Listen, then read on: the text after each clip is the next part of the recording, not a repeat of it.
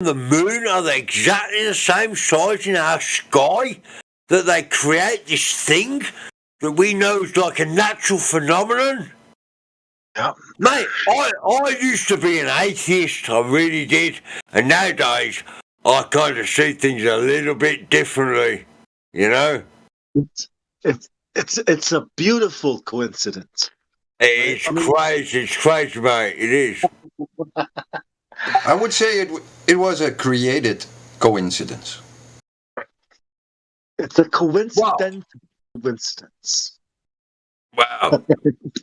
Well, now you're getting into the discussion about God, aren't you? Which I suppose we should take to another channel, maybe. But, you know, one thing I've learned from being on this channel, and I've been here a while, mate, I have, is this. I think there is a God.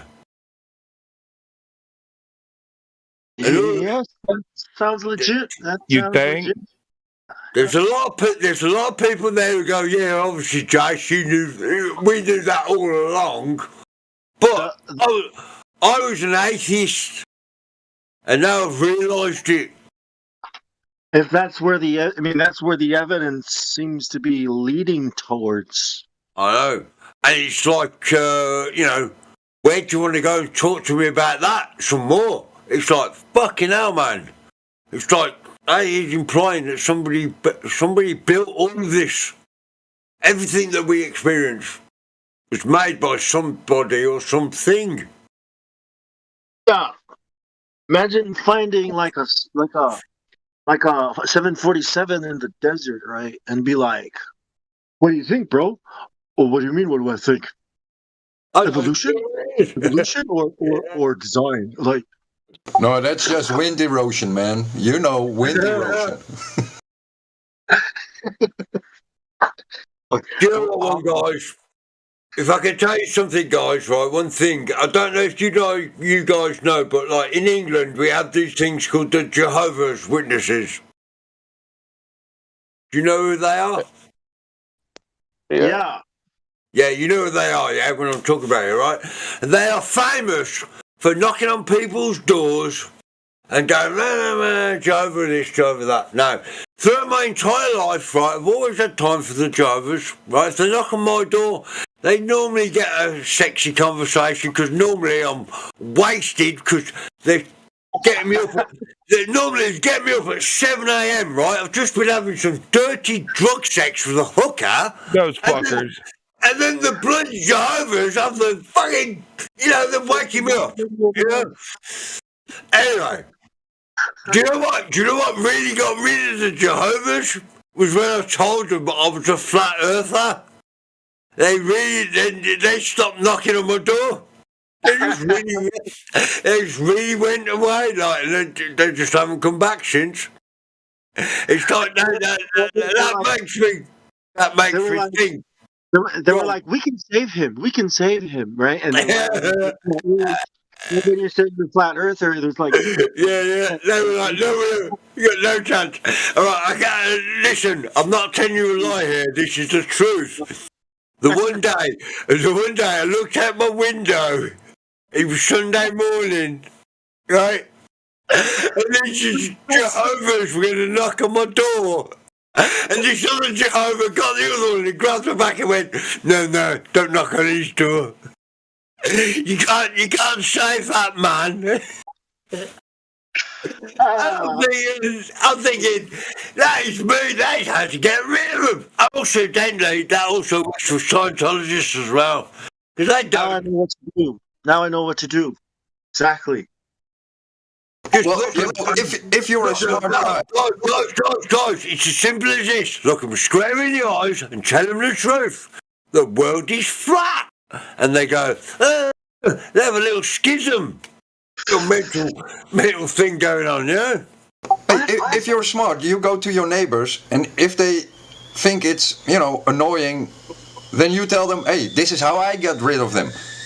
And you explain Flat Earth to them. So they have a little, you know, introduction to Flat Earth, and they get rid of those pesky people that knock on the door every Sunday morning. Yeah. Well, put it this way, they don't knock on my door anymore. So I've got rid of them finally. They just think I'm a flat earth nutter. And these are the Jehovah's Witnesses, man. These are fucking hardcore religious zealots. And they leave me alone because they think I'm mad. Like, what? What the fuck? I thought you were mad for real, man, because you said you're flat earth. Well, indeed, yeah. Wow. Yeah, Jehovah's Witness, man. Wow. Anyway, I've been in these stories recently, guys, about this server, right? I've come in for a reason. What What have did you you heard?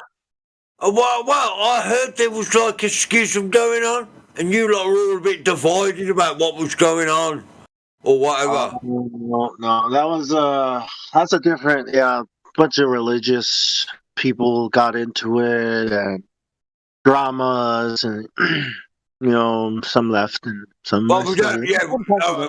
we don't need to mention names anyway. But you know, it cropped up on my radar, like I don't really come in here anymore because I do think you're a bunch of religious zealots, really. But it's just as you work, innit? But I just wanted to know, like, if you lot are all right, like, Yeah, I mean, we're recovering. Yeah, we're both we're all recovering from it. But we haven't gone crazy. That's what if you're checking up on us, we haven't. We're just a little bump on the road. You know how relationships are. Like, Yeah, I know. And I'm going to say this before I start taking the piss out of you, which I'm about to, right? I will say this, my friend. One love to all of you. Yeah, exactly. One love. Yeah. Some solidarity between the people is what we need. Anyway, so can we get round to taking the piss out of ourselves now? Yes. Let's party. Yes. That's the bit I like when we go, hey, you said that. Yes. Jason, where are you from? I am from Birmingham in the United Kingdom. Yeah, no, your neighborhood. Neighbor. I'm from Coventry. You are in Coventry? Yeah. Yes, probably have a drink. Yeah, or a fight. You are like, Y'all gonna kiss and make up or whatever? Guys, come down a minute. Am I speaking to Big Dong? No, that's not me. Okay, who's in Coventry? Sasha. Me. Oh mate, I'm sorry. I haven't got I've got my glasses on. I haven't really quite seen the screen. Who am I talking to? Sasha. Sasha, you're in Coventry. Yeah. No fucking way. Yeah. And Nathan Oakley is in Leamington. Mate, you are so going to get a visit from me. You are ridiculously close. That is stupid, man. Yeah, I know. Birmingham, it's like 20 miles, something like that. Yeah, about 30 miles. Yeah, not very far, mate. So what are you doing in Coventry then? Well, long story. Right. I was in Italy first. I divorced. I married. I came in London to live with my wife, new one, and then we moved to Coventry because she got the job, better one in Coventry. Oh, that is fucking amazing, mate. You literally live about. I think you're about 30 miles away from me at the most. Do you know where is Knoll? Knoll, yeah, no, not Knoll, but I work in Knoll in bakery. Well, I live in Sheldon. If you look, it's not very Sheldon. far. Yeah, it's not far from Knoll. Yeah, just a bit up the road. No, dude, me and you are going to be meeting up, aren't we? It was something like a conference 2 years ago in Birmingham. Say again, mate. Say again, dude. It was big Flat Earth conference 2-3 years ago in Birmingham, I think. Oh right, the NEC near the airport. Yeah. Yeah. That's what they do there, isn't it? That's what they do. Yeah. Do you know what they have built there recently, mate? Is a fucking quarantine camp, which is a little bit kind of, a bit scary. But hey, mate, you're only 30 miles away from me, man. Me and you should make a definite plan. Me and you should make a definite plan and go out for the day. Yeah. Oh, if you want, I'll take you to Birmingham if you want for the day. Show you around. Sorry, what did you say? I said, if you want me to, I'll take you out to Birmingham for the day and show you around, just... Yeah, why not? Yeah. Show you the city, it is the second largest city in this country, I tell you what, mate, I went to a Flat Earth convention last year, right? I ended up getting a lift home on a boat, right, from somebody, right, which is crazy in itself, right? I looked at the buildings in the city centre of my building, mate, and they're absolutely fucking incredible. They really are. They're really worth having just a look at and going, because you just walk past them most of the time and don't realise, I was 2 times in Birmingham, I think. Right, you've been... Right, yeah, right. Yeah. I was in some building. I think that, I will tell you a lie now, that some museum of William Shakespeare is on the top of the building, or somebody. Yeah, well, you're probably getting confused about the museum or William Shakespeare, who's obviously a complete fucking Freemason shill, really. But yeah, I only went there. I don't know why. But there was famously a shop in Birmingham that said it was a piano shop, and it said Sparky's Pianos, and then underneath it said the only known living relative of William Shakespeare. I always thought, I don't really believe that. You know what I mean? But I'll be honest with you, nowadays I don't believe anything. I really don't. I'm that cynical and narrow-minded nowadays. I just think, fuck everybody. Not with you guys, because you guys seem cool, but, you know what I mean?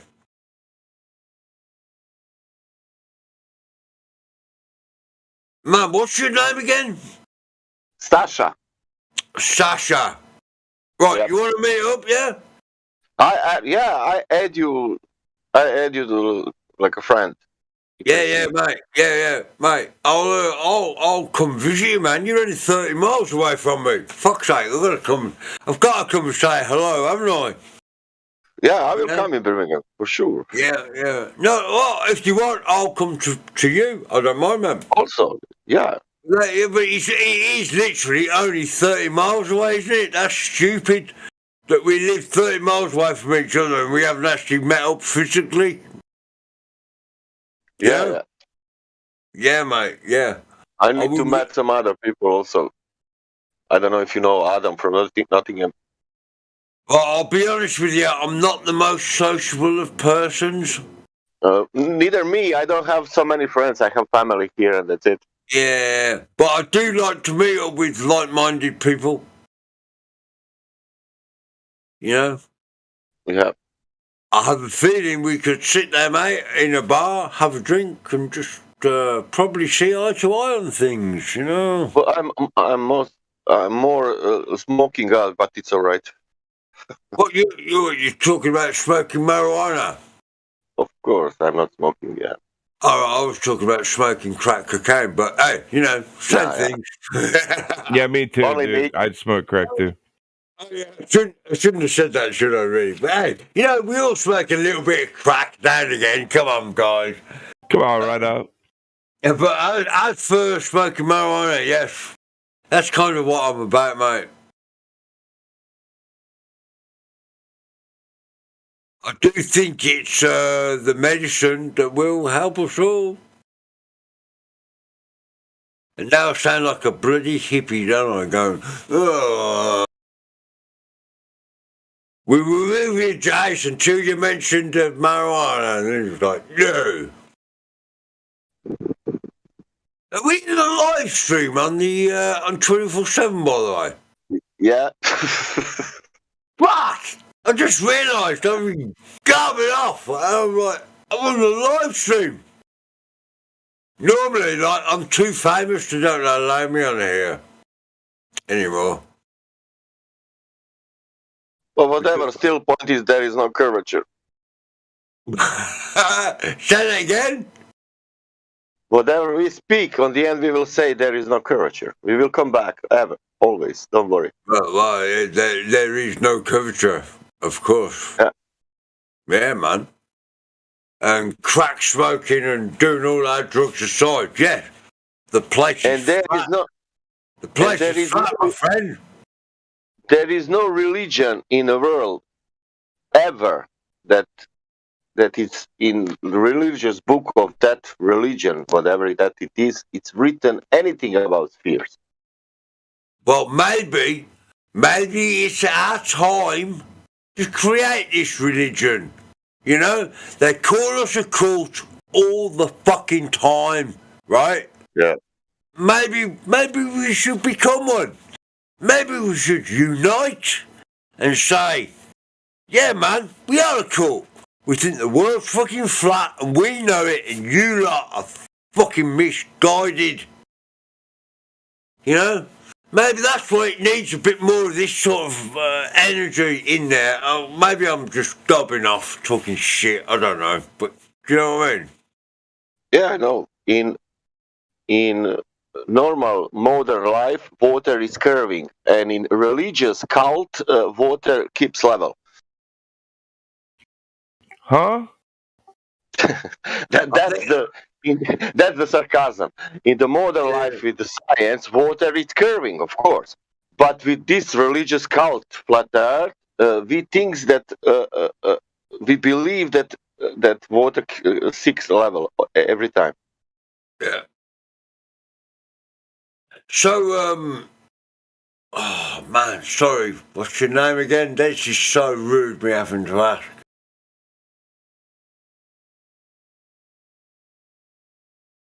Horizon. They know that Earth is curving, and we believe that Earth is flat. Or it's opposite. They believe that Earth is curving, and we know that Earth is flat. They need to ask that question themselves.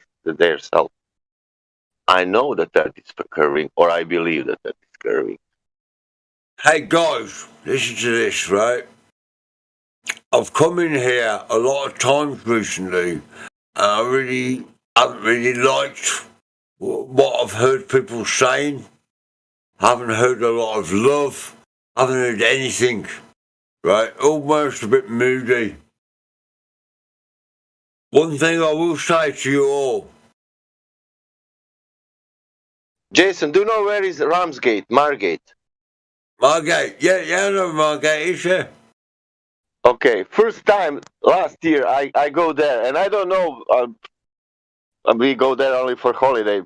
And first things, what coincidence, I'm going to the beach and making video, something, I'm recording the horizon, blah, blah. And I go to the right and I see that how you call that big wall, like a mall on the beach, you know. You have the wall, it's going, I don't know, it's using for, I don't know how you call that it's, we have the name, but I don't, it's a mall. A mole?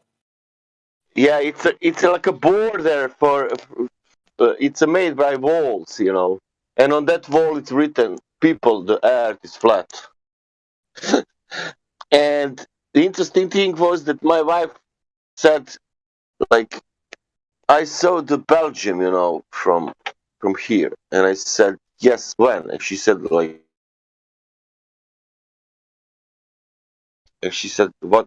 With my eyes. And I said, okay, thank you. That's enough. Right. And she's not flat earther.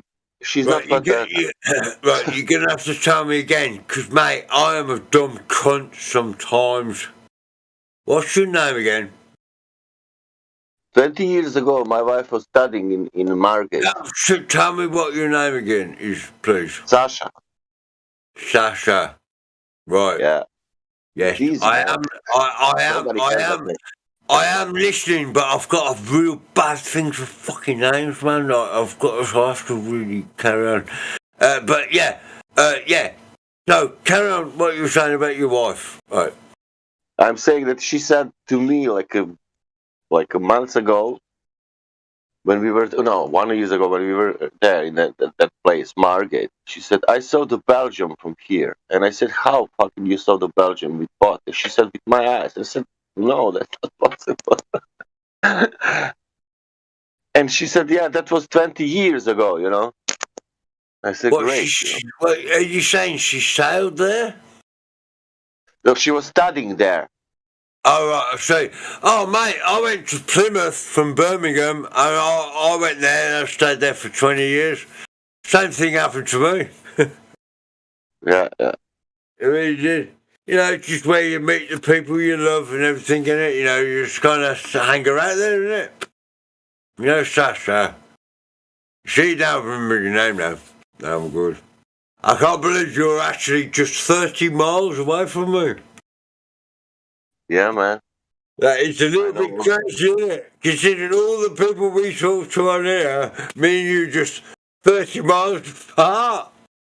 West Midlands, man. Well, mate, I'll tell you what. Give me a couple of weeks because I've got a little bit of shit I need to do, right? But yeah, give me a couple of weeks, man. I'll definitely Don't come worry, to man. Coventry. I'll definitely come to Coventry and visit you. I haven't been to Coventry for ages, man. Long Yeah, time. text me, man. It's all right. Yeah, text me and Yeah, we man. can arrange something. That is really cool, mate. Honestly, How old are you? Doesn't matter, but how old are you? I'm 51. Oh, fucking shit. Do you know how old I am? You're probably about 24. I am 50 fucking one. No way. I'm 71. I don't know what year you are. No, I am 51 years of age. That's my age. 1970. Yeah, 1970, yeah. I am 20th of... 97. I am 1971. Right, yeah, I was born Ooh, 24. That's great. November 1970 I was born.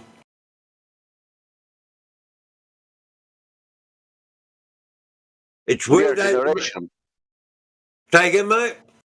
We are generation. Oh, yeah, indeed, yeah. I take it, you know, you had the whole thing about Star Wars and getting let down by George Lucas. Then you realised it was all a crock of shit. It was all invented to keep us all fucked in our minds, you know? Yeah. Oh, sorry, was that a different meeting? Was that the meeting I was supposed to have tomorrow at the docks? You know? It's like, fuck! They fucking lied to us! Really are.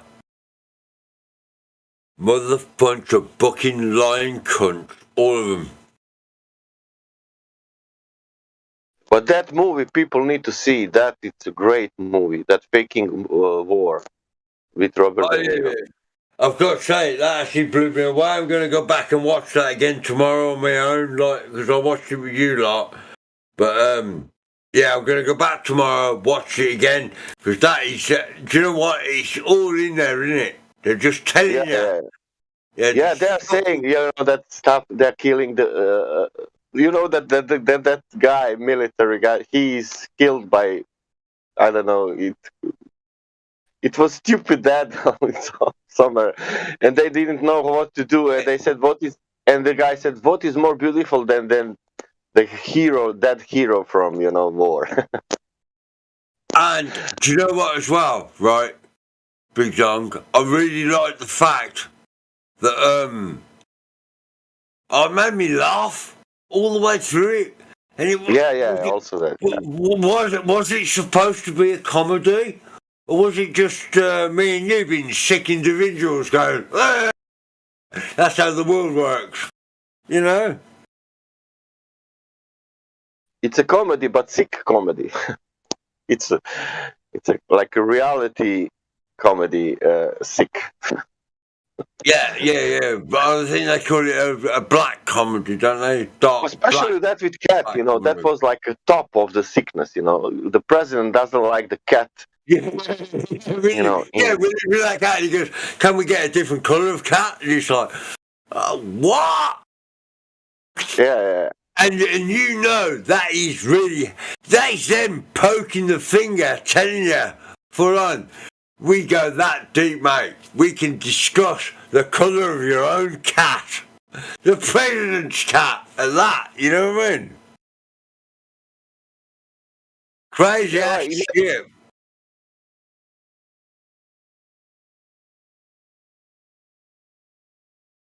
Go on, carry on, mate. Like imagine today on ISS that somebody says something like, "No, I don't like change his T-shirt." I don't know. It Oh, doesn't mate. look good, you know. Have you seen the movie called The Dictator? Not the fucking bloody Charlie Chaplin thing. Have you seen the movie called The Dictator? No. It's got Sacha Baron Cohen in it, yeah, and he's a Jew shit as well, like most of them, right? Have you not seen that film, mate? No. Can you say again? It's called The Dictator. I think you might laugh your ass off on it. If you want to watch a quick little scene, I'll just show you something that made me laugh my head off.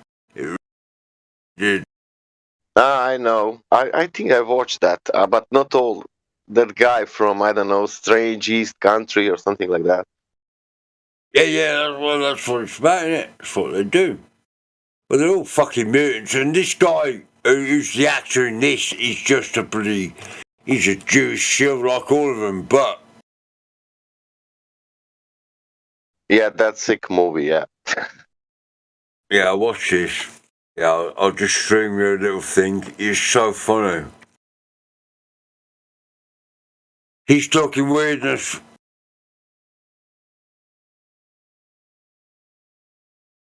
Shut up! And now it looks stupid. Dick. But I need to go. Jason, text me when you want and we can arrange something. Alright, man. Cheers. Nice speaking to you as well. Thank you. Anyway, am I allowed to actually stream stuff in the live stream? I don't know. We'll find out.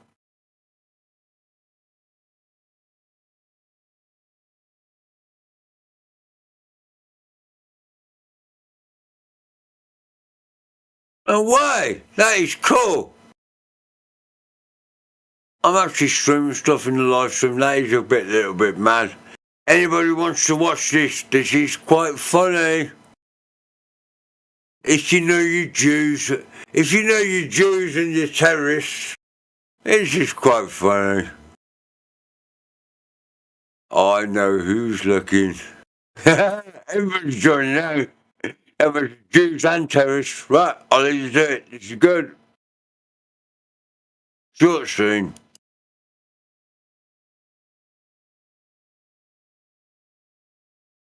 Oh yeah, I must put it into some context beforehand. Actually, they're about to fly over New York, right? Because they're trying to look for somebody, right? They're not terrorists. They're not terrorists at all.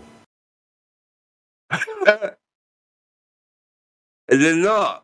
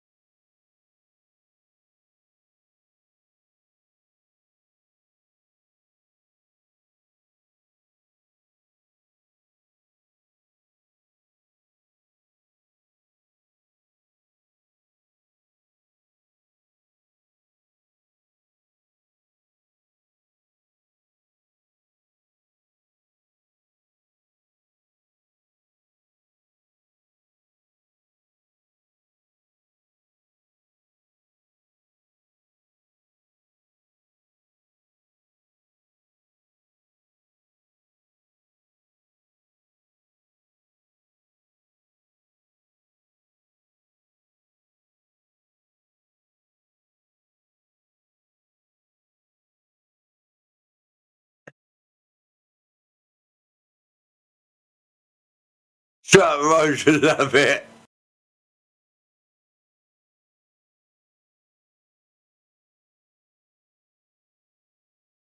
You lasers! Oh yeah.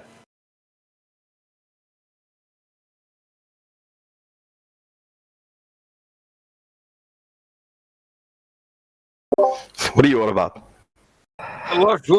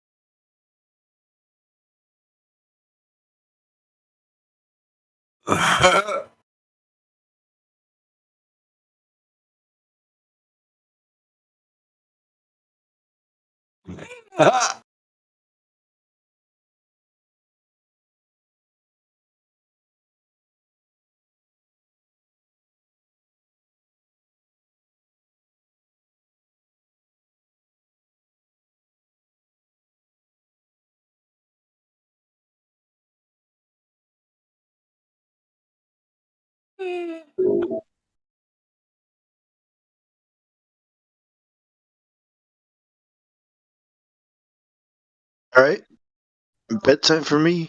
It's been awesome. I'll catch you guys tomorrow. I Have thought a you good. were. I thought you were already been to bed, Bart. It is. It is that time. Yes, it is time. It's been about 3 days now I've been awake. It's like, we're still going, are we? With this one? It's that second time of the day. I gotta go. I'm sorry. It's bound to happen. You just called him Bart. Hey, You Bart. guys. Yo. Yes. Wait, is your name Bartholomew as well? It was good speaking to you the last couple of days, mate. Yeah.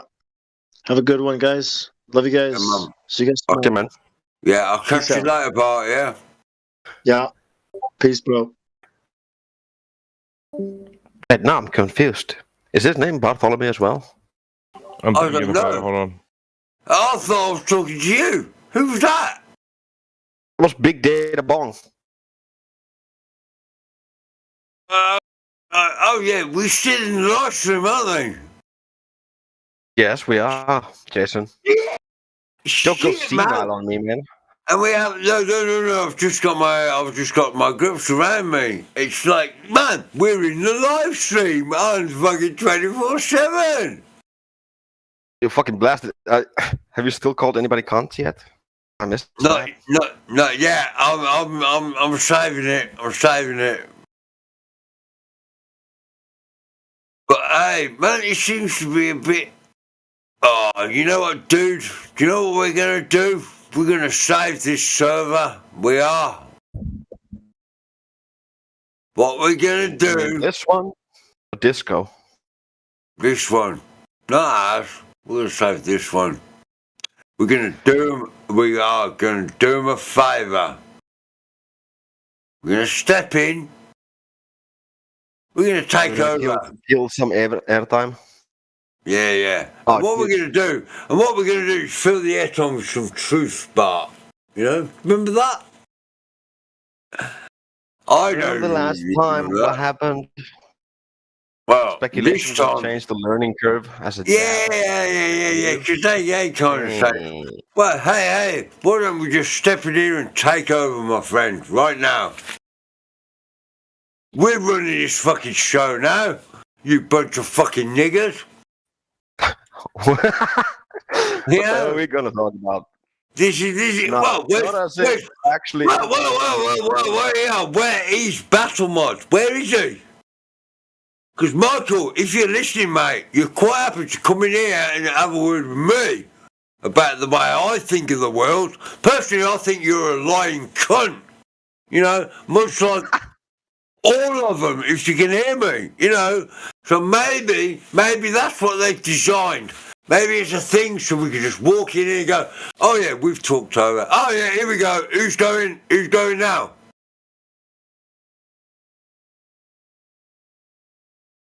I don't like the fact that Battlemod is hiding as other people as well. That's Hey, like, man. yeah, Hey. he's a cunt. Hey, Jason. Jason. What? No, it's Knock it off or you'll mute you. Yeah, fuck off, how you mute me. All right. What? There you go, What? bro. feel like I kind of instigated that one, so my apologies. Like that was my fault.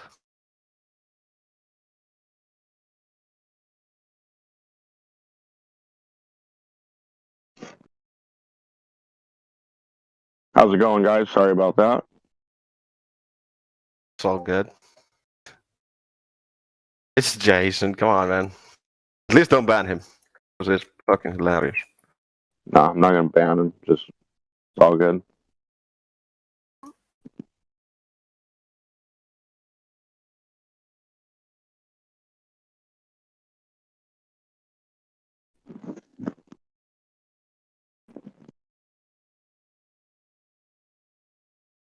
Thank me if you guys need anything.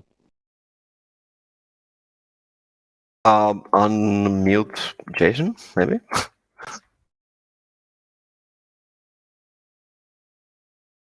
I'd love to hear him call everybody niggas in this room. You know, that'd be funny as fuck. But it's your call.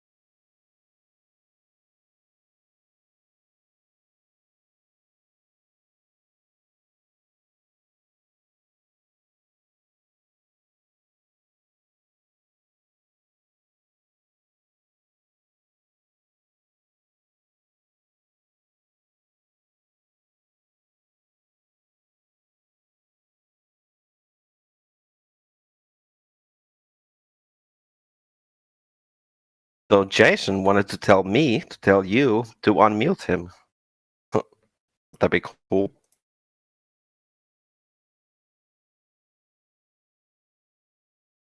I'm not really sure who muted him, so I don't know your name.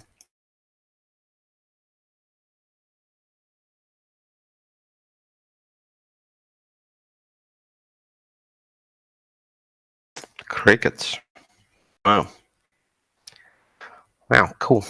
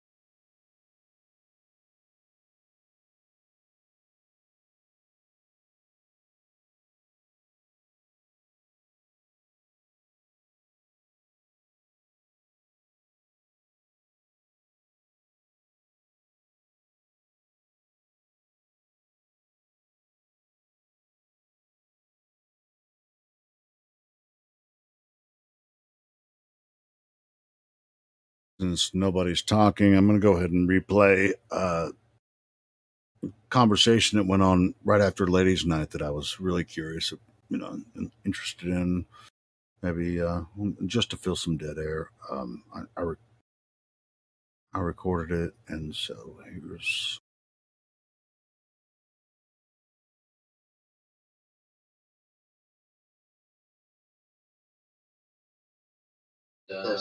Didn't sound good. Something like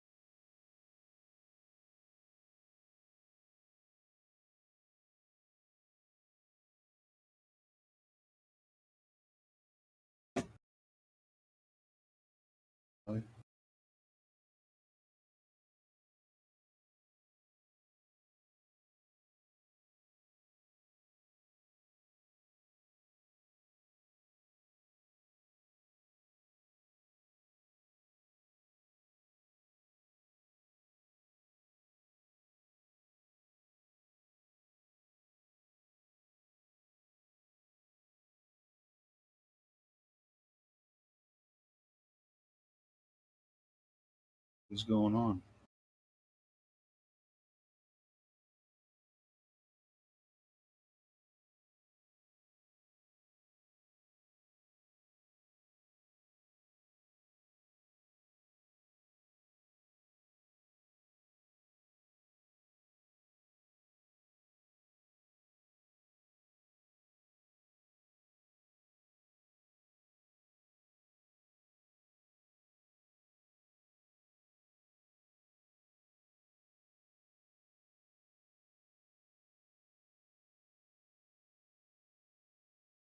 Playing.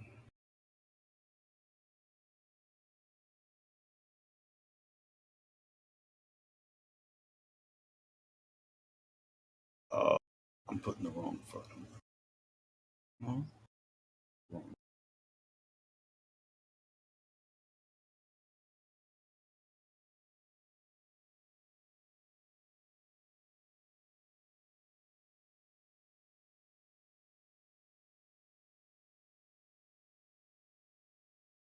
and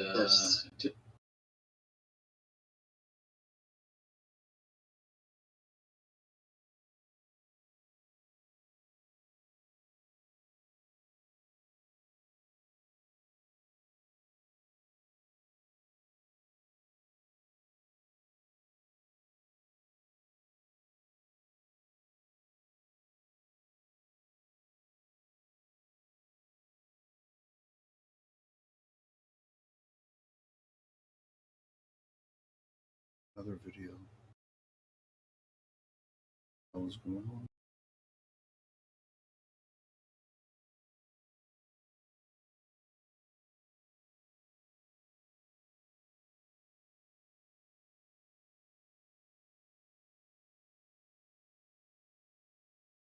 yeah, case dismissed.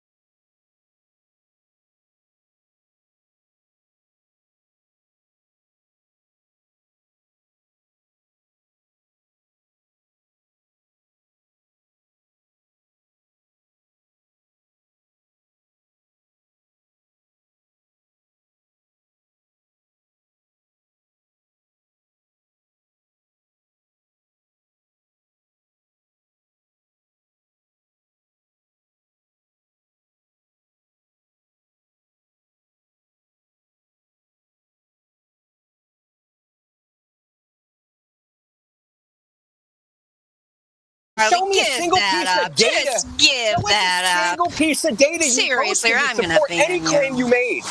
I mean, you're kind of proving my point if you do that. Show me a single piece of data you posted to support any claim you've made.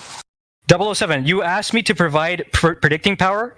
I did. That calculator, under certain weather, like weather condition, it can predict at which distances you should be able to see certain objects. Okay. Yes. So someone went out, used the calculator, right? Used the values of the calculator, went out, so they took a bunch of meteorological stations, they stuck them out there, they fed those values off the meteorological stations, rendered an image, and then when they compared it to the real world image, they matched. That's what they did. No, that's not what they did. So they made a prediction of what they would see based upon the weather conditions. No, I told you. I told you So that you don't have a predictive model. So for the model that I why showed, you can't admit what goddamn they admit in mainstream it is a predictive science. model. They admit it in mainstream science that they cannot make predictive model. They can't make a predictive model for refraction. They admit this. I disagree. It doesn't matter if you disagree. It's written down. I mean, if it's written down, it must be true. That was sarcasm. It's written down by people that have studied this. Okay? There's 150 years of people trying. They even call it an enigma. They call it that. I mean, do you not accept Snell's law to be predictive? Snell's law is a special case. Right? Homogeneous isotropic mediums with a well-defined boundary. Yes, I agree. But then you can use And calculus. that is not the air. Right, but then you can use calculus, where instead of having a single boundary, you have a continuous boundary, meaning you have a continuum of different dielectric constants But changing. Snell's law does not hold. But listen, Snell's law does not hold in a gradient index medium. Does not hold. Right, because Snell's law is by definition the one that is used in a It's a single constant. boundary. But if you take It's a that and you constant, apply yes. it to a continuum, you get a generalization of Snell's law that you can use to make predictions, right? Like you can take a liquid in a tank. You can predict anything you want. Who cares if you can make a prediction? The thing is, does it match reality? Yes, it does. Okay, show us that data. Example. For the last freaking time, dude. Like, let's Yeah, for the last example. time. I already We did. have You're just not predictions. accepting We it. have a predicting. Where is it? You haven't. I already showed it to you. I can show it to you again. Do you want me to show it to you again? What are you showing me? You're showing me a predictive model for refraction in the air. Absolutely. That's what you're showing me. Okay. Yes. Okay, let's see it. And the data is the picture that was provided on this very own server, might I add. Oh my Jesus Christ, dude. He doesn't get it. You got the ambient conditions to apply to the prediction. So before the image was taken, there was a prediction made. Then they took the snapshot and compared it to the prediction of the model, and it matched. That's what happened. I don't know if it was done in that order, right? But we, as That's people what who a can- prediction is. Predictions only happen in one fucking order. Okay, well, I'm responding Otherwise, to this. it's called a post-diction. And a post-diction is non-scientific. Okay, excellent. Then let's do this instead. You and I can do this, right? So let's take the calculator. Okay. And since it's not changing, I'm assuming that all possible outputs of the calculators are predictions, right? So I can retroactively go and use the calculator. No. Why not? It depends the use, how you use it.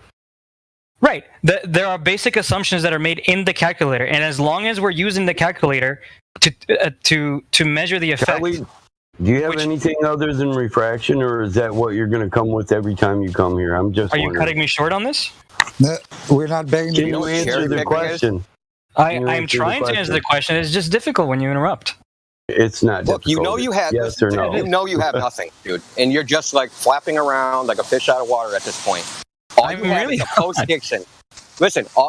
At best, you have a post-diction. You don't even really have that. But let's call it a post-diction. You don't have a prediction. You have no predictive model. You're just saying the Earth's a globe. We see this. Therefore, there must be some other phenomenon happening because the Earth's a globe. So let Circular me logic. get this straight. It's an ad hoc hypothesis. Let me get this straight. You don't think the calculator is a prediction in and of itself? Dude, you're trying to like deflect and talk about. I'm not. You're the one saying that it does not hold any predictive power. The way you use it, it determines whether it's post-diction or prediction. How do you not understand this? Does a hypothesis? Listen, Charlie. Does a hypothesis come before the experiment or after? Typically before. No. Typically? No. In what scenario does it come after? I can't think of any, but that's why I said typically. So it's Typically, sophistry. always. Otherwise, it's not Sophistry. science. You should look at Wikipedia. Ad hoc hypothesis. Why don't you Google it or something? Ad hoc hypothesis. I mean, that's what atmospheric refraction is an ad hoc hypothesis. There's the globe, therefore there must be refraction. Okay, demonstrate light bending down in air. Oh, nobody can do that. We did though. And You did? Show us. Yeah. Show us. I mean, Show us light bending down in air. The it's in the picture. That's what No. it is. No. That's just listen. That is not light bending. Why? How do you know the light's bending down in the air? What in that image indicates that light's bending down in the air? You're right. Excellent question. Because otherwise, it is circular reasoning, isn't it? So the reason that we know that is the case is because we know the laws of refraction, and we can predict in the constant medium. Based We've on already certain, covered that. Jesus. Yeah. The laws of We've the already constant covered media. that. All you did was circle around right back Isotropy. to the beginning and make a claim you have no support for. Okay? We know the laws of refraction. The laws of refraction that can't make predictions. Those laws? The laws of refractions can't make predictions? They can't make predictions in this case. They cannot make predictions through the regular air. What you call the atmosphere, it cannot be used to make any predictions. I disagree. Then show us. Well, I mean, that's an it's not a refutation. Right. Okay, so why don't we start? Excellent. Why don't we start with this? I mean, I don't know if I can do it at home. I'll have to look into if I can do it at home. Why don't I get a tank of air? Yeah? Mm-hmm. And then I get a tank of air that is hotter or colder. And see if there is a refractive effect at the junction, yeah? To start. What type of tank? And to a see fish tank? A fish tank? It can be whatever tank you like. Are you going to shine a light through the tank itself, then through the air? That's two media. Yeah, but we can concatenate the effect. But what? But we can Snell's law only Snell's law only applies to isotropic constant media, uniform media. Right, but you can generalize it to a continuum of media. Yeah, is generalization? Listen, that is wrong. Okay, I'm sick of you saying It's not wrong. Okay, I'm going to post a paper. Yeah. Listen, you're just factually wrong, dude. You're factually just wrong. And I'm going to post a paper from a mathematics department that says that you're fucking wrong, dude. You're just wrong.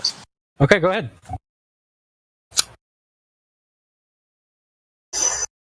Charlie, while he's getting that, I just have a quick question for you. What is your percentage certainty that you live on a spinning ball and that the globe model claimed actually does match reality? What percentage would you say your certainty is? Higher than 99.9999. Wow. Percentage. So you don't really understand. You don't understand. You don't understand the nature of science. Then that's unfortunate. But it's not surprising the way that science has been, portrayed. I mean, you sound like a relatively young person. Like the way science has been portrayed in popular media lately is more just kind of like a sports team. Go science! Like nobody really takes it seriously. To find the spirit of scientific inquiry in any kind of academic institution is like looking for a needle in a haystack. You can find it in an isolated teacher or professor, but it's very rare. So it's unfortunate for me to hear that you do not understand what science actually is. So, hopefully you'll stick around and listen. India's got something there for you in the live stream voice text. I mean, it's a little hard to stick around if I get deafened every time I'm here. No, you just wait for people to on-deafen you. So, this shows that if you apply Snell's law in the way that you want to apply it, it's incorrect. Sine theta is not a conserved quantity in a gradient index medium. Yes, I did, in live stream voice text. And there's even a link to the paper itself. You can review their mathematics if you see fit.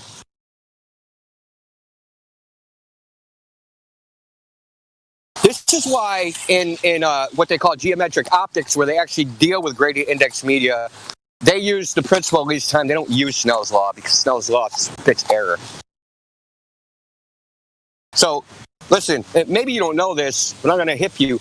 This is something I studied before I was ever a flat earther. I knew about this a long time ago. Do you mind if I take a moment to read this? Yeah, have at it. And I've told Walter Bislin that he's doing it wrong. I've told Nick West his simulator is doing it wrong, that they're just not doing it wrong. And you know why they're doing it like this? Because they have to. Because it's the only way they can get the results they want. Because if they use actual ray tracing, they don't get the result they want. Because light doesn't do that.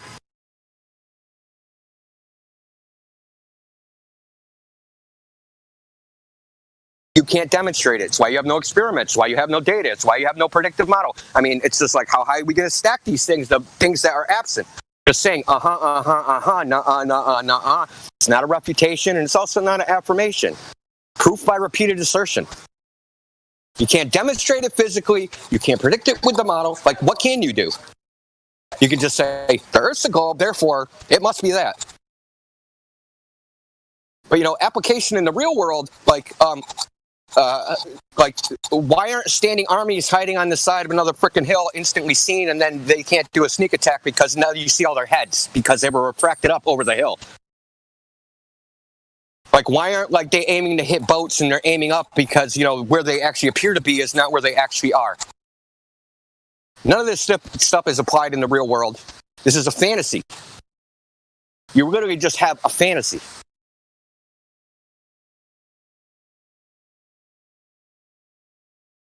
And then coming here with some kind of air around you, right? It's just he's deafened. Okay. Well, he came in. Yeah, maybe he's actually reading the thing. Let's hope. So he came in. You think it's going to change his mind? No, of course not. Of course not. This is religion. It would have to be on CNN for him to change his mind. Yeah, so he came in, and then the first thing he said was, "Yeah, I learned that some flat earthers you can't talk to them because you just rather deny everything." Yada yada yada. Right. Look, all I'm asking for is I want affirmative evidence for his claims, right? Just like you're making a claim, we want the affirmative evidence, something to support it. The substance, right? That substance. We want the meat and potatoes. Where's the meat and potatoes? There isn't any. We're starving over here. Want some substance. That's right. You know, they claim that deny everything, and that's exactly what they do. They have got no evidence whatsoever, and they just go, like you said, oh, yes, it is. Oh, it's a globe, and they got no evidence. And you would think that after a while they would think about it and go, you know what? Maybe we are wrong about this, because they are. But they don't ever think that way. It's ridiculous. Yeah, people, I mean, like some of the pioneers of real scientific inquiry, can you imagine if they have people like, this is the best the globe's got to offer, is this guy that comes on here and says, oh yes, the model, it's definitely 99.99% accurate, even though there's thousands and thousands of data points, you know, questioning it, even though they can't come up with scientific evidence for curvature or rotation to save their lives. This is the best you guys got. I mean, this guy is a perfect demonstration of why the globe is a religion. He just believes in it, and he's so sure he's right. It's a religious belief. He came right out and told me he didn't have any scientific evidence of curvature or rotation. All he has is obfuscation, going into, like, you know, showing how he went to middle school science class, so he knows about significant figures, he knows about precision and measurements, he knows all that stuff. He read the glossary in his middle school science book, guys, and somehow we're supposed to think that, and it works. I mean, because he's a slick talker, like a lot of people would be fooled by him if he wasn't up against, you know, you guys in here that aren't going to let him get away with these nonsense. So, but he at least stuck around for a little while. We'll see if he has the guts to undeafen himself ever. He's more fascinated, more busy with people than the actual evidence, right? He came in talking about chemo, then he talked about Witsit, about people not listening to him and deafening him, right? It's all about the people and not about the evidence. Oh, yeah. How many times? Yeah, if anybody was bored, they could go back and count how many times he complained about being interrupted and muted. And then I want you to take your stopwatch like I did and measure how much time this guy's been talking. He's been talking a ton since I got here, way more than anybody else. And then he's on there telling us we're not letting him talk. you've been talking and talking. You just don't have any evidence. You just got nonsense. He's got nothing. And that's why this kind of cult personality that, that believe in, the science of it all. I believe in science. I'm going to put a rainbow poster in my yard that says that. They are all, because they think we're like them. They think, oh yeah, you got Witzit's your leader, Chemo's your leader, whoever, Quantum Eraser's your leader, like you are all the same and you follow them. It's like, no, we don't. All those people could retire tomorrow, which would be sad. We would miss them. They are great voices in the Flat Earth community, but that doesn't change the measurements and the observations of this Earth where we are, that any person, anyone in here, anyone in the whole world can, with a tiny bit of effort, not very much money, go out and see if the predicted curvature matches reality and find out that it doesn't. We don't need anybody on TV or on YouTube to tell us that. But they don't like that because that's how they get their information, because they don't have reality. They don't even live on this Earth. They live in some kind of fantasy computer-generated reality, and they want to stay there. And like I told the guy, stay there then. I don't want to live there. I'm glad I'm not that guy. Gosh. This is what he did last time when people didn't accept his ideal refraction formula. It's the exact same stuff. That's why I called him Rerun. Rerun a character. What was that? Was that on What's Happening or Fat Albert? Who was Good Rerun? times. But it's Good times. I get those all, they all merged together in my mind. Good times. I haven't seen that in a long time. I don't think it was. I don't know. Yeah, it's tactics, right? They only have tactics. They learn it from where he's probably. It was what mostly right. Rerun was the fat guy on What's Happening. Sorry, Roger. Yep. Thank you. That was important to mention. Thank you. Thank you. More important than Charlie. That guy on What's Happening, right? Yes, he was very funny. Yeah, I remember that guy. Exact same set.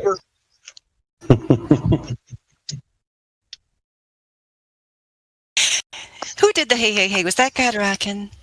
Yeah, it was. That was good. That was a good one.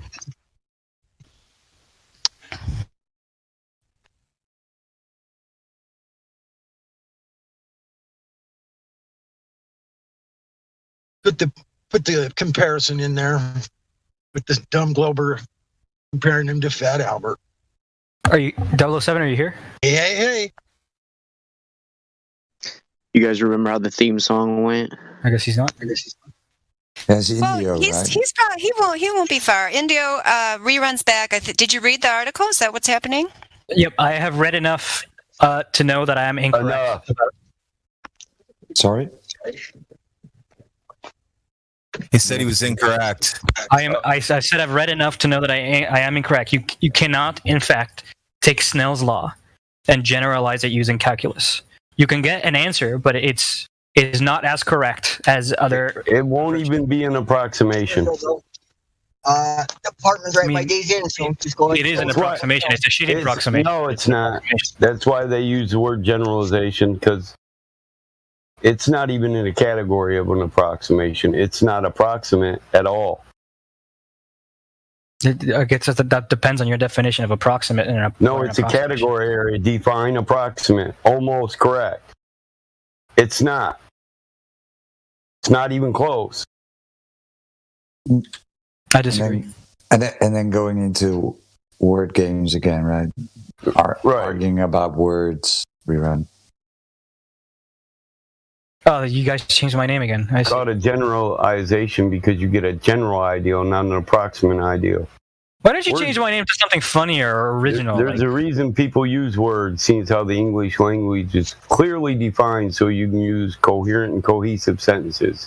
Yeah, but the problem is that for some reason, people still fall into semantic arguments as evidenced here. Oh, they do. You want to call a generalization an approximation, and that's a category error. Sorry, but it's true.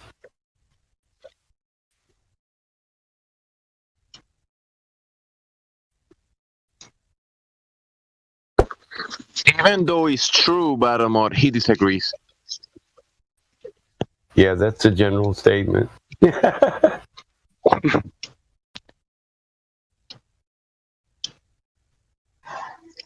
generic. It's all generic coming from the Globers. One thing after another. Same generic. That's right, Lunatic. Yes, Lunatic says we only pick on the ones we like. You are entertaining. I do give you that, even though Battlemad thinks you're a rerun. I mean, at least, sometimes in the summer, that's all you got is reruns, right? So we accept it. But Indio did say, in case you missed it, Charlie, that he, in about 10 minutes, he'll be able to speak. He's in a noisy place, so he probably would like to hear what you think about that article. No, I mean, he changed my mind. He changed my mind about Snell's law being able to be applied to continuous materials. Welcome to Flat Earth, then. Well, that's a massive fucking leap. It's going to take him a while to get from that 99.99999. How many nines are after that decimal point, Charlie? Oh, you guys haven't even made a dent. Oh my gosh. Is there a Google of nines? It's changed. Now it's like 91.9999999%. That's all right. I'm not here to convince anybody. I just asked. Yeah. Well, I guess you guys can try to convince me if you want.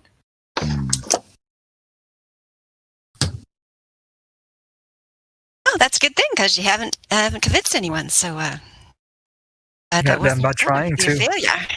I'm not interested in doing that. Yeah, so you're not trying to convince anybody, but you wanted to talk about convincing Chemo, right?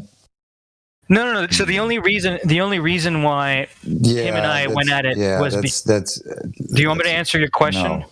No. Okay. I just wanted to point out. I just wanted to point out your contradiction, right? I'm not here to convince, but talking about convincing others.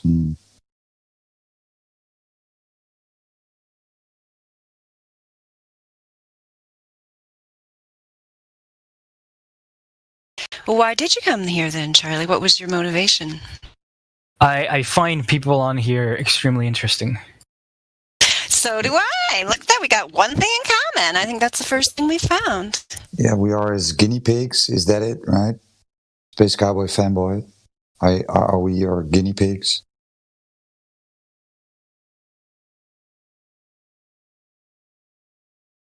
Need to practice a game, or is that it? That's what I'm thinking. He could be practicing, and I'm sure, like in other crowds, like this routine would work for sure. I mean, are you asking me? I mean, I'll acknowledge you got a good soft street, I'm gonna routine going down. I'm gonna be honest with you guys, as I have been honest with you guys, but I ask that you don't feel insulted by what I'm about to say, or if you do, I guess you can mute me and whatever. I find what in my view is people who have an incorrect view about something that's very basic about reality. I find that to be by itself not interesting, because there are things which I have been wrong about. I'm wrong about a lot of things all the time, right? So that in and of itself isn't what's interesting to me. What's interesting to me is that typically when I have an opinion about a subject, I am aware of my lack of understanding of that subject, and therefore I don't go around making assertive claims about it. What I find super fascinating about this group is the combination of what I perceive to be ignorance, but also arrogance about this subject. Ignorance, huh? What's your academic level? I have a master's in computer science and engineering. Sure. You don't sound old enough to have a bachelor's. I'm 29. Well, then I'm about right, aren't I? You think 29-year-olds don't have bachelor's degrees? Not a lot of them. Some may. How old do you think you typically are supposed to be for a bachelor's degree? Well, it depends on if you go to college straight out of high school. Yeah. Or if you take a year off. Wait. Okay, let's say you take a year off. I wanted to go back to what he was talking about. You guys know a lot about it, but I totally forgot what it was. But what you just accused us of is you. I mean, I just don't know if you realize. Like, I would go back and rewind that and say, if you are a person who in any way, is interested in self-reflection, rewind, 20 minutes after the hour on the live stream and think.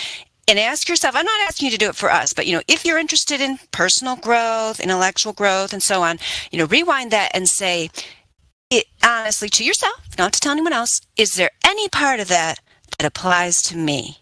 Dandelion, I don't presume to be exempt from that. Say it to the man in the mirror. I don't presume to be everything that I accuse people of. I never assume, oh, I'm not like that. Never, ever do I do that. Honestly, you are like.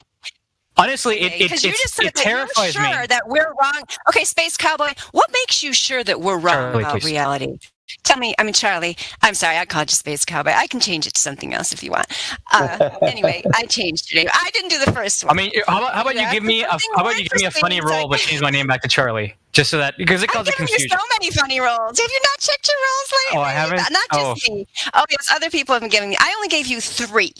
Okay, that's fine. You can add as many as you like. But look, the only reason why I asked my name to be changed back is because it causes confusion. That's it. Because sometimes people are like, I know. Oh, elf with a huge penis. What do you think about this? And I'm just clueless because I don't know that they're talking about me. I know, because you don't know it changed. I understand. I'll change it back to Charlie if you answer my question honestly, which now I can't remember what it was. Does anyone know what it was? You asked me what makes me think that I'm so sure.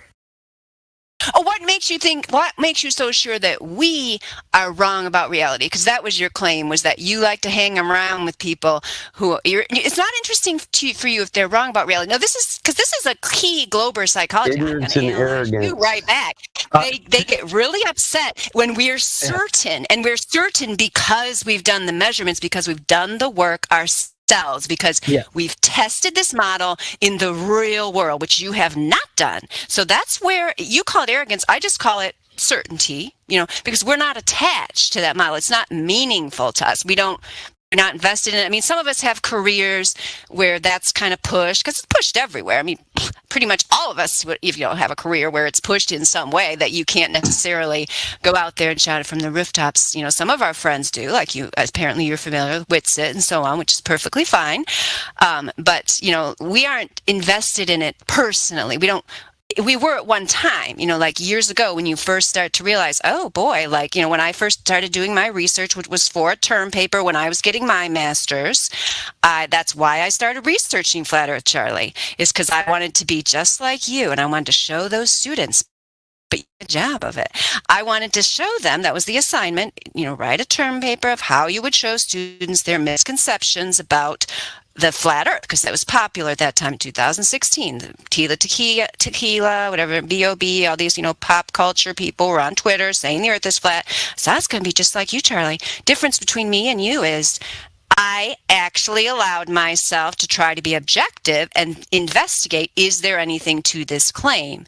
So I ended up where I am today. So that is what you call arrogance. I call confidence. It's something that you have when you're not living in the point of cognitive dissonance, where you have to try to defend something that's not even your thing. You didn't research this globe model and make it up and tell everyone this is how it works. You can't even tell what the best evidence is. Should be at the top of your head if you're so sure. 99.99999. But you can't give me one piece of proof. It should be very easy for you to prove the globe to me. You haven't done it yet. So I provided the evidence. I'll change your name back to Charlie. Okay, if you provided it, it should be easy for you to just on the top of your head, just. Oh, you did not. 3 proofs. That's 3 proofs. He said he already did it. So repeat. I provided the evidences, but you just don't accept them. Anyway, I have one question. Can you change my name to a Y? Charlie with a Y, the Space Cowboy? No. Charlie, the Space Cowboy with a Y? Oh, come on. No. Somebody else. It's with a Y, not with an I. Charlie How about I just take away your name altogether? That's the best. Yeah, I'll change it to a Y if you give me your top 3. If you're a person who has a master's degree, you should have learned how to put your thoughts more concisely. You should be able to give me 1, 2, 3 points. Best proof of the globe in 30 seconds. Go.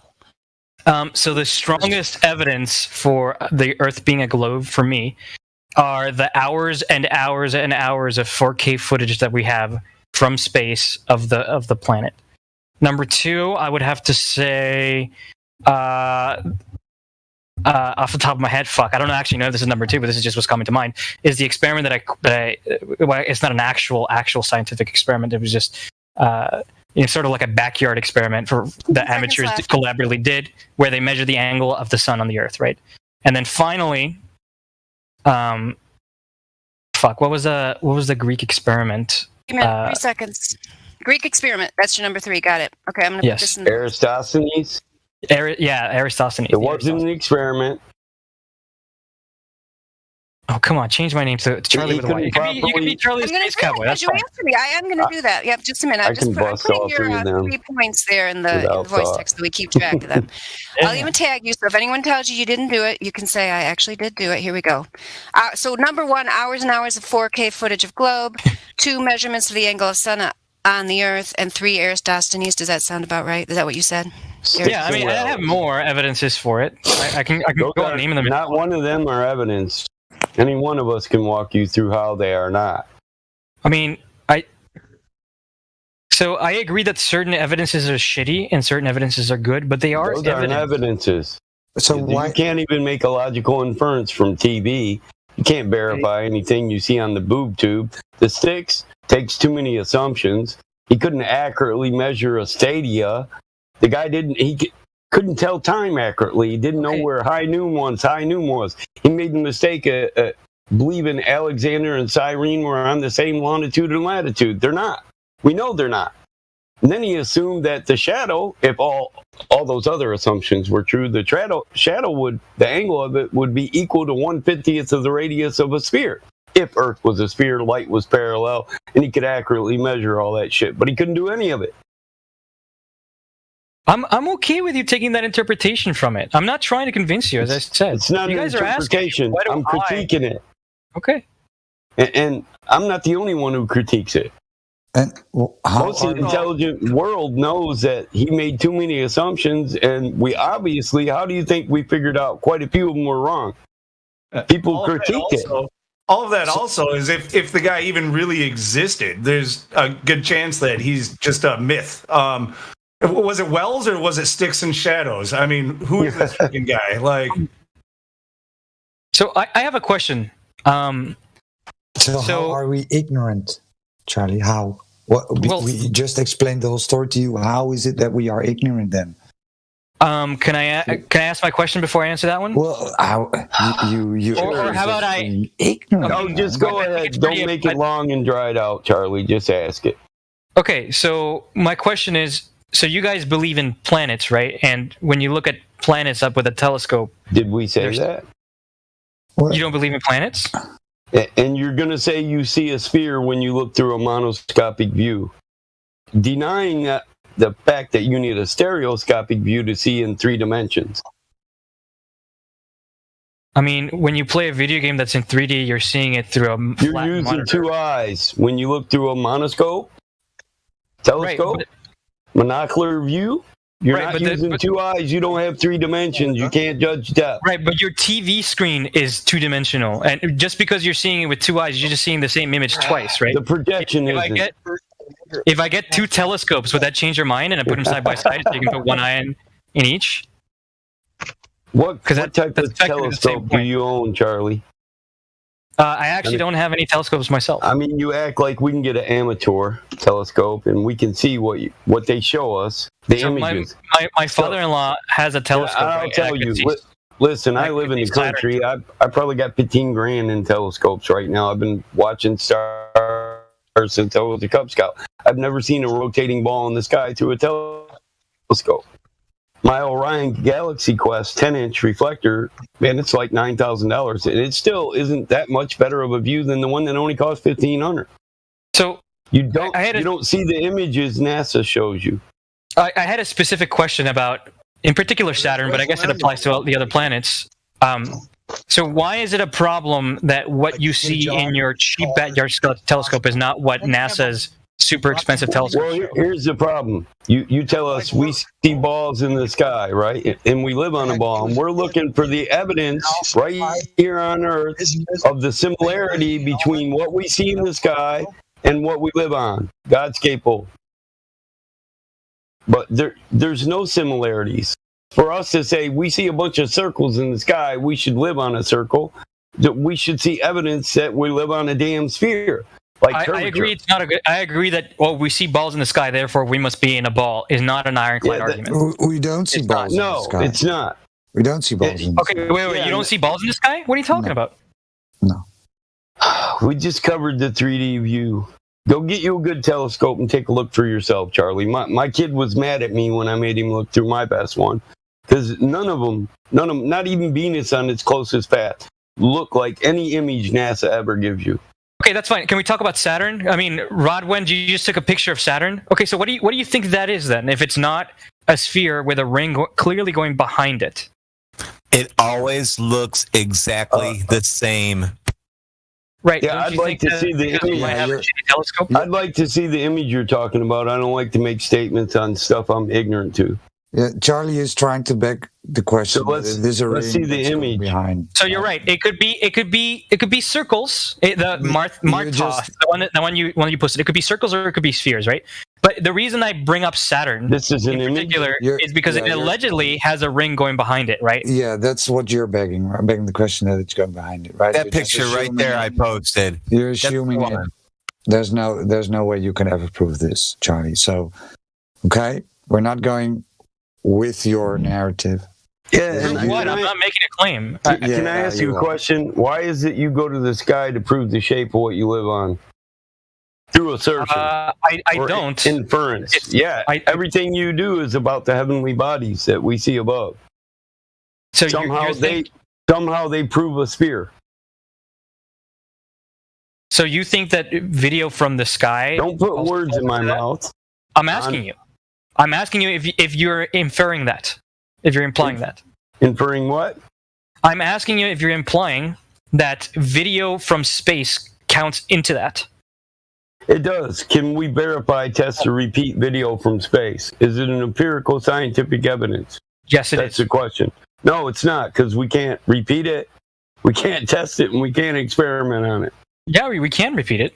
Okay, go to space and repeat it for me then. Well, I don't have the money for it. But there you we go. As a society can. And we have. No, listen, there is no we. We're all individuals. The average man cannot question anything they say. It's unfalsifiable to us. Right. So therefore, it's not science. But the fact that the average man can't afford to put a rocket in space doesn't mean there isn't space. Listen, Elon Musk can't even give the proof to make it 100% absolution. What would that look like for you? It'd show the entire fucking trip. There wouldn't be no cutoff.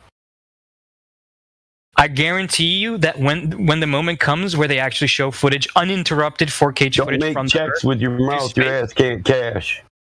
you will find an excuse. You will find a way out. You're a true believer. You're the religious believer here, Yeah. Charlie. So just let it be known, August 5th, 2021, maybe sometime in the future, not going to be anytime soon, maybe 10, 20 years down the line, you'll think, gosh, I was the religious believer back then on August 5th, 2021. He's got faith. I know you can't see it now. He's got faith. I know he believes in these guys. Yeah. And he doesn't see how you'll it's not see. science. He doesn't get it. He doesn't get it. Hey, someday you'll see. We'll show you, and you'll be judged for your sins, you unrighteous man. NASA's right. They said so.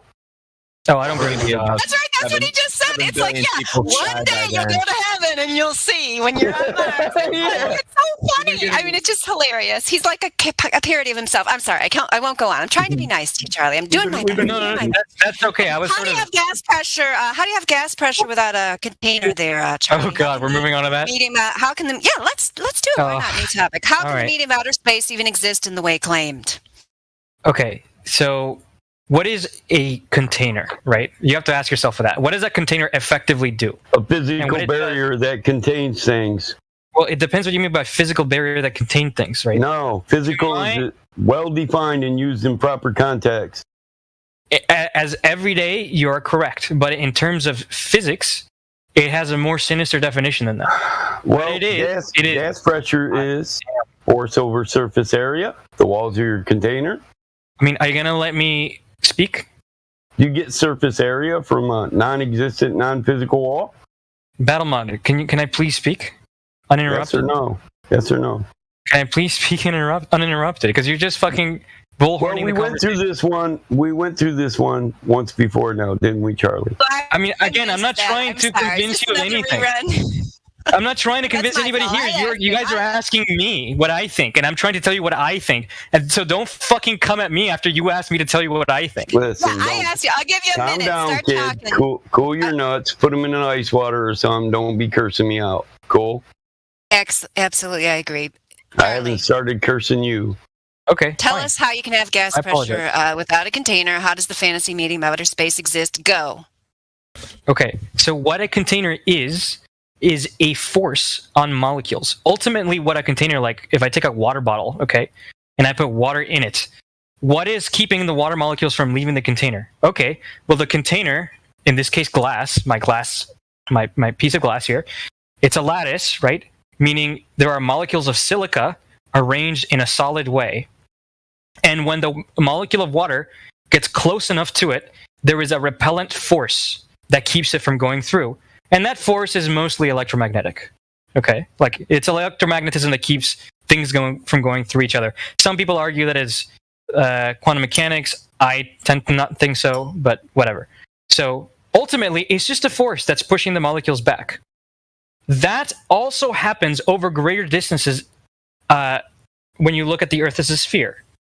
So, there is gravity, which acts over a distance, over a less distance, right?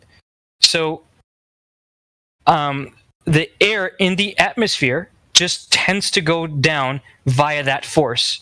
So you can think of what the container is to be the gravity, because a container, all it really provides is a force to keep a fluid in. Okay, we got a minute and 20 seconds of You know what? time. That's called container theory. It's metaphysics. You have to demonstrate, how this force, how this force is going to do that. Yeah, that's what I was going to say. You can't demonstrate that. You have no cause and effect relationship. Experiment to prove gravity, and we don't even know which gravity you're invoking, Einsteinian or Newtonian. Einsteinian, although one is a. So the warping of space-time due to matter can attract the matter of the gas. Can you define matter? I mean, again, I'm not trying to argue with you here. You guys are asking me what I think about this, and I'm just telling you. I know. If you want me to elaborate, I can. Just about it. It's metaphysics. You do know what metaphysics is, right? It's a theory. And it's not even a scientific theory because you can't demonstrate it. It's not backed by experimentation. Hold on. You think that general relativity cannot be backed up by experimentation? Is that what you just said? Or did I'm talking about container theory. The container theory of space. It's metaphysics. It isn't backed by any experimentation. Neither is special relativity. Well, I disagree with you, but that's okay. Show me the warp in the space-time. Sure. So if you look at demonstration, please. For sure. So for example, general relativity can predict the precession of the orbit of Mercury. That's not what I said. We can predict the precession of that. Yeah. It's a post-diction because we watched it for thousands of fucking years. Okay, there are other predictions that it makes and that we see, right? So the shift in, for example, background stars near the sun, that is a prediction that general relativity made. It took years to verify that. That is an actual prediction that was made. It's not a verification. It's a theory. You can't demonstrate it. I asked for a simple demonstration. You're right. I don't think the average person can demonstrate. I don't think anybody can. I disagree. The only thing you can do is point at the sky and say that light should be behind that other light, but we see it and it's this way because I assert it. You can't demonstrate it. No, okay, just like you can't demonstrate gas pressure without a container. You can assert that the air on Earth is uncontained, and you could say the atmosphere, but you can't demonstrate it. You can't prove it. Battlemon, if two stars are always the same distance apart when we look at them at the sky, except I haven't even finished. I know, but it's a theory. Okay. Yeah, you can't demonstrate that. We can't set it up in an experiment and come up with an independent and dependent variable and manipulate any of the variables. We can't science that. You can, actually, just because you don't understand it. No, you can't. There'd be metaphysics, dude. It's all of that shit in the sky is philosophy. It's just you need to accept it. I know what it is. Yeah.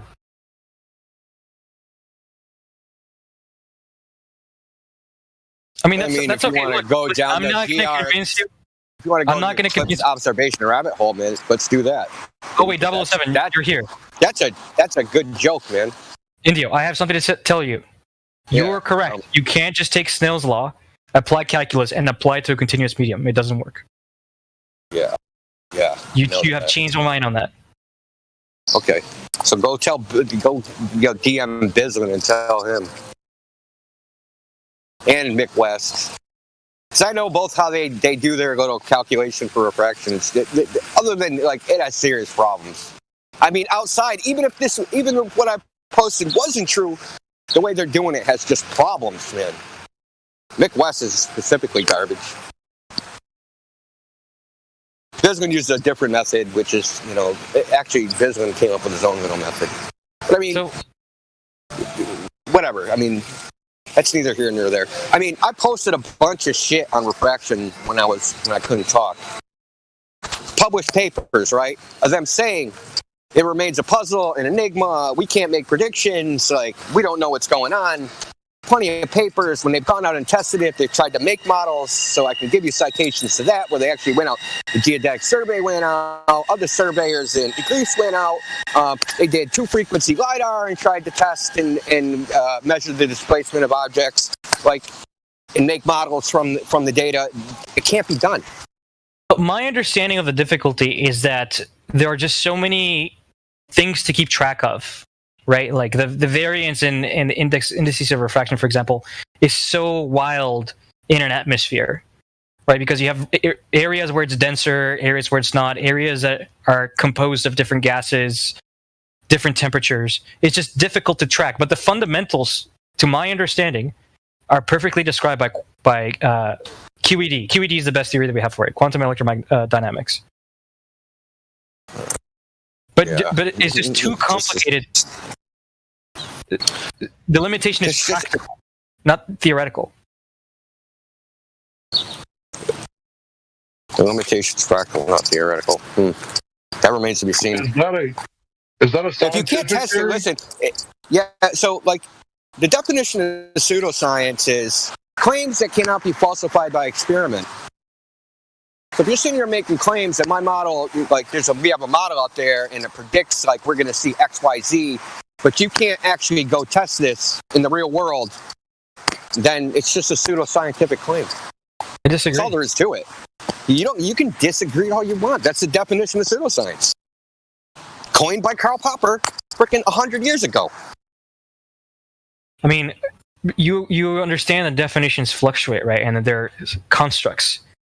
Some more correct. I mean, this is even on Wikipedia, so this is still the modern definition of pseudoscience. And you claims or theories that cannot be falsified by experiment.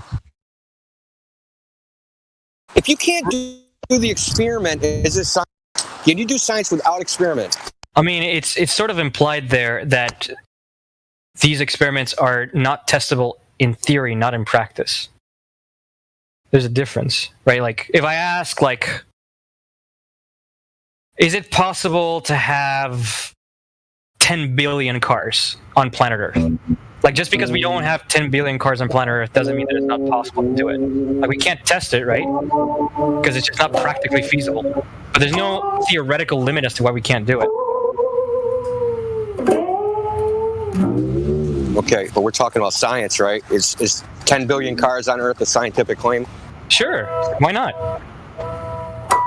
So, science is supposed to be empirical and well, I'm trying to demonstrate to you that to just imagine things.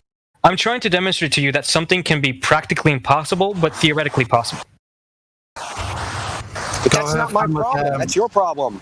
This is not the theoretical server. This isn't my problem. You're claiming objective truth, and I'm not. You're claiming this is objective truth, that this happens, and you're basing your existential reality on it. I'm not. It depends what you mean by objective truth, right? I've admitted that I'm not 100% sure of this. So to me, objectivity is up to a degree. It's not 100% certain. When I say something is objectively true, I mean I'm 99.9999% that is certain. I'm not 100% based on no information. Great, thank you. If we can't do the experiment, what's the difference between that and faith? I'm just wondering What's the how difference they between got. the claim and faith? I mean, We can't do it in just what I practice or want in to know. theory. What do you mean in theory? Listen, what is theory? Is Yeah, theory real world? Is that imagination? It's real world. Like I can't in Oh. practice build a rocket and go to space because I don't have the resources to do it. But there's nothing that is physically preventing me from doing so. Yeah, it is. The second law of thermodynamics is preventing you. Fucking funny. Oh, that's pretty funny. Listen. You're trying to use like a personal anecdote. We're talking about in the general case. Okay. Right. So I'm if you trying can to use a theoretically personal think of anecdote something, to I explain can to you. theoretically think that I can jump over the Empire State Building. And practically I can't do it, but theoretically in my mind I can. No, you can't in theory do it. You have a limit as to how much energy you can get out of the muscles in your body. Right? And the energy required is far less than the energy required to beat the height of the Empire State Building. See, this is what I We could just do what you did earlier. You could just appeal to the future. Maybe in the future they'll have enough energy. Maybe we'll come up with a certain type of steroids or some synthetic type of ATP where we can actually exert more energy out of our muscles and jump over the Empire State Building. But because I can't practically do the test now because this synthetic form of ATP has not been invented, doesn't mean I can't theoretically do it in the future.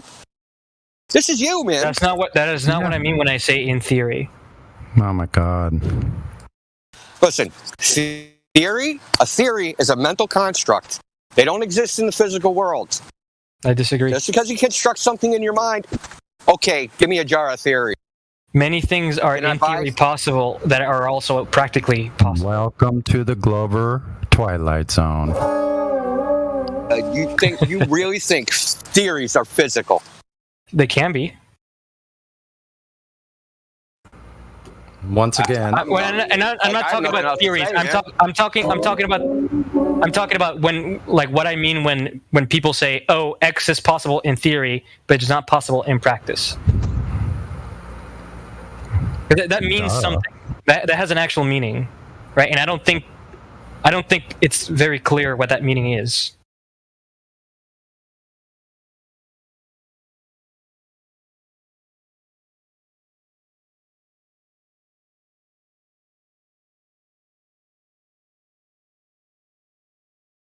have you guys found a claim yet? Again, I'm not trying to convince anybody here.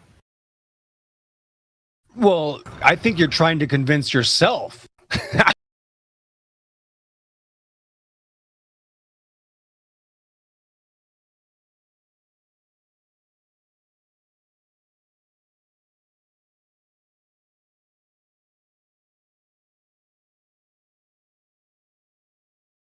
I just check 1 2. Can you guys hear me? Anyone wants to talk? I see people are joining. Ildeco's in here. See a couple of VC Verifieds. You guys want to talk about it, or you want to listen to more? I was just pausing it at that point, about this theory idea. If you guys were listening, it's not a theory idea. This is a standard kind of globy guy that was saying, hey, a theory means this. I can draw it on a chalkboard, so it's conceptual. But there's Gilly, I was listening to it. There's no way I can actually represent that in the physical world. What were you saying? Oh, I was just saying, me and my girlfriend were listening to it. We were laughing our asses off. That shit is so funny. It's so dumb, isn't it? It's just dude, it's crazy. It's crazy, the cognitive dissonance, dude. Like they just they pull shit out of their ass to make try to confirm their beliefs when they have no physical evidence for it. Dude, he contradicted his own self in like a minute and 20-second time, like 3 times.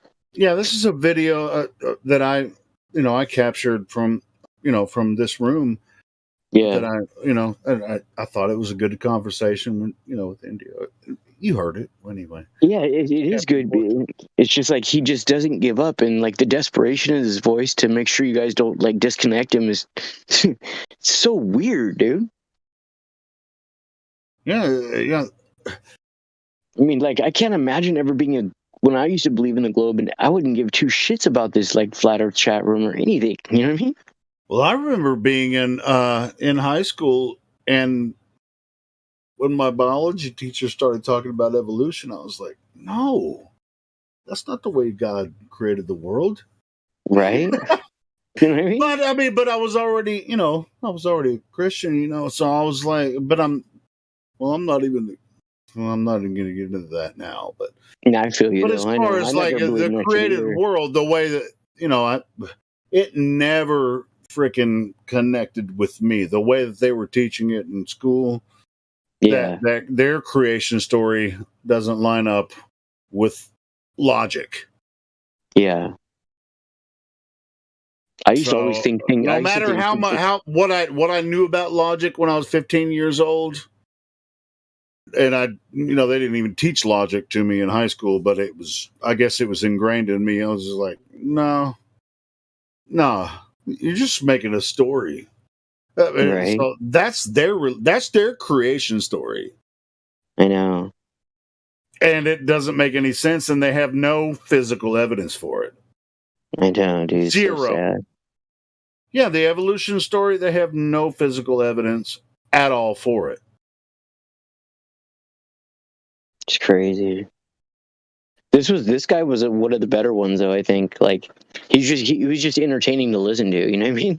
Yeah, he wasn't an asshole. He's been it's paused. I mean, there's still more to go. I just wanted to pause it there because I saw some people jumping in, and I thought that other people want to.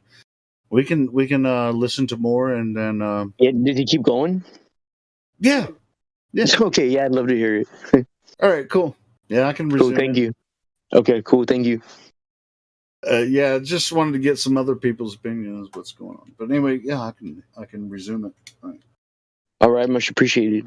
Yeah, it's good to listen and learn and take some notes, especially when hearing and listening to somebody who is just constantly lying to themselves, talking in a circle.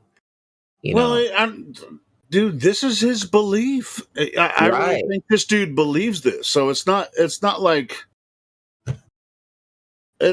he believes it a certain way, and that's what it is.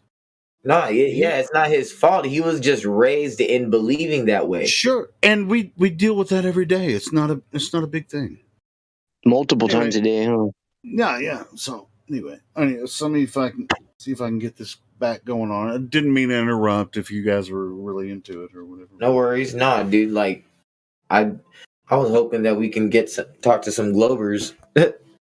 I know. Well, right? I mean, it's kind of something. It's freaking Saturday morning. I mean, it's really slow right now. So that's why I'm playing. I have this video and there's another video I have queued to play after this. So anyway, go ahead.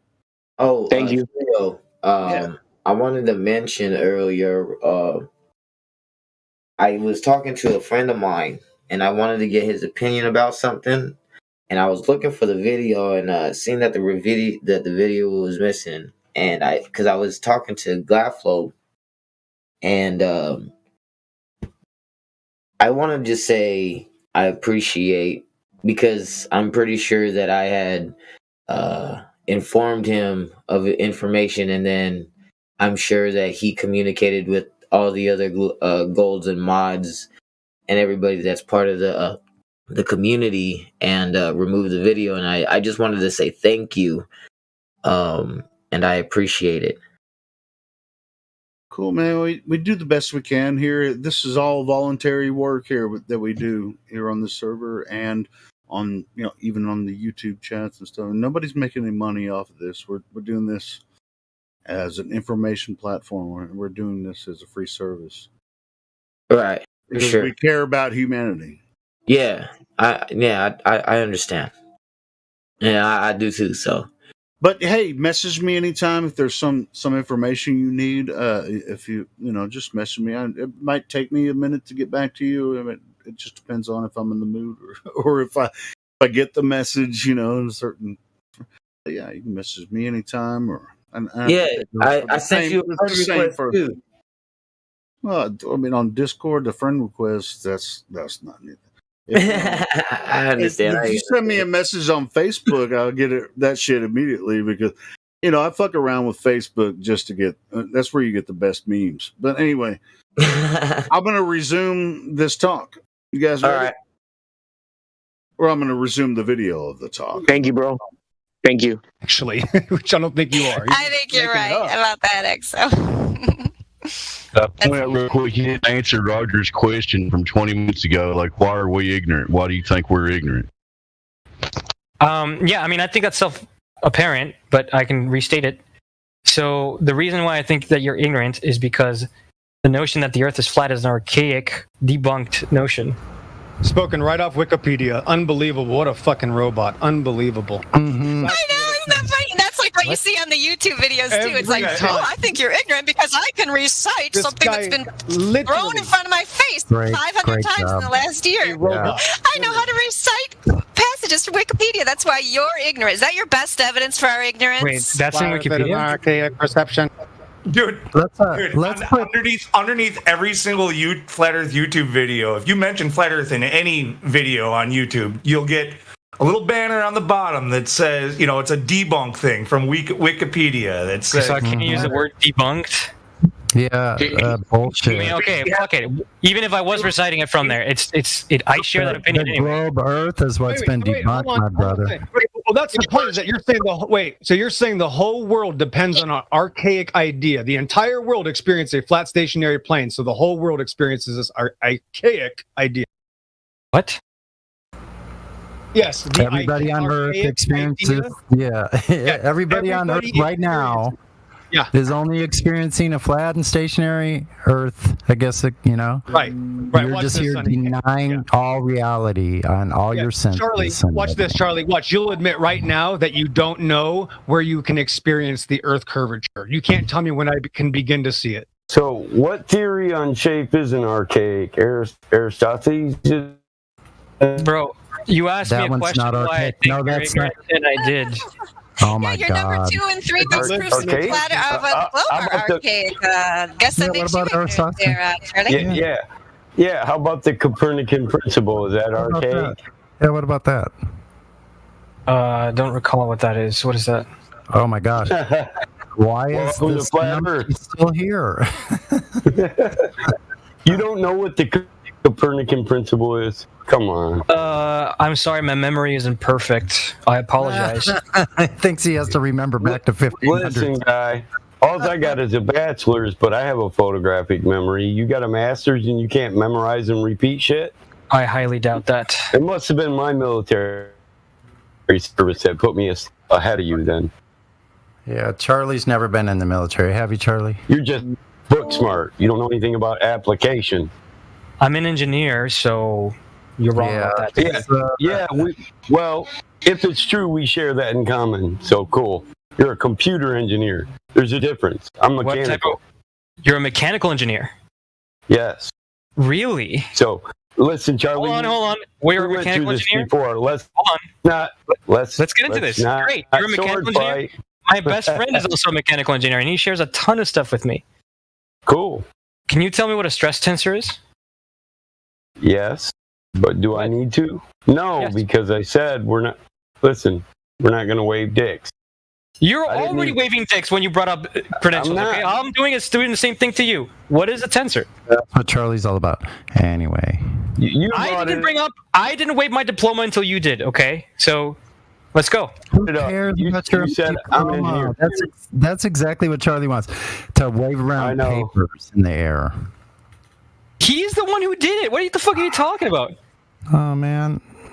You provided no proof, and you claim to us that nothing's objectively true, and you're 99% of something that cannot be apparent, is not observed, not measured, or Charlie, in any way. Hold on. He laughed at me and was like, "What is your highest degree of education?" And I just told him.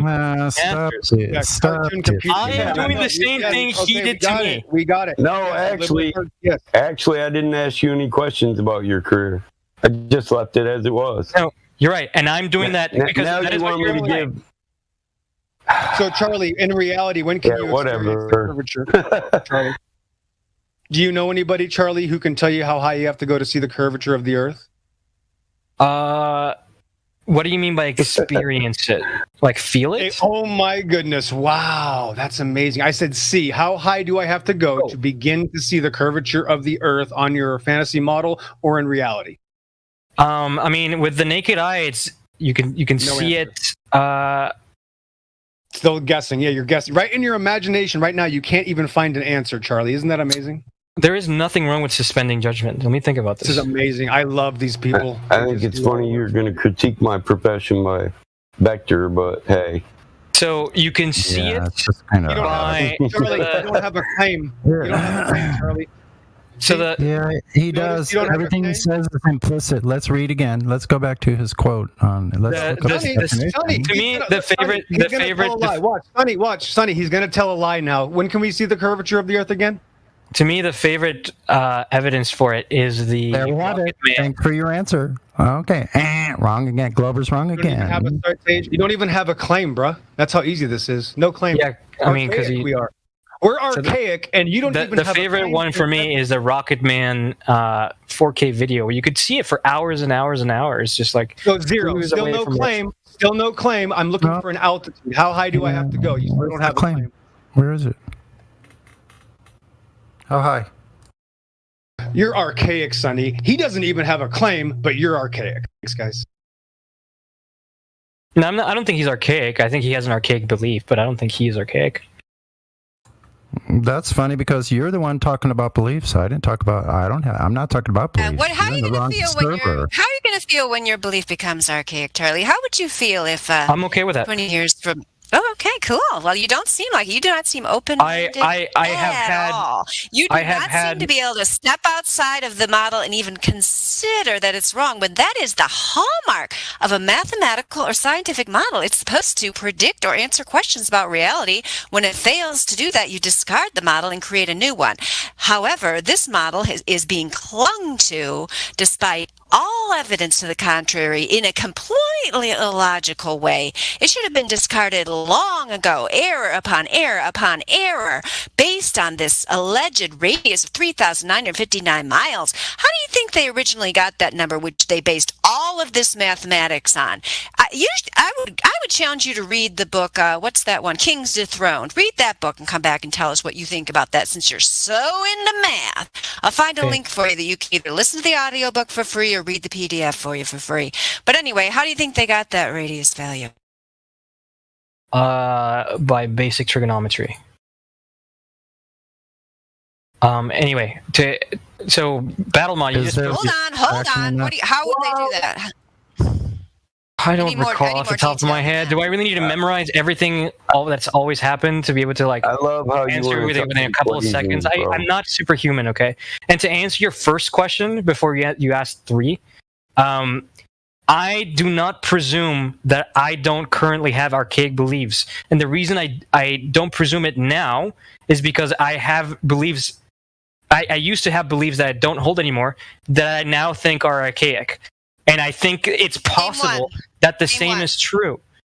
Oh, God. No, I really want to know, because you don't seem to be able to change your mind on anything. I want to name one.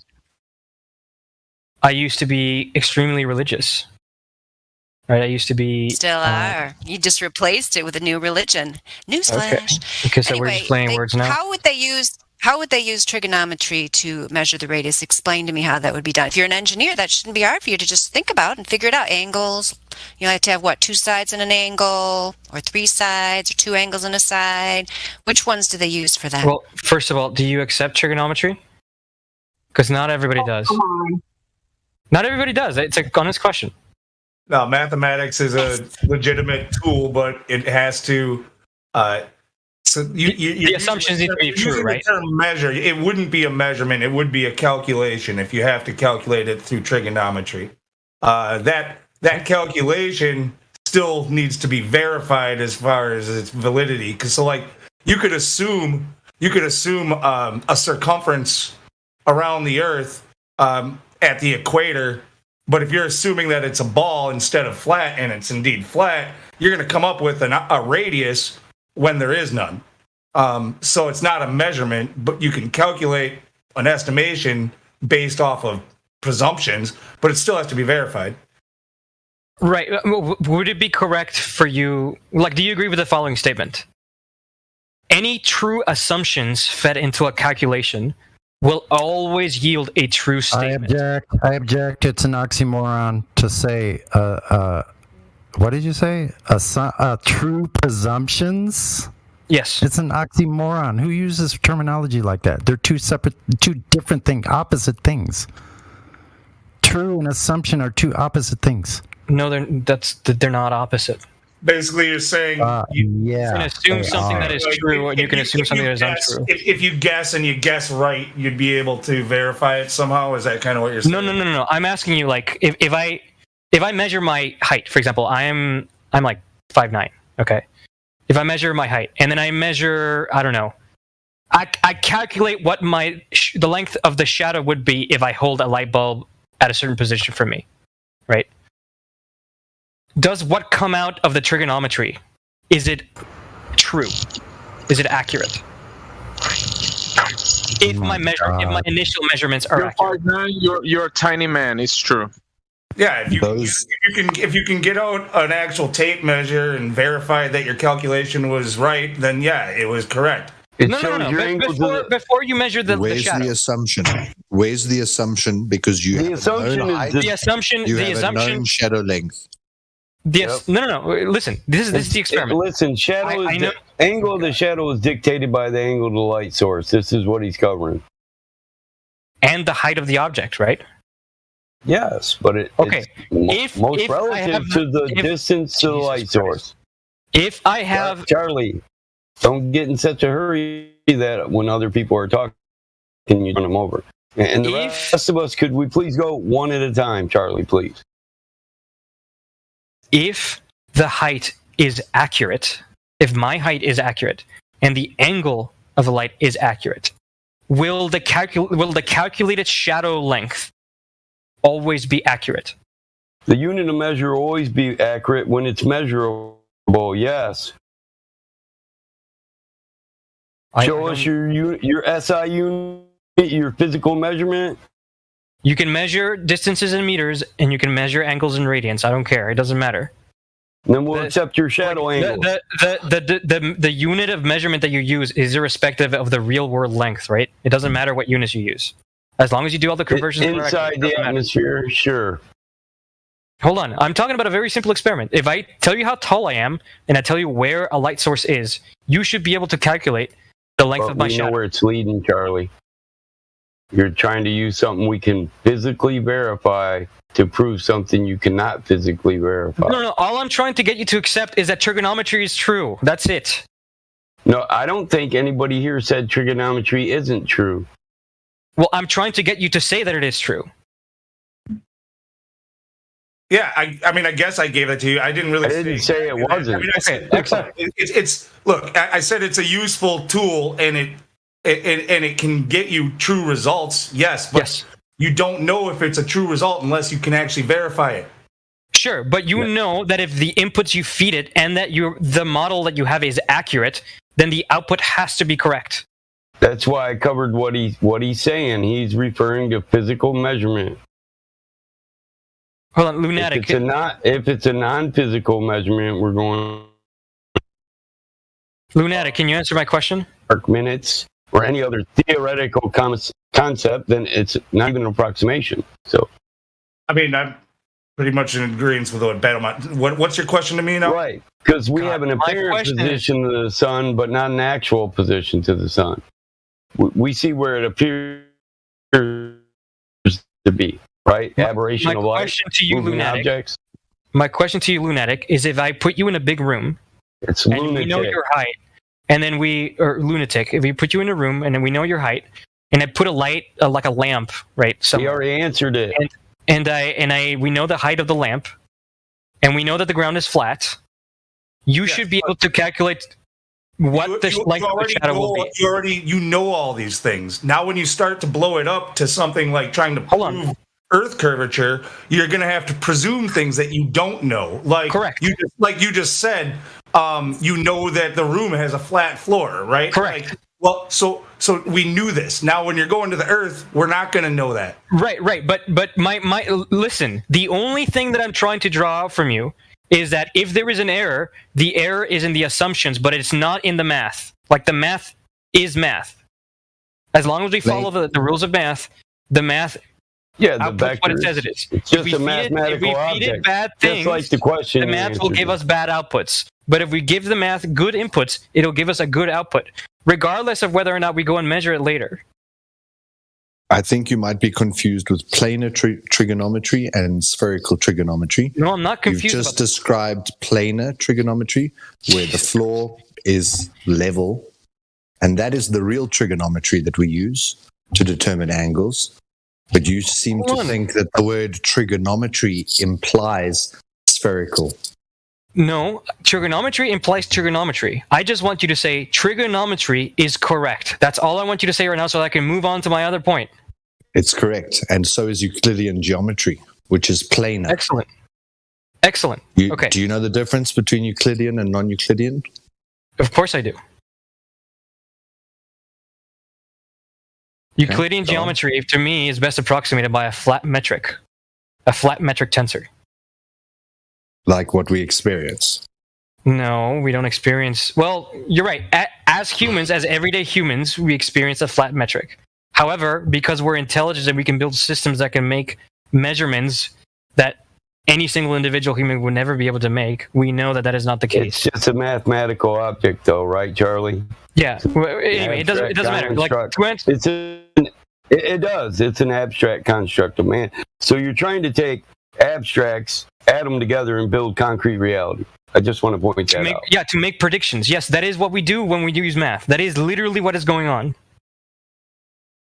That is what happens when you use a stress tensor to model how strong a material is. I know what an abstract concept is. I don't think you do because you posted capabilities. It is. It's just a mathematical construct. It could be a cube, and I can measure every vector and every stress that goes in any vector. For load-bearing capability. What is the order of a stress tensor of a typical material? Of a real-world material? Matter? How does it apply to your point? I'm trying to demonstrate that you don't know what you're talking about. Well, I'm not letting you obfuscate from the point. I want you to bring it home because it's become redundant. I'm trying. Okay, you repeated the same question 3 freaking times, bro. Can you just get to I'm answering your point that I'm taking an abstract thing and then I'm making concrete predictions from it. We conceive that is literally what we do. Trigonometry, when using real-world values, can be considered to be true. Yes, will be always. What is wrong with taking an abstract concept and making predictions from it? Is it abstract concrete? Okay, well, we're just word salading now. Listen, I know we are, but I already answered this question. I said you're building out of abstracts, you're trying to put 2 abstracts together and make a concrete reality. So I've already answered this. Jesus. No, it's okay to do that, but you can't, without verifying it, you can't then take that as a truth and then compile it with another assumption and keep doing that, because that's what your globe model has done. You've got these things piled one on top of the next on top of the next, and none of this stuff can be verified ever. Yes, and there are faults to that, because if there is an error in one of the assumption ladders, it'll produce errors all around, and we do observe that. But people don't assert that all of these assumptions are known or even extremely accurate. Michio Kaku seems to disagree with you. You know who he is, right? Of course I do. All right, well, he's quoted saying that in cosmology, I'm sure if you watch the chat, someone will post it, the quote right away if you want to read it verbatim. But he's on a show, too, that you could watch where he says that normally in science, if you're off by a factor of 2 or a factor of 10, that's terrible, and you have to throw it away. Okay, here we go. Yeah, typically. If we're off by a factor of 2 or a factor of 10, we call that horrible. We say something's wrong with the theory. We're off by a factor of 10. However, in cosmology, we're off by a factor of 10 to the 120. Yep. That's a 1 with 120 zeros after it. It's the largest mismatch between theory and experiment in the history of science. Yep. You're okay with that? Yeah, applied within the context of what he's talking about, yes, I'm okay with that. What he's talking about? He's talking about the cosmological constant disaster, is my assumption. Because that's the only one that I know is off by a factor of 10 to the 120. That's a problem. What? It's literally called the cosmological constant problem, and you don't think it's a problem? Yep. I mean, it's a problem. It's not a problem with my epistemology, if that's what you're implying. Yeah, because you're 99.9999% sure of something that is 99.999999 wrong. First of all, the theory that makes that prediction that is off by that much has nothing to do with the shape of the Earth. That is all about quantum mechanics, which I thought you guys agreed was true. Sorry, how are Spaceballs made? Gravity, right? How are Spaceballs made? Yeah, they're made with gravity, right? Planets, moons, stars. Oh, planets? Yeah, sure. Gravity. Yeah, gravity. So this is illustrating the problem that gravity doesn't work, and you're saying it has nothing to do with the shape of the Earth. No, that's not what. Yeah, that's the cosmological constant problem is a difference between. Hold on, you're mistaken about that. The cosmological constant problem is a difference between the predicted value of the vacuum energy that quantum field theory predicts and what we actually measure when we go out and look at the sky. That is what the cosmological constant problem is. So what is the problem with the quantum field theory? Is it out? Because he said it's a cosmological crisis, not a quantum field theory crisis. Yeah, so Albert Einstein introduced the lambda term that you see in his equations. That is the cosmological constant, and I think that's how it's being tied into gravity. So he put it in to account for a static universe, meaning a universe that, I mean, if you think about it, right? If gravity is true, then all the planets eventually should attract each other, and the universe should eventually just be like a crunched up mess, right? But that isn't what is true. So he added it in to have a universe where all the planets are basically the same distance apart from each other all the time. He called it his biggest blunder. It turns out that once we looked at the sky, we noticed that the galaxies were actually moving away from each other. And so people added that term back in. That term corresponds to vacuum energy, meaning like actual space, even when there's quote unquote nothing in it, should still have some energy in it. What's interesting about this is that quantum mechanics, and by extension quantum field theory, predicts that empty space actually does have some energy in it. So in that sense, it agrees with the theory. The problem is that when you do the calculations in quantum field theory and compare it to what we actually see, the difference is massive. Orders and orders and orders of magnitude difference. Right, I get that. But the problem is that if energy is matter and matter is energy, and it can't be created or destroyed, only transformed, how could there be energy from nothing? So the first law of thermodynamics, which is just quoted, the law of conservation of energy, isn't actually true. What? Oh, so it's not a law then. I mean, people call it a law, but again, words are just words. It doesn't hold in all contexts. Like in outer space, it's not true. At So cosmological scale, it's not true. sometimes words don't mean things. Sometimes they do. We could switch back and forth in a subjective reality. Like It's true here where we're standing, but in outer space, it's not true. So the law of conservation of energy, in fact, any conservation laws where you have like a conserved quantity, like momentum or energy, they all come from what's called symmetries. There's a symmetry in the system. In this case, how can you have a finite amount of gases? Can you explain? What? How is it possible to have a finite space containing gases? What is required? Okay. To contain gases in a finite space. Do you have cans of soda in your home? No, I don't drink soda. What's your point? Okay, but you can envision you buying like a LaCroix or whatever. No, I'm not going to envision anything. I'm asking you. Okay, I mean, if you can't, I'm trying to answer your question. If you're not accepting the answer, then I can't answer your question. I mean, you know what, Sonny? You know what a can of soda is, right? Yes, I do. You've opened one before, right? Yes, I have. Okay, carry on. Okay. And the amount of gas that is in your soda does not change from today to tomorrow. Until you open it. Because of the container, right? Sure. Because it's pressurized.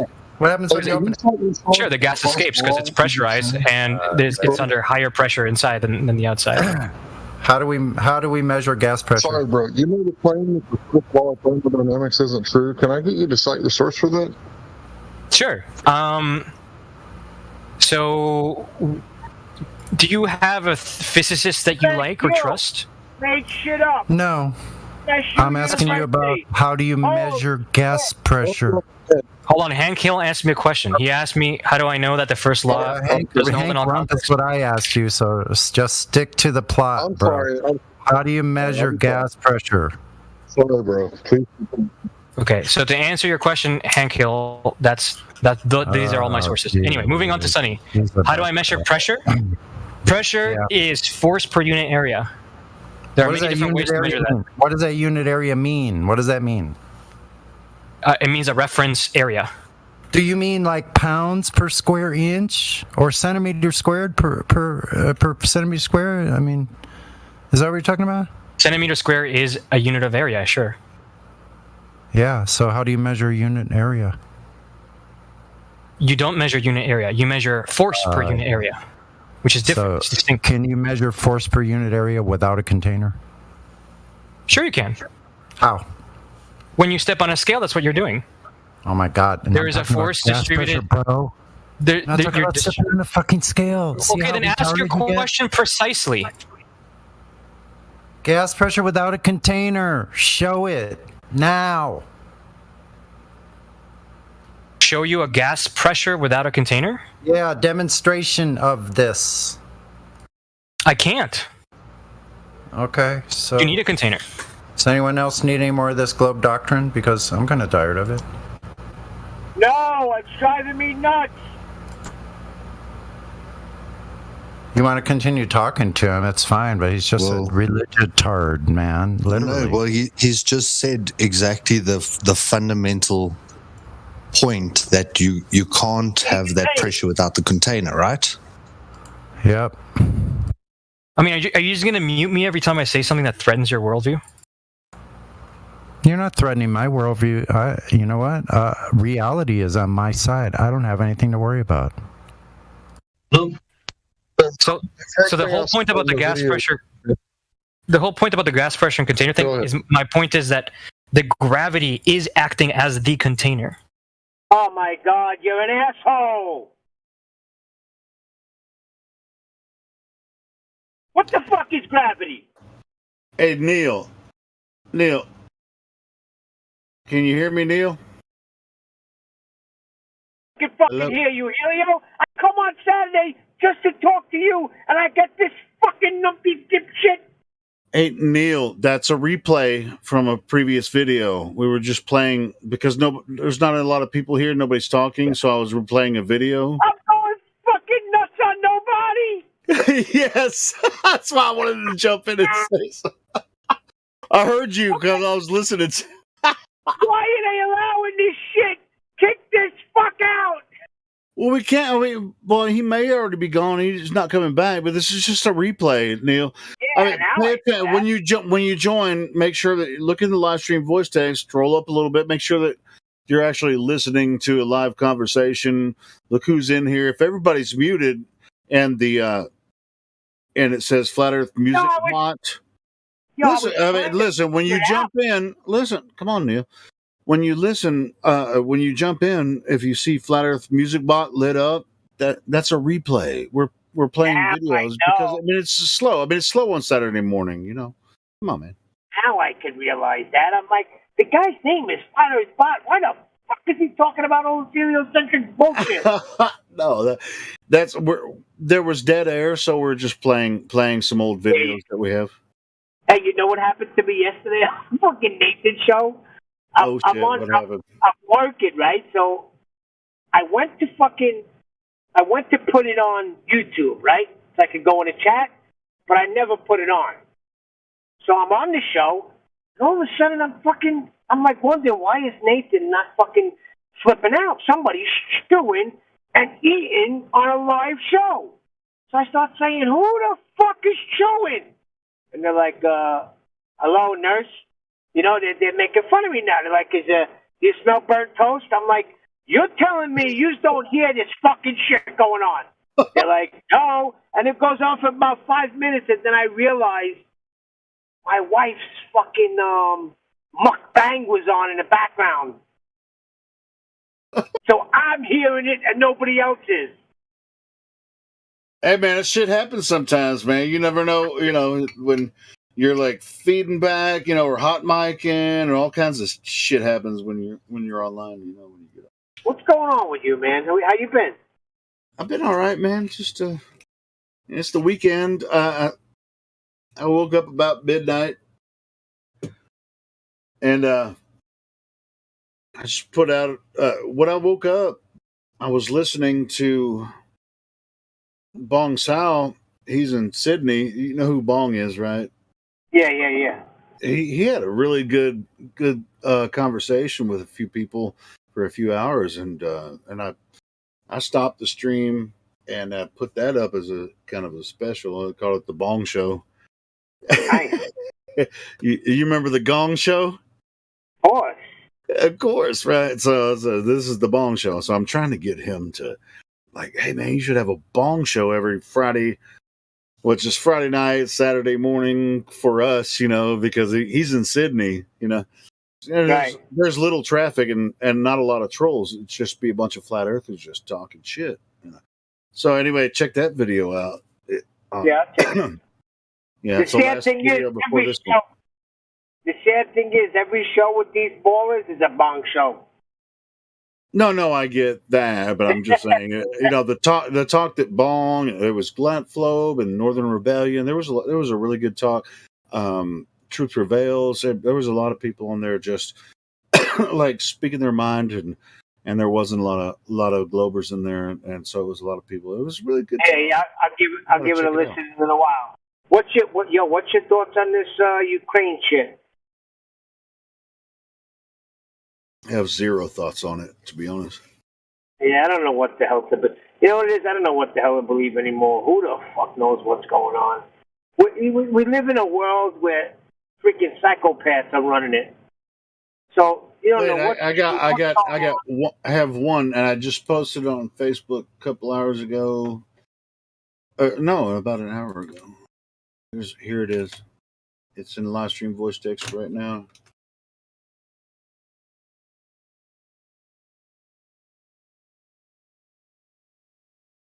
I don't know if you're looking at the. I support the current thing. No, I don't. What is that? No, well, that's the that character in the middle there. That's the NPCs. Oh, okay. Yeah, it's a joke. It's an NPC. I support the current thing because they watch the media and in social media, and they watch the news and shit, and it's just like, oh, and they put all their colors. The only thing I will say is I work for a guy. His name is Dragon. That's his real name. That's what they named themselves. The kid was telling me, because I was working with his nephew also. I'm like, how do you have an uncle named Dragon? He's like, I have 3 uncles named Dragon. Because they come from that Ukrainian area. I'm like, all right. Somebody named Dragon? Yeah, that's Dragan, not Dragon. Dragon. The Dragon. Oh, it probably has a roll the R. The Dragon. Yeah, it's a popular name in that Bolshevik area there. Or Dragon. Dragon. Yeah. So he tells me he's got family there and they're trying to get out there. I said, is that shit really going on? He's like, yeah. I'm like, because I don't know what to believe with the fucking media. So that's the only, proof I got is, Yeah, My it's hard to boss say. Ramsey told To me. be honest, it's hard to say, man. I mean, we're not over there. Shit. I mean, with 9/11, oh, it suddenly happened over here, but then Yeah, that's just my point. that was all bullshit. So it's like, what? Okay, give me a second. I'll be right back. What you doing, Jamsey? I heard you pipe up.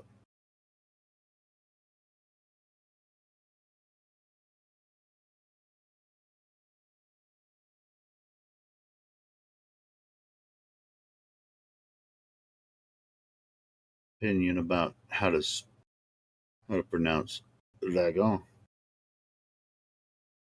Don't say nothing.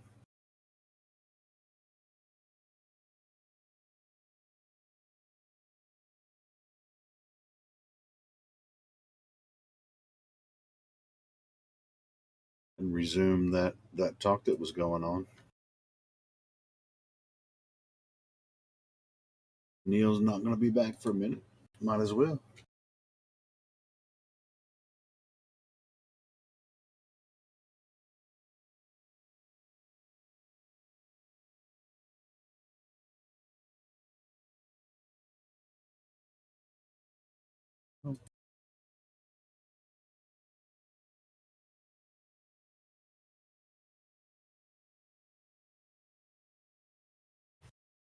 Incorrect.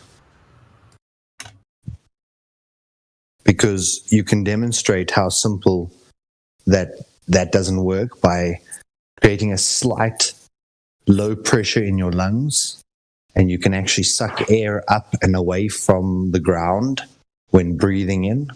Or if you use a straw and you create a slight low pressure in your mouth, you can actually suck fluids up, out, vertical, so meaning away from the gravity attraction of the earth. And that's a slight pressure difference in your mouth. So if gravity was said to be this container, firstly, you're talking about a Newtonian type of gravity, something pulling towards the center. And in that Newtonian model, it's distance dependent. So you would have the strongest gravity toward the center. And as you get further away from that point, the gravity would weaken. So if I can pull water away with a slight low pressure in my mouth at ground level where the gravity would be strongest, then any moisture or air in the atmosphere would start to fill the available volume that it has available to it. It's not about us sucking. It's about gas moving to fill the available volume, so we can then calculate the pressure inside the container. I agree, and that's why the atmosphere goes so high up in the air, because gravity needs a lot more distance to act as a container. Ridiculous. No, but you understand, you cannot have the gas pressure without the container, and you acknowledge this at least twice. Right. I mean, I think the disagreement here is that you're not accepting my statement that it's that you need a physical container to contain gases. The gases don't care whether or not it's physical. They care about a force. Listen, you're out of your league here, man. You're completely out of it. So is that force stronger? Is that force stronger at ground level or up in the sky where you magically think it becomes a container? Why is it not containing at various levels closer towards where the gravitational attraction would be stronger? I mean, the pressure is greater closer to the center. My whole point is that the pressure is. Sorry, I'm sorry. No, you go, Sonny. What about water vapor? What about it? Yeah, it goes up. All gases expand to fill the available volume of their container. And if there is an infinite container, then you would have almost zero gas pressure everywhere. That's including on Earth, on all the stars and all the planets everywhere, because if space is this homogeneous substance and it's at such an incredible low pressure, everything wants to always equilibrate. Mm-hmm. And like I've explained, the gravitational attraction would be the strongest at the ground, and it wouldn't suddenly become a container where the air particles would actually be so thinned and refined, because you agree that the pressure's greater at the surface and then goes up, getting exponentially less. So at that point where it's exponentially less, there's not a point. The particles are so far spread out per cubic feet that the pressure is almost a zero. It's 0, and then some decimal places. At that point, you think somehow the gas can contain gas. It's not a point. It's a gradient. I actually didn't know that it was exponentially decreasing. Although I guess that would make sense. Have you heard of the Kármán line? Have you heard of the Kármán line? Of the what? Kármán line. I guess that was the answer to my question. Common light? Kármán line. The Kármán line. The supposed line where space begins, which you were saying wasn't a point, that it's a gradient, but we have this said fictitious dotted line that we place in the middle of air, and we call that the Kármán line, and it's the fictitious boundary where supposedly space begins. Now, due to ionospheric bouncing, we know that we're definitely bouncing a signal off of something physical, because signals don't bounce off of air. So the signal travels all the way through the denser air, and then at some point where the air particles are so sparse, the signal turns 180 degrees and travels back down to the earth. That only occurs on a physical, tangible container, which must be there for us to have gas pressure here in the first place. Otherwise, the gas pressure here would equilibrate with the environment there to find its equilibrium. Hold on. So you don't think electromagnetic signals bounce off of gases? You think they do? Yes, they do. Or at least they can. Like, there's nothing about a gas that says they can't. They can do a bunch of sort of things. Can you provide any citation of any signal ever being bounced off of air? And I'm not talking about in a chamber where you've significantly ionized a certain particle field and you can create some kind of warped reality where you can assume that it can almost represent something physical, but not really, because you've excited the molecule. So you agree that under certain conditions you can bounce it off of a gas? Not necessarily air, maybe, right? But a gas, it's possible. Yeah? Out of potentially certain ionized gases that are at pressure, yes. At the low pressure where that zone is, no. What do you think is the cause for a light beam or an EM beam being reflected? Like, what is the underlying mechanism? All of them are line of sight, and it's off of a physical object. Same with radar, same with sonar. It has to bounce off of a physical object and return back to the receiver. Okay, so I understand what you mean by physical in everyday life, right? But can we get a little bit more precise? Why would sonar be there if the signal bounced off air? Okay. Is water a physical object? Can you answer my question? Why would sonar be used to find physical, tangible objects if signals bounced off air? So the signals definitely bounce off water. Wouldn't you get a misleading signal if you could bounce signals off air? Under certain conditions, you can definitely bounce signals off of gases. Off of really compressed, pressurized, ionized gases in a chamber, yes, you create certain conditions. Yeah. But ideal gases, that's the word you're looking for. Thanks. Ideal. Do ideal gases exist in the atmosphere becomes the next question. Yeah, and at that altitude, where the particles are so spread out that they're almost not colliding. That's why the temperature drops so significantly. There's almost no pressure.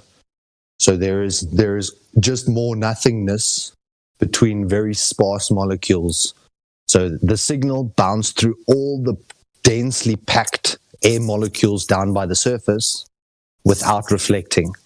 But as soon as they reach a zone where the particles are less densely packed together, it suddenly turns around and goes back. Yeah, because are you familiar with the ionosphere? Mm-hmm. Do you know what cosmic rays are? It's ionized. I mean, do you deny its existence? Electrically charged. I didn't hear anybody deny anything.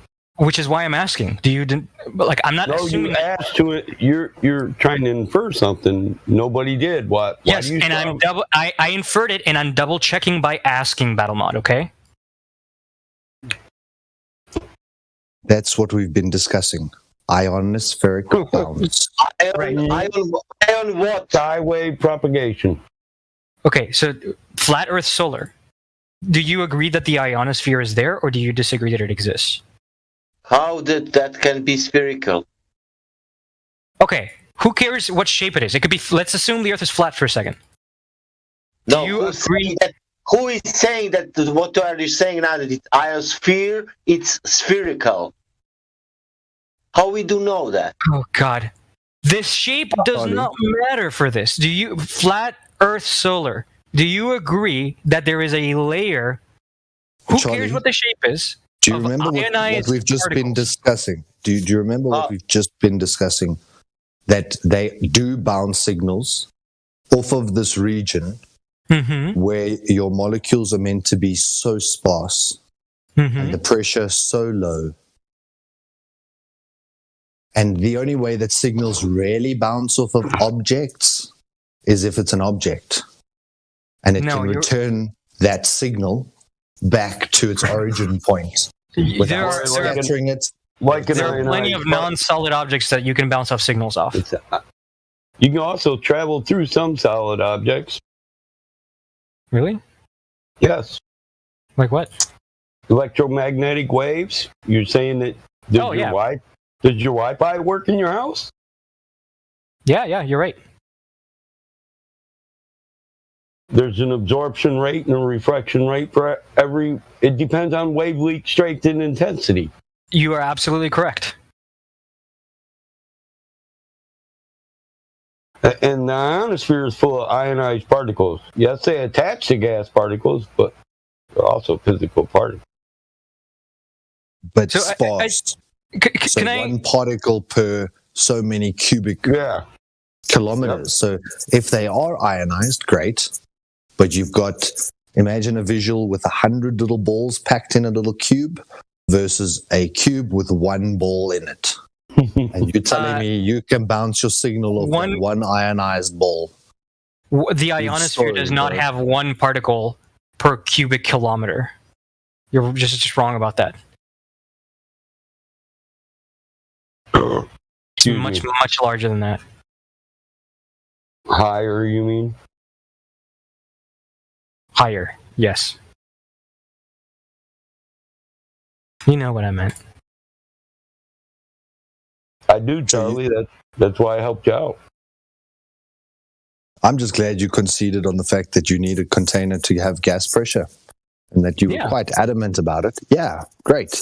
That's what I say. I'm really excited that you conceded on that. And maybe later on, it'll dawn on you that we're breathing pressurized gas, and container has to be something physical, like an open container that I can hold water in, or a closed container that I can hold gas in. So, are you familiar with sulfur hexafluoride?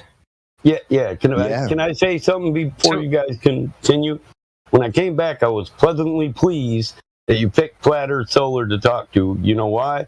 Because it seems you're a decent kid, man, or a decent guy. I don't care what others think. A lot of us here are passionate and assholes.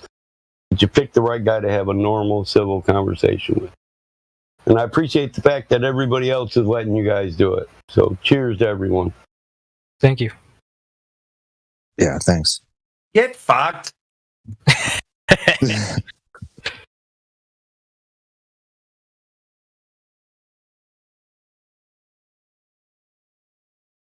So, like, I agree that needs a container, right? But it totally depends on what your definition of container is. And I think in order to get away from semantic arguments like that, we should really look at, okay, what is the job that the so-called container is actually doing, right? And to me, it would seem that that job is applying a force so as to keep particles within a certain volume. Yeah? And gravity does the same job. So That's a peculiar way to describe how your cup would hold water. But you're welcome to try and do mental gymnastics to make the concept of a container become ambiguous. Okay, great. Then you describe to me. Or my definition. What you're describing is an explanation.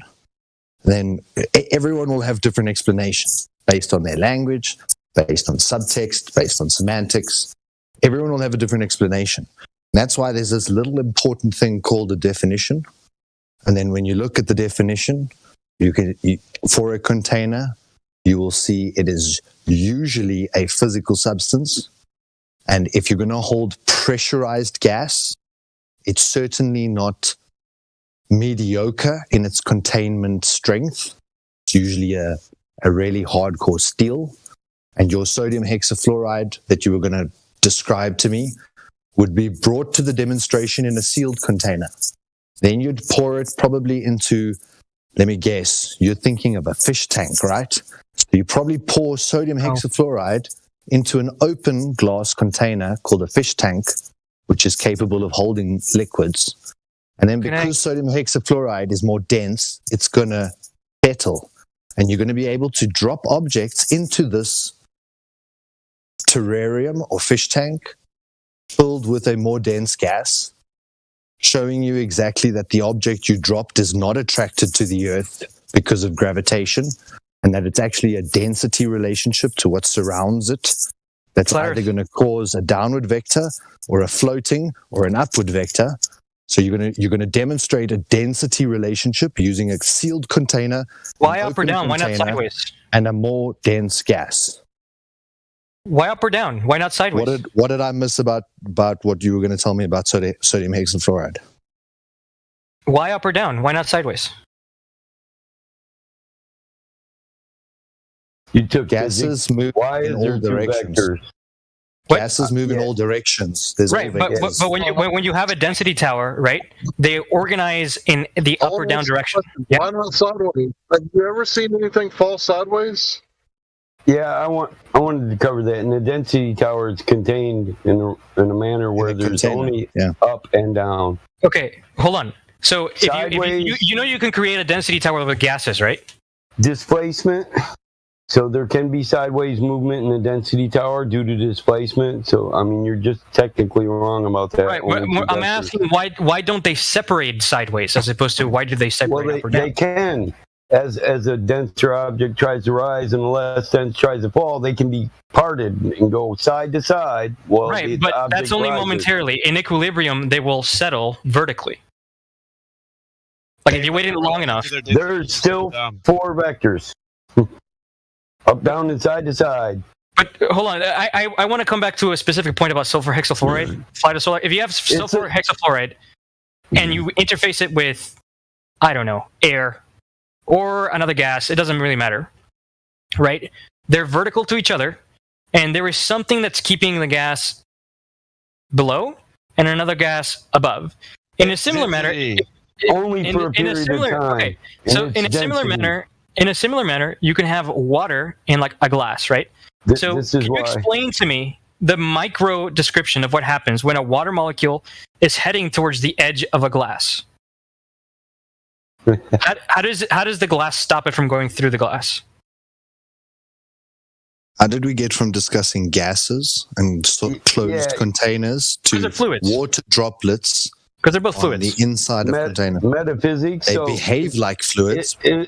It isn't always contained. Listen, if we're talking about a glass it isn't always contained. It can pass through the glass due to condensation and differentials in temperature. You're mistaken about that. Condensation does not get the liquid outside of it. That's not what condensation is. Condensation happens when the gas outside is cooled enough for it to condense. But anyway, my Are question. we talking about liquids or gases? Yeah. Well, right now I'm talking. The question I want to focus on, and I can go back to the silver hexafluoride thing just fine. It seems, yeah. What every does time the you ideal speak, you make like 10 points. So I like to stick to one at a time. So What does I want the to know. ideal gas have in common with our atmosphere? That's the problem I have with everybody who always goes to hexafluoride. Battlemon. It doesn't exist in nature. Battlemon. So if you have a glass of water, okay, what? And I'm tracing a molecule of water, okay? It's bouncing around. And then it's heading towards the wall of the glass container. What happens such that it doesn't go through the glass container? Oh my gosh. He's trying to grandstand. Give him a break. I mean, I can tell you what I think happens. Surface tension. What? But it seems like you just don't accept my explanation. It's here. That's great. That's great. Well, you're going to say what? The attraction of the water to the water keeps it contained. No. It doesn't. The physicality of the glass. It's not the physicality of the glass. The glass. Jesus. Glass. It's density. No. It's that the glass has protons and electrons. And that the water molecules also has protons and electrons, but in particular the electrons are really what do the most work, right? Fantastic. The electrons in the water molecule repel the electrons in the glass molecules, right? No. And you accept electromagnetism, right? There is a repelling force between like charges. Do you believe in math, you guys? Do you believe in math? Hold on. Do you not believe that like charges repel? Do you not believe it? Do you not accept it? Do you know how many times you said believe? And you were telling us that you gave up religion. Do you accept that like charges repel? Just go back to believe, man. That's more honest. Yeah. We know where you are. Relevance? Okay, because I'm trying to explain to you that what a container ultimately does is just apply a force to the gas such that it remains within a certain volume. That's all a container is. And so if you can accept that description of it, I can show you how a glass with water in it does exactly that. Gas pressure is the energy or force exerted on the walls of a container. How do you have the gas pressure without a container, man? Stop playing stupid games. You sound dumb. Witsit, how do water molecules get contained in a glass container? I have a water molecule. It's traveling towards the edge of the container. What does the container do to keep the water molecule inside of it?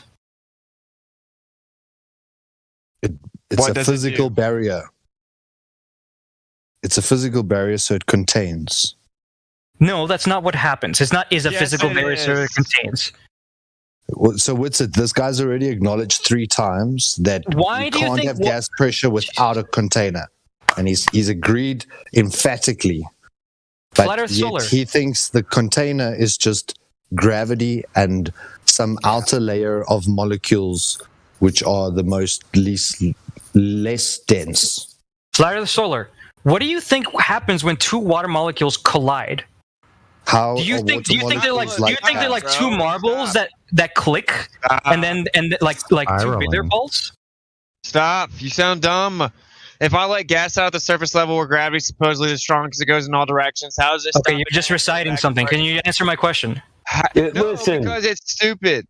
It's No, it's not matter. It's a great question to ask. What happens when 2 water molecules hit each other? It's right? a state of matter. Well, they combine. It's not really water until 2 molecules combine. You think 2 molecules of water combine? Water and gases don't really. No, not that they combine one to the other. Okay, fine. Let's switch to gases. I guess we can't talk about fluids in general. So you should understand. Okay, so when it's all states of matter. 2 molecules of water. Okay. They come close, and they collide, and then they grow apart. What is that collision? Hold on. The collision. What is actually going on under the hood when I say they collide?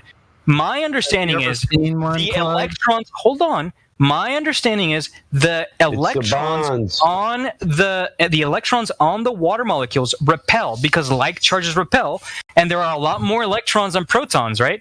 And so they have this repelling force And when they get really close to each other, that repelling force is extremely large.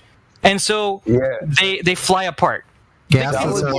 Listen, hold on. Solids contain liquids and gases just because of the one is loosely bound and the other is more closely bound at the molecular level. So a solid is tighter in molecular structure than a liquid. It can't flow through it. You're right. I mean, it's a dumbass question. No, it's not a dumbass question. Absolutely, it does when we're talking about Earth in the atmosphere and containment of the gases. All right, Battlemont. So what happens? So in an open system, gas is free to move omnidirectional. Is it not? All right, sorry, I have to go. My wife is here, but I'll come back. Yeah. That's cool, Charlie. That's I'll talk to you guys later. Bye. questionable. I'll reset your name for you. He can't let his wife catch him talking to flat earthers. He just pulled in the That's driveway. He's like, shit, I gotta go. highly sus. Sounds like he's about 19 or something. I know. 29 with a master's degree, but I gotta ask why solids contain liquids. I could have guessed sideways. The wife gets home. Who the hell are you talking to? You know, like, oh, a bunch of flat earthers. No. I think it probably happens a lot to these guys. He would never tell her the truth, but yet he spends hours on here, whoever the hell he is. I want to tell Witsit good job for dealing with a good stop over last night. Yeah, exactly. Yeah, no. Thanks, I guess. Yeah, dude. I was watching the whole time. I'm like, they remind me like the DNR, the park rangers, right? They've got a federal jurisdiction, like, so they can give you a ticket anywhere in the United States. Those guys tend to have a bigger chip on their shoulder. Yeah. The younger dude was the superior officer, right? So, and he obviously had a chip on his shoulder, and you were poking at him. The other guy, I think you were right. Let me explain. An inorganic substance. Let you explain. An inorganic substance doesn't have life, but an organic compound. Does organic substance have life? Yeah, it has cellular. Oh, it organization. does. So fucking it has methane cellular has organization. life. What so are cells? methane has life. What are cells? Really? Cells. So okay. fucking methane has life. What is bacterium? It's a unicellular organism. It's a unicellular organism. I'll tell you what, clown fuck of a moron. How do you get a single ribose DNA base from its constituent parts, please? Chemical reaction right fucking now. That's what I just asked him. Hydrogen, ammonia, methane, water. That's not a chemical reaction. Yes, it is. Literally look up the Stanley. We want the reaction. That's an elephant hurling fallacy. Give us the reaction, fucktard, in the second law of thermodynamics concept. I want the T, right? Yeah, well, okay, get a flask. Get a flask. Fuck off. Get a What is spark. delta G? Yeah, spark the flask. What is delta G? You're talking about Stanley Miller? Yes. Are you fucking You're kidding talking me? about the Miller experiment. Yeah, Stanley Miller. What was the purity? What was the purity of what he got? He literally got amino acids. He synthesized amino acids. No, he didn't. Yes, he did. They reanalyzed the flask, you dummy. They reanalyzed the flask. What? Looks like I'm not. Go ahead, take Yeah, over. 'Cause what? I'm not putting up with this shit. What did you say about the flask? They reanalyzed this flask something like 40 years later. Yeah, and what does that prove? He synthesized amino acids. He didn't synthesize anything. Yes, he did. 13 of the 22 amino acids had chirality. They were left-handed. That's what life uses. They use left-handed amino acids, not right-handed ones. You're a fucking moron. No, they didn't. What are the amino acids they come up with? Bro, 13. Bro, what are the amino acids? Wikipedia article, QE. He read the Wikipedia article. What are the I'm amino not reading acids they come up Wikipedia. with? I'm literally telling you the basics of You the ain't experiment. telling me shit. I knew fucking Stanley Miller and fucking I know more about Stanley Miller yesterday. I forgot more than you know now. Okay, You're a then fucking object to what I clown. said. Object to what I said then. Come on. Object to what you said. You haven't answered my question about the fucking DNA. You said Give ribo. me a single nucleoside. I bet you don't even know what a nucleoside is. What's a nucleoside? You didn't even ask. You didn't even ask about Yes, I did. What's the codon? Now, what's a nucleoside, number one, and then show how a nucleoside can be formed naturally from its constituent parts, and I want it in a delta G context. Show it now. Nucleotides just compose DNA. No, and I RNA. didn't say nucleotides, motherfucker. I said nucleoside. What's a nucleoside? Are you gonna be nice? What's a nucleoside, you clown fuck? Okay, if you're gonna talk like that, then I don't know I'll why tell it you was what, continue. you're fucking done. You're a clown fuck show. Why do you talk like that? You don't need to talk. You're a fucking pretender clown. Huey, What? he said diffraction and refraction are the same thing. Yeah. In the context of a boat disappearing over a horizon, yeah, they use it interchangeably. How is diffraction? Anyways, What is the how is, no, anyways. What How is does- your what does objection to diffraction the have to do with the Stanley Urey horizon? experiment? Oh. What is So your our objection? topic is flat Earth side. We're going back to the horizon, Yeah. diffraction, refraction. Tell me how diffraction. I didn't get my answer for diffraction abiogenesis. interacts with the horizon. How it causes it. I didn't get my answer for abiogenesis. There is no abiogenesis. It's a fairy tale. What is the what are the odds of a single protein? What is the how much time does it take to a single protein to form by chance? Protein? He can't get. No. Hold on. I just want to answer. Single protein? He can't even get fucking alpha. What's an alpha amino acid?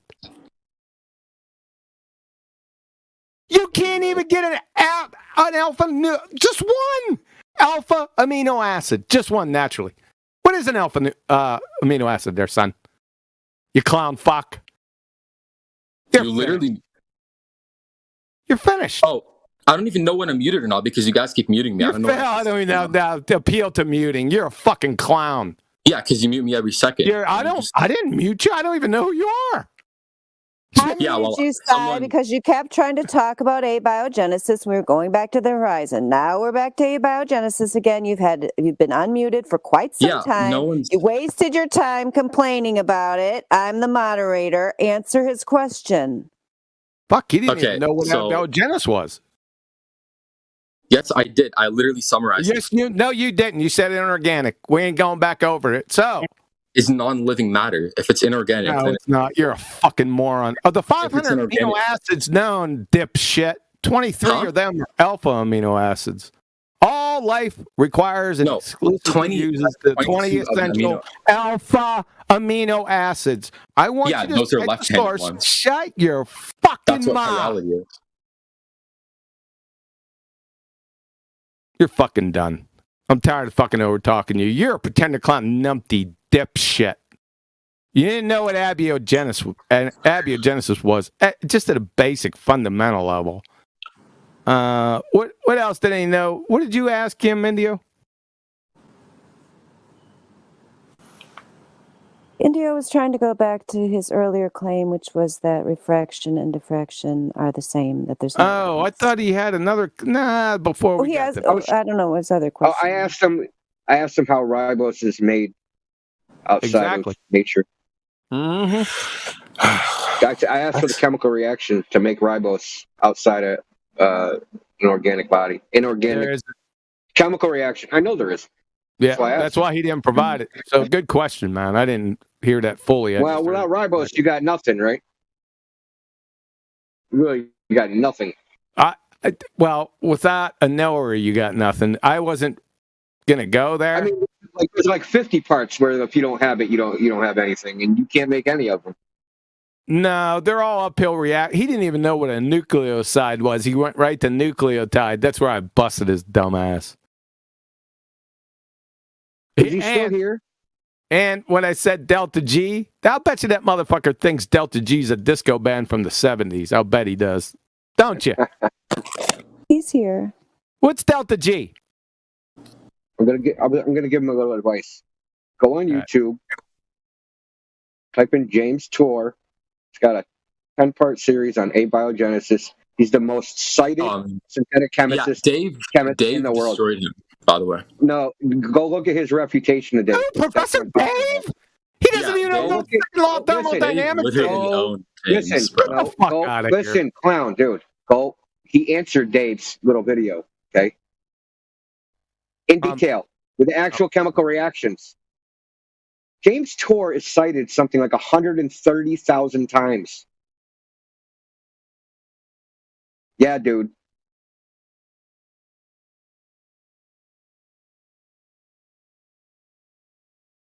He's considered one of the top 3 chemists in the last 100 years. So, I'll put him up against Professor Dave any day. He went up against Professor Dave. We don't need James Tour. I destroyed his dumb ass. He doesn't know what the second law of thermodynamics is. He doesn't know what delta G is. The exact question I asked this fucking idiot. What's delta G? What is... Oh, you've had plenty of time. You've had like 5 minutes to look this shit up. What is delta G, fuckwit? Listen, I'm here to discuss abiogenesis. Fuck you. You don't even know what abiogenesis is. You already showed that. Cite a definition of abiogenesis right now. You're not coming off mute. Right fucking now, I need a citation. Abiogenesis. Right now. I'll guarantee it's not what you just said. Guarantee it. Because I know it.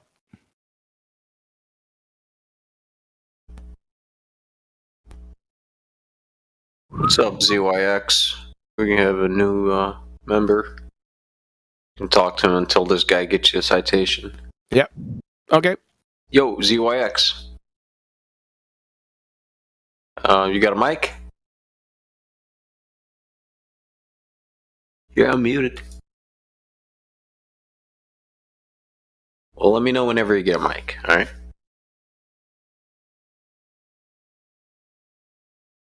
Alright.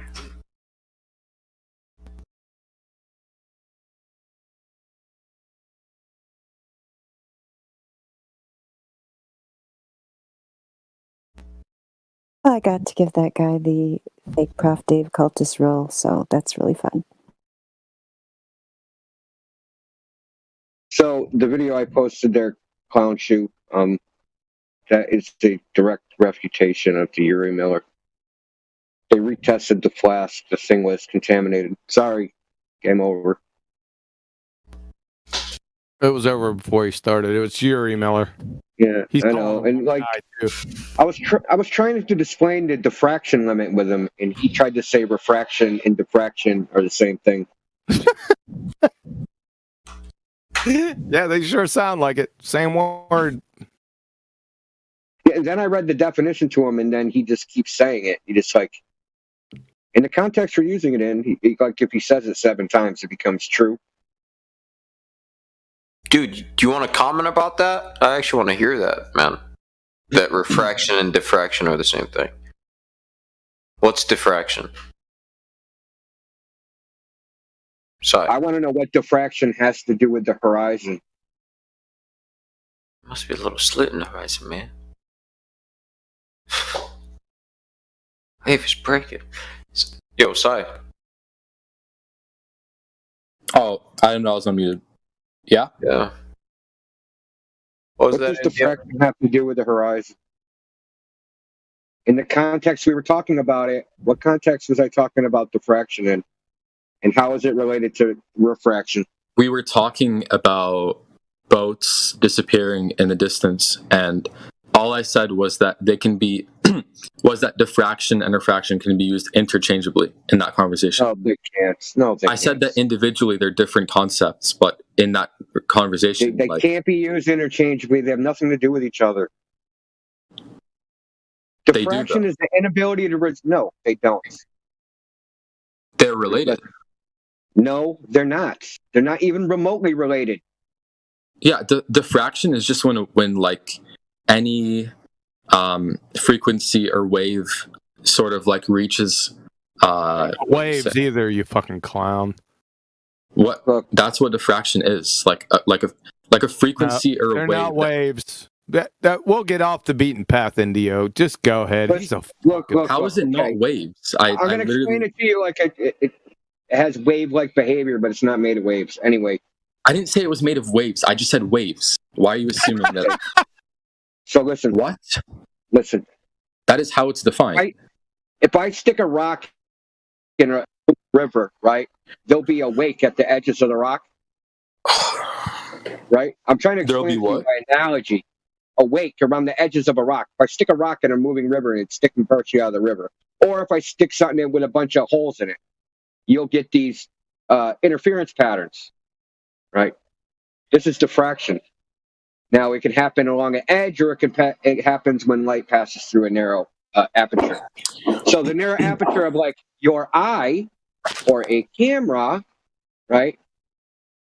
If the angle displacing two waves is too narrow, you can't differentiate 2 points of light. This is a diffraction limit. So 2 points of light, and I use the headlight analogy. So you can measure in the car.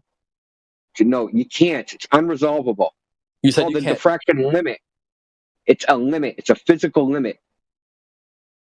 But they're like it's like separate.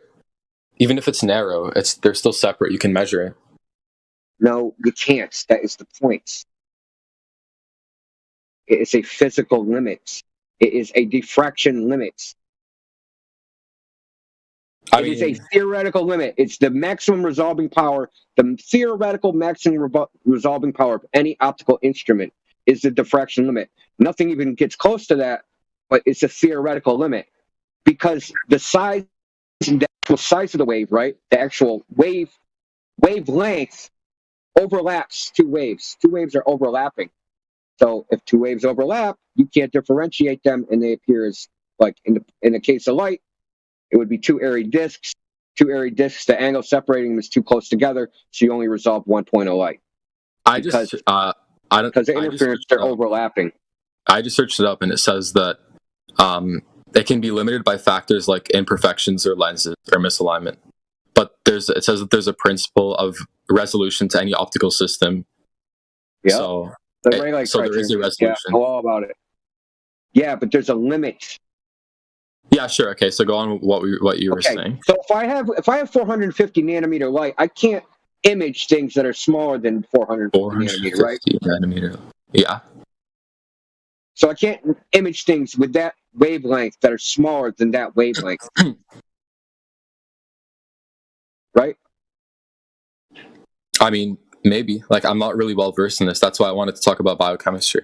So stop talking about it. Then why are you like, you can use them interchangeably? You can't. If you don't know anything about it, just admit it and move on. I'm not completely ignorant on it. I know some stuff of it. No, you're completely ignorant. Okay, sure. Anyways, is there any like specific channel for like biochemistry or something? Not here. What does biochemistry have to do with flat Earth? This religious channel. Just scroll down. Well, the server's mainly. Here, Huckleberry Sunshine. I just handed you your ass. By the way, you need chemistry 101. You don't need biochemistry. You need chemistry 101. Okay, then why you don't need you to start off why don't at you expose inorganic me? chemistry. Why don't we talk about the flask? You can expose me right here. I exposed you already. You didn't know. Okay, do it again then. Let's talk about I posted the video. I posted a video. You can watch it. Biochemistry. Abiogenesis. I just posted definition like I said it was. He's a fucking clown. He doesn't even know that. That video is part of a 13-part series, a refutation of Dave's little two-part series. I'm out of here. I want the kid to actually learn something instead of being a dumbass.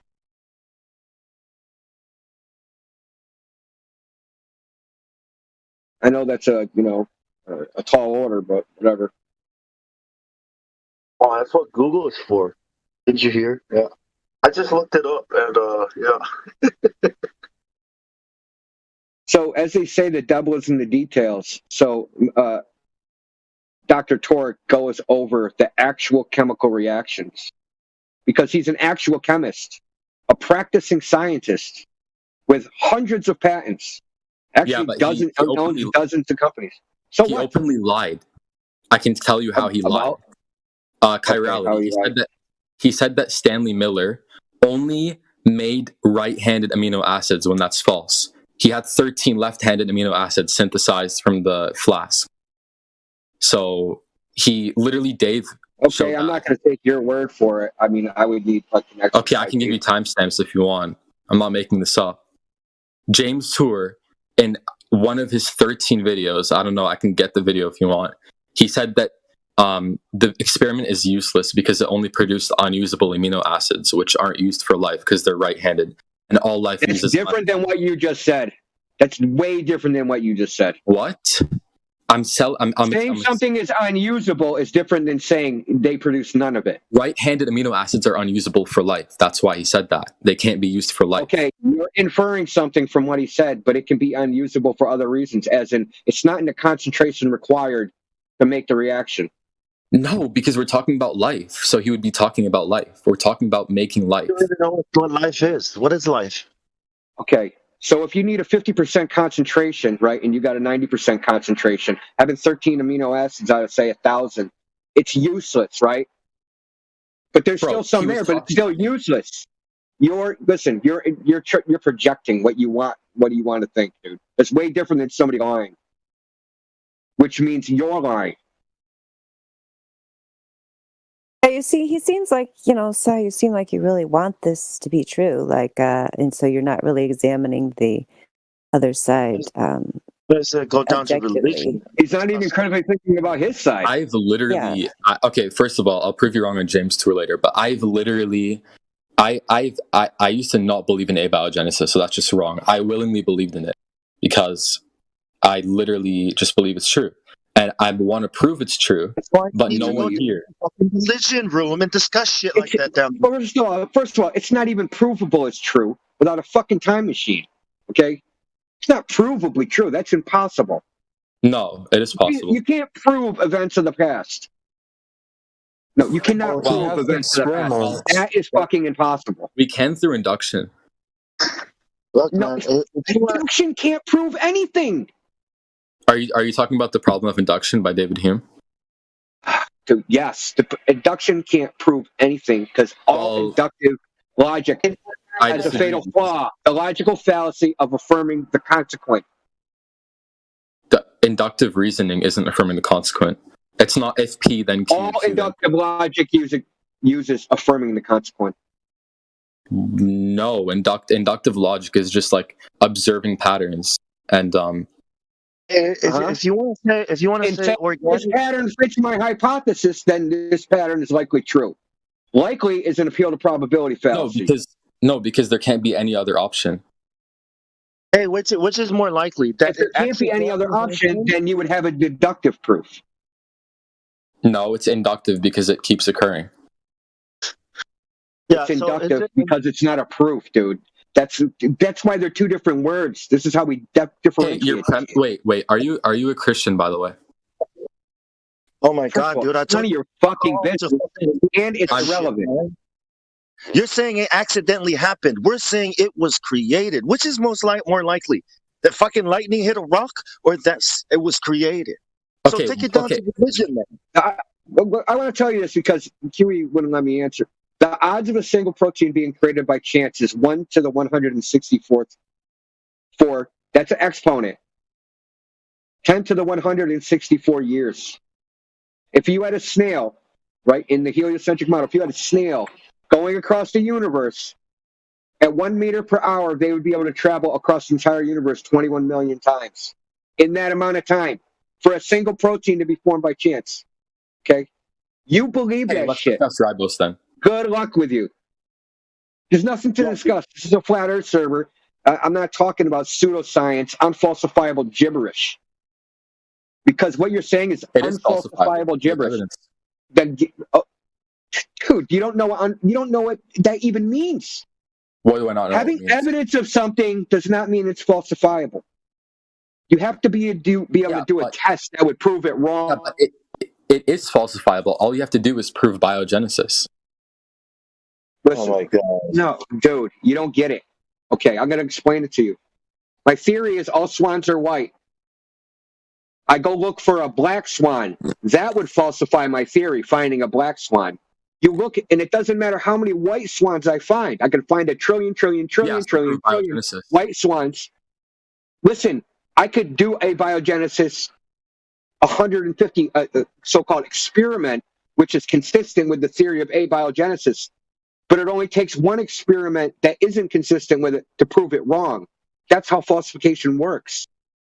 Yeah, so if you prove confirmations don't matter. If you prove biogenesis, then abiogenesis is wrong. Dude, you're an idiot. You are. Do you know what biogenesis is? It's I've got 6 children. I've proved it 6 times, Sai. Dude, you're like super stupid. Listen. That's not proving biogenesis. Listen, I'm going to ask you a simple question. If I could do an experiment to prove abiogenesis did not happen, what experiment would that be? You could probably examine the chirality and prove an error there, because if the chirality has an error, such like if you use James Tour's argument and argue that, for example, like the early Earth didn't have the same conditions that we had today from the Miller experiment, because the early Earth was like a lot different than today. Like it was like a neutral atmosphere. Was it flat? Was it a flat Earth? Early Earth. Holy shit, stories, man. I asked for the experiment. I asked for the early experiment. Yeah, that's what the early Earth Listen, is. do you see? Why don't you see that what you're doing right now has nothing to do with any type of science? You're telling a story, like a storyteller. That's You might as well be reading us Middle Earth. You're not talking about chemistry, but you're not talking about chemistry. Abiogenesis it's literally purely chemistry. Okay, you haven't given us any chemical reaction that anybody can perform in a lab. Okay, I'll give it to you right now. How far is early Earth? Hey, so Take this, hydrogen. listen, okay, dude, I asked you for the experiment, the scientific experiment, like a chemical reaction, anything that I can do to prove that abiogenesis is bullshit. What experiment can I do? To prove it's wrong? Yes, that's how falsification works. Falsification. Yeah, I know. You can do what Louis Pasteur did. He tried to prove biogenesis. He did an experiment, I believe in the 1800s, on chirality, where he tried to prove that inorganic substances don't have the energy to produce organic compounds. That's what Louis Pasteur did. You can search his name up. He's a well-known Christian that argued for biogenesis. He argued for biogenesis. Pasteurized milk, dude. Yeah. Huh? Like, we all know who Louis Pasteur is. Yeah. Pasteurized milk. Huh? You never heard of pasteurized milk? Jesus Christ, man. Holy fuck. I'm about to jump off the fucking ledge right now. Yeah, well, maybe you should. Like, serious, man. No, like, dude, you have the fucking one of the worst Dunning-Krugers that I've ever seen in my life, man. Like, seriously. Okay, then make an argument. You can't make any arguments. I did. You don't understand the argument. That's the problem. Okay, what's the argument against abiogenesis? It's not falsifiable by fucking experiment, which makes it pseudoscience. It is falsifiable because it makes. And give me the experiment that could falsify it. Okay, so we can just look at what Lewis did, I guess. What he Another did was story. So if he got a certain result, it would have falsified abiogenesis. You couldn't claim that it was a different mechanism. Yeah, no, there's definitely more than one mechanism, but I'm just using an example. So you can prove that inorganic things can't give rise to things that have cellular like organization. So you can do that by doing an experiment similar to what Stanley Miller did. You can get a flask. You can get organization. What? You can get you can get a soup of molecules. You can get a soup of molecules. What molecules? Will you please let him finish? Will you please, can, let him finish? I want to destroy this bullshit, dude. Okay, yeah, you can write it down. So look. So you I don't need to write it down. I'm going to just destroy it because I already know the answer because you're just talking gibberish. Okay, perfect. You can destroy it. So Stanley, you do your Miller experiment. So they did it for how much time? 7 days, I think. Okay, so what if they didn't get anything in days? Would that have falsified abiogenesis? If they didn't get any result? No. Yeah, in 7 days. No. Yeah, probably. And what if they did it for 14 days? No. No. What if they did it for 300 days? No. 300 years? No. Right? Maybe. Because they're talking about time scales that can't be tested. So we're talking about time scales that can't be. No, listen, dude. Yeah, I want you to really comprehend this because you're having a really hard time. It's not falsifiable because you can just say, wait longer. Right? So that experiment can't falsify abiogenesis because you can just say, You didn't do the experiment long enough. No. I don't think it's purely time based. I think it's just it has to do with the compound. And this person time based. I can explain the experiment you can do. You asked me to explain it. I can explain it. Dude, I didn't ask you to explain shit. I asked you for the experiment that you could do to falsify abiogenesis. You asked me to explain the experiment, which can falsify it. I'm about to say. No, it would not falsify it. You already conceded that. No. I didn't concede anything. I said that just that if they didn't synthesize any organic compounds in 7 days, it wouldn't disprove it. But there's other ways, and I can explain it right now. Yeah. Okay. Give us. So, so do a test like Stanley Miller, but I'll modify it. Okay, I'll give you a difference. So you get a flask because we're going off what abiogenesis says. So you need energy to spark the reaction. So you get a flask. You get a what is it called? So you get hydrogen, ammonia, water, and methane. Those are the basic chemical reactions we need. And then you get and then you get molecules. So you put RNA in there. And then you can put DNA in there. So yeah. Where did that come from? Huh? RNA. Where did RNA? Where did you get RNA and DNA from? Where did you get that from? Oh, hold on. Spontaneous combustion. Somehow. Hold on. So the primordial Earth before life had DNA and RNA. No, RNA came first. Before life came, there was RNA. Yeah, that's called the RNA world hypothesis. It's well known. The hypothesis. Yeah, it's a hypothesis. Well, if it's a hypothesis, that means it's never been tested. Well, we have a lot of evidence. We have a lot of evidence that RNA molecules existed. I can give you evidence for that if you want, but that's a different topic. RNA isn't organic, so it doesn't matter. Look, but it's never been tested. Okay, do you want me to give you evidence? You know what a hypothesis is, right? A hypothesis is you haven't done the experiment yet. Yeah, but we can still give evidences for it. So, like, my hypothesis is I'm going to cross a bridge in 3 days. Okay, I can't say that I crossed the bridge in 3 days because it's still a hypothesis. It's complete speculation. So your evidence is speculation? Okay, do you know what the RNA world is or not? Dude, listen. You're dancing around. And I'm getting pretty tired of it. I just want the fucking experiment. No, I was going to finish it, but you interrupted me. Look, you're wrong because that experiment can't falsify anything because the RNA hypothesis is simply a fucking hypothesis. The RNA world is literally... How can it falsify a theory? How can a hypothesis that's unproven falsify a theory? Okay, RNA is a close relative of DNA. It was the first genetic molecule. Oh, he's got to get the story out. I don't give a fuck about your story, dude. Really, I don't. It's a story. It's a story. And you are literally proving it. Just listen. This is the story. Okay, this is the story. Good for the Bible. No, it is a story because you have no evidence for it. The Bible is a story. No, you have no evidence for it. No, you have no evidence for it. That's why it's a story because I'm asking you for the falsifiable experiment so we can actually call it science, and you don't have any. You just keep going back into narrative, dude. Song and dance, song and dance, song and dance, song and dance. This is what you're doing over and over again. Right? I want the experiment. The experiment. Give me the experiment. The chemical reaction. Give it to me. So if I get some result, it proves it wrong because we want to be able to call it a proper scientific theory and not a fucking story. Okay, so I'm going to finish what I was saying now. The story. Okay, let's hear it. Yeah, let's hear your story. Why don't I just read Wikipedia? Yeah, if you want, you can search up the RNA world because it seems like you don't know what it is. I don't care. Then don't mention Wikipedia. Anyways, what I was saying... Your Wikipedia. What? Your Wikipedia. Okay, I guess. I don't know why that's an insult.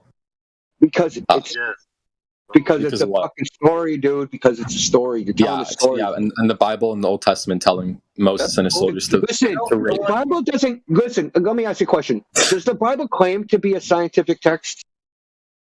Hopefully not, because it makes so many errors, like calling whales fish.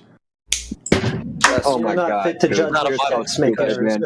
Dude, like, listen, that's to categorize things like that. You're so stupid, dude. Dude, I'm muting you. You're fucking. That is so dumb. I'm muting. You didn't categorize things like. Yes, I find it unfortunate. Yeah, I'm still not muted, by the way. We find these young people that they actually don't understand why we make fun of Wiki as a source, like, you know, Quantum Eraser, which I think it's funny when Quantum Eraser, what is it that he says? Oh, your alma mater, Wiki. This guy is, his alma mater is Wiki. He's not even like ashamed of it. He doesn't even understand why it's a joke. Like, it's humorous to me. I'll literally link when you I was in when I was in education school, you know, we were taught that to teach our students very clearly. I guess teachers have stopped doing it. Wikipedia is not a valid source. You can possibly go down to the bottom and find the sources that the page were from and see if they're actual academic sources that have credibility to them. But these days, even that you can't even, you know, rely on, because you cannot necessarily even rely on a peer-reviewed Okay, do you want Cambridge or university and actually being a valid source, because the information is pseudoscience. So you're new to this idea, you're new to the concept of science needing to be falsifiable, because unfortunately you're a product of society that has given you a misunderstanding of what science actually is, that it has to be observable, repeatable, verifiable, and that you have to have a testable experiment to test a cause and effect relationship, and that has to be falsifiable. So does it do well? Does that go well for you in the world when someone's trying to explain something to you and you just keep saying no while they're talking, instead of waiting for them to be done and then addressing their points and the actual points which they said, instead of going off onto some other tangent? That's so ironic. What would you like to say about why are you saying you don't think science should be falsifiable, testable, repeatable, verifiable? Paul say, why did you keep saying no when I said that? And you're pretending you're the scientist, and you're trying to act like we're the religious nuts here. You're the religious nuts, Sai. You're a religious nut. Doesn't Paul say women can't speak over men? So why are you interrupting me? Why are you assuming you're not a man? Paul says? You're not a man. That's my question. Like, what are you fucking talking about? You're not a man. Wait, so you guys are against Paul? Rock, like Michelle. You sound exactly like Michelle. Complicated. Have you heard of her? Have you seen her face? Have you heard what she said? Yeah, I guess you guys. That's his grandma. You're a religious zealot. You're a cultist. You're a member of a religious cult. Damn. Okay. Okay. Welcome to your world. You're using verses from the Bible or whatnot. It's like, bro, you're the only one that's bringing up like religious stuff. I mean, most of the flat earthers are like low IQ maniacs are Christians. Oh, wow. Yeah. Okay. So, do you have any evidence for that? Fallacies. Do you have any evidence most flat earthers are Christians? Any evidence? Yeah, like all of those nuts quote the Bible all the time. Oh, so your anecdotal evidence, the thing that you guys were talking about earlier, and you questioned on whether somebody knew anecdotal or not. Yeah. You don't know what it is. You don't know what it is. It's so funny how you remember everything I say. You just used it. It's very smart. I remember everything, period. So, anecdotal evidence. Anecdotal evidence. You just used it. Your personal anecdote. You made a generalization. Yeah, it's not a fallacy, you idiot. The people you met. It's not a fallacy, people you met. It's a fallacy. Google it. Wiki it. Even better, wiki it, dude. Wiki it. His brain is melting. Generalization is making a general claim based upon a statistically insignificant sample size. As in, most of the flat earth are nuts are Christians. Like quote Isaiah. Well, you just keep saying that. Like, if you say it 3 times, it becomes true, which is an appeal. Which is argument by repetition fallacy. They all quote the Bible. I didn't quote the Bible once. You're the only one that quoted the Bible, man. You're the only one. You must be Christian. He's the Christian. Yep. Yeah, he's a Christian, Paul, you're a Christian. Paul taught those women. He was like, "Yo, you can't overspeak men. Put them in their." What time is mass? What time is mass, Christian? You can't overspeak. Where do we pay our tithe, Christian? Imagine having a religion with no deity, man. How pathetic. At least get a deity. Oh no, I heard Big Bang was a new deity, dude. Big Bang. Yeah, that's his religion. Clearly, you're a religious zealot, so it's very sad. How did Fanatic. You got called a fanatic. Fanatic. Totally strap a bomb to himself. He would blow us up if he could. Yeah, he's a fanatic. You're a terrorist, Si.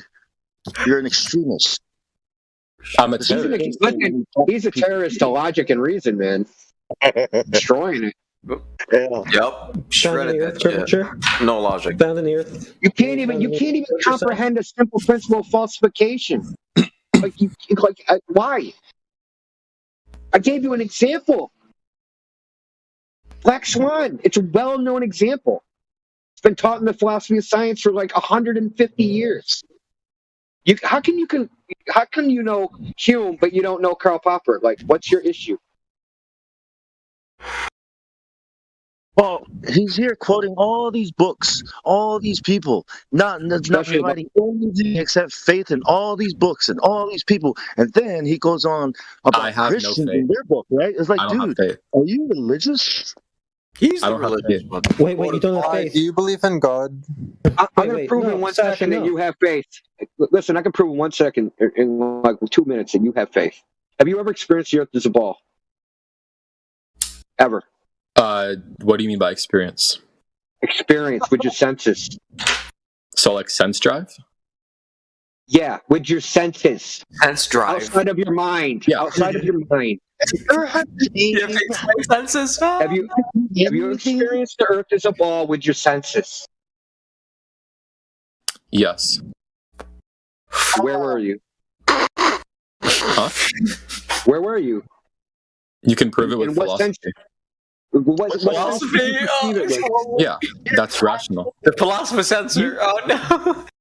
Yeah, you can prove it with philosophy. It's quite easy. First of that's all, what the Greeks and Romans and Persians did thousands of years ago, and yet you numbnuts are still here today acting like retards online. Okay, so they proved the globe with philosophy. What is the axiom of the globe? What is the logical axiom? Axiom of the globe? That's not how axioms work, bro. It's a logical axiom. What is the logical axiom of the globe? That is exactly how they work. No, it's not a refutation. Divided into 3 factors: self-evidence. Okay. Yep. What's self-evident? I don't need to know the other two because it only matters one. Self-evident. So you don't know what an axiom is. is. Self-evident. So what is the globe? What's self-evident about the Earth that it's a globe? That's why I asked you, when do you perceive the Earth as a globe with your senses? When do you experience it? So you're trying to dance around and run away with it because you're caught. You're trapped, dude. There's no way out. What is the globe axiom? Yeah, it's self-evident that the Earth appears flat. That's self-evident. 1 equals 1 is self-evident. The Earth being a globe isn't self-evident because you have to do external things, like you have to do. So you never experienced it. Yeah, I did experience it, but I just don't think it's self-evident. That's it. Those aren't two. Where did you experience it at? Where did you experience it at? How did you experience? What sense was it? I rationalized it using philosophy. That's not a sense. That's not an experience. It is an experience. Do you not believe humans are sentient? Thoughts are not a sense. Yeah, but they're rational. Like they're rational. They're not sensible. Logical. So that's a thought. That's the point. That's the point I'm making. You have never experienced the Earth as a globe. You've constructed it in your mind. Well, no, because I can rationalize it and I can prove it through senses. I already proved you have no rationalization because you have no axiom. You don't know what an axiom is. Through sense, he said he can prove. You don't know what an axiom is. I do know what an axiom is. Can I tell you why there's no such thing as an axiom of the Earth? Can I tell you why? There's an axiom of how we experience the Earth, of what it is. Can you tell us why? Are you able to? Actually, no. No. Technically, what you rephrase yourself, and you're actually right when you say that. There is an axiom, and the axiom is that the Earth is a globe. But that's an axiom because axioms are propositions or statements which are generally regarded as established, accepted, or self-evidently true. You're talking about a mathematical axiom. You're confused. No, that's literally just a general. You're talking about a mathematical axiom. You're confused. I think you really philosophically illiterate. That's what an axiom is. Listen. Yeah, I think you're pretty dumb, bro. Yeah, you're dumb. That's Oh, you said no, You're How just cute. dumb, and you just don't understand. You don't even understand orbital mechanics. That's What a my rebuttal. reputation. Orbital mechanics, bro. You don't know what an axiom is. Come on, man. What a rebuttal. You said this is something that's self-evident. We can look up the definition. Diffraction is refraction. We can just look up the definition. We know the definition of axiom. It's written down. It's in the English language. There's Yeah, so I can read it for you if you want. I can read it. Yeah, and something, and there's three options. Something that's self-evident is one of those options. It's the only one that's applicable. You said that the definition I used was mathematics, but if I go to Oxford, it says this: general noun of axiom, a statement or proposition which is regarded as being established, accepted, or self-evidently true. Mathematics, which is different, a statement or proposition on which an abstractly defined structure is based. They're two different things. You conflated them. I didn't use the mathematical definition. I used the general one. Listen, the mathematical definition is an axiom which was regarded as true. So that's wrong. I just got it from Oxford. You want to see it? Look it up. You don't know any. You obviously know nothing about mathematics. So you're wrong. I literally just looked it up. I'm not. Listen. Okay. No, you're confused, and you don't understand words, and you have poor English comprehension. That's pretty much the fact of the matter here. Taken as true. So in mathematics, you take something as true. So in non-Euclidean geometry, one of the axioms is there are no straight lines. Okay. That's an axiom of non-Euclidean geometry. Okay, India. So you take it as true, and that's why it's an axiom. Great. Go on Google right now. We're not talking about that kind of axiom. We're talking about a logical axiom. So are you saying that all these self-evident, which doesn't have to be proven? Which doesn't have to be proven. You can try. Can you let him finish, bro? Yes, listen, it's not wrong. You're using it out of context because you have poor English comprehension. Okay, then read it. I have poor English and search it up and read it. Let's read it together. Come on. Listen. You have poor. You're using it out of context. There's multiple definitions, and there's different They contexts. all say the same thing. They all make the same distinction. Yes, distinction. That's right. And each distinction has a context in which it's used in. Okay, let's read it together. Has a context in which it's used in. Yeah, great, fantastic, dude. You're trying to dance around and get away from the fact that each distinction of the definition is used in a specific context. And in the context I'm using axiom is in the context of logic. And in the context of logic, it's used as something that is self-evident. It doesn't literally require has proof. label. It doesn't require proof. So you can talk over me all you want. It doesn't require proof because it's self-evident. This is a starting point from rational inquiry. It's well known, dude. Okay, should actually take a philosophy class. Actually, take one. Bruh, you don't even know Phil 101. What good is your brain? What good is your brain? Over 20 years ago. What good are you? You're 4 years old and you don't even. Before you were trickled down your daddy's leg, dude. Like you don't know what an axiom is, bro. You don't know what an axiom is. Yeah, I have a. I know you don't. What am I? Is that next? I have a question. I think you should hold your breath till you turn blue. Yeah, I pressed a few buttons. I'm holding. Yeah, that's a good idea, Cyrus, because he's just a very silly person. I mean, I don't know how he expects us to take him seriously at all, and he can't even make a coherent argument to save his life. Listen, he can't concede because we're flat earthers. He can't concede. I know that's he just explained that. Yeah, the epic embarrassment of being crushed by a flat earther. He can't concede. He's got that inherent bias. Yeah. But if you're because you grew up with everybody gets a trophy. You don't get a trophy here for being a loser. What's up, Bong? I hear you again. I wants to ask him something. I don't know. He's muted right now. Tell me what you want to ask him, Bong Sao, and then we'll decide if we want to. Yeah. What kind of person, right? What kind of philosopher, right, never thinks? What kind of philosopher always has to think about what other dead philosophers have thought about, even though it doesn't make sense, and keeps going with it? What do you call that person? Is that a philosopher, or is that a religious zealot? Sheep. I'm thinking of sheep. I don't know why. Never think, right? Let other fucking dead men think for you. What the hell are you if you're not thinking? If you're not here philosophizing? You're quoting books and people who are dead and then complaining about other Christians, other religious people who use their books, right? And don't think, right, but have faith in what's been said to them. What are you? You're not a philosopher. You come here with your stupid profile trying to look like you're fucking think about shit, but you don't. I'm just saying, what do you think you are doing here if you're not preaching shit?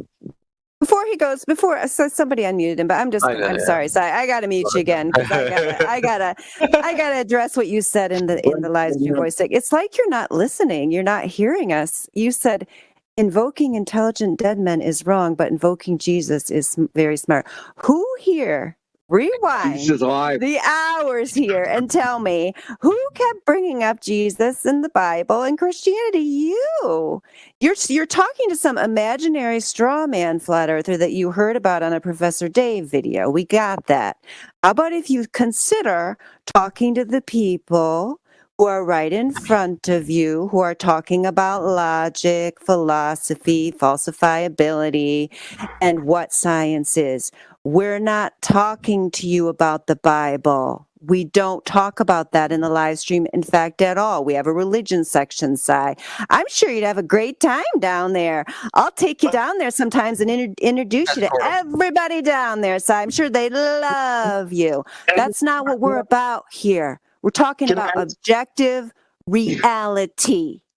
Yeah, and this Jesus you're talking about, this religion that you're so against, right? It's the Catholic Church, right? They're the same people that gave you this ball earth, all this science that you're preaching. The same people that you have a problem against are the same people that gave you your model and all this thing you call science and knowledge. Those are the people you should be complaining to, the Pope, the people that gave you the ball. You see your problem? Like, you don't know who your enemy is. You don't know who you're angry at. You're so... Yeah, it's like Indio said. You can't hear shit because in your mind, right, it's already fixed. You guys are stupid. You guys are dumb. You guys are dumb. Who talks like that? Except little fucking kids who don't know how to speak and communicate. Sorry, that's it. Thanks, Dandelion. Sorry. Yes, the ancient Greeks weren't Catholic, you idiots. Oh my goodness, Si, please. You got to stop with this calling people idiots thing, okay? We haven't called you that, I don't think. Maybe Quantum Eraser did. Bruh, are you dumb? Have you heard the people before? Okay, it doesn't matter we are anymore. not a monolith. We are not the Borg. We are individuals. Si, have I called you any names? Have I called you any names, Si? You called me Si. In a certain way. Is that not your name? Do you want us to call you something else? Don't be silly, bro. Yeah. I'll just ban you if you're silly. Come on. Yeah. Okay. Yeah, So man, Si, he's just an attention whore. I'm to come to the conclusion. He's just an attention whore. He just likes the attention. that's probably true, and it's sad. I mean, if you didn't get proper attention when you were a child, I understand. Like, and you're lashing out at the world. And Tell me, were you raised by a single mother? Give you a hug, bro. Come here. Were you raised by a single mother? I guarantee you're raised by a single mother, weren't you? My dad's literally in the room above me, so probably not. So. I was gonna say, please don't insult single mothers. Oh, you and your dad now? And my son does mom not is think sleeping like that next guy. to her. So. Is it your biological parents? Yeah. Do they know you act like this? I mean,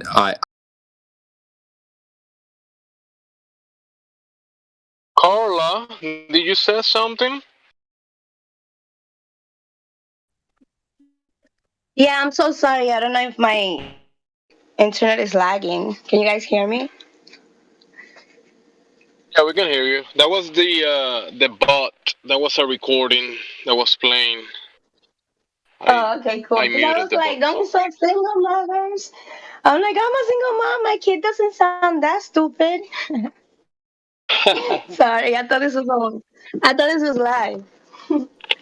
I haven't been in here for a while.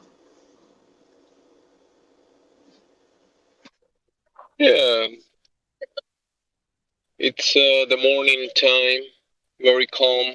That's why Helio was playing some recording from. I think that was probably like a month ago or a few weeks ago. Oh. Yeah, I'm a little bit backed up, a little bit behind. Well, good day to you. Good day to you. Thanks. Blessings. Amen, brother. You also. Shalom, shalom to you. Restful blessing. Now I'm over here making breakfast. Yeah. Just making breakfast. I didn't know what was going on. So like I said, I haven't come in here for a while, so I just wanted to pop in and I'm like, who is that guy? Poor boy.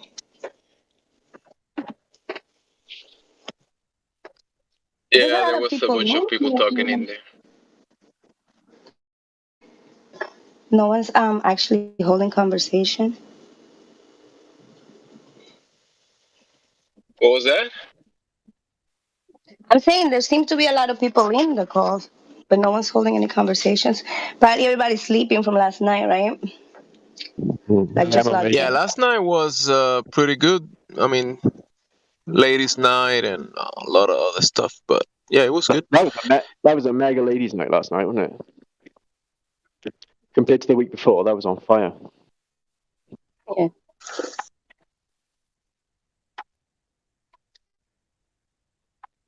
Let me put Now the that, volume now up. that now that I know that you guys were like playing something, if you want to go back, that's cool. I mean, I was mostly listening. I wanted to just listen, but then when I heard that stuff, I was like, whoa, yeah. But I'll go back because I'm like I said, I'm making breakfast and I'm like holding the phone close to me. So I'm gonna put it down and just continue to listen. Yeah. Yeah, glad to hear you again. I remember you. You've been here before. Yeah. Good to hear I you don't like again. getting it.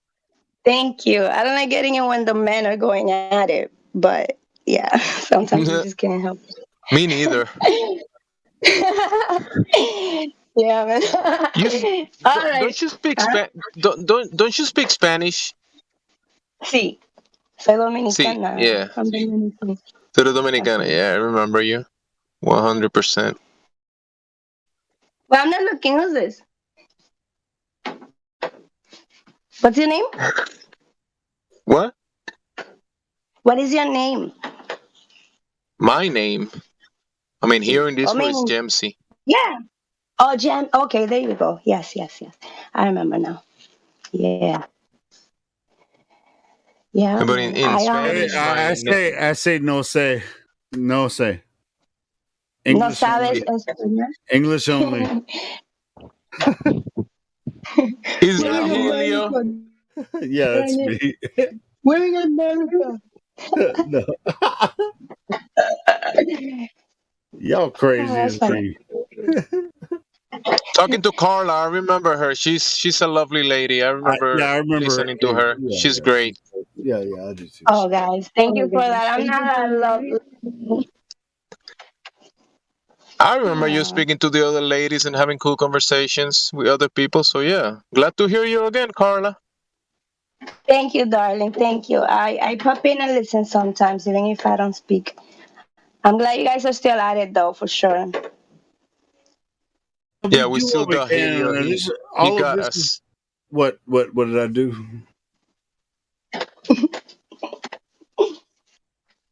I need something. Yeah, open your mic whenever you want. Keep making breakfast. Bon appetit. Buen provecho. Thank you. Tengan buen día. Have a great day. Hey, amen. That's the same. That's the same in Spanish, right? Boom. Amen. Amen. Amen. Yeah. Yeah, because amen is actually like a Hebrew word. It's not a Spanish or English word. Okay. Well, I mean, I don't know. I guess. It's like hallelujah. Like hallelujah. How do you say continue? How do you say continue? Continuar. Continua. Continuar. All right. Cool. Continuar. You could say sigue. Yeah. You could say sigue, which means like go on, and it's easier. Oh, cool. Yeah, I was just playing to fill dead air. I mean, because we live stream 24 hours a day, so I was just playing videos, you know. But if you say sigue, you could use sigue like to follow someone. Sigue, seguir, follow.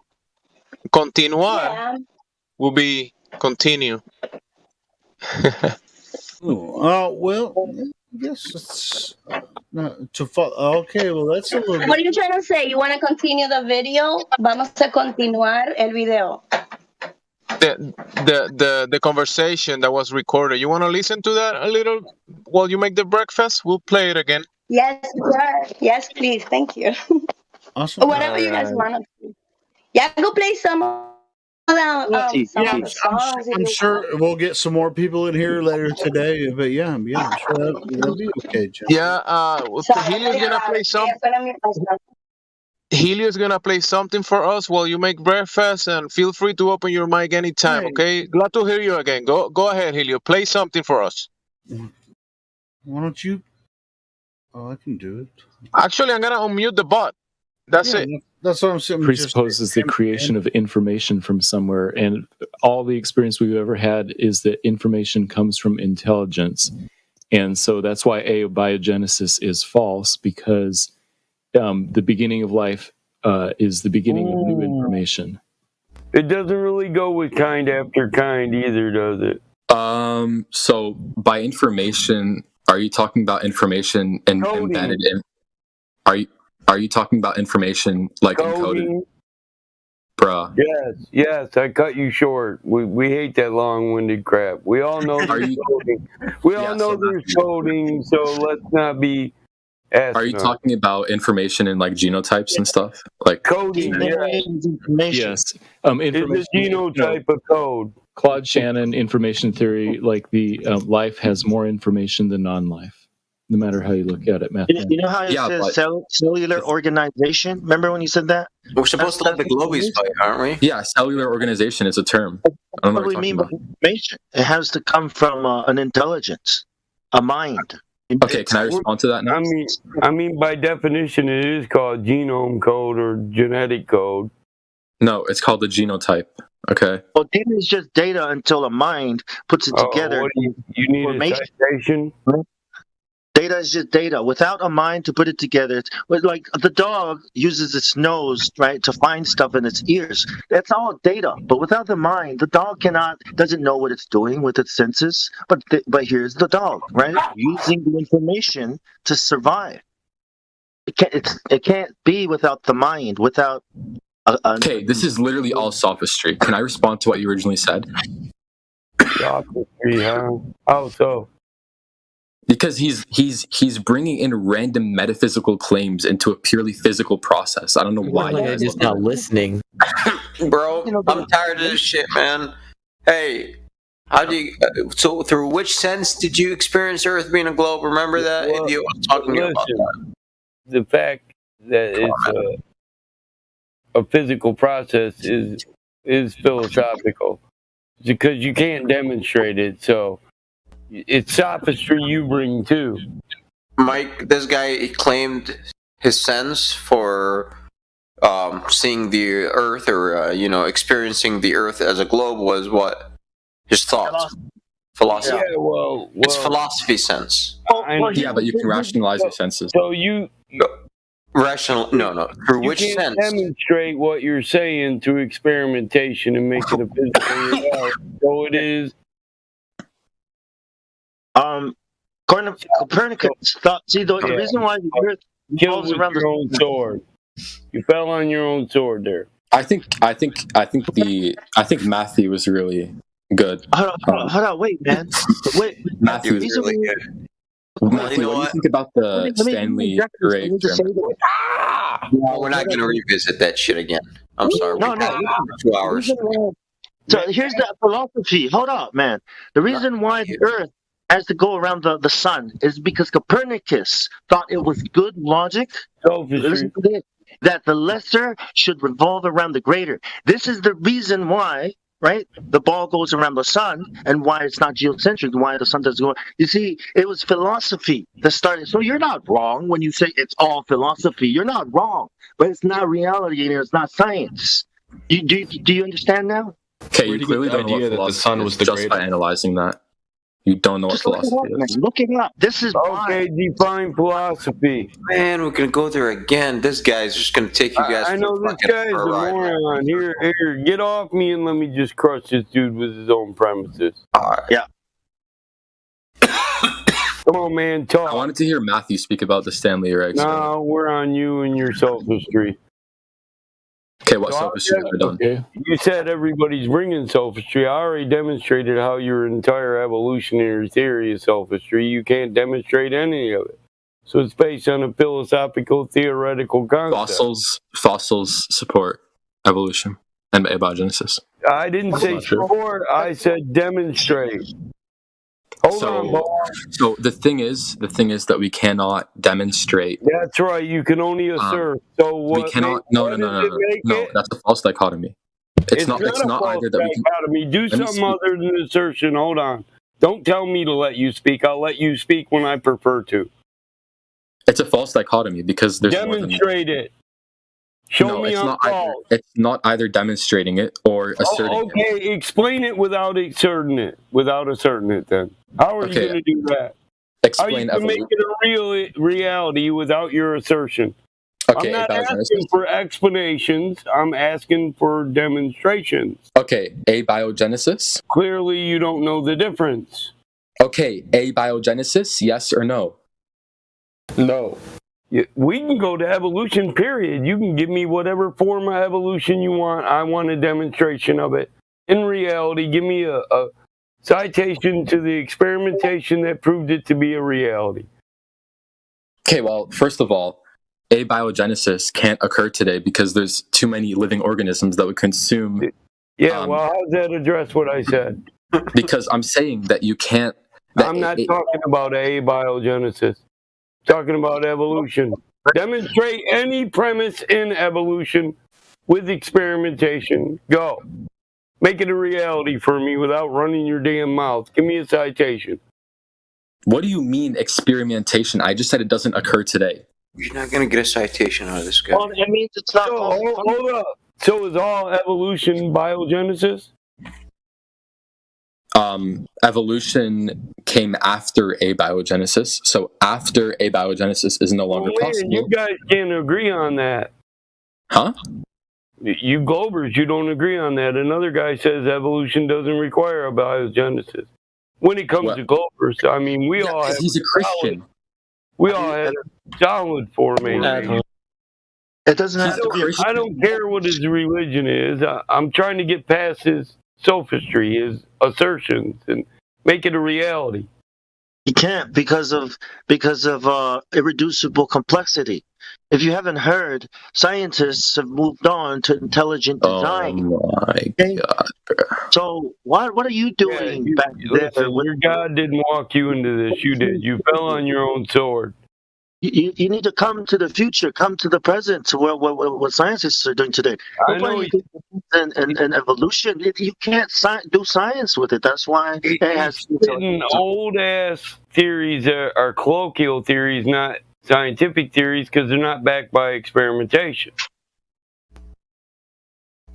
And like, so do you believe intelligence evolves along with man?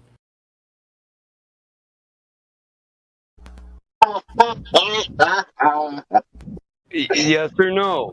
We become more intelligent as we're better equipped to live in our environment. I think the opposite. Yeah, you know, that's the pistol that's going to kill you, right? Why do we file archaic concepts when we now live in a more refined technological world and we can actually demonstrate truths and reality wherein we don't have to theorize them about no more, but we still file these Pied Pipers of the past who trying to take us back. Didn't even have a fucking microscope when they came up with their theory. No. Maybe. I mean, did Darwin have a microscope set? Did this guy even have a formal education, or was he just an ignorant moron? That's not what Darwin did. A lizard looked like a human, so they must be related. How are people monkeys? You're just retarded at this point. I'm not retarded, dude, and you could. You're a retardation. You're the moron. Bro. Hold on, guys. Don't get off because I want to point out something. Your inability to fucking demonstrate your claims and make them a reality in no way is a qualifier for my slowed mental capacity, okay? It's a qualifier for yours. Once again, you're going to fall on your own fucking sword. All I got to do is let you talk and finish your sentence, and you prove you're ignorant and stupid all the way. Well, I think he's religious. I think you're blinded by your passion for this thing that you're going after. Whatever it is you're going after, right? You're not going to get it. Like, are you fighting a war against God or against people who believe in God? I'm still waiting for that citation for scientific experimentation on your theories. To make them something more than sophistry, remember? Yeah, it's not a religion. I'm not religious. Yeah, you were looking for the quick door out, but I'm not going to give it to you. I'm going to grind you in the ground with that sophistry shoe. Okay, go ahead. You live in a philosophical world. You couldn't demonstrate anything you're talking about. And because That's- of it, you attack those two things have no correlation. you attack the person, not the premise. This is Philosophy can speak about ontology, so it can speak about things in the real world. So those two things. Philosophy can talk about ontology because ontology is a philosophical concept, is it not? Yeah, ontology is just entity. Ontology is entity. So yeah.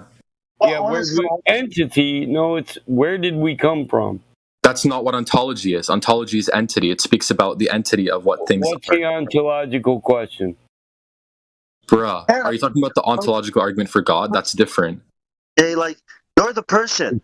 How can you, who is equipped with so much knowledge and equipment today, technology, not be smarter than that dumbass Darwin who had nothing, who works for people, who was This hired? idiot just called Darwin a dumbass, bruh. Yeah, he is a dumbass. Listen, he's another archaic Just like motherfucker Einstein. that didn't even have a formal education. Another moron. So how are you going to qualify that he wasn't a dumbass? You can do so much more than these people. Why do you How are hold you going to prove it? He married his cousin. so-called didn't know anything? Why aren't you He blazing? married his cousin, man. He could live in Alabama or Texas and be fine. Why are you denying your senses when we have all this science to explain to us what's really going on? Why are we living like mystics who don't understand shit about their reality? Why do you guys use your senses to like determine reality? Like, oh my God. He's what you call a fig wasp. Why do you rely on people for integrity that are obviously lower in intelligence than modern people? I disagree with that. I've agreed with everything you said. Battle mod. Explanations of where you live. I don't care if you agree. You have no qualifiers to build a case. No, I'm saying I agree with everything you said except for that. I don't think they're the most technologically refined today. I think man is ignorant compared to, the man of old, the ancient man with the ancient wisdom. Like, we don't even know how they built the pyramid. Show me the guy of old that has a laser. Yeah, why? Okay, so maybe we're more advanced electronically. Show me the guy of consider old that might be even 0 worse. point communication. Maybe they purposely didn't use electronics because it was harmful to us. They were carcinogenic and stuff like that. We don't know how they built the pyramids, for God's sake. We are not. You can't claim that we're more technologically advanced than all of man of history. I'm going to tell you the same thing I tell every idiot that says it. Just do not assume, because we don't build the pyramids, that no engineer could design a process by which to build the same fucking pyramid. I didn't say that. I said we don't know how they. It doesn't matter. It does matter. It doesn't. I can replicate. That means that we didn't have their technology. I could replicate them. So listen, just because we don't have their technology doesn't prove ours isn't better. Yeah, but doesn't prove it is either. And if we are so much more intelligent, we should listen. If we are so much more intelligent, we should be able to reverse engineer at least their technology, and we can't even do that. Listen, wrong, please, man. Listen, I'm an engineer by trade, in degree, so I'm telling you, we can replicate the fucking pyramids. It doesn't matter if we match their process. It does matter. If you're claiming they're more intelligent, we should be able to reverse engineer it. We should be able to make it like backwards compatible, as it were. I don't believe that you can replicate. No, wow, how is it? And I don't think you can adequately How is replicate it reverse engineering a qualifier for intelligence? This is what I gotta know. because you're saying you could replicate it, right? But you don't know how they did it. So if you're more intelligent, you should be able to replicate it the way that they did it. Replicate it. I'm going to tell you that again. Listen, we could agree to disagree on this. Well, it's the same way. Well, you can disagree, but are you an engineer? Have you been tasked with replicating anything ever in your life? Do you know how they built the pyramids? Yes or no? Do you know how they built the pyramids? Yes or no? Speak on this. I don't need to. No engineer knows how they did it. It doesn't matter if you're an engineer. It doesn't matter. Agreed. And we have pretty good ideals of how they built it. Leverage. Leverage. You can move more weight with box and tackle than you can move with a crane. They had box and tackle pulleys, dude. It's like you want to live in some kind of mystical... They built it from rock, man. You just act like we don't know anything about their fucking process, and you're only displaying your ignorance. We are not as technologically advanced as like as they were in the past. Listen, Absolutely. This is your assertion that you haven't qualified. The learned men of today, the leaders of knowledge today you're not are one. nowhere at the level of the leaders of knowledge, the learned men of the past. You're not one. Prove that. Yeah, man. All you have to do is rely on like the ancient texts. Look at see all of the knowledge that all of the ideas that we have for how the universe works came from those ancient men. We haven't improved upon them that much. Is history 100%? He's talking about 100% reliable. I thought ancient men were apes and freaking soup that were swimming on help. No, miss me with that. Hey, evolution's a lie. How is this proving the globe? Can anyone prove the globe to me, please? I'm dying to hear. No one can prove the globe. Come on, please, I'm dying to hear someone prove it. I want these idiots to actually say stuff like this. Don't hold your breath. Because without the globe, we don't have anything to do all these things. Thank you. The globe. About that. Hey, bro. Yeah, bro. I mean, I just joined this call. I just really want to hear someone explain the globe. Like, come on. That's what we want. This Sai. Well, damn it. Yeah, wait your turn. We're all been waiting. He's desperately trying to talk about anything but the globe. He's having a really hard time finding Earth I curvature. want to know how the globe aligns with my senses every day. It doesn't end off by thank you. So Sai here reckons it can be proven with philosophy. Don't get excited. Calm down. I know, but go ahead, man. Sai, you still there? The reality is which it is presented. Hey, man. Right? I muted him because we don't discuss religion on this channel. Remember? Oh, cool. That's why I muted him. Yep.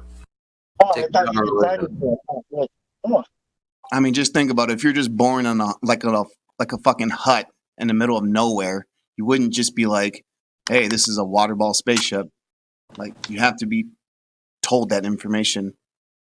Well, if we were in the middle of a hunt and you said some stupid shit like that to me, I'd probably knock you out for fucking up the hunt. Be like, I'm just saying, like, if we're hunting, I can rationalize. You to have your own idea of what you live on without someone telling you. You naturally would just come up with this idea that you're on a water ball spaceship, just naturally. I rationalize that there's an elk right behind that hill. I mean, how many centrics are your arrow? Here's the thing, though, buddy. If you're out there worried about hunting your fucking in the forest, you ain't got time to think about all that other bullshit because you got to survive.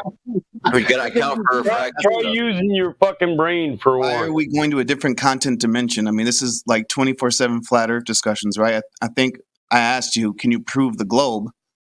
I didn't ask, hey, can you tell me how to live in nature and shit? I'm just asking a simple question, like, why would any human actually come up with this idea in their head? Oh my God! You told this girl. No human has Sai, ever. I guess the only globe is actually speaking at the moment. Sai, Except I want to know who that was directed towards. I think he's trying to direct it to a glober, but Sai's yeah. there. I meant the rant, not the question. Well, he's muted. We gotta unmute him if you want him to answer. I unmuted him, man. Sai, no, like I said, I just why would any human listen? You guys talking about pyramids? Bong, you gotta let people talk or they can't be heard. I'm gonna shut up. Go ahead. Am I supposed to shut up? Who's no? Go ahead. No, you're the guy we want to hear. And you need to take that creator and religious stuff to lobby, to Bible lobby. Religion at all. I ain't saying nothing about that. I'm not talking to you, I'm talking to Seb. If you guys don't clear the religion out of the science stream, I will. It's that simple. We got multiple lobbies down there for religious people. Right. Okay, so, I mean, I got a basic question then. So, when you are younger and you're, growing up. Before you continue your question, who is this directed to? Just anybody. Everybody. Anyone here. I'm just trying to get to I'm with him. I just want him to be able to emphasize it. Can we let him finish? Yeah. I'm just free talking. I really don't care. But, like, I have a son, and I'm raising him, and I'm teaching him everything that he knows. It's very similar to all of us. I'm just saying, just naturally, if I didn't tell him about the globe, I don't think that he's just naturally going to be like, hey, we live on a water ball spaceship. I just don't think it's going to happen. Good man. So my question is, if you're just born in the middle of like a hut with like no one telling you this information, would you naturally come to this heliocentric model? Like how like is there a third model? I mean, heliocentric and heliocentric. I got one for you. How do you naturally just come up with that? Like how does that match up with your senses? The answer to your question is absolutely not. Matthew. They're tending the fire in the hut.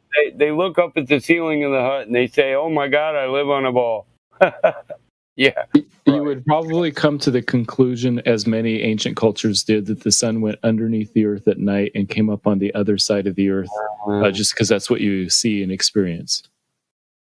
Yeah, but we have better explanations nowadays, like attenuation, atmospheric extinction of light. So it doesn't have to disappear. It gets blocked after a certain amount of atmosphere is in between you and it. But if you're just living in a hut, you wouldn't come up with that attenuation. You would. I know, but I want to get the earth goes. So the thing that implies this is the thinnest part of the atmosphere is the top part, right? And that's where we see light first at dawn. First, it lights up the sky, and then as it gets closer, eventually it'll light up the ground. And then as it leaves, it doesn't light up the ground, but the sky is still lit. Dusk and dawn, same thing.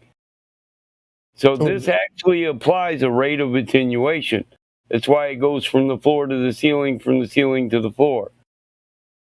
Yeah, but his question was, if you're living in a hut, nobody taught you anything, what would you assume? What would you what's funny is you look. I would assume it moves so far away I can't see it. Yeah, so you would assume it goes under the earth, like they all did. But is you understand that what you looked at was at the sky instead of looking at the ground and measuring the ground?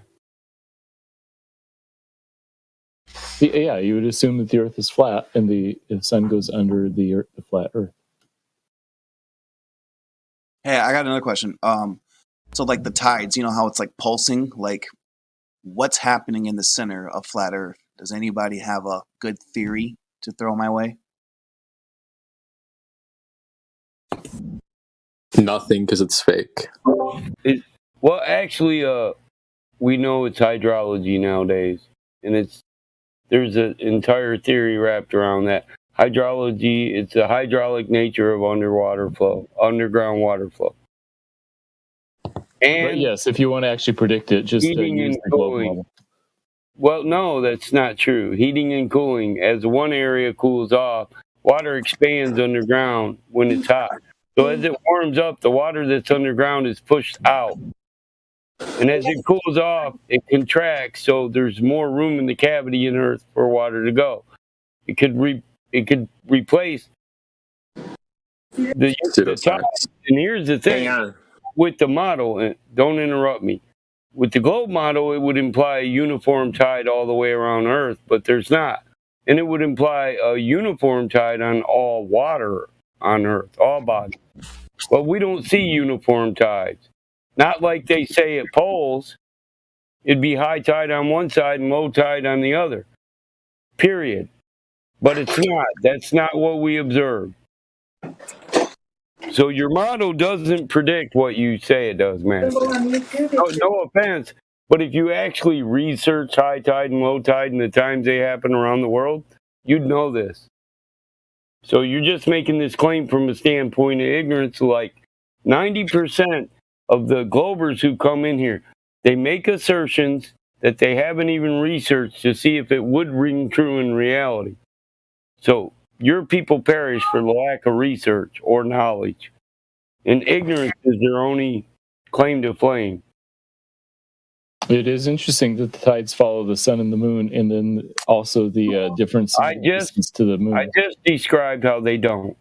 They do. It's just that water sloshes around, and so they're 5 or 6 hours late. They don't. It's got nothing to do with water sloshing around. Your model doesn't predict water. That's hilarious. That's really funny, Matthew. We see convective currents in the ocean. Convective. Same as hydrology, they're affected by the temperature. Whether the sun's out warming the waters or whether it's gone and the waters are cooling. So it just happens to follow a 29-day cycle, just like the moon, just sort of randomly? No, it doesn't follow a 29-day cycle, and it's not uniform. Okay. This is why most oceanic researchers are now leading with hydrology. Just like I said, this is the mainstream explanation nowadays for oceanic movement, hydrology, the hydraulic nature of water on Earth. You know how many gallons of water are underground? When you heat up the ground, you can't deny water expands, pushing it out of the cavities under Earth. And when it cools off, the cavities have more room for water to go back into them. And then we respond to the globe who asked a question. There is no center of the flat Earth. We don't know how far down it goes. We don't know what's below. That's why I didn't touch it. Well, I mean, I guess. What about the North Pole? What about it? Isn't that the center, or is that like not the center? To know that, we'd have to know the extent of land on Earth, wouldn't we? We only know the surface. Well, I mean, going away from we'd have to know all the land that actually exists now. I mean, the North Pole is equidistant. It doesn't from change Antarctica, my so, statement. I mean, it kind of would seem like the North How does Pole. that address? I mean, does anyone think that the celestial time clock and where the North Star Polaris is it true that the North Star is actually shifting? So, like, it may not be the true North Pole? No. We don't believe it. We know it's not at the It very never center. shifts outside of moved in 2,000 years. not a jot or not a tittle. So was the North Star ever Thubian? Only in theory. I mean, have you looked at the celestial time clock, how they have that other hidden land? What? Yeah. Polaris hasn't observed to move in 2,000 years. It goes off of like the zodiac signs, and basically like the North Star is supposed to go around that circle of the zodiac signs, causing the sun and moon to shift. Like with the North Pole, because they're saying the North Pole shifting every 4 miles. And they're wrong. Or something like that. But just saying, like, if that's the case, doesn't that align almost with the celestial time clock? If you looked into the celestial time clock, it goes off of the zodiac sign, as far as like the wheel, and it's basically shifting. So it's like the sun and moon is following the North Star as it's shifting. So eventually, all this land will be dark, and all the other. Where's your evidence that it's shifting? I would have to show you some images of what I'm trying to explain, but like What I do you said, mean by hidden?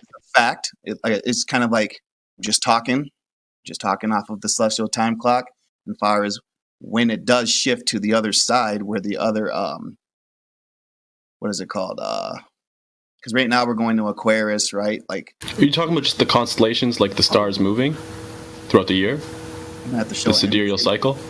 Yeah, pretty much. Okay, I wouldn't say the North Star is shifting because of that. I mean, it's a little bit off center. It's not right at the celestial, center, the celestial North Pole. But I wouldn't say it's like shifting, because that sounds like what the Globers say, which is like over 1,000 years or something like that. It's going to be a different North celestial pole. A different star is going to be there. So just to like avoid confusion, I wouldn't say that just going through its sidereal cycle, just like every other star.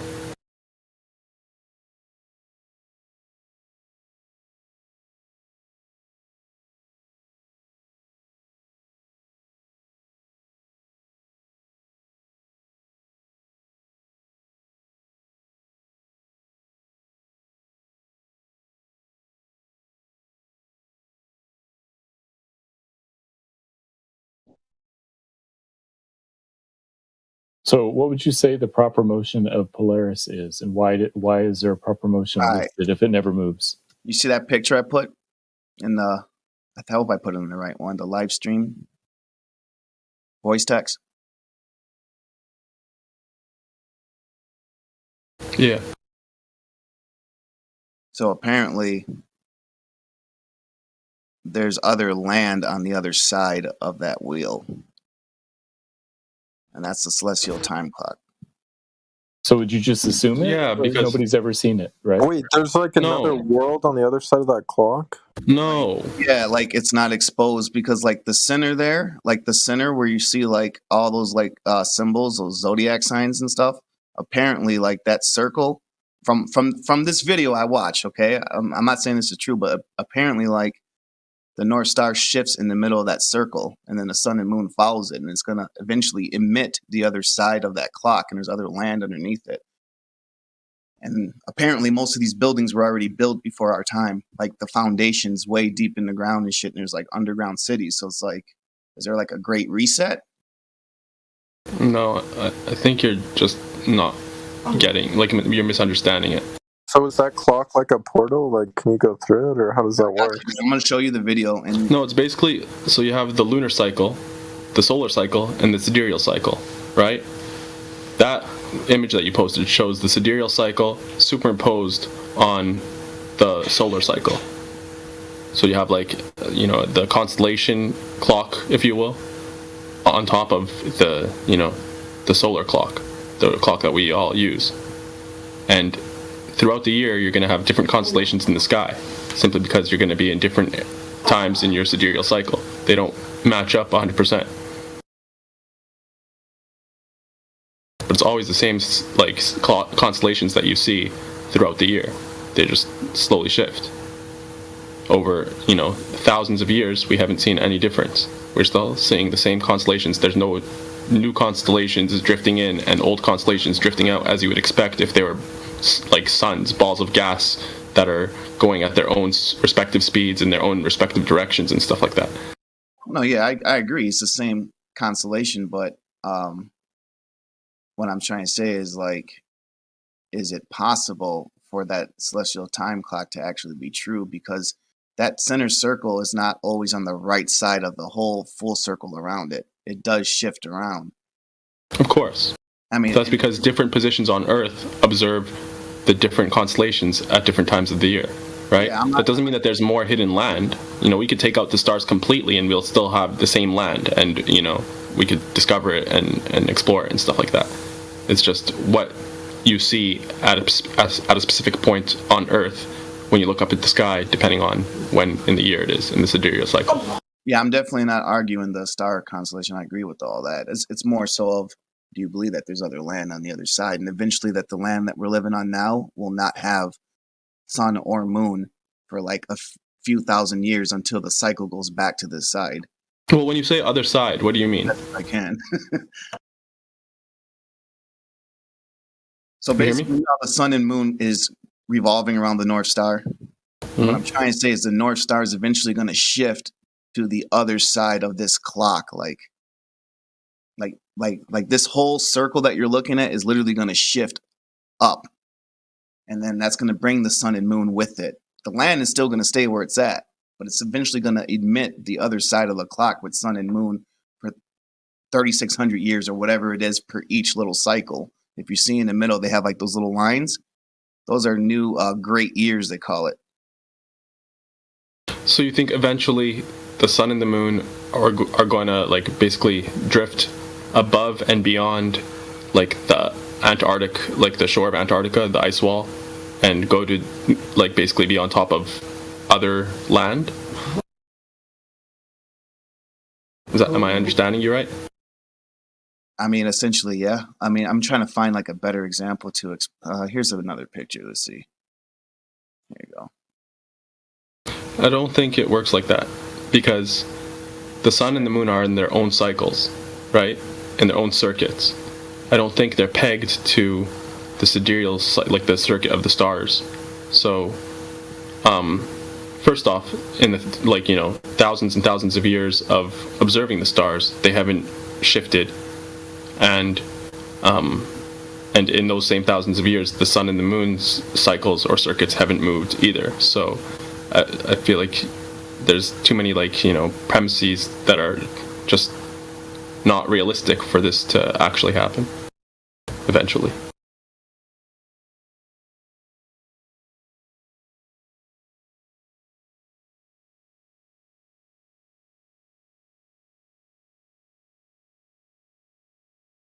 And if I'm misunderstanding you, then please correct me.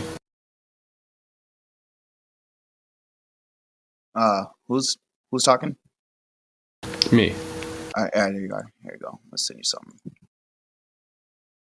kind of tagged it at the certain spot. It's a better diagram of it.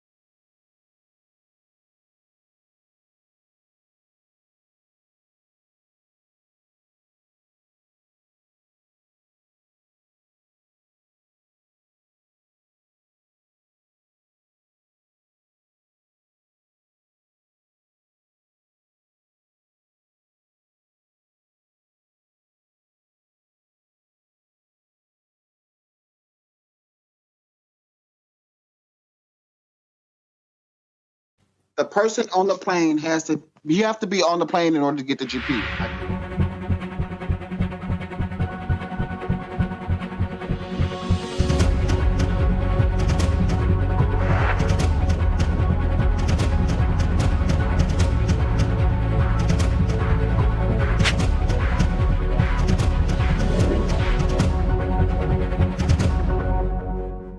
The person on the plane you have to be on the plane in order to get the GP. Welcome to Flat Earth.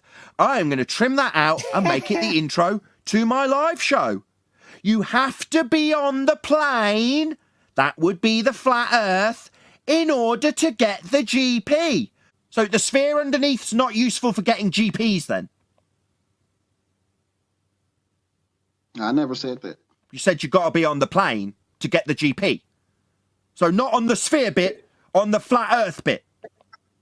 I just said I didn't agree with that. Sorry, I don't care what you agreed with. You told me you had to be on the plane. You made it absolutely explicitly clear it's going to get trimmed back and played at nausea. You definitely need to be on the plane. It's the only way you can acquire a flat baseline to the GP of the star. The person on the plane you have to be on the plane in order to get the GP. You're not going to get that from the sphere underneath, Virus. Yeah, that's because you're wrong about that assumption. I'm wrong? Maybe tell me how, given that you've just told me you've got to be on the plane to get the GP. Now you're saying I'm wrong. I'm summarising you verbatim. I didn't say that. Yeah, you did. It's going to get trimmed out, I absolutely assure you. But I'm glad you've denied saying it, because I'll also trim out in lies. King did say that, you lying bastard pig. Why you couldn't... You lying bastard! I hope you burn in hell.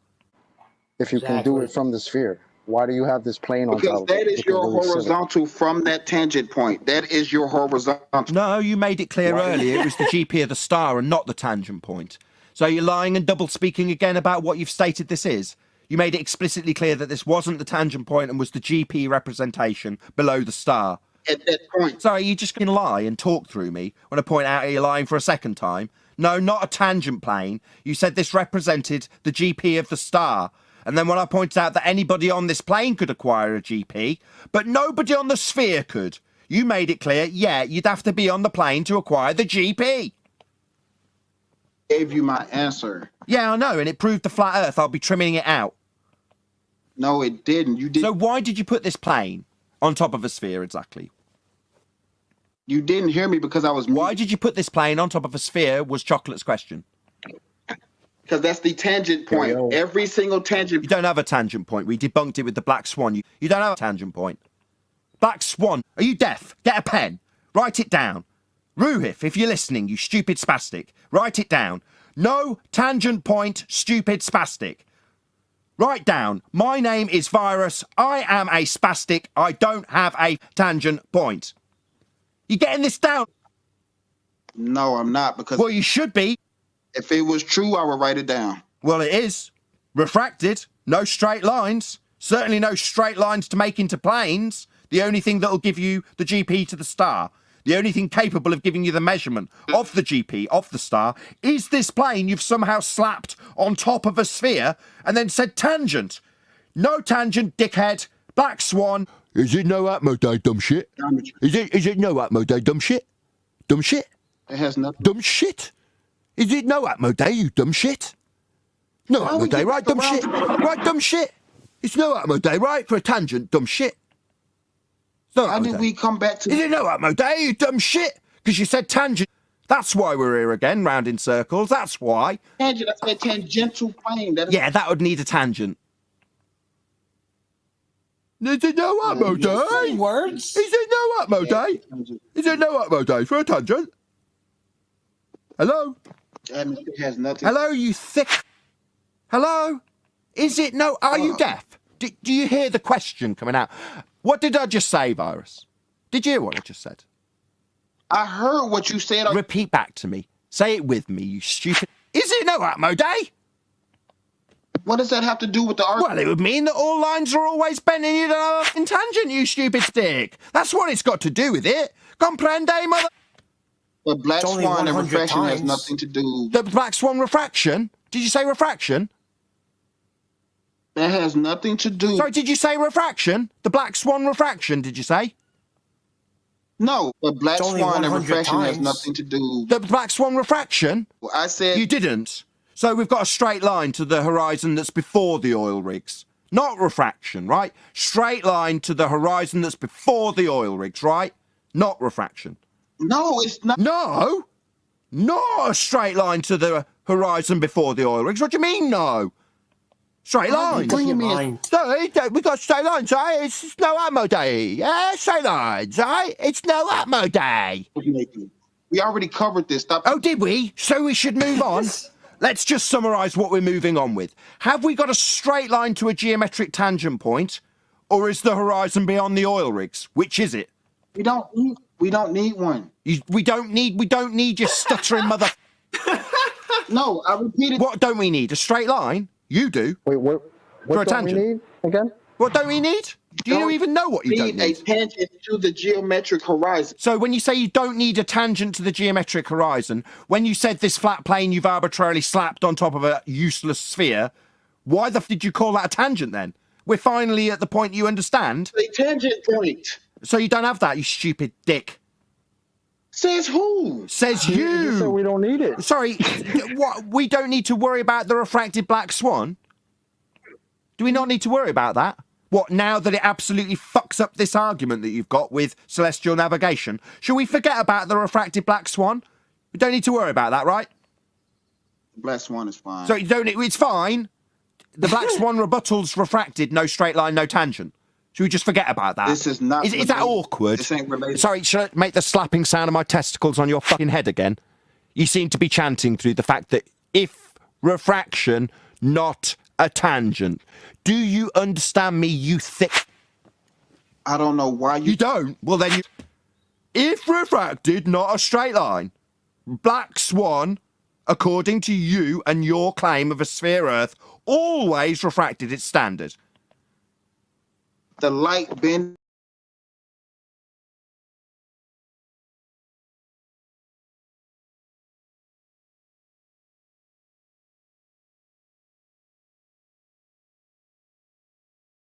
All right, Helio, waiting on the stream. Started.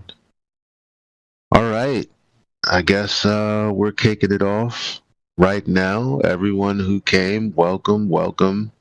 Tonight, we have an interview lined up with 10th Man. He's one of the panelists from FED Debates, Flat Earth Debates, and that's from Nathan Oakley 1980's channel. And I'm a part of that panel as well, and we have shows every day, every morning, pretty much from 9 Eastern and on, every day, Monday through Friday, so you can check him out there. So I'm real excited to be doing this interview style because it allows for us to have a discussion about information rather than debating having the information getting lost. So my goal is for as many people as possible to see genuine conversations between flat earthers so it clears up some of the misconceptions about us and about the topic overall. So, okay, we'll get it started now, and I guess I'm going to ask you the first question. So for the people who are still brand new, let's start with the most basic question. What is a sextant and what is it used for? Check. Can you hear me? Yep, you're coming in clear, coming in hot. Well, I'm glad to be here. Thanks for asking me to be on. Sextant is an angle measuring device, and it's used to measure angles. And they've used it for centuries for navigation. Started off with mariners, and they also have a bubble sextant that works on airplanes as well, because they needed to know where they were when they were 20, 30,000 feet in the sky when the aviation first got started. So that's it. It's a sextant measuring, angle measuring device, and sextant stands for sixth of a circle. We'll be showing some slides later, so I could go more into depth when we see the slides. Awesome. All right. So what made you begin looking into the sextant and how it works? How'd that jump off? It happened almost the same time the Black Swan came out in January 2020. when QE put the Black Swan, Modus Tollens logical consistency argument together, I wanted to know what it was, so I had a call with him just so I could understand it. And once I understood what it was, in my mind, the sextant image came in my mind at the same time, same month, January 2020. And I said to QE, I said, I bet the sextant will take this logical consistency argument that you have put together with the Black Swan to hold different place, because the sailors use that to sail. And once I understood the Black Swan and the horizon and all that, and then QE said, you're probably right, but do the research, don't come out with it right away. Let's get the Black Swan going first. And I said, yeah, that makes sense. So I just dove right into it, January 2020. Okay, cool. Yeah, it's been a couple of years. It's we've actually been speaking now for a few years, and I've heard you mention that you. Well, hang on, let me finish. Just because I started research January 2020 doesn't mean I shared it right away. I waited a long time, and I started dripping it on Flat Earth Debate Show in the pre-show, because I had so much information. And it was so devastating for the ballers that I said, what's the best way to do this? Especially hearing the trouble everyone was having on the baller side with the Black Swan, how they weren't able to understand it or didn't want to understand it. I realized I realized when the sextant came in, it would be even more devastating. So I just dripped it a little bit, wanting more people to do research, and more people did. As of now, Rob Durham has done great research on it. He's got a video out using his CAD program. Adam Meekin's done research on it. Brian's Logic's done research on it. Flatzoid has done it. Mitchell from Australia interviewed me twice, and he's done his own sextant research. He did 8 months of research before he put his first video out. Refracted Curvature, who's on FED Debates, he's having a great time with it. He's showing how you can turn a kitchen into a sphere, which is pretty funny. and then, of course, QE has shared on his channel how you can't have an elevation angle with a curved adjacent. Eli, you've shared, and then Michael Kahn has shared, and I hope I didn't forget anyone else, but the whole idea was to get more eyeballs on it, and it's just working, perfect when it's spread out like that. Yeah. So, do you have any direct experience? I know you had a boat in Cali, and you'd go to Catalina. So, did you get any experience with the sextant, or? Oh no, I had all the technological wonders, chart plotters and radar. I think I had the Furuno system on my 30-footer, and but I remember going into the different shops in Newport Beach, and I remember seeing a sextant, and I've handled one. I never had a desire to buy one or dig deep into it, but it just, when I heard the Black Swan, it was like, it's time to check that tool out. And so now I currently own a German-made sextant called Freiberger, and then I also bought a bubble sextant on eBay and compiled a good resource of books on the subject. Okay, cool. So, yeah, that leads into the next question. So, initially, how'd you approach your research? Did you buy any books, watch any videos? How did it happen first? Started watching videos. Started seeing articles on YouTube about books. Then went to Google and saw what were the main books. Started following channels, going to PDFs, downloaded a ton of PDFs from universities on the subject. Also went into archive books. I've got 500-600 books downloaded on sextant from the 1600s, from the 1600s to now, all on PDFs. And I've compiled my own books. You want me to give you some of the titles? Well, we'll get to that. We'll get to that. Well, just before you get to that, just briefly go over the first thing you saw as a red flag in your research. What stood out first to you? Angle measuring device. sextant is an angle measuring device. And an angle is two straight lines that meet and create a vertex. That can never work on a ball, a curved surface. That was the main thing right there. Now, is that your flat Earth definition of an angle, or? Well, all the books I bought, all the videos I watched, all the PDFs, all the EDU sites, they're all heliocentric baller sites. There's nothing that I wish there was some, but there wasn't any. So I had to go to their material and find all the paradoxes. You know, they show in pictures a globe, but in functioning of the sextant, it can never work on the globe. But they got them together, and that's how they fool people. Interesting. Okay. So did you speak to any experts, or? Oh yeah, I've called a navigation school. I've talked to a YouTube channel guy who does sextant videos. I've talked to, emailed, contacted people, but you know, it's not like I said, "Hey, I'm a flat earther. I'm going to expose you." That wasn't the way I contacted them. I just contacted and say, "Hey, I have a question. How does this work?" "Okay, thanks." Validating what I read. All right. So you said that you were hesitant to share the information. So when did you decide it was time to share it with Flat Earth Debate? Actually, if I said that, I'm wrong. I wasn't hesitant. I was planning a strategy because it was so devastating, and I wanted to not be the only guy. So I started leaking it out in the pre-show on Nathan's channel. By the way, if you want to hear me talk about it 5 days a week, subscribe to Nathan Oakley 1980. That's where I'll debate the subject with the panel members who have also done their own study, which is great. But I said, okay, if I say this, what's their comeback? Oh, well, they'll say this. And if I say, and they say that, I'll say this.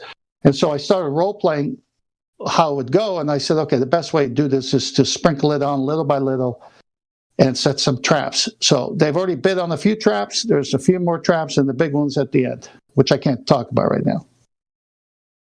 Okay. Yeah.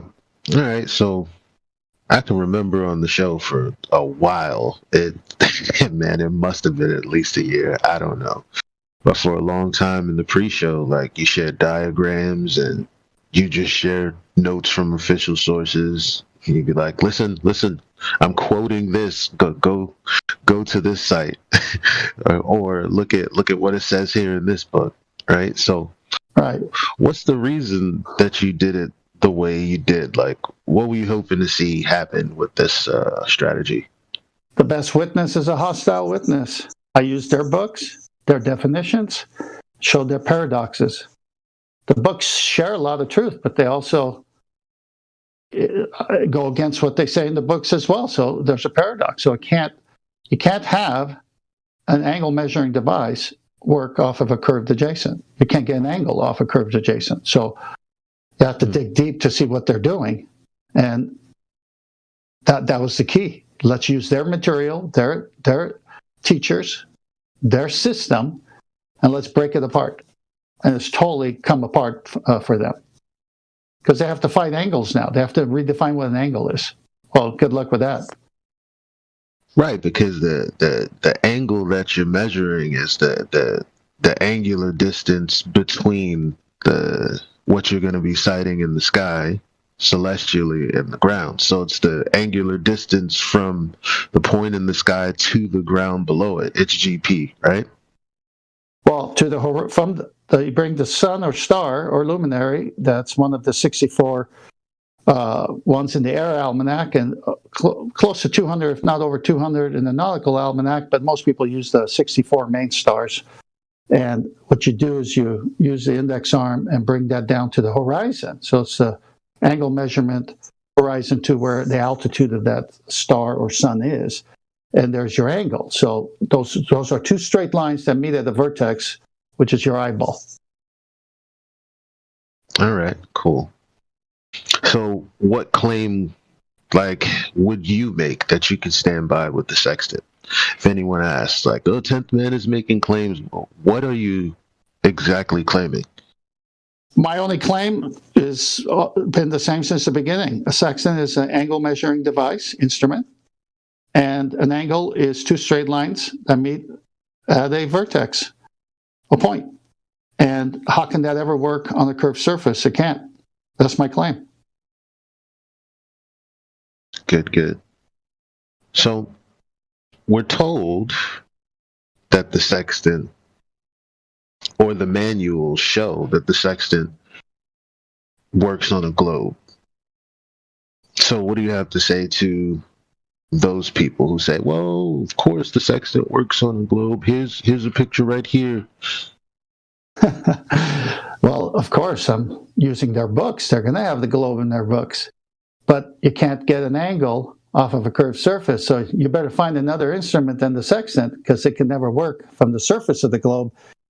And what we're going to find out later with some pictures, I can tell you right now, they're getting it from a presupposed center where there's an equatorial plane. So they're even not measuring it off a curved surface. They're saying it's coming from the equatorial plane. They cut the Earth in half, and there's your plane.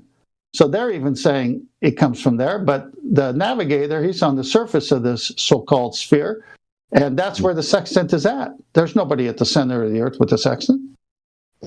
Right. So guess what? Even they know they can't get an angle from the surface. That's why all the Nautical Almanac tables are from the center of the Earth. Well, what's at the center of the presupposed Earth? A plane.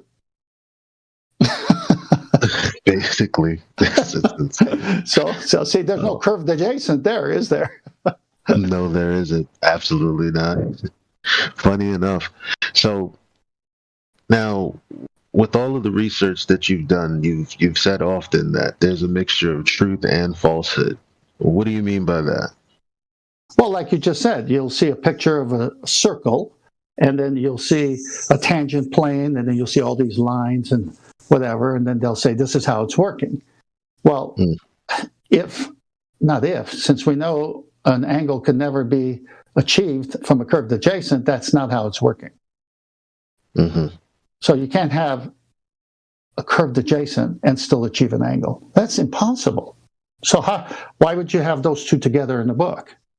Because of the deception factor. There's a deception factor there.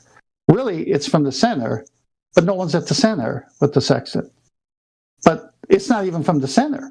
It's from the surface of the real Earth we live on, and then they transpose it to the center. So, how many books have you bought on celestial navigation?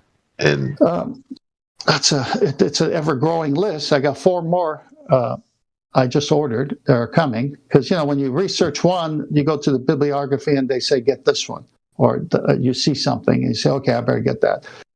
Okay, just what I have here on my table, Moving Heaven and Earth. All right, lay it on us. Here we go.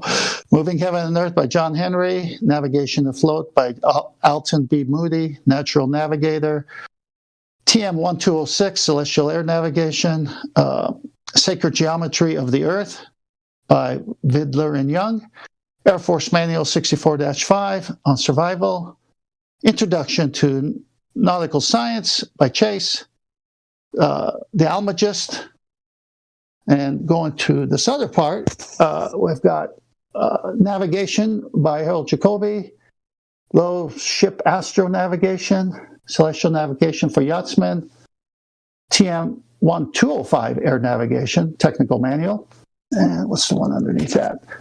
Practical Talks by an Astronomer, Line of Position Navigation, Sextant Handbook, 2nd edition, Bruce Bauer. Wright is the author, Most Probable Position. Primer of Navigation by Mixter. Astronomical Algorithms by Gene Meas. Surveying and Leveling Instruments. The History of Celestial Navigation. Show Me the Proof. Celestial Navigation by Adjutant. Air Almanac 206. Celestial Navigation by HO249 by Milligan. Tom Conliffe, he's got a YouTube channel, Celestial Navigation. I got his book.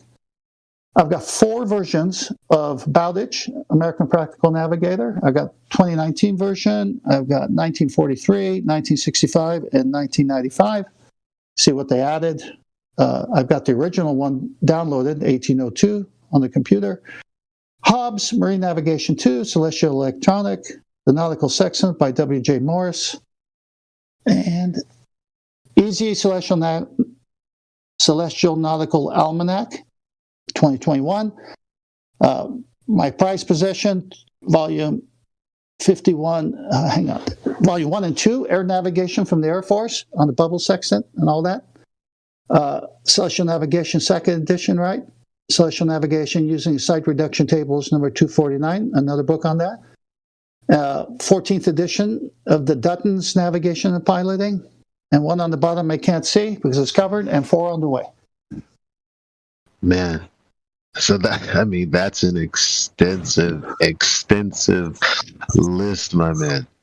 You're talking about days and weeks of research and study, and it's basically based around the main principle that you have to have 2 straight lines for an angle. Basically, like this is what you're trying to corroborate, and all these books probably trying to figure out how it would work on a sphere.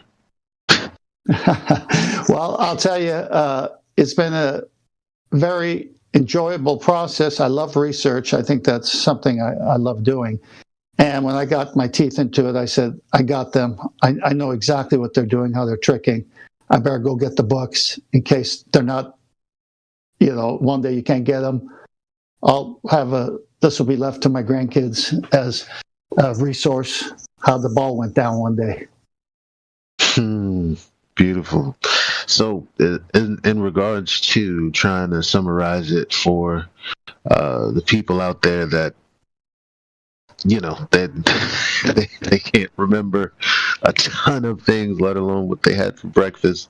So how do you share your information on the sextant with others in a way that they can digest it? Well, I've been doing it on FED Debates Monday through Friday, so anybody listening should subscribe to Nathan Oakley 1980 and come and hear the pre-show, which is where I lay out a lot of slides. And then when I have a present... And you have a channel as well, right? I know you don't post much on there, but tell us a little about that. Well, 10th Man Rising, 10, how's it listed? Let me post these in there. Yeah, just post that. I don't go to it too often because I'm so busy in research that I decided I would help Mitchell from Australia, as well as my 5-day-a-week with Nathan Oakley channel. Do everything there first. I'm also moving out of the state, and when I get some time, I will be loading my channel with everything, with all these books. So if you want to subscribe in advance and wait for that day to come, that's great too. Okay. So let's see here. You've been talking a lot about the sextant traps. You alluded to it earlier in the interview. Now you didn't go too deep into it. What can you tell us about those traps? Well, the big one so far has been dip correction. They fell for it. Mitchell was fantastic. He played the role great. I said, Mitchell, I need to set him up for the dip correction trap. Can you do this, and the other? He said, I'll be more than happy to do it. So he did, and the fishnet came in with 4, maybe 5 or 6 ballers. They all bid on it, and then we unleashed it on them. So I got that video on Mitchell from Australia's channel. Second one I did there. First one's on the sextant, I believe, and the second one was dip or not to dip. That is the correction. And I suggest everyone to go. Brief rundown of it. Yeah, I will, but I just think you need to do. Yeah, that's fine. I just need to say, go watch it at Mitchell's channel so you get the full thing. But basically, a sextant, when you're using it at sea, the only thing stable is the horizon. So you aim your sextant at the horizon, and you go through the methodology. When you're in an airplane, they have a bubble, and the bubble gives you a horizontal. So it gives you the horizontal plane you're looking for immediately. Okay? And there's a way to do it. They do it for like 2 minutes. It's done in intervals of, I think, 15 seconds, if I'm not far off on that. And then they take an average, because the pilot is trying to fly the plane in a straight line without too much bumpiness. And so they'll take an average of all those sightings in 2 minutes. I think there was 60 different times that they do a measurement from it. So then you got the landlocked. If you're landlocked like Lewis and Clark on their trail, they use a pan and they fill it with mercury or viscous fluid, and then you got to cover it so there's no agitation by the wind, and you're able to do a artificial horizon that way. The one on the airplane's artificial horizon with the bubble. The one on land, where there's no natural sea horizon, is going to be done with a pan filled with, say, something like mercury, and sides covered, top covered, and no agitation on the surface of that liquid. And then you have to half the angle on the artificial horizon on land because you're sighting the same star twice. So you can see those things are covered in the research I've done. But to dip or not to dip, that's the correction. Why do you do dip correction in the ocean when you got the real horizon and you don't have to do it these two other ways? I mean, all three work. Well, it's because you might be 10 feet above the surface of the water.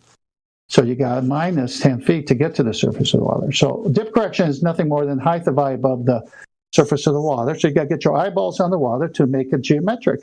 So you get your 90 degree. To get your horizontal. Because if you're 10 feet above and you're aiming at the horizon, you're 10 feet above it. And you've got a little angle there. So you got to bring that down so you get your horizontal baseline. Because it's not going to work with a curved adjacent either, right? So you want to make sure when you get your 90, it's a true 90. Okay. Well said. So you've also said that you're saving the best for last. I'm still guessing at what that is, but what does it mean? It's a whopper. I'm waiting for a few things to happen and someone to speak. Okay. Fair enough. So, in your opinion, is it necessary to actually use a sextant to be able to speak about it?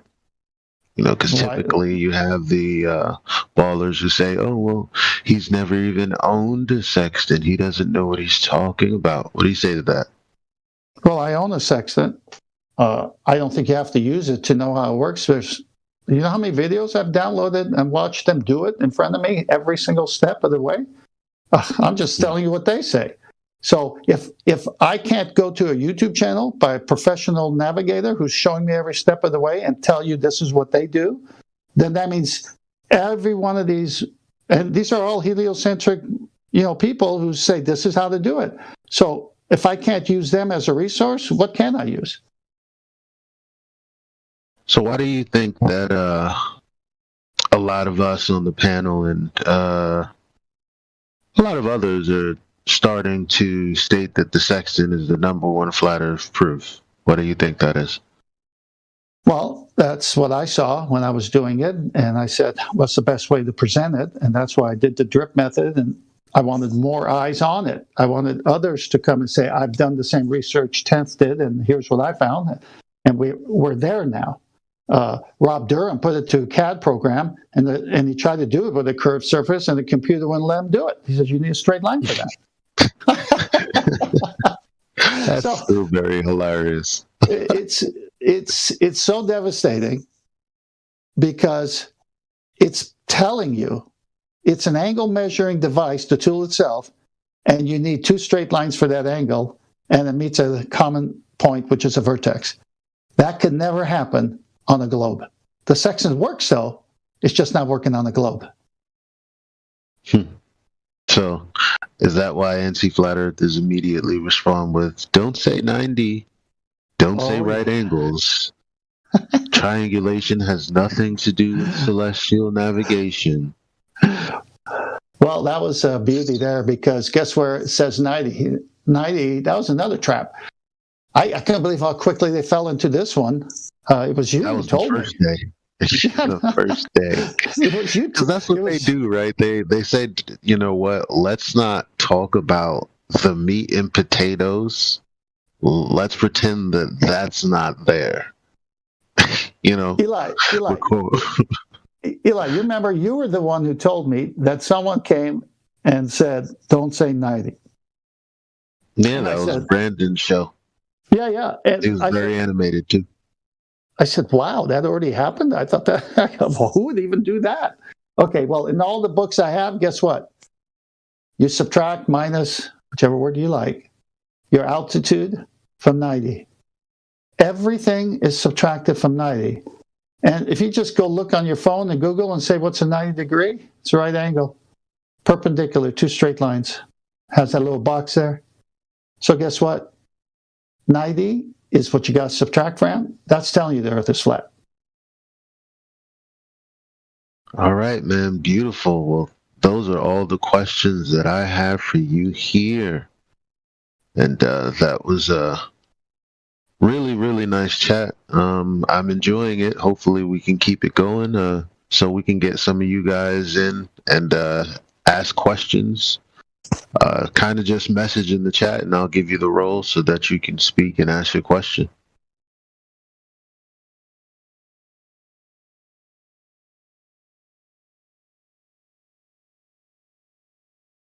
If you guys are there. So you can actually use that sextant to measure the heights of trees. Exactly, because that's all it's used for, measuring angles. No, because that's the sextant is used many ways. That's just one of the ways you can use it. When you're on a boat and you're near shore, you have charts, and the charts show you landmarks like a lighthouse or different things. And the navigator will aim at this lighthouse, but in the chart it tells him how high the cliff is and how tall the lighthouse is. So he's got information that he doesn't have at sea about a sun or a star. And in their books, they're not measuring the height of the star like a distance. It's an angular measurement of it, because in their books, the stars are light years away. They're not even trying to do that. So if we're going to stick to the official narrative, then the angular measurement is the angle above the horizon, and that co-altitude, when you minus from 90, is the remaining number that you times by 60 nautical miles to get your distance from the GP of that star to the observer. So it's a whole different usage there.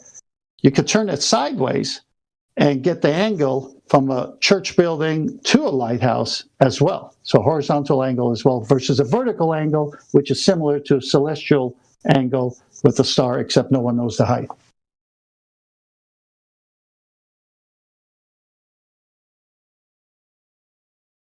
Awesome. Hey, Radwin, how'd you come off mute? Did they change the perms or? Oh, I didn't know I wasn't allowed. You were saying ask questions or something. I guess I wasn't paying attention. Sorry. No, that's fine. I'm trying to figure out if I have to do something for everyone else to go to come off mute. I unmuted myself. Oh, okay.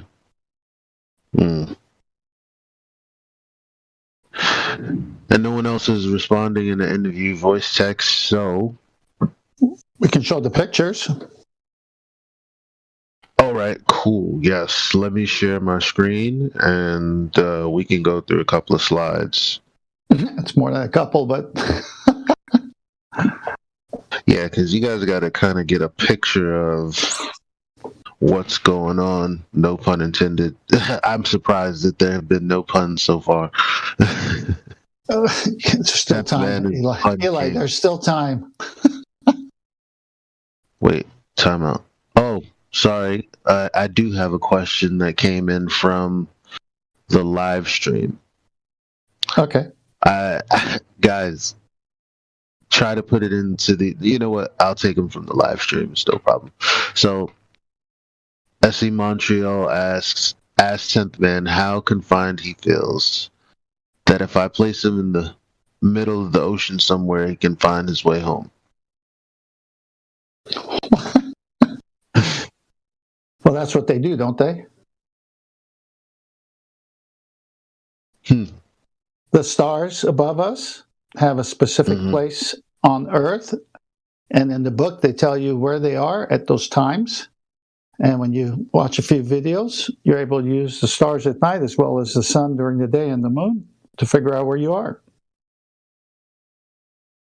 Right, because it's not just the sextant. Although I've heard some seasoned people say they could just use the sextant, but you want to have that almanac, right?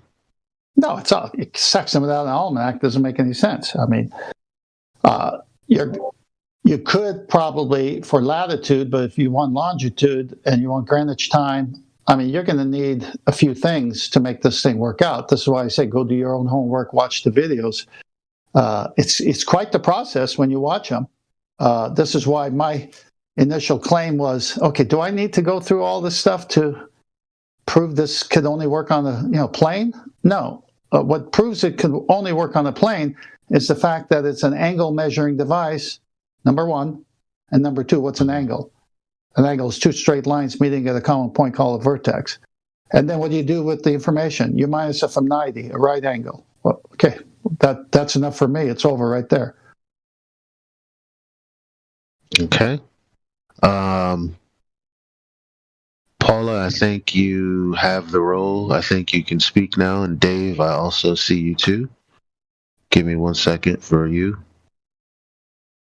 But Paula, you should be able to unmute. I'm hoping.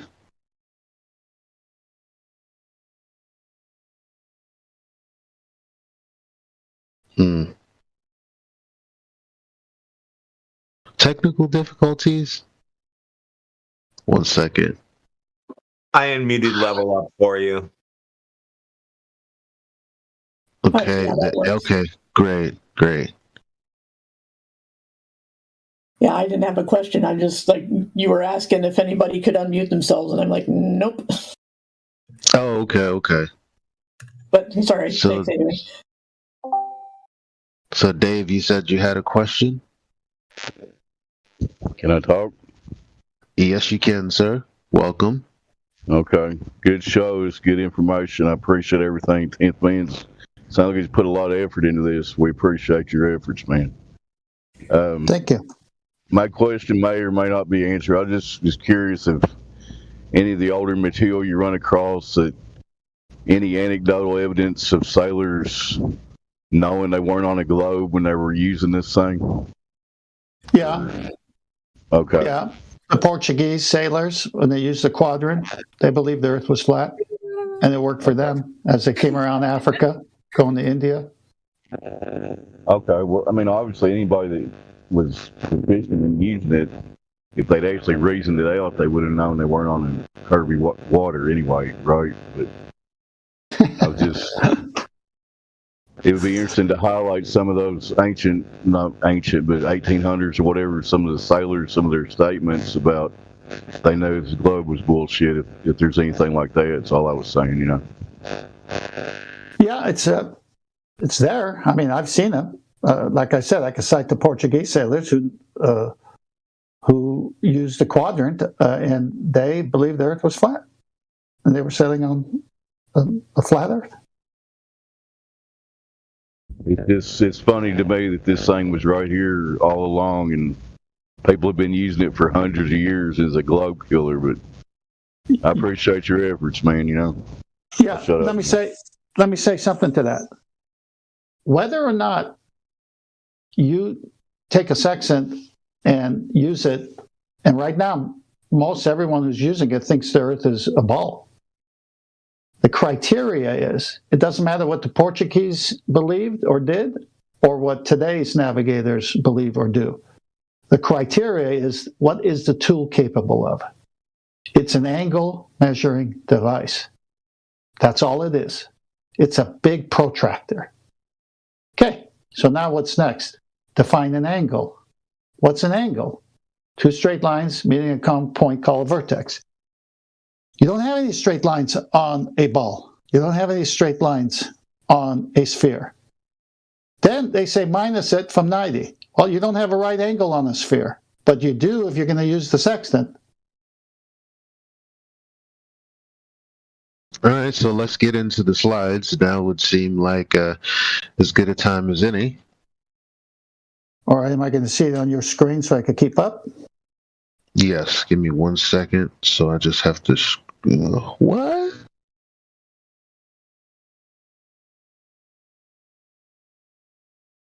I actually can't share my screen. But what I'm going to do is I'm going to share the slides in the chat. So you want to go through them in order, and I'll just share them as you go along? Yeah, we know where we're starting and we know where we're ending, and I'll just kind of let you know. So the first one is, you tell me if it's already showing. Let me just get to the interview voice text. Yep, okay.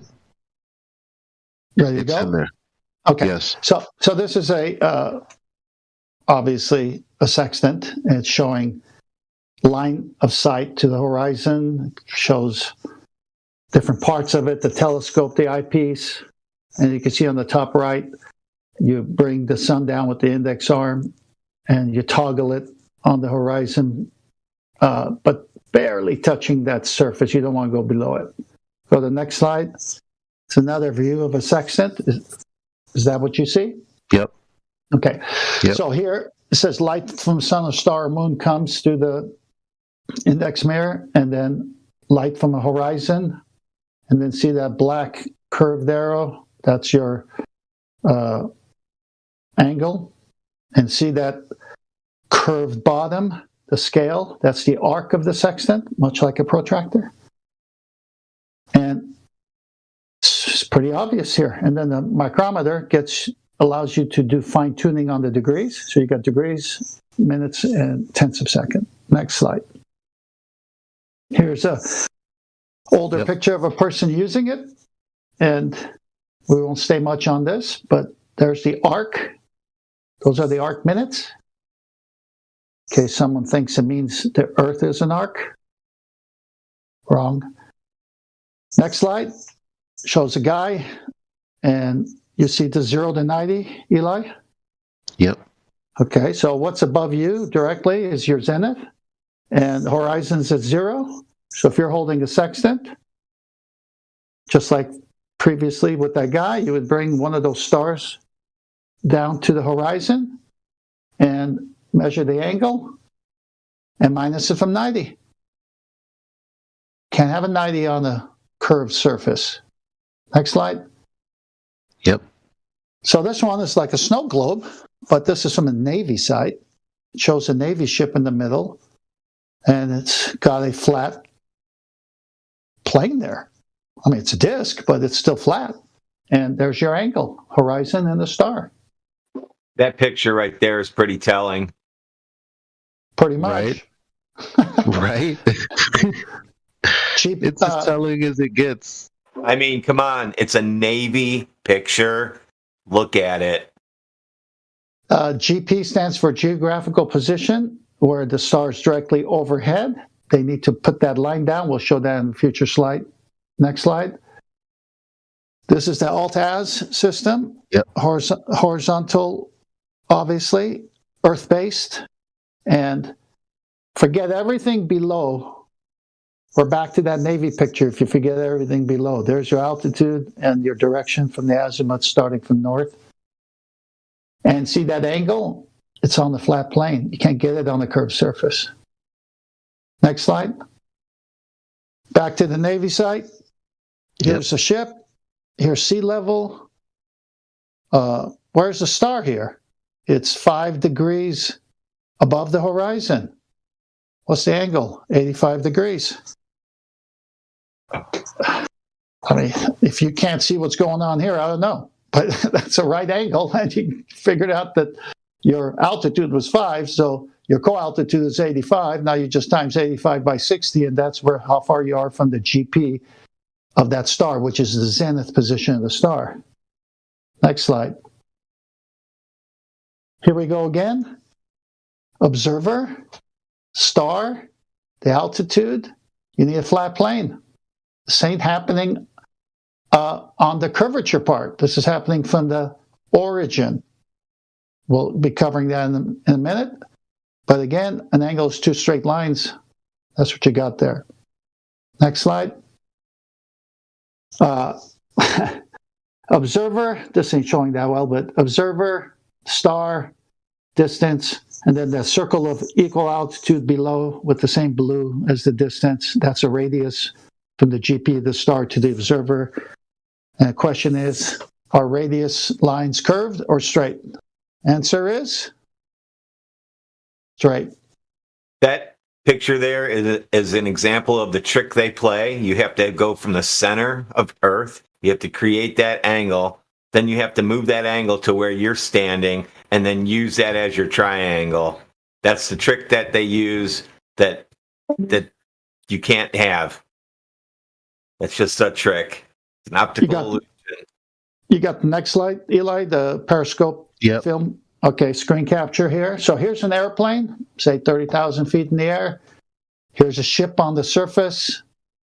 You see it's 60 degree, and then shows the GP. And then where's it coming from? It's emanating from the center. Well, who's at the center with the sextant? Nobody. So guess what's at the center? Equatorial plane, a flat surface. What's on the surface of the Earth? There's no plane. It's curvature. Sextant can't work from a surface of this globe depicted here. So it's working from the center, and this is where they have to say, well, we assume sunlight's coming in parallel so that this corresponding angle from the center could be the same for the ship as well as the airplane. You see the trick here. Sunlight doesn't come in parallel, it's divergent, number one. And number two, nobody's at the center with a sextant. It has to work on the surface, but it can't work on the surface because you have a curved adjacent. Next slide. Right. Insane. Yep. So, all right, so the 30 degree angle times 60 is 1,800 nautical miles. Where's the baseline? See that dotted line at the center? That needs to be on the surface, but it's not. This is the trick. Next slide. So, how about if we just show you what we're talking about on land? There's a star represented by the maypole, and the GP of that star is in the middle of this circle of equal altitude. That looks like a right angle, doesn't it? That sure does. How can that happen on the surface? It can't. That's in those previous pictures. That's happening at the center because you have an equatorial plane there. But that's made up because we don't live on a globe, or else you'd have radius proof black swan, right? So the whole point here is they measure it flat on the surface, tell you they're getting it from the center. Next slide. Here's the bubble sextant. And this is what the bubble would do at 30,000 feet. It will give you the horizontal you need for your flat baseline. All you need is a flat baseline to get an angle.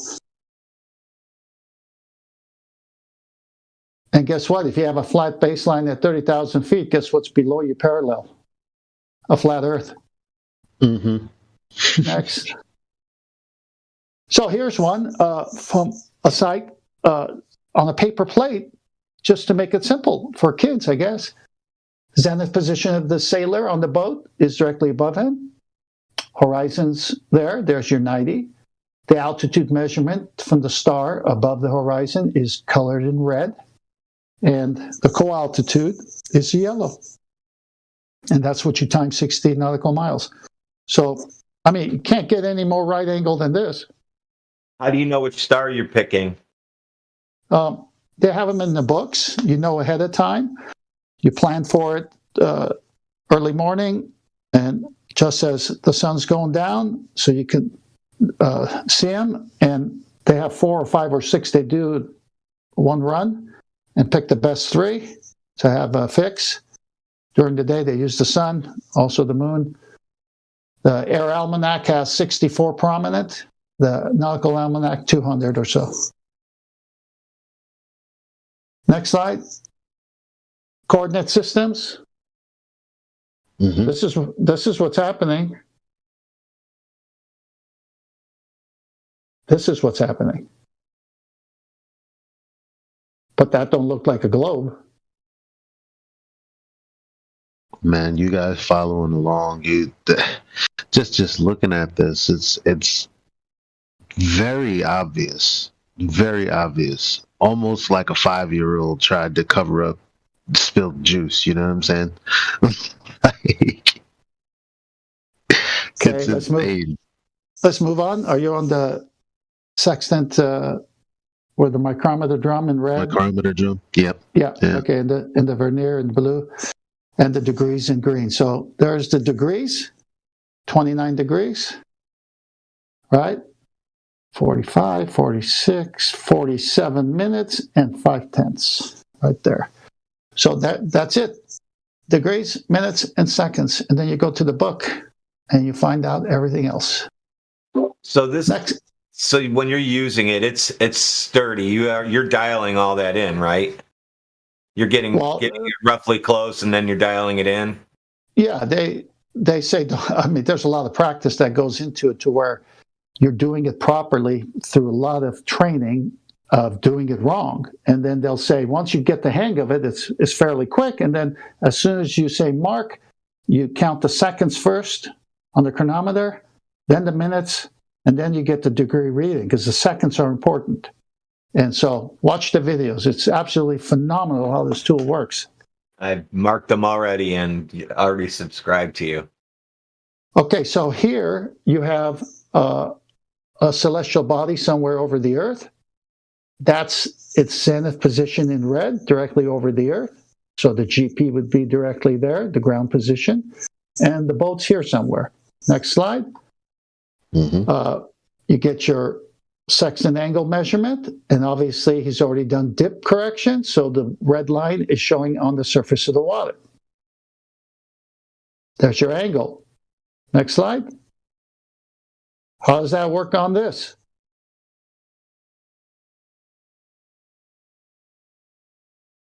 That teeter-totter, you see that? That can't work. By the way, this slide and the two before are from a navigation site on YouTube. I did not do this. This is really what they believe. How does it not ring well with those people that look at these pictures?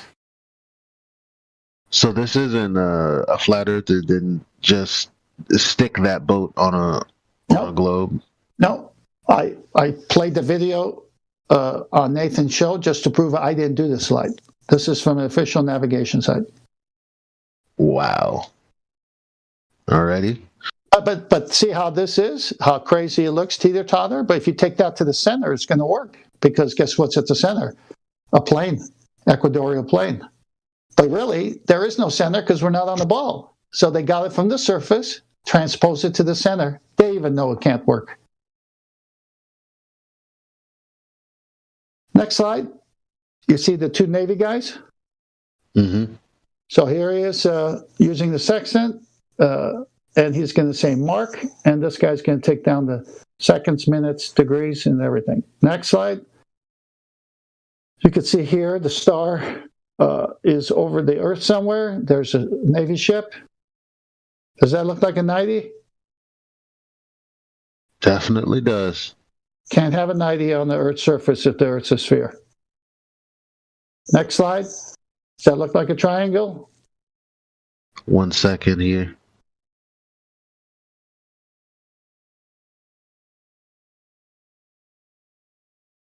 Okay. You see that triangle, the right angle? Mm-hmm. So there's your angle measurement in that white. Next slide. You're somewhere on that circle.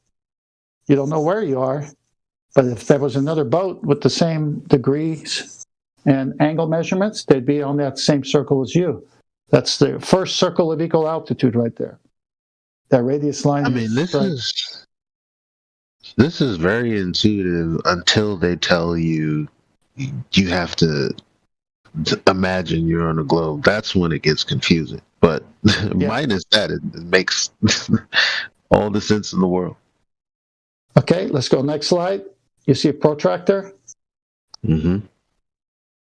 See the origin? The origin is where the vertex is.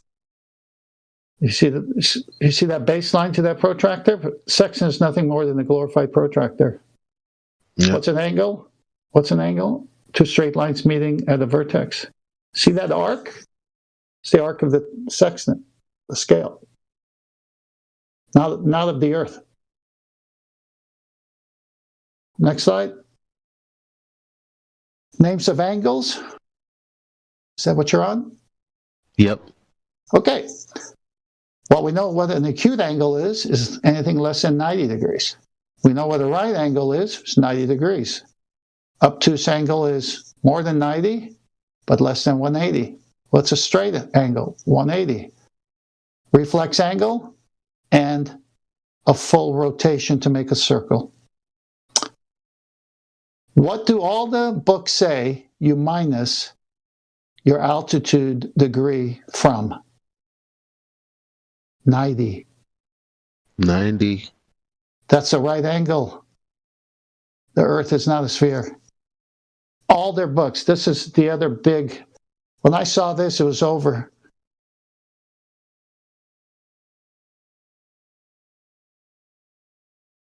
From space.fm, what's that?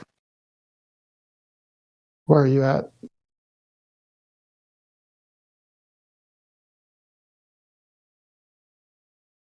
Are you on the next slide? Yeah. What parts of an angle? Measuring degrees. Measuring degrees. Yep. Got it. In red. In red. Yeah. Using a protractor. What's the base of the protractor? Is it curved? Of course not. It's over. Next slide. Back to altitude azimuth, Earth-based coordinate system. You see a curved bottom? I don't see a curved bottom.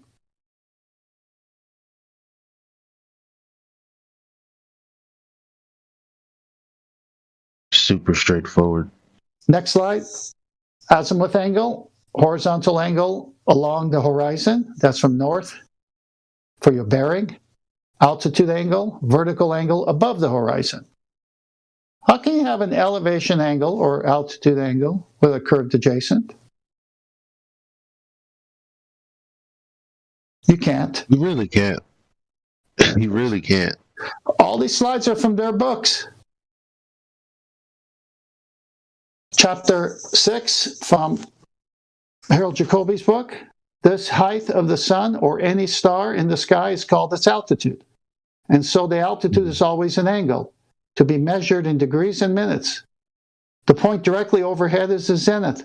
The angle between lines drawn to horizon and zenith is 90 degrees, or a right angle. What do we hear them saying? It's not a right angle. It's not a triangle. Is it 90? Well, if you twist my finger, maybe. All right, then that's the cover of the book. The next slide, Harold Jacobi, navigation. Let's go circle of equal altitude. Tell me when you're there. Yes. Okay, With the blue so background or yeah, yeah, yellow pole, yellow. Yeah, so this is depicting if you take a angle measurement, and it's 50 degrees. You could be anywhere on that circle, 50 degrees. That's a flat bottom right there. That's a 90. That's a triangle. Next slide. Stars are at infinite distance. Stars are at infinite distance according to them. So the angle from the center matches the angle from that top, as long as you put a tangent plane. Nonsense. No one's at the center on a flat plane taking a section measurement. They're on the surface on a flat plane taking the measurement. They just transpose it to the center here.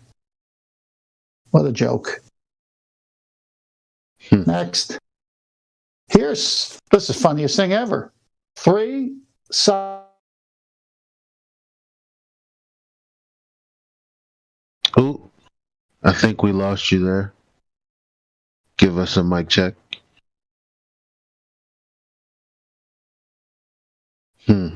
You might have had a call, people. I don't know. Give him a second.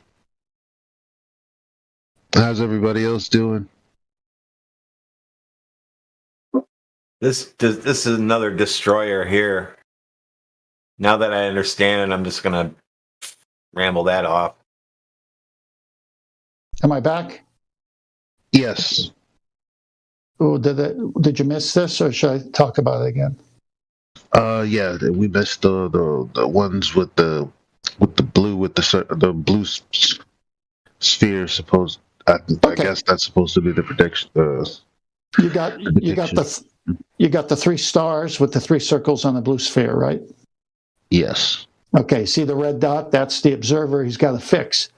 They're showing you 3 right triangles, and they're putting the 90-degree box symbol in each one, and they're saying this works on the curved adjacent. Paradox can't work. Next slide. You can see B and A and the sun. Mm-hmm. Why are they drawing that line on the top? And why is the horizon not bending? I thought we lived on the ball. Right.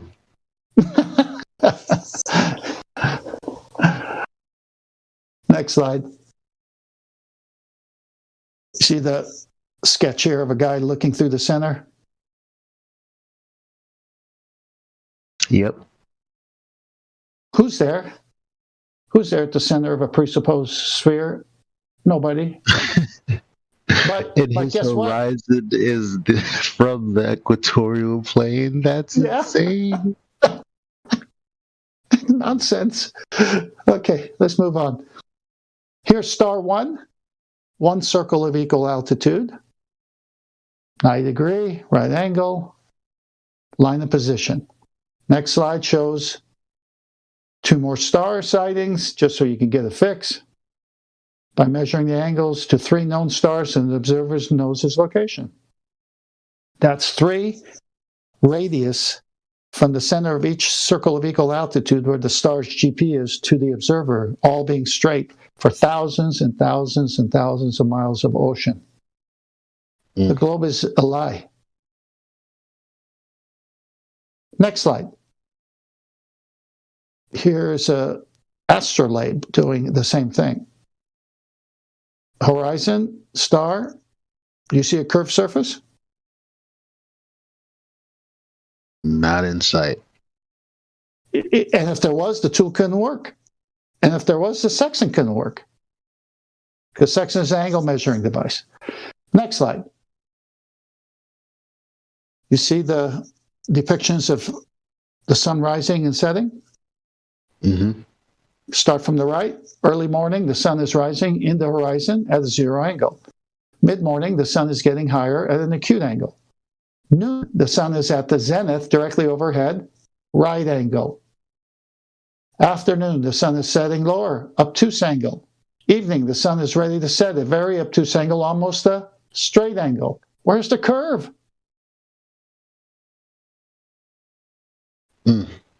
Sextant can't work if there was. Next slide. These slides are just giving emotional damage. Like it's all from their sites. All from their sites. All from their sites. All from their books. Okay, here's the Navy side again.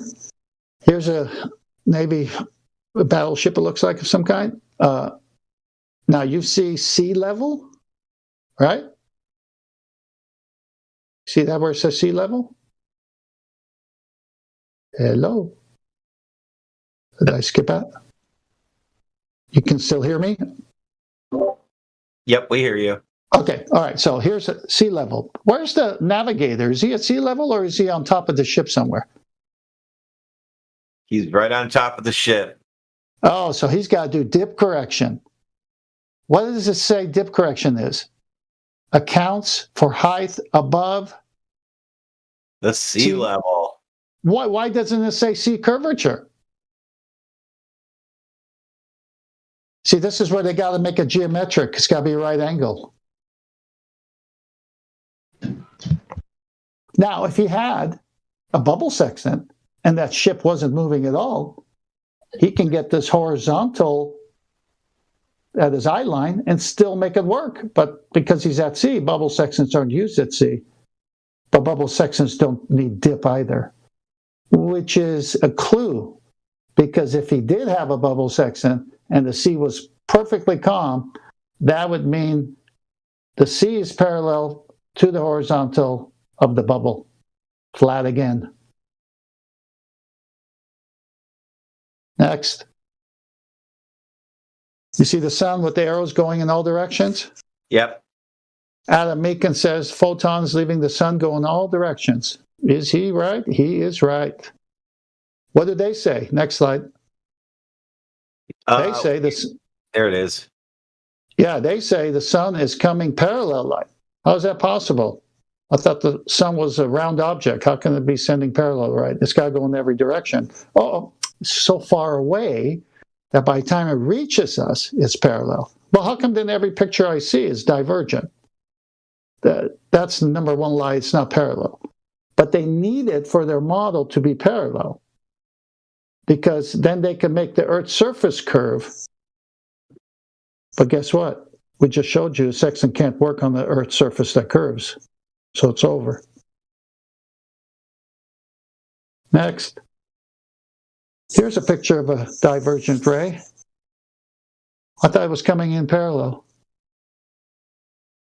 Next slide.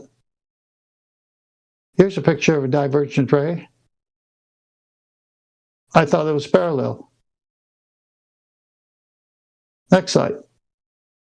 We're a little behind. There we go. Yep. It's divergent rays. Another one. That's should a be on good the picture there. more divergent rays. Stop at the one with the doggy cam.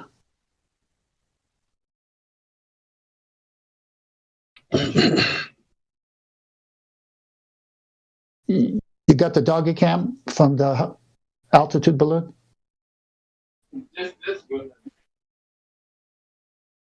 You like? I don't think he's there. Well, he's got to be moving the slides. Yeah, I know. Well, I'll wait for him. Okay. The doggy cam. Sorry, phone is freezing up a little bit. So you're on the blue divergent rays. You need to go till you get to the doggy cam. Yeah, the one from the altitude balloon.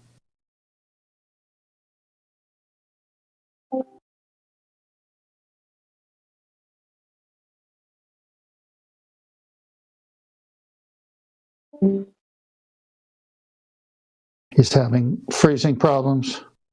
There it is. Okay. Okay, so it's on screen? Yep. Okay, so see that hot spot? What do you think that hot spot is? Coming from the Earth or from the sun? I think it's the angle between the sun and the hot spot is formed between the camera angle and that Earth reflecting right off of it, coming to you like a mirror up the top of the clouds. So the sun is directly over. That's why you have a hot spot directly under. If you took that to the Earth's surface, that would be the GP, the ground position of that sun.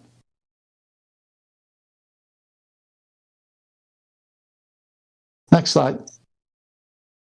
Tell me when you're there. Are you there? Solar zenith angle? Didn't change yet. Okay, tell me when it does. Thanks for your help, by the way. Sure. I figured he was having problems when he started not responding. Okay, next slide. We're there, solar zenith angle? Yep. Okay, so we just saw the doggy cam. Pretend this is the sun with the doggy cam. It's directly over that part of the Earth. And because we live on the flat Earth, there's your baseline, and your angle to it could be from anywhere from the outside of that circle, or if you're directly under it, you're right under it.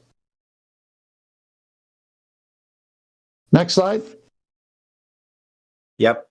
Okay, good. So let's take that sun now and say it's over there. Where are you? You're over here where the two lines meet, creating the vertex. So your elevation angle, the altitude angle is right there. The azimuth that starts from the north is your direction horizontally. And the zenith is the co-altitude. So if this was 50-degree angle, what's 50 minus 90? Anybody? 40 degrees. What's 40 times 60? 2,400 miles. Yep. You're 2,400 miles from the GP of that star to your vertex. That's the co-altitude zenith complement angle. Next slide. Yep. A little bit more detail. Same thing. Elevation angle measured up from the horizon. Zenith angle measured from vertical. Azimuth angle measured from north.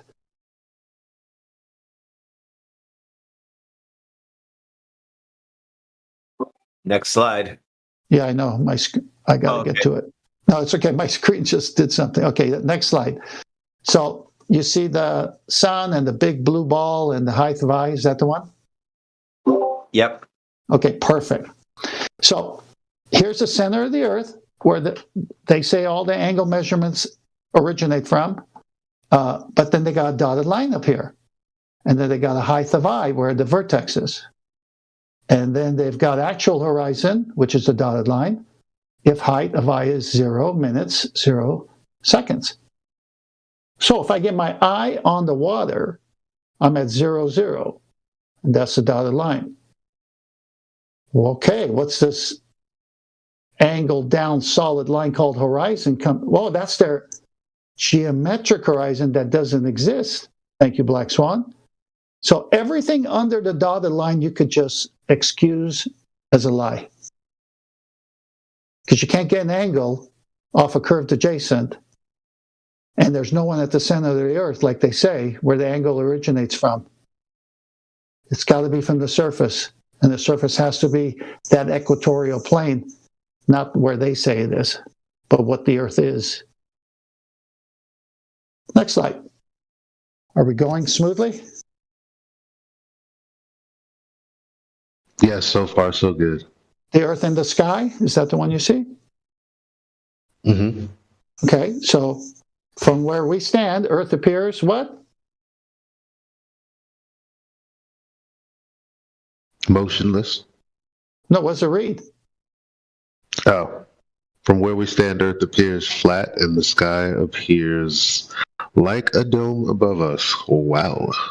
From their own pages. What's going on here? The point where the dome of the sky meets the Earth is called the horizon. Whoa. Why don't you just confess it? Get over with it. Confess your love for the flat Earth.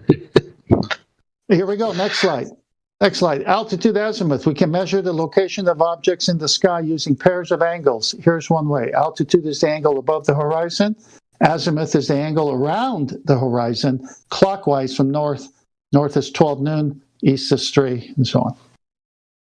I don't know what to tell you. How can you have this and at the same time claim we live on a sphere? Beats me. Okay, next slide. Right angle. A turn of an angle is how many degrees? It rotates around the central point. What's the central point? Is the center of their ball.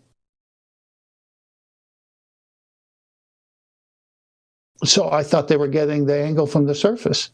No, you can't because it's a curved adjacent. Well, you can't be getting it from the center because you're not there because the ball is presupposed. You have to prove. You can't even prove curvature, let alone say you're at the center or something.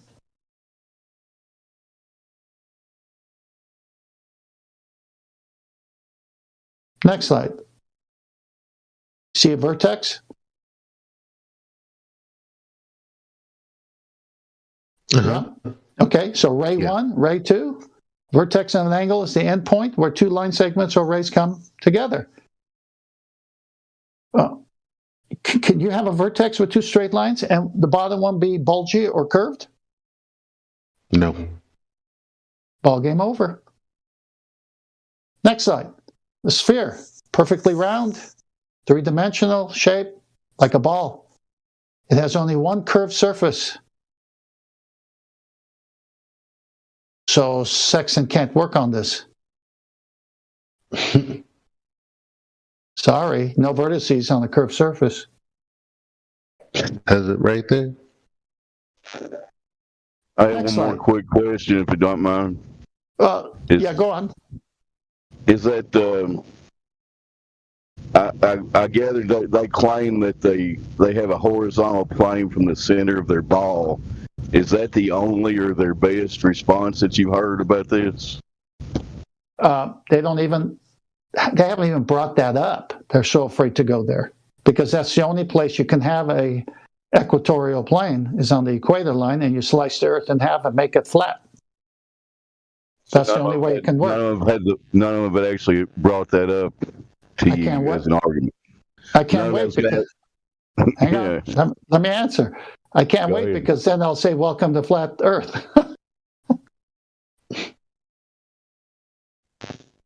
That's all I had. Go ahead, Vlad. You got the next slide, Eli, tangent plane? Tangent plane, yep.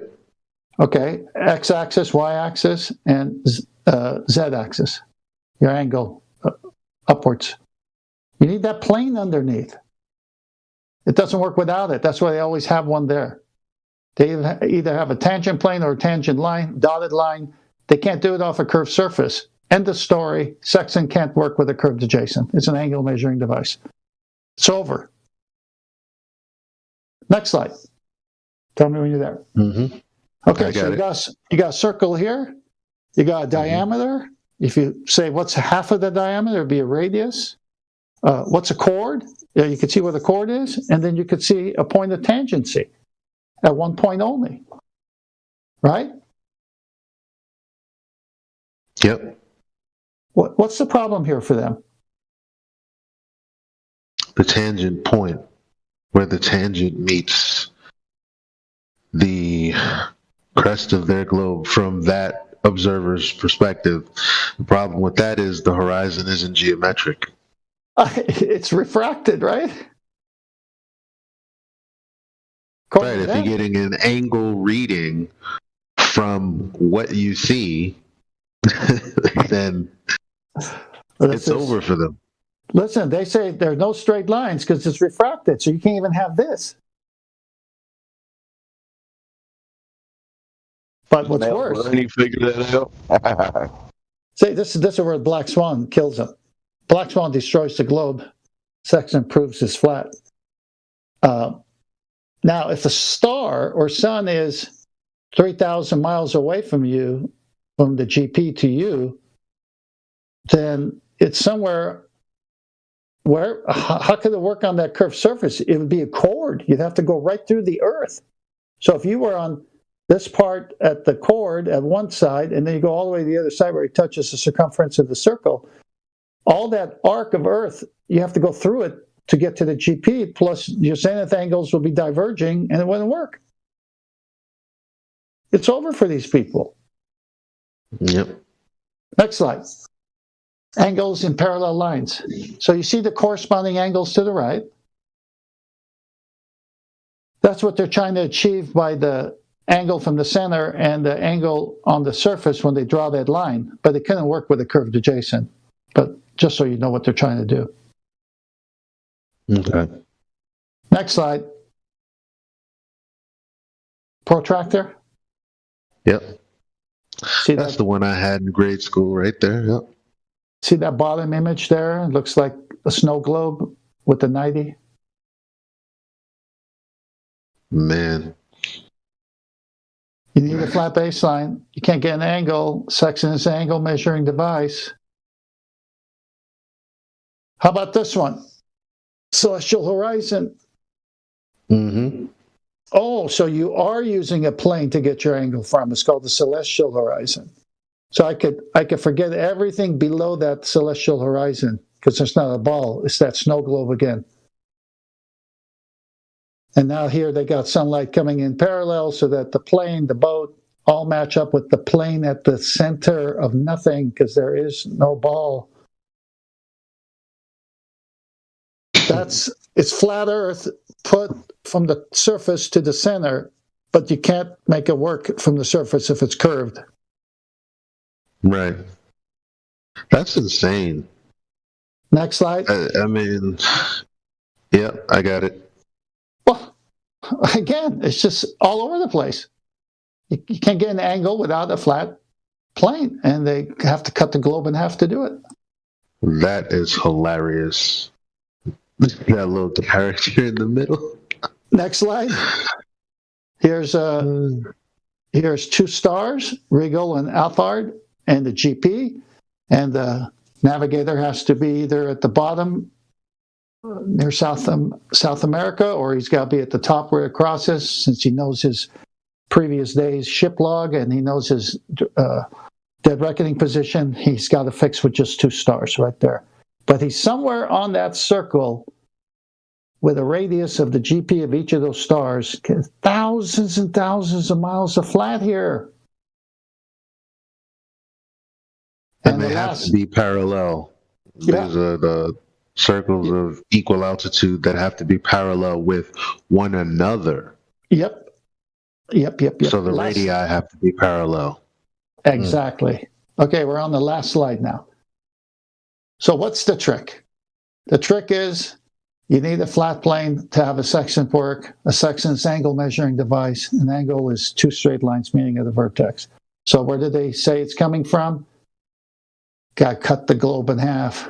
Sorry, we're doing it from the surface. That's where the boat is. That's where the navigator is. That's where the sextant is. It needs to be flat up there, but it's not on this depiction. It's curved, so it's not working. So where do all the measurements come from? From the Nautical Almanac, from the center, because there's a plane there. And so you measure 40-degree angle, not from the surface. Curved adjacent won't let you, so you did it from the center. And guess what? Minus that from 90 is 50. 50 times 60 nautical miles, or 3,000 nautical miles from the GP of that star to you. It's measured flat because the Earth is flat. They trick you with pictures and say it's coming from the center. It's not. It's coming from the surface because we live on a plane. I think that's the last slide. Yeah, man. Beautiful, beautiful presentation of slides here. I mean, as you go through them, you can see it's just pretty obvious. It's pretty obvious what they're trying to depict, and they're trying to depict that it's a plane without telling you that it's a plane for some reason. But it's glaringly obvious. So thank you for that, Tenth, and thank you for coming over to 24/7, man, and having this conversation with my peoples over here. I've been wanting them to get more information for a long time, because once everybody understands this and they see what's going on here, I mean, it's over. It's only a matter of time. Thank you for having me, Eli. So why don't you go ahead and tell them where they can see you or see us once again before we round up. 10th Man Rising is my YouTube channel. I'll be posting stuff there from all my research in the coming, I'll say, years, but not right away, because I'm busy 5 days a week at Flat Earth Debates with Nathan Oakley. So join that channel. You'll hear me 5 days a week. I'm constantly putting newer slides, constantly making the argument stronger with my fellow panel members who have done their own research. It's just like an open source now, because when everyone gets to see the source material, everyone could share, and there's different viewpoints that Brian's Logic brings to it. Adam Meakin, Rob Durham, Mitchell from Australia, Flatzoid, Refracted Curvature. I think he's onto something big, because he's taken how they trick people and he's going to show his kitchen is spherical. I mean, it's the funniest thing. You can see how they trick it once you see refracted curvature make his kitchen spherical, because that's what they're doing. Of course, Eli, you do stuff all the time. QE's channel takes this on head on, destroys them. Michael Kahn's got a few things going as well. KHAN, his YouTube channel. And but if they want to see lively debates, when the ballers do come on, we take them on, and they just get obliterated by the sextant argument. Just get killed. All right. All right. Well, once again, we want to thank you for coming on, and thank you for everybody coming in tonight and checking out this live stream. Thank you very much, Helio, for providing the live stream. Much appreciated, man. And I guess we'll see you in the next one. Until then, peace.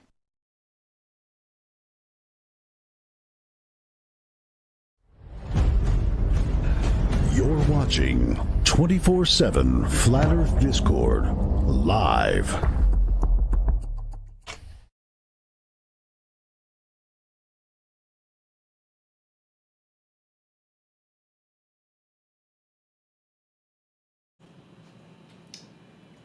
Hey, could someone drop a link for the 10th Man channel? If you hear me.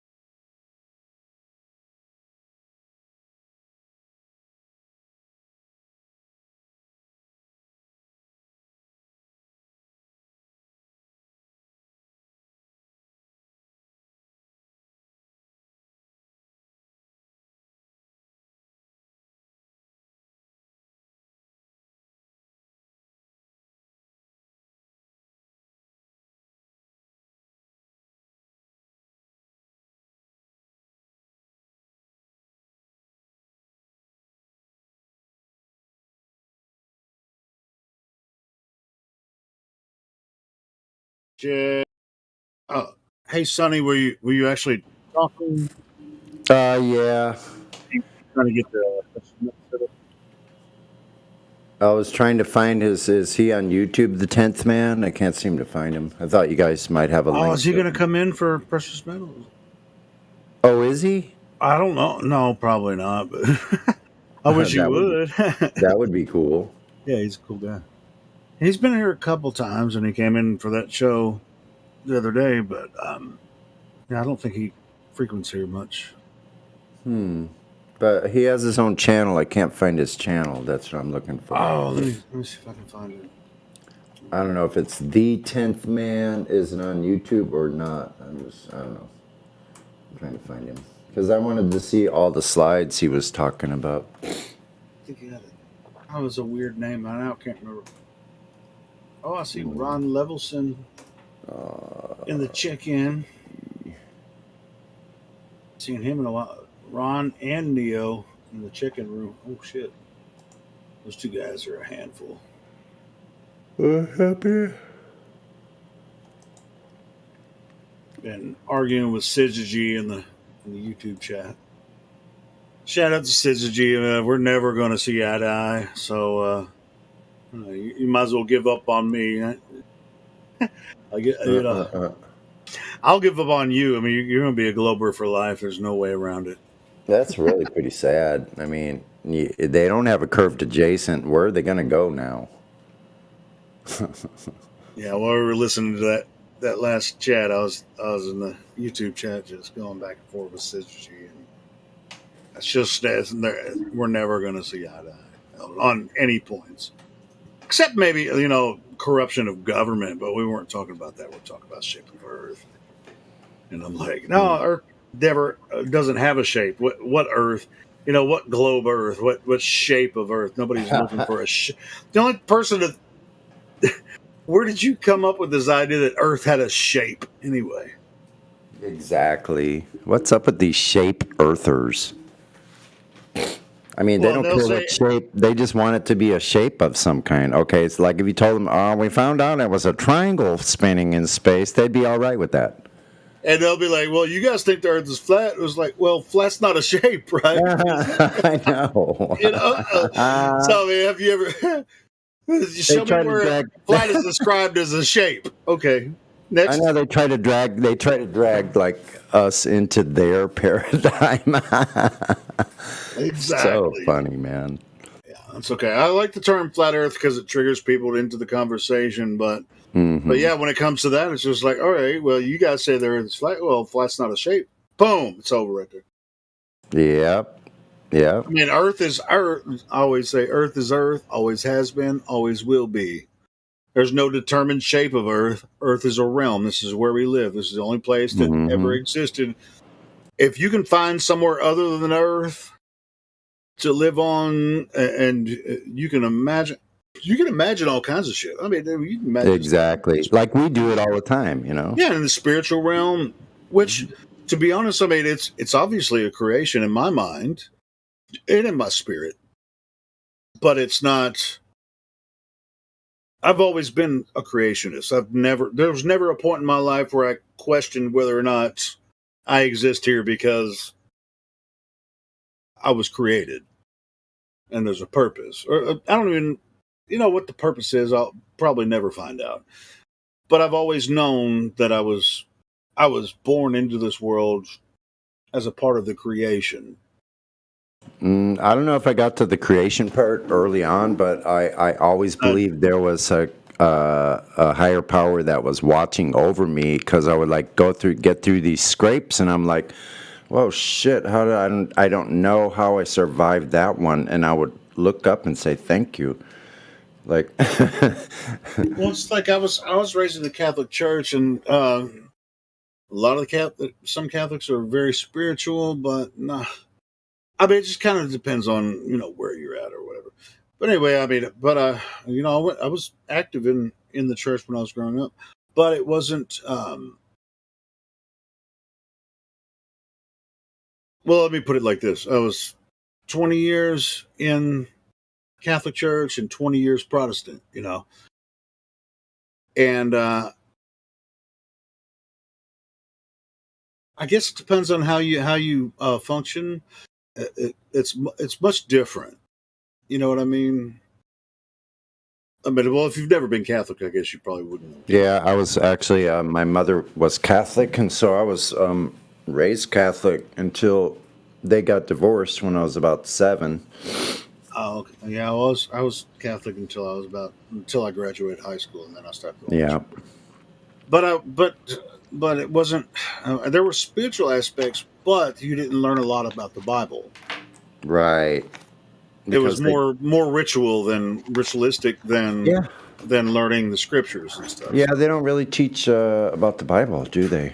And not in Catholicism. Some do. It depends on which church you go to, and how that priest or pastor or whatever, how much they focus on it. I mean, they could you could have a priest that's really focuses on doctrine and stuff like that. So I didn't even really know much about the doctrine of the Catholic Church until after I left the Catholic Church, and then I started studying Catholicism, and I was like, wow, I didn't know that when I did this it meant that. I was like, why did they teach me that? But anyway, that's another discussion. But anyway, but I've always, I just remember from a young boy, I knew. I don't know if it was from the church or whatever. I knew that I didn't happen on accident.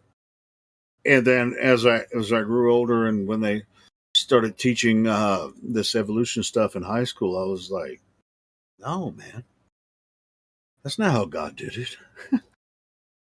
But it doesn't have to be God. It was just like their evolution idea was totally dumb. And what's really funny is my biology teacher that started teaching me that went to my church. And I went to him and I said, hey, that's not how God made the earth. He's like, well, you have to learn it anyway. All right, I'll learn it, but I ain't going to believe it.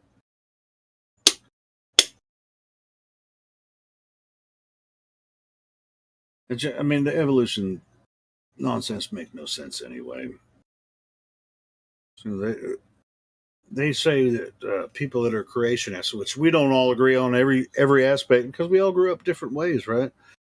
But all these evolutionists are like, yeah, the science makes sense, and Big Bang, 4.5 billion years, 13.5. That's science, bro. You don't understand. The reason you don't believe it is because you don't understand it. Huh?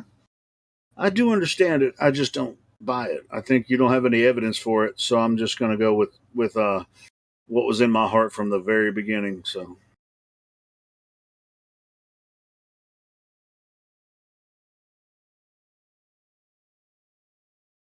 And they're going to find out eventually that they were wrong about it.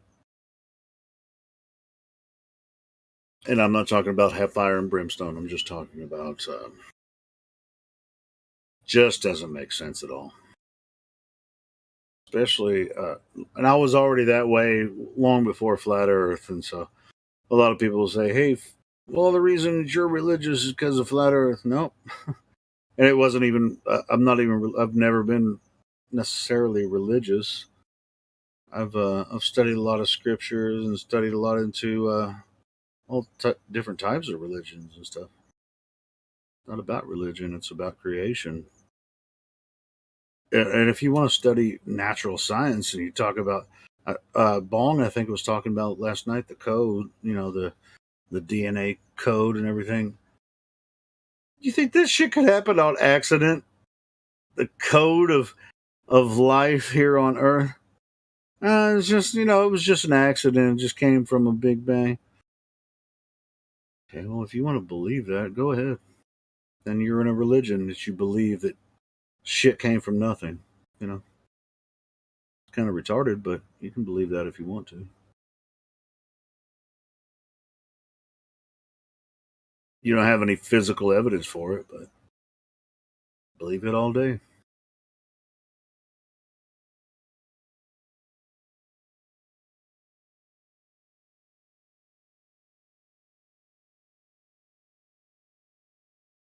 At least the creationists have, stories and histories from their books, in the past, going back at least a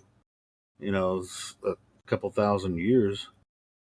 All these evolutionists have is their stories that are only a couple hundred years old. So, what you got? What you got now?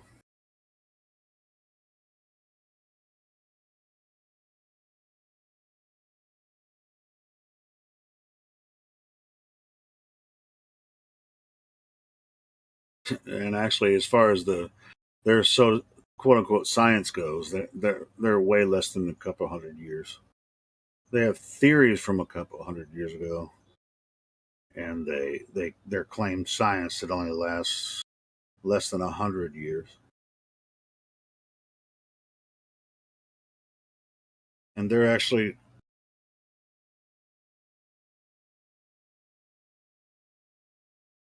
with the DNA, with the genome, they're actually backwards engineering, saying, "Oh well, we're gonna check the genome, and this is how." Well, now we can prove. We don't even need to go dig down and have fossils and stuff to prove the fossil record. We can just study this shit in the laboratory, and we can tell you how the Big Bang made everything. That's the most retarded thing I've ever heard. Sorry, I'm on a rant. If nobody's going to talk, I'm going to play another video. Well, we have 1 hour till the precious metals. So what can I play that will last about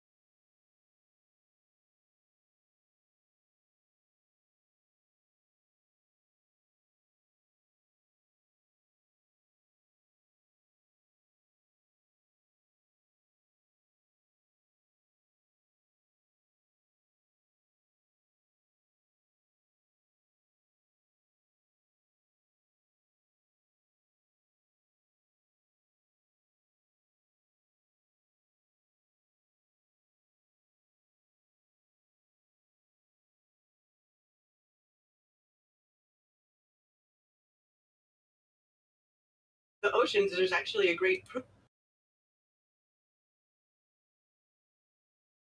This one's not an hour, but it's pretty funny.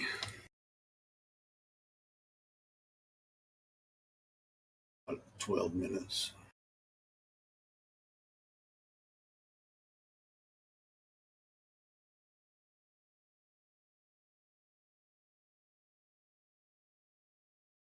I'll play this one, Sonny. I got your message.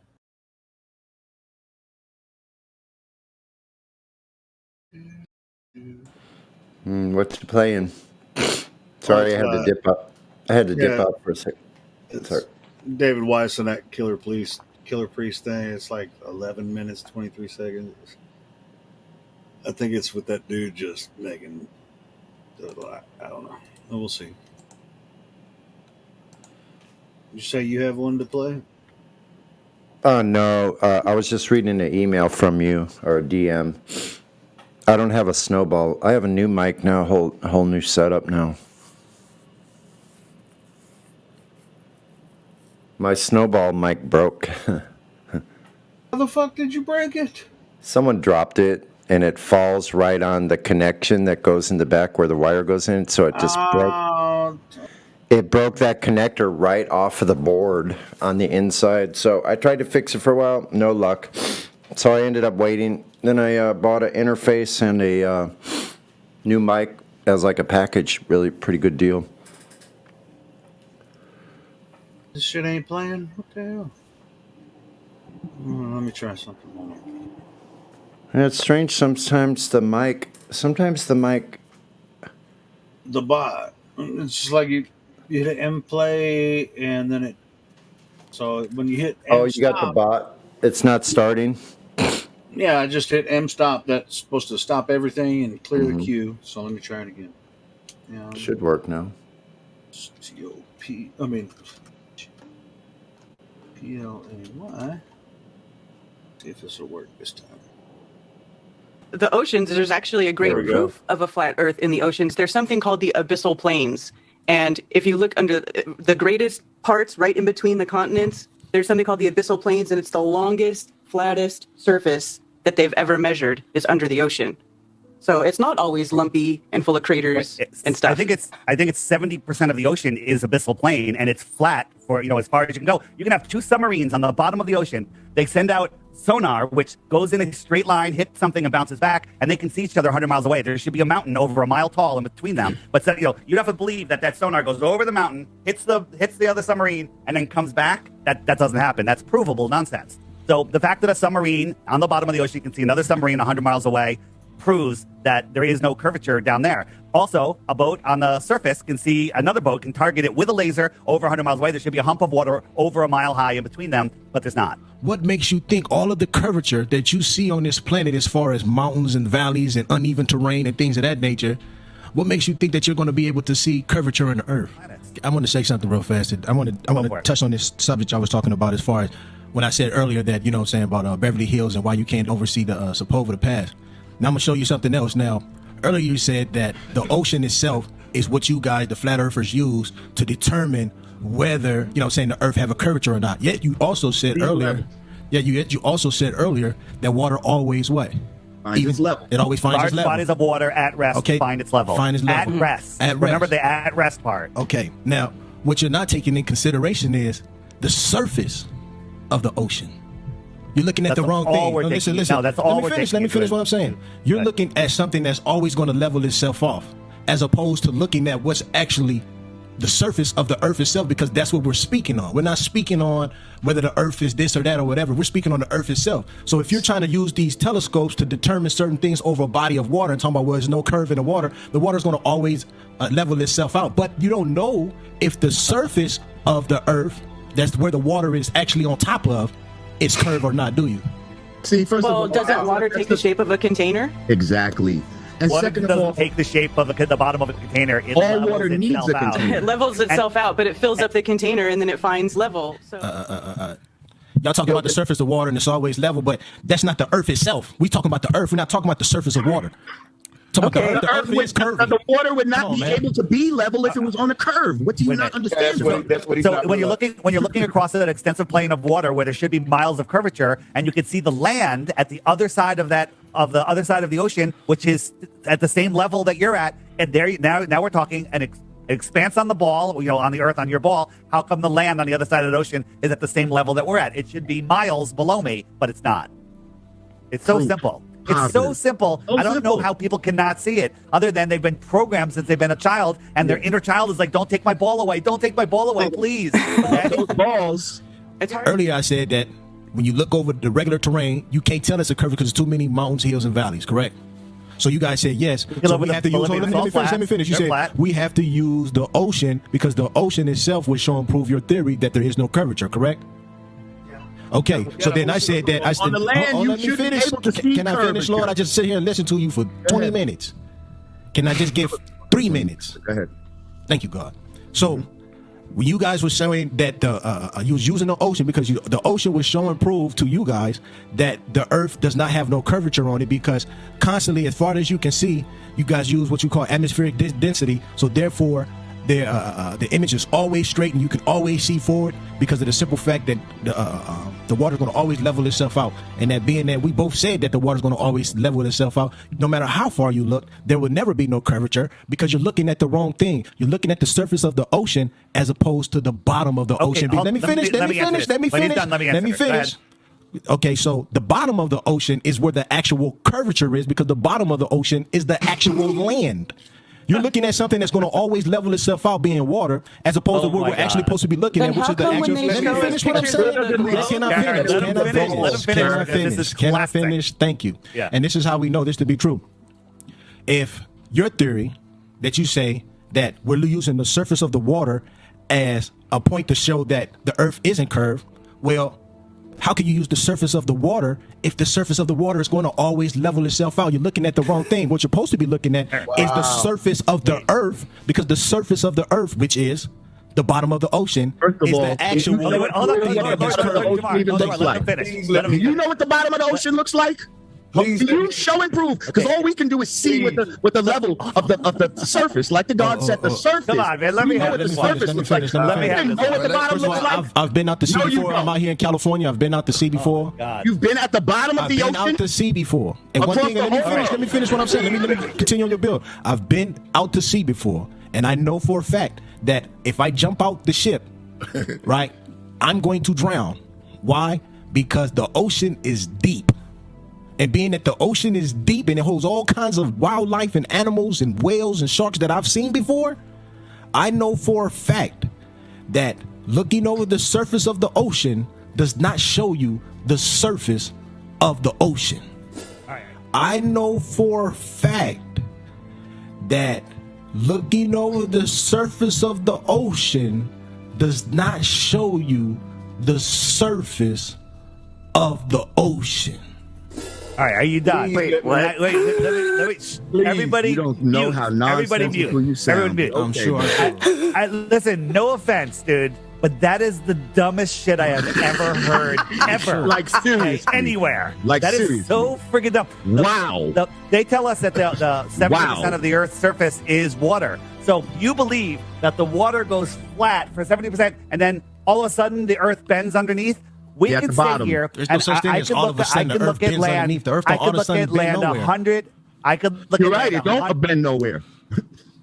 It doesn't matter. It doesn't matter. You can dig a hole with all sorts of shapes on the bottom, fill it with water. It's flat because that's it. You can't have flat water, land, and then expect that land to finish the curve of the ball. That's ridiculous. The earth has to curve. A round ball has to curve. The surface of the water has to curve at an even rate all the way around.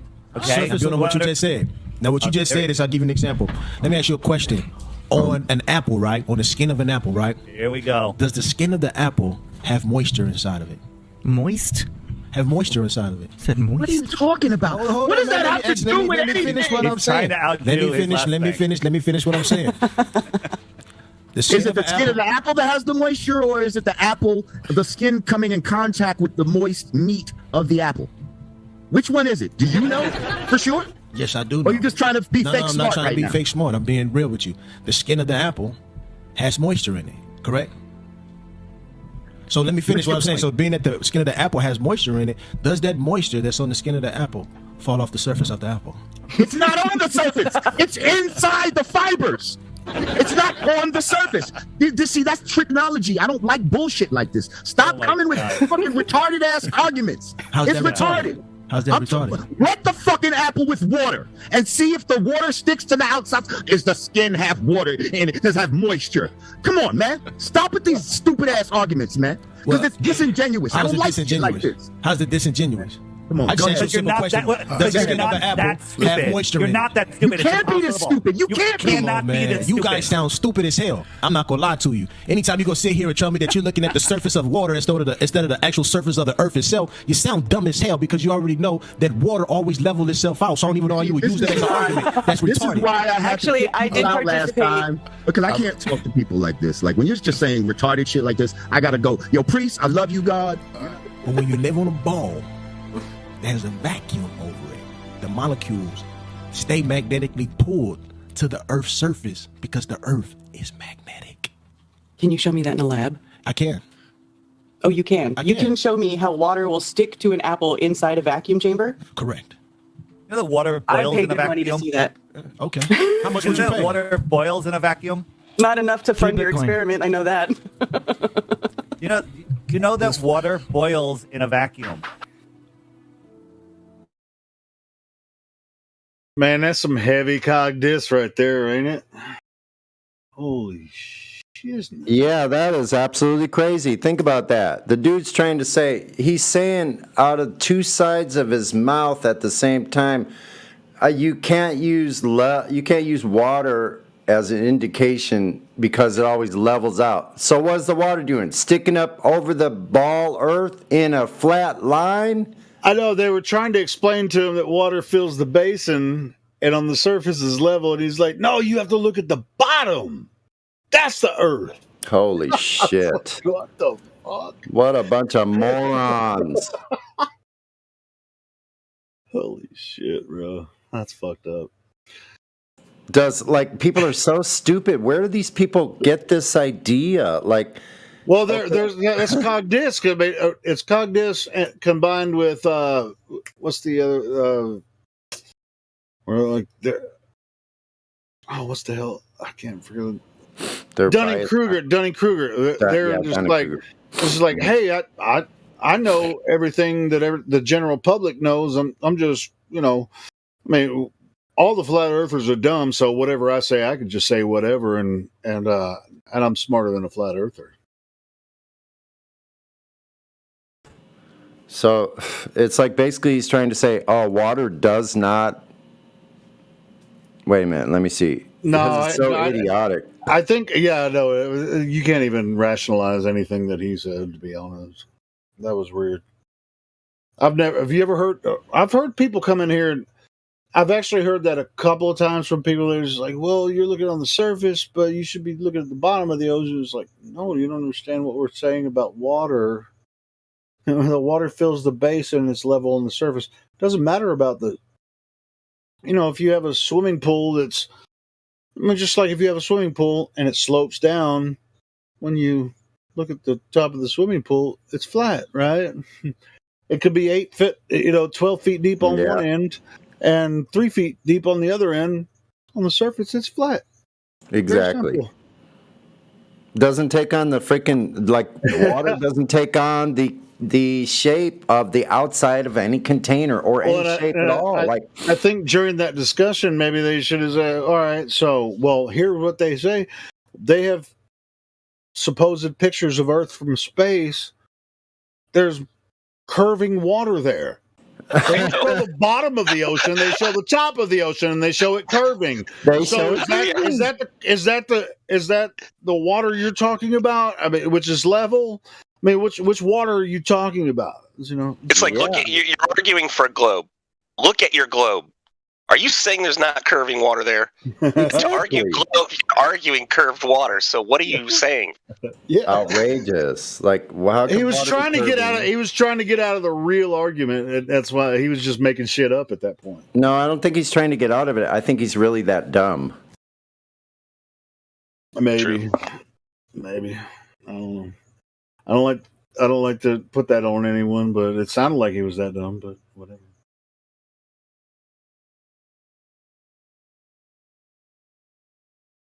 Yeah, that was when Karen B and Dave Weiss were on Killer Priest podcast. But that wasn't Killer Priest saying that. It was this Mancopera the Great. I think that was that dude.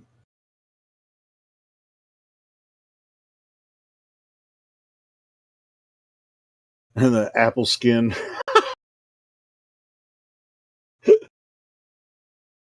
That made no sense at all. I mean, like, that's what I was saying. I think he was just pulling shit out of his ass, man. He was just making shit up.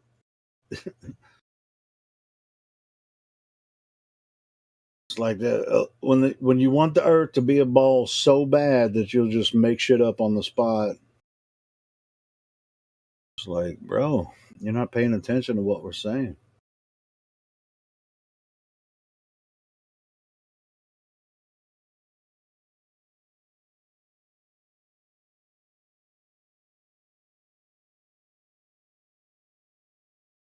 Anyway, 40 minutes till Precious Metals show. Anybody got another suggestion for play another David Weiss one? Let's see if I can find another one. He has short clips on his channel.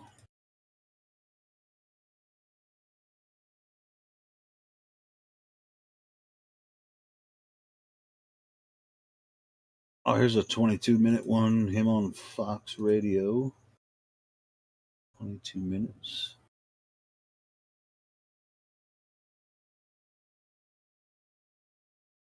Legendary David Weiss.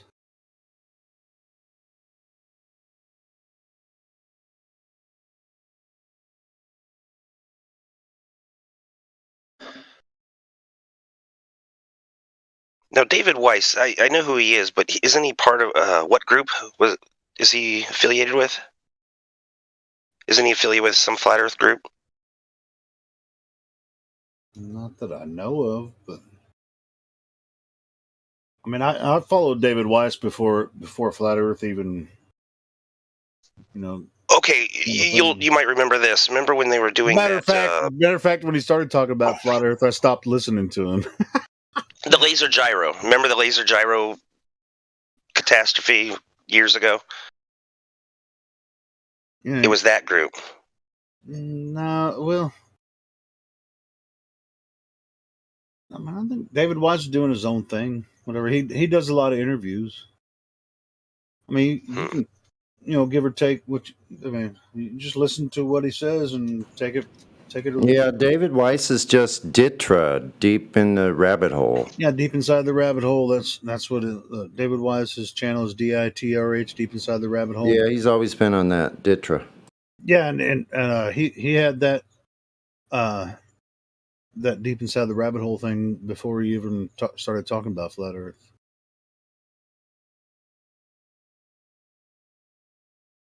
Why is this shit not playing? Oh, there it goes. Trey Radel, your host of The Drive here. It is Freestyle Friday, and on Fridays we entertain anything and everything, always your calls. Tonight, Flat Earth Dave. Let me give you a little background. FE Core. So, that's what it is. We were doing a show, and this is they're located right down the street from me, about may return to streaming 5 to 8 minutes away. But we're streaming. Really? What state? Yep. We had a caller. Indiana. They're North Liberty, Indiana. Oh, cool. Try and wanted to sell the concept that the Earth is flat. The bot seems kind of low volume. I'm gonna it was turn it up. It was fascinating and more. And this guy, Flat Earth Dave and his team, found it on YouTube, contacted us, and we've been going back and forth, and here we are. We've got Flat Earth Dave on with us. Dave, how are you, man? Doing well, Trey. Thanks for having me. And this idea of a flat Earth has been trained into us to immediately dismiss it. That's what I did when I first heard about it. I banned people from our social media for life for even suggesting that I look in it. But then I tried to disprove it, and that's how you end up where I am. All right, okay. So like hearing flat Earth, it's even like a joke, right? Like, hey, oh, he also must believe that the Earth is flat. And this concept was, well, before I start getting into what scientists have claimed, because I will entertain anything. It is Friday. We're having fun. I want to have a good convo here. Convince us that the world is flat. I'm going to, and here's the thing. We've been trained into thinking that the flat Earth is a disk floating in space. You Google flat Earth, it's going to lead you right to the Flat Earth Society, which is a government-run disinformation site that has a bunch of nonsense on it. It says that we believe that the Earth is rising at 9.8 meters per second, and that's how gravity happens. No flat Earther believes that. Only globe believers believe, flat Earth believers believe that. All right, so what is the flat Earth if it's not a disk in space? The way I look at it is we live in a giant pond. What's a pond? A pond is a body of water that settles, finds its level, and then the edge of the pond is where the land is higher than the rest of the pond, and that creates the pond. A lake is the same thing, bigger. The world's oceans need a container, and that container is the land that's beyond the ends of our ocean, and that land is Antarctica. Antarctica isn't a continent at the bottom of a ball. You know, they say Antarctica is the highest land on Earth, this continent at the bottom of the ball that no one's really allowed to explore. It's the land that surrounds us. It's the container for our water. Large bodies of water at rest need a container. So we live on this level plane. We can see too far. One quick thing, and I'll throw it back to you. If the Earth is 24,901 miles around at the equator, like they tell us it is, there is a curvature formula that dictates if a 6-foot-tall person is standing at the edge of calm water, the physical horizon that he sees can be no farther than 3 miles away. No farther. Weather conditions, fog, make it closer, but it can't be any farther. Physical horizon 3 miles away, and we all know that we can see far, far beyond 3 miles. All right, so let me start like an idiot here, like I'm 4 years old. What happens on a flat Earth if I just keep flying straight? Yeah, so here's the if you keep flying straight, every straight line ends up being south, and we can show you this in a diagram. It's hard to wrap your mind around, but once you see it, every straight line will lead you to Antarctica. Okay, depending on where you're going. If you go north, as soon as you pass the North Pole, you're going south. If you go east and west are circles on a globe and on a flat Earth. They point towards the magnetic north. So get a compass, get a magnet, put it on a table, and try to push it east. And keeping that needle pointed towards the magnetic center. East is a circle. West is a circle in the other direction. South is any direction away from the center. This doesn't prove the Earth is a globe or flat because it works on both. People don't realize that east and west are circles, period. Okay? Once you understand that, if you keep going straight, you're going to hit Antarctica. And the question is, what's beyond the shoreline of Antarctica? We don't know because of the Antarctic Treaty that has made it off limits to everybody since 1959, and you can't even question the treaty until the year 2041. Flat Earth Dave on with us. You can go to flatearthdave.com. So, all right, I am still just trying to listen. I am an idiot with apparently math, just in general, and now just trying to understand how all lines, any direction you go, you end up south. That's the theory, and you go to Antarctica, which is off limits. So let me explain. So draw a circle, a big circle on a piece of paper. That circle is the shoreline of our ocean. Everything outside of that circle is Antarctica. Antarctica is likely bigger than all of the oceans and all of the continents combined. We don't know how far it goes. At the center of that circle, you put a magnet there. That's our magnetic North Pole. Now you put a compass down anywhere on that and move it in a straight line. Eventually, it's going to hit that circle, and that is south of the North Pole. East and west are circles. Try it. You can't push a compass in a direction. So east and west are circles. Go ahead. So, all right. One thing that you got at was that with the treaty regarding Antarctica, we can't go there. It reminds me actually of the movie Oblivion, if anyone's ever seen that, with Tom Cruise, where where he is off limits to go certain places. Why? Because he's told. That's what he cannot do, where he cannot go. Right. And so with this, you go into, we begin to segue into the conspiracy theory aspects of this, of why the government would do this, why the media would, why NASA, why satellites would take pictures and send back pictures of the Earth, which is clearly round. And dude, look, let me comment but on real that. quick, you're very passionate about this. You're on point. I have no idea how much you believe in this, if you think it's all just a giant conspiracy. But I gotta ask, like, how does everybody take part in this giant conspiracy? They're not. They're not. People like yourself, you don't believe it, and you refuse to look at it. I'm not singling you out. You're just like everybody else. That's why I have you on.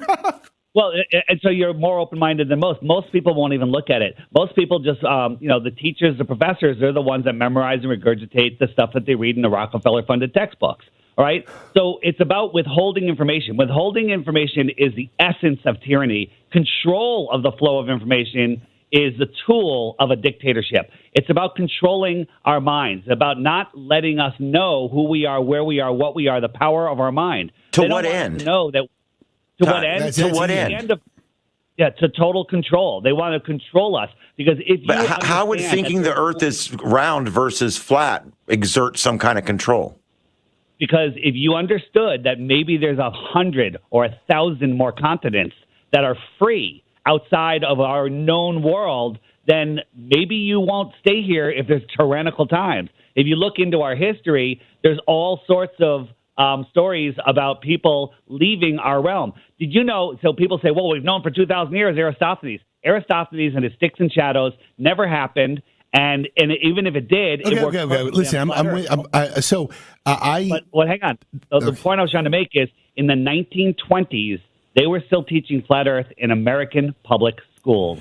So when we see all of these pictures from various sources that are, I mean, we're talking from different countries, different time frames, different people, from thousands of pictures, millions, I don't know, from different satellites that have been in the air, from again, different countries, cultures, people not connected at all. Or is what you're saying is that they're all connected? Well, they are all connected. But here's the thing. Here's the funny thing. Globe believers will swear that there's pictures of Earth. NASA admits they have none. NASA admits they have no photos of Earth. They're all made with strips of data. The guy that made the blue marble that was on everyone's iPhone said he made it in Photoshop. He was given strips of data, and he painted it in Photoshop to make it look like people would. Can I just say, let me jump in here. I'm a ham radio operator. One of the things I do is I receive geosynchronous and polar orbit weather satellite data live into my ham shack. It doesn't go through the internet, doesn't go through the government. It comes straight down into my shack. And it does come down. I understand what you're saying. It does come in swaths of data. That is correct. All digital data is sent that way. Yeah. That's the way it's sent. So what you're saying is the conspiracy is done at the satellite because what's being sent from the satellite is being manipulated to look like a globe. Untrue. That's not what I'm saying. So first thing is, I forget the name of the university. They have a satellite that the university owns, and the students, when they want to access it, they have to send the information to NASA. 2 weeks later, NASA sends them back the data from the satellite. They never have direct interaction with I have direct access to satellites. They come right into my shack. Let me explain what's possibly going on. NASA controls all of the helium on Earth. They are the largest consumer of helium on Earth. Any big helium company is owned by NASA. NASA launches tens of thousands of satelloons, okay? Satellites hanging from balloons that they admit in videos that you can find on YouTube, NASA videos, saying that these balloons can stay up there for years and they can control exactly where they go by electrostatically raising them and lowering them. Okay. So, but these are a lot of people involved in this giant. Giant conspiracy. Let me ask you: are other planets, Mars, Saturn, are they round? Yeah, so again, on a radio show, Trey, this is very, very difficult. But when you look up, like right now, tonight, this month, whatever, Jupiter is in the sky. It's very bright. Okay, now if you think about it, if you were on Jupiter looking at the sun is tiny because it's much, much farther away from the sun than Earth is. So you have to believe that light is coming from the sun, lighting up this dusty, this atmospheric, non-reflective surface, and that's shining back to Earth brighter than any star in the sky. The inverse square law of light proves that is impossible. So the lights that we see in the sky, we don't see the things that NASA shows us. NASA shows us cartoons of these things. Just Google the latest, newest picture of Pluto, and there's literally a cartoon character of Pluto on it, and this is from NASA. What, dude? Pluto What? Okay, man. I'm going to keep going here, but there's space telescopes all over the world looking at this stuff. I mean, There's not. There's not. You believe that the Hubble telescope's there, but we had an interview with the guy that runs Hubble, the guy that's in charge of Hubble, and he admitted that he's never seen a direct feed from Hubble, but he has seen feeds from SOFIA. SOFIA is a 747 that flies at high altitude, that has a hatch, that has a satellite in it, that has a telescope in it, and that's where the images from Hubble are coming from. They're coming from SOFIA. Look it up. All right, man. This is you got answers for everything. Just hold up 1 second. No worries. So, in all of this, again, I see what you're saying with control and all of that. I'd love to pick your brain, by the way, on COVID lockdowns and masks. Just hold up though a second. Do you believe in God? Do you think that we are in a simulation?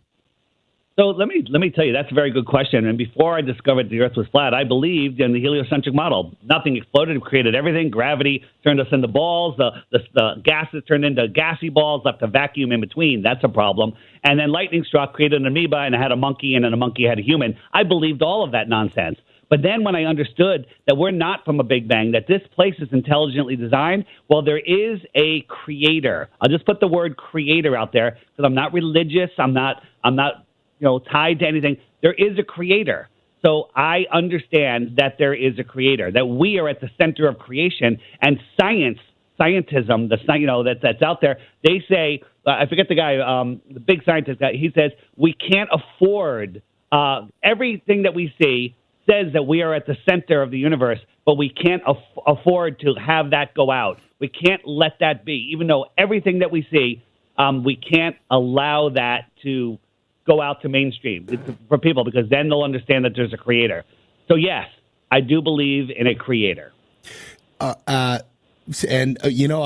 be remiss as we wrap up here if I didn't ask about, again, in your assertion of government control, governments citing Rockefeller and more. What are your thoughts on what's happening around the world, or more in particular here in the United States, with lockdowns, mandatory curfews, and more, and what we've seen over the last couple of years? So this is a lot to take in, but the answer is there's nothing new over the sun. Every 100 years, this happens again and again. 1920, they had Spanish flu. Everybody was getting inoculated. Everybody was wearing masks, and everybody died. 1820, cholera. 1720, Black Plague, or whatever it was. Every 100 years, this happens again and again. Would I take a vaccine? Will I tell other people not to take a vaccine? No. It's up to you. But if you do the research, there's no situation that you could ever get me to take that vaccine. Okay? So that's my opinion. I could be crazy because I think the Earth is flat, but I'm offering 3 Bitcoins for 1 proof of the globe. 3 Bitcoins for 1 proof of the globe. That's it. FlatEarthDave.com. Go to FlatEarthDave.com. All right. I got to tell you, I have studied science my whole life. I'm one of these science nerd kind of guys. I actually can measure the curvature of the Earth with a laser that I own. I actually can point that laser on a tripod at something that is 2 miles away, and I can actually measure the drift and how low it is on the other end. I actually do radio propagation tests where I use straight line communications, and I can exactly measure where the horizon comes up in between. Between us. Why is it that I can see things that should be a mile below the curvature? Why is it that I can see things? I've never seen that. The only time I can see further than 3 or 4 miles is if I go up higher. I can go up on top of a mountain and I can see 50 miles. So it all just, you know.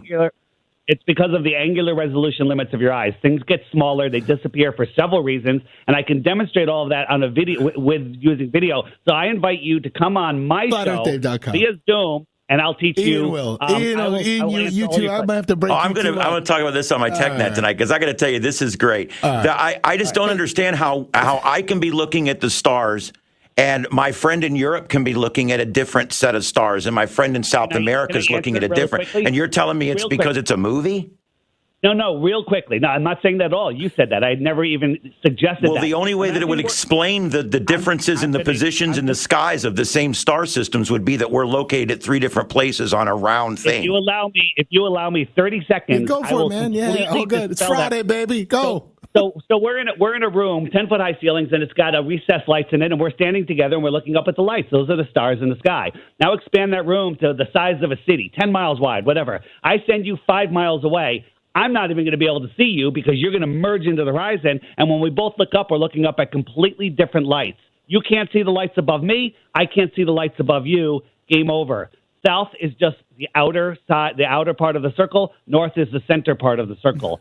That's how it works. Add atmosphere in there, whatever. There's observatories in the south as far as 30 degrees south that have seen Polaris. That's impossible on a ball. Impossible.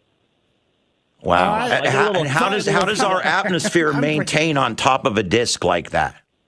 How does our atmosphere, well, we're not a disk in space. How does our atmosphere maintain on a ball with a Tor 17 vacuum, right? And don't say gravity holds it down, because I could use a straw and suck water and air up and away from gravity, from ground level where it's stronger. And we're next to a vacuum.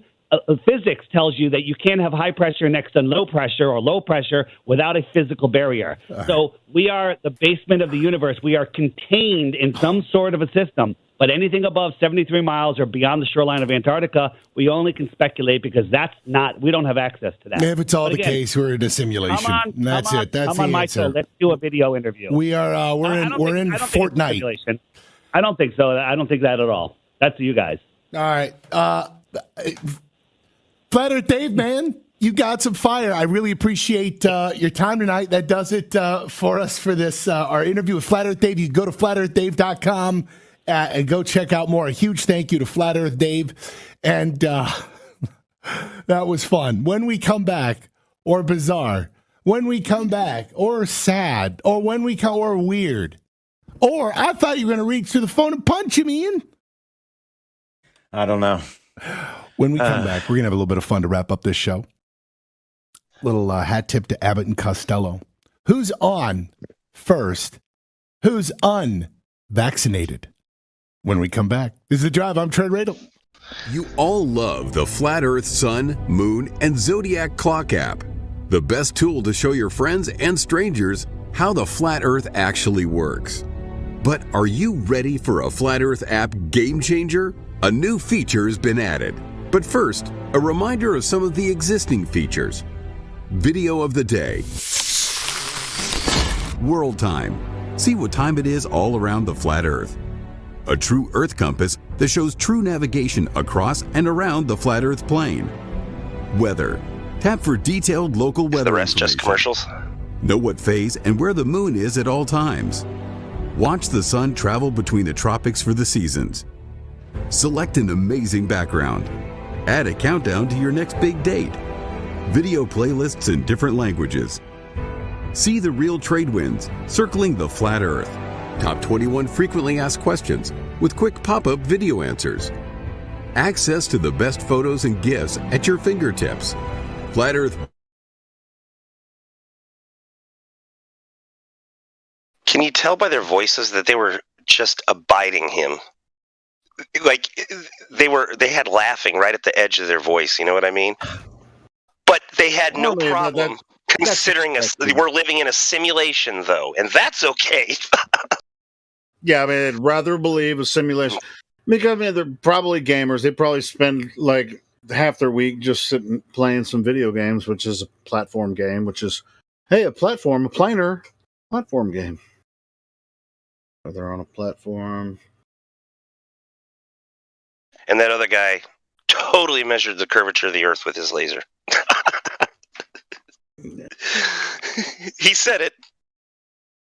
Yeah, I think that was what like Dave's been doing a lot of like interviews lately. I mean, he has another channel where he's just posting his interviews. He's doing like 2 or 3 a week now, and he's posting them up on this other channel. I think it's called Dave Interviews 2 or something. Anyway, yeah, but it was one of the interviewers, right? He said, "With my laser, I measured the curvature, and that was it." Yeah. Measure shit. Well, I mean, even with with the FE Core laser test, I mean, they had to use what $50,000 laser, the collimated beam, so Even to minimize the scattering, over a certain distance. And even then, wasn't it referred to as a toy? Even then? Yeah, I mean, well, from what they did is at I think it was like ISA, they had the laser in one position. One position of the lake, they hit a target from 5 miles away, and then they panned it to the left, hit a target from 10 or 12. I can't remember if it was 10 or 12. Or it's kilometers. Either way, but they hit the target. But when they went to the longest target, 41 kilometers, even with the collimation of the laser, it was still like 3 meters wide. But they had observers on the other side of the lake, 41 kilometers away, that could see the point of the laser. Whereas if that lake was curving from one side to the other, they'd be looking, that laser was so powerful, it'd be shooting up in the sky. They'd be on the other side of the lake looking at this fucking laser shooting up in the sky. But what happened is they saw the point of the laser. They saw the point of the beam. The origin, yes. Yeah, they saw the origin point from shore to shore. If that lake was curving at 41 kilometers, they would have had to look up to see the beam shooting up in the sky.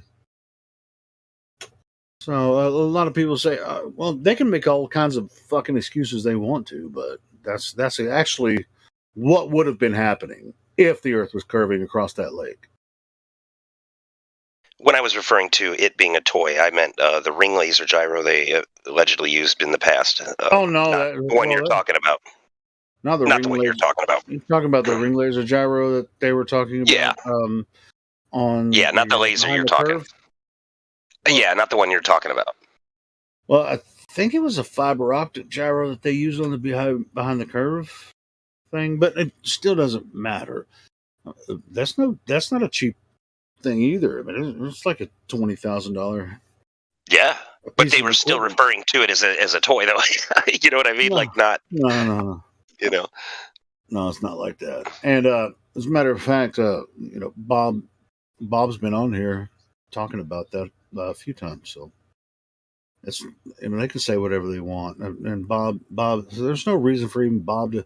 I don't know how many times people say, well, thanks, Bob, 15 degrees per hour, from that stupid behind the curve thing. But Bob has went on several platforms. He's been here several times, explaining, what happened with behind the curve, explaining, he actually had his hands on that gyroscope and did certain tests from multiple elevations, and he explains it completely. I'm pretty sure I have a video when he was in here when he explained it one time, and he's not scared of that argument, but everybody's like, "Thanks, Bob," because they're talking about this stupid Netflix thing where they totally missed. He didn't even look at the information before, when they put that Netflix stuff out. He hadn't even really seen any of the data or anything like that before they put that movie out. Yeah, they had a real hard learning curve, a tough learning curve. They made a few mistakes that they regret. Hey, Sonny, man, what are you doing? The volume on the bot? Oh, man.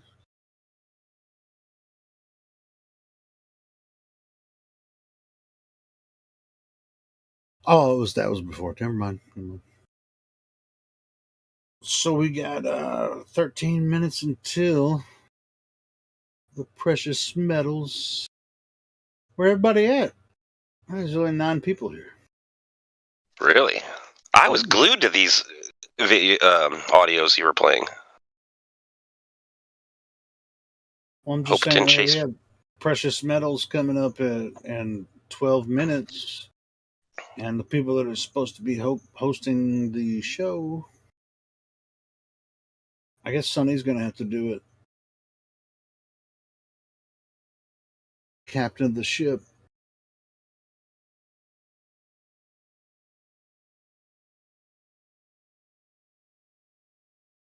I'm sure they'll show up.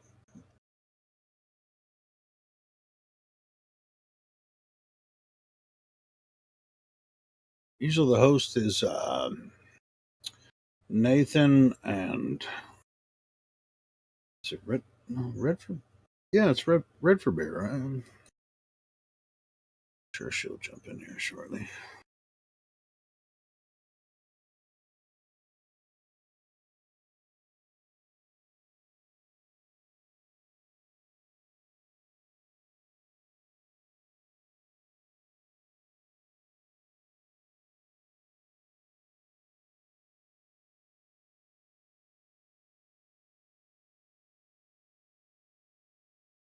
All right, off topic. Have you guys seen on Amazon a TV show, The Legend of Vox Machina? You know, if you're a geek, it's a really good show. What is it again? It's called The Legend of Vox Machina. It's animated. It's kind of like, I wouldn't call it Japanimation or whatever, but it's an animated story, kind of like Dungeons and Dragons, but not all the way. No, I've never seen that. It just came out like a couple months ago, but it's a really good show. I'm one of those people, not to sound disrespectful, but I say, nah, I don't watch cartoons. Dude, I like a lot of dramas and stuff, but this one, but also like, you know, if it's a good show, I mean, it's an adult themed cartoon thing. It's not like a cartoon. It is. Oh, I understand. It's blood and gore and freaking curse words and shit. It's crazy. But like, I dig Star Wars. I mean, just because it's Star Wars, but I just can't get into the animated Star Wars cartoon. I'll refer to them as cartoons. Anyway, this one's it's silly as hell, but it's funny too, and it's also just like blood and gore and vampires and freaking craziness. But it's funny, magic and dragons and all kinds of shit. It's a good show if you like that kind of stuff.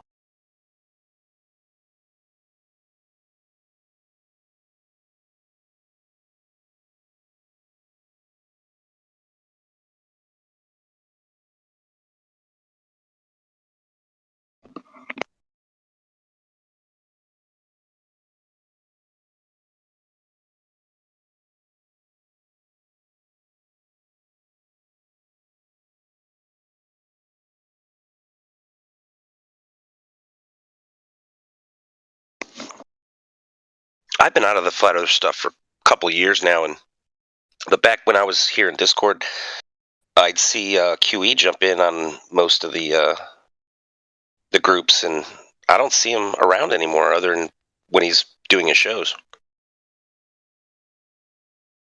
Does he still jump in every once in a while? Yeah, he's been here like 3 or 4 times this week. You just got to be here when he's here. Yeah, he comes in at least 2 or 3 times a week in here. It's usually like, in the evenings, weekday evenings, sometimes on the weekends, but usually like, I've seen him probably like between 8 and 10 o'clock p.m. Gotcha. Central Time in the evenings. He'll jump in. Yeah, he still comes around. Yeah, I think he was here yesterday.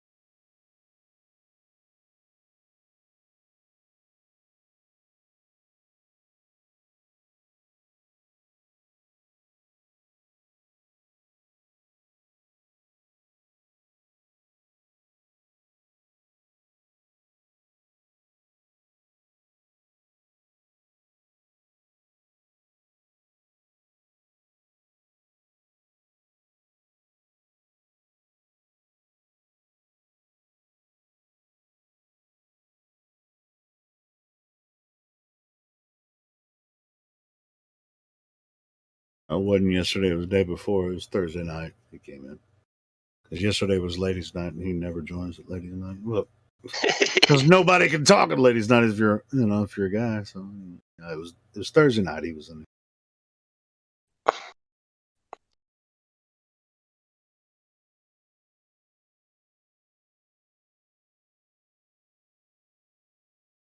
He joins all the time, and I think he listens more than he actually comes in and talks, like a lot of us do. We just kind of listen.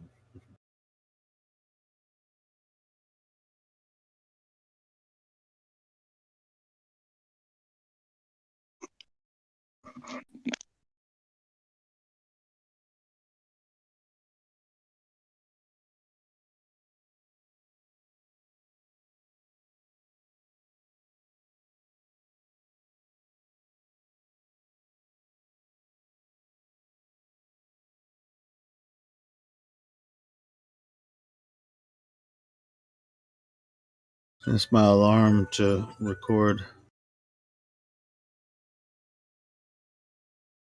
the Precious Metals show.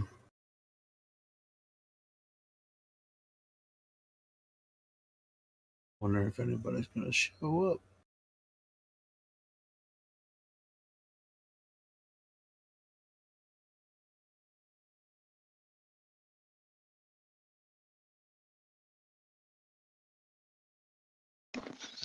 What's the precious metals takeover about? What's just the gold and silver members can. There's a couple of hosts that usually host it, and the moderators have to step back. We can't, open our microphones and interrupt, and unless there's some major issue or whatever. And so it just gives the opportunity for the silvers and gold members to go ahead and check in people, and talk to newbies and all that kind of shit without the moderators interrupting them, so they can cut their teeth.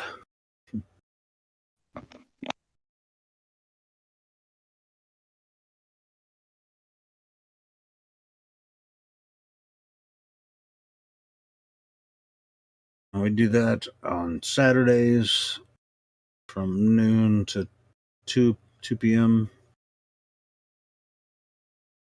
or however long they can go a little bit longer. It's always fun. It's kind of like another ladies' night. We start at 4 Central Time and go till whenever. Hey, is Precious Metal starting in 4 minutes, or am I an hour early? It's supposed to be starting in 4 minutes, but I don't see anybody in here.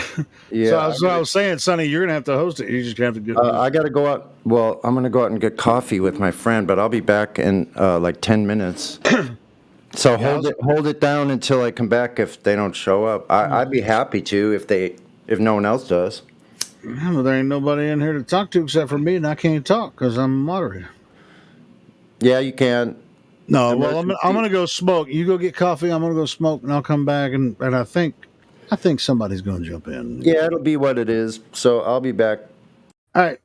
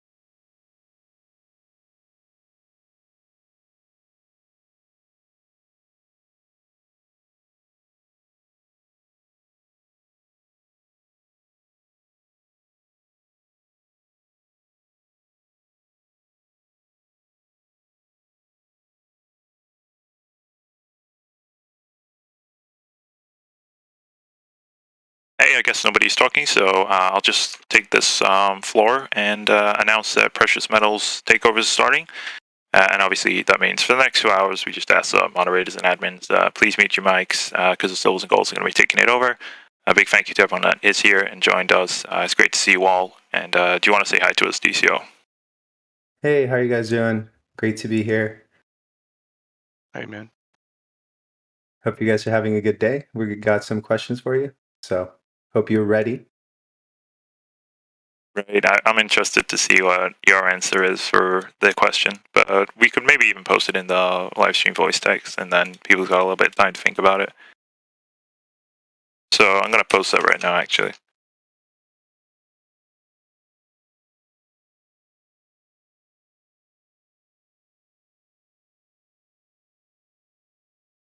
All right, if anyone wants to answer it, feel free to unmute, but I'm going to ask DCO straight off the bat. What is your, if you could recommend one book or video to spread knowledge, which book or video would you choose and why? Quite honestly, I haven't even had a chance to think about this one too much, but in my opinion, I can't think of just one specific one. I'll have to think about it a little bit, but in general, I think that if you're trying to learn something specific, there are so many videos out there that are just regular people that are teaching you just real skills that you can use every day. So I would say for me, it's design stuff, like really useful stuff that I can find for designing. But I got to think about one specific video that would be super useful.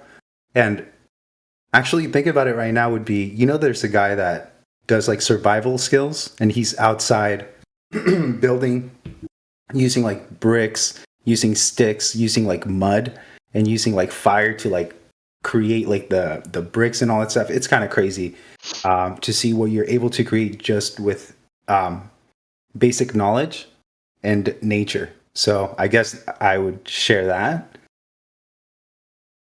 It's a great topic. Survival is an important thing, and a lot of people, it's interesting when you think about it in history, actually. A lot of people knew these basic skills, right? But with today's, world and how everything is, on demand, a lot easier.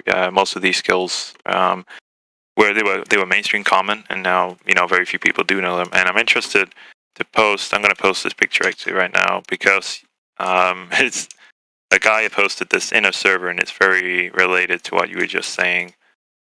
He was creating, let me just post a picture real quick in the live stream voice text. Want to find it? Right. Okay, so there's this tree. If it's looking to load. Right, this tree with vines, and he used the vines off the tree to wrap around on his fence post, and he's been building like his own fence all the way around his property. So yeah, it's a cool skill to have. I'm not sure if I could do that without watching videos or learning that kind of stuff. But yeah, it's a good video, definitely. Good topic, and a good one to recommend. If you could only, use one to spread knowledge. So yeah, survival skills definitely something that interests me as well. From my background, I was interested in all kinds of. I did public services initially at college because I was wanting to be a field medic military, and then I swapped to IT afterwards. But I've always had fun for outdoor stuff, biology, medicine, anything to do with stuff. And I also do hikes every now and again. So yeah, very good answer. Great. Yeah, and it's really cool to see how really wholesome that idea of survival outdoors is, because you're creating a shelter, but to create a shelter, then you have to create a fire, and then you have to create some exhaust for the fire. So you're interjecting a lot of different skills in one place, even though you're just out there in nature trying to survive. So I think that's the cool thing to learn. But if anyone else wants to jump on and answer the question, or if I can ask you, Nathan, what would be the video or book that you would pick? Okay, so a lot of topics interest me, but the number one topic currently that is pretty new, I only learned of it last summer, is the whole Tartaria stuff. So the one video I would recommend would be the Lost History of Flat Earth. If nobody here has seen that, it's about 6 hours long, quite a long one, but you can spread it up, apart a couple of days. So you ain't gonna watch it all in one sitting, of course. But I was pretty hooked. I watched it all in a day, and it's 6 hours, a lot of content, brand new topic. So that's one that I'd recommend to spread knowledge. Have you seen that one? No, I have not. I definitely want to check that out because I'm very into that topic. Honestly, I just mostly watch John Levi and do some independent research just by, I guess, observing independent structures myself. But yes, I'm definitely into that. Yeah, I'll try and find the link and actually post it in the live stream. So if anybody wants to, I think I've already found it. Hopefully this is the one because I had it saved. Oh, Helio's posted it. Thank you, Helio. Yeah, you guys should definitely watch that if you haven't already. Of course, it's 6 hours, so don't feel like you got to sit it and do it in one sitting. But you can get hooked. I mean, the guy's narration is really good. He's got all the points, and it's just a whole shake-up because when you start looking into like the buildings and all the design work that they put into the stuff, and they did it without power tools, and it's not necessarily flat Earth related, but it's a great topic to bring up to Globers as well because it gets in questioning how much of history can they trust, right? And how much do we really know about our history as a people? So yeah, great video. That's the one I would recommend. That's awesome. Thanks for sharing. I'll definitely take a look into that. And just seeing how easy it is for them to tear down buildings or even build fake facades in front of buildings to hide the old history. And so it's a bit of a mix up of what you're able to see. But if you have a good eye, you're able to spot these things without an issue. And so when I went to South America and Colombia, I remember being on a train and seeing this beautiful church from far away. And as I got closer, I was so mind blown. I couldn't believe that this was in this plaza. Okay. And in this plaza, they had an art exhibit by this guy named Botero, which is this Colombian artist. And the plaza is called the Botero Plaza. So they put all the emphasis and all of your energy and focus on this artist guy that creates overweight people in paintings, rather than you going to that plaza and looking at the amazing architecture that is literally right in front of you. And to me, it blew my mind so much more than anything else that I saw, that I couldn't believe that people kind of just walked by it and looked at it as a regular church. So, blows my mind.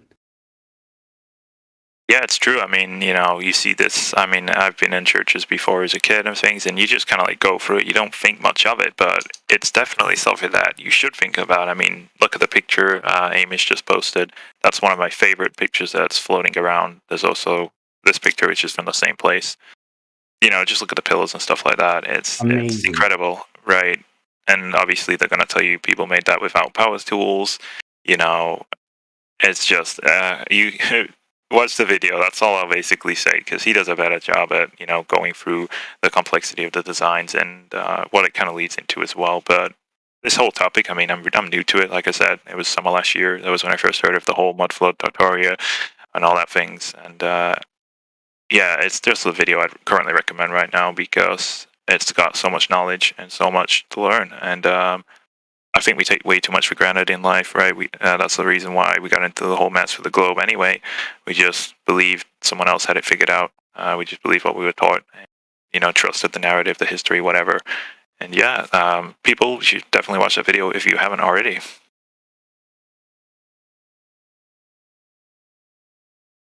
Anybody else wants to answer a question, feel free. I did post it. If you don't know what it is, it's just a little higher up. I can post it again if you need.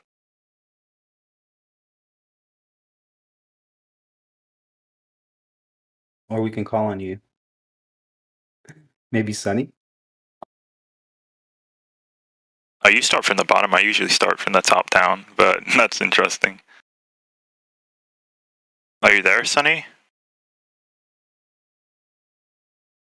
He's probably away. You should probably start from the top. I think Amish is here because he keeps posting pictures, so I'm sure he's got stuff to say. Are you there, Amish? Yeah, I'm here. Yeah, I think, gosh, it's a hard toss-up between self-sufficiency and Tartaria.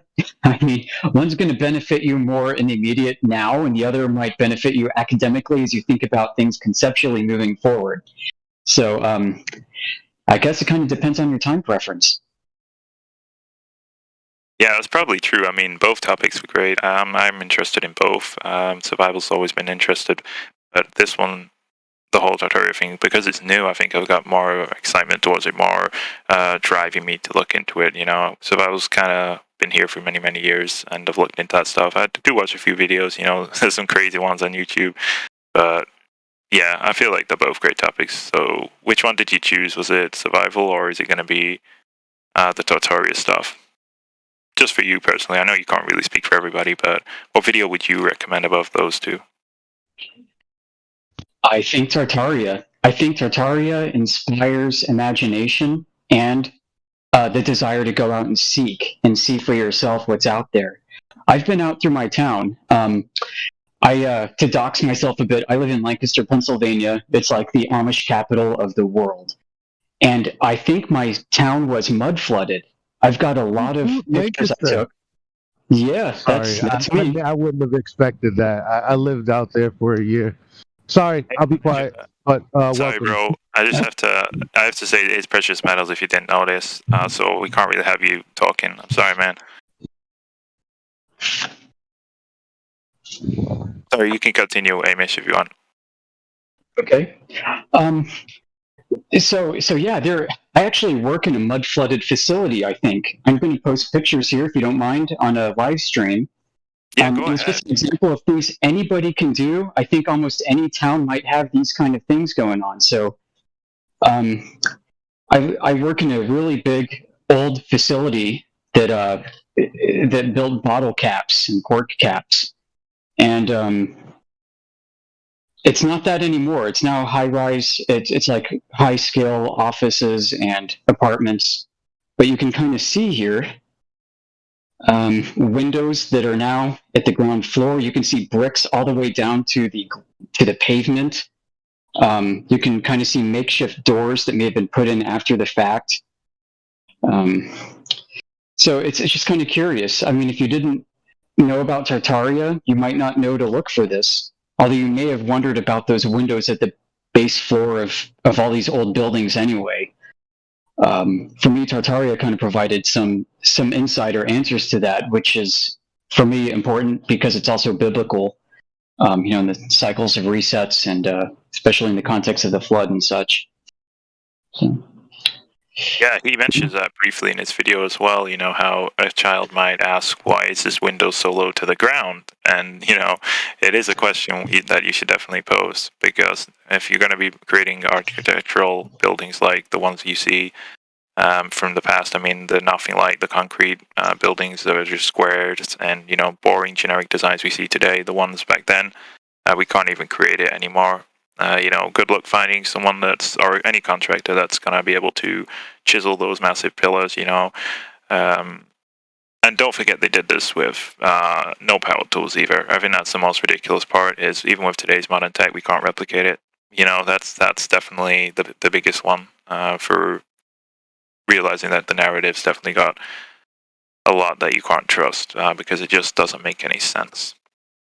Sure, my house was built by Amish people, and it's great workmanship, but it's still nothing like what we see that's been mud flooded and buried. And by the way, Amish schools still teach flat Earth today. Just thought I'd throw that out there. They're all flat Earthers, and that's how they recognize each other. When they go on the Rumspringa, which is when they turn 16, they have a chance to go out in the world and see if they want to leave the Amish community and become part of the profane world, which is us.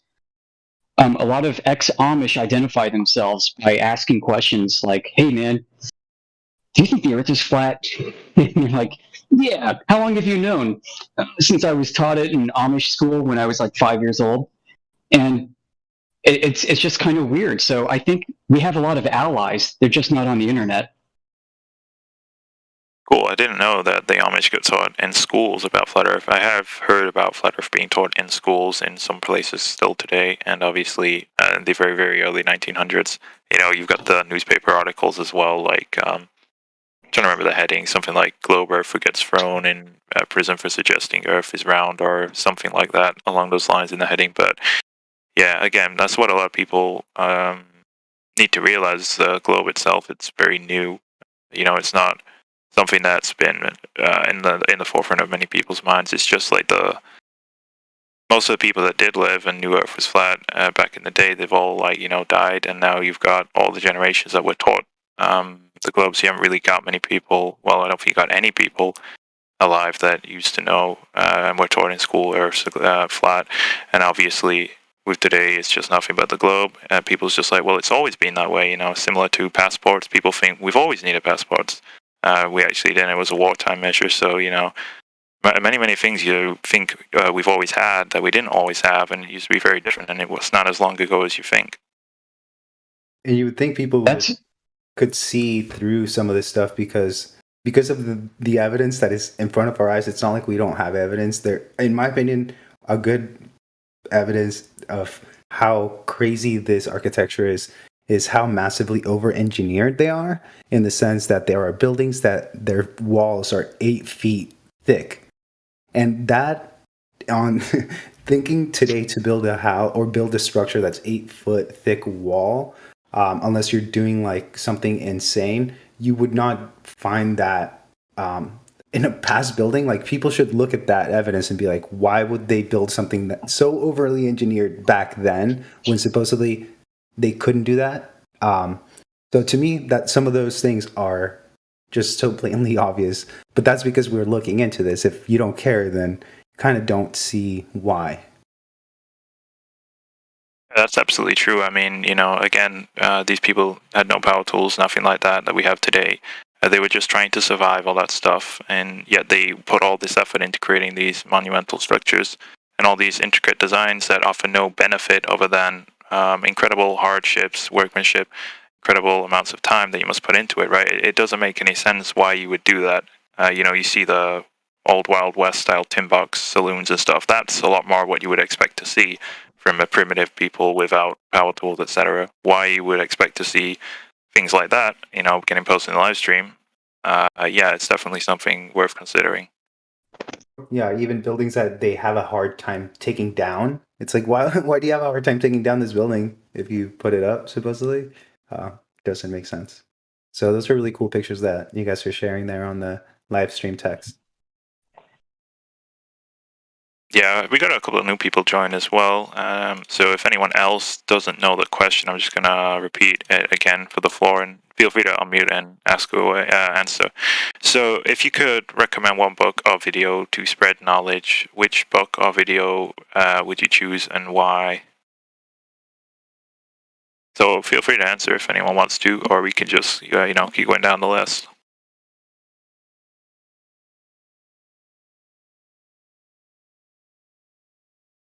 I guess I'll start with Napalm. Oh, you just unmuted. See, that's synchronicity there, bro. We're thinking alike, my friend. Yes, beautiful. I don't have a good definitive answer on this because it's so hard to limit to just one, either book or video, to be honest with you. And that's, I think, part of the problem I have sometimes with trying to discuss things with people that don't have a well-read or studied knowledge on something, is it's very hard to convey one type of understanding to somebody, because it seems like there needs to be 4, 5, 6, 10 other understandings that you need to have before you can understand. It's kind of like a building process. So to me, I would really struggle to give just one publication or one video to spread knowledge, to be honest with you, unless you're referring to specifically Flat Earth, but I know we try to avoid that, so. Yeah, I mean, I appreciate you trying to be creative with the answer. If it's difficult for you to say, one particular book or one particular video, you can always just say one topic that you think is the most important to spread knowledge with. So, obviously for me, I chose a 6-hour-long Flat Earth Lost History video because of the whole Tartaria references and all that stuff. Yeah, that's a good, it's a well put together compilation that gentleman did.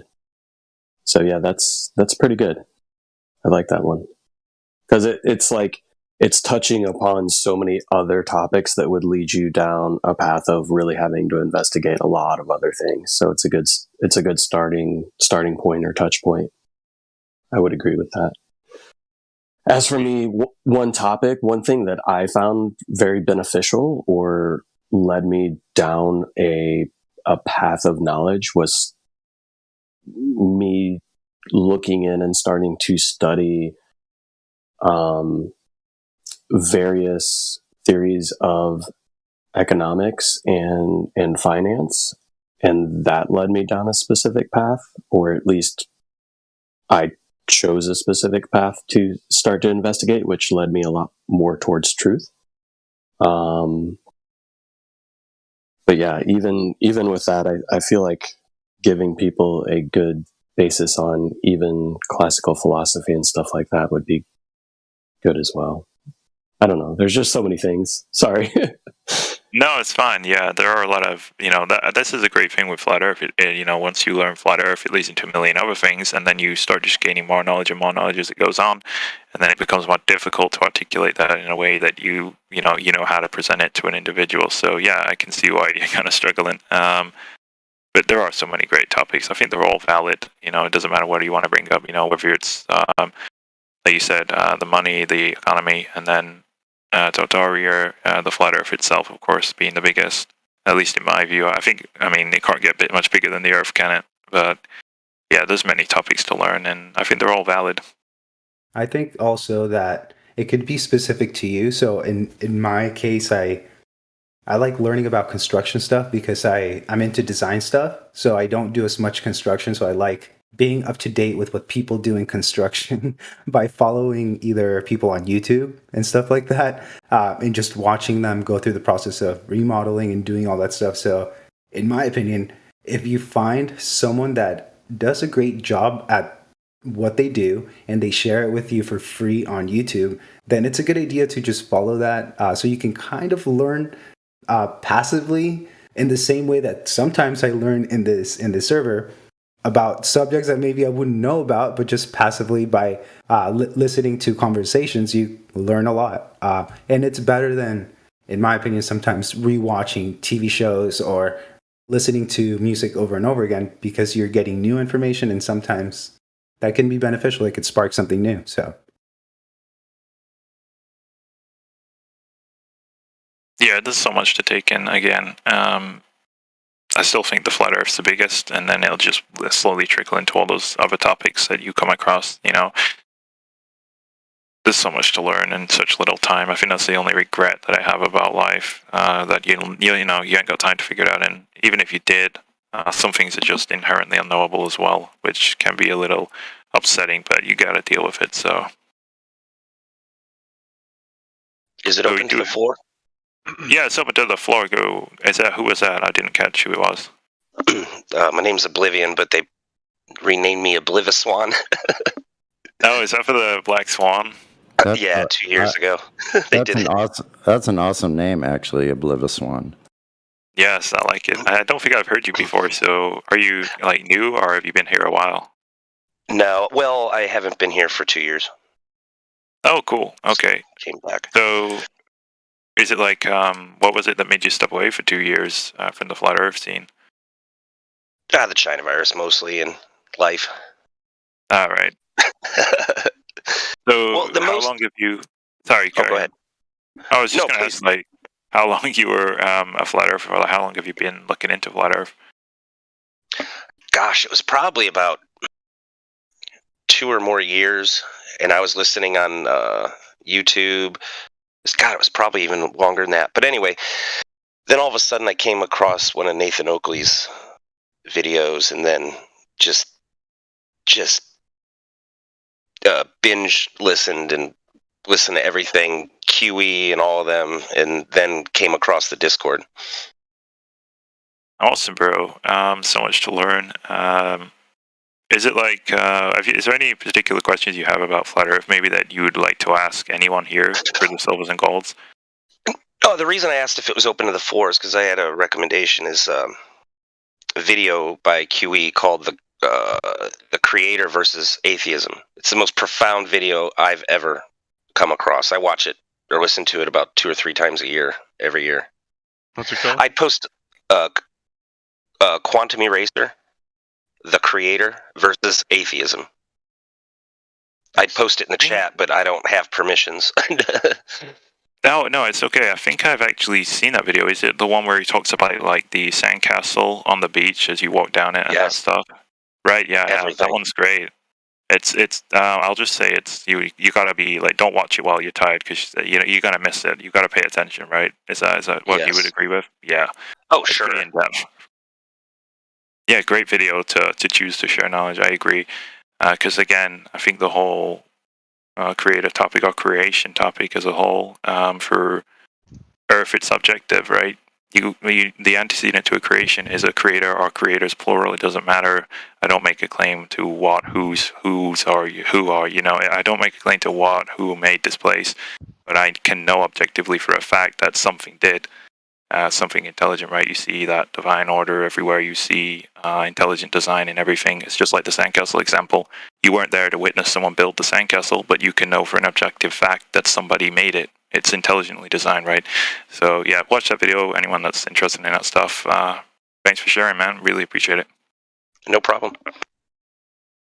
Hey, I'd like to add on to what Napalm said earlier about all the various different fields or topics required to understand things, and I just want to say that I think it's philosophy, which is how you make these things cohesive together.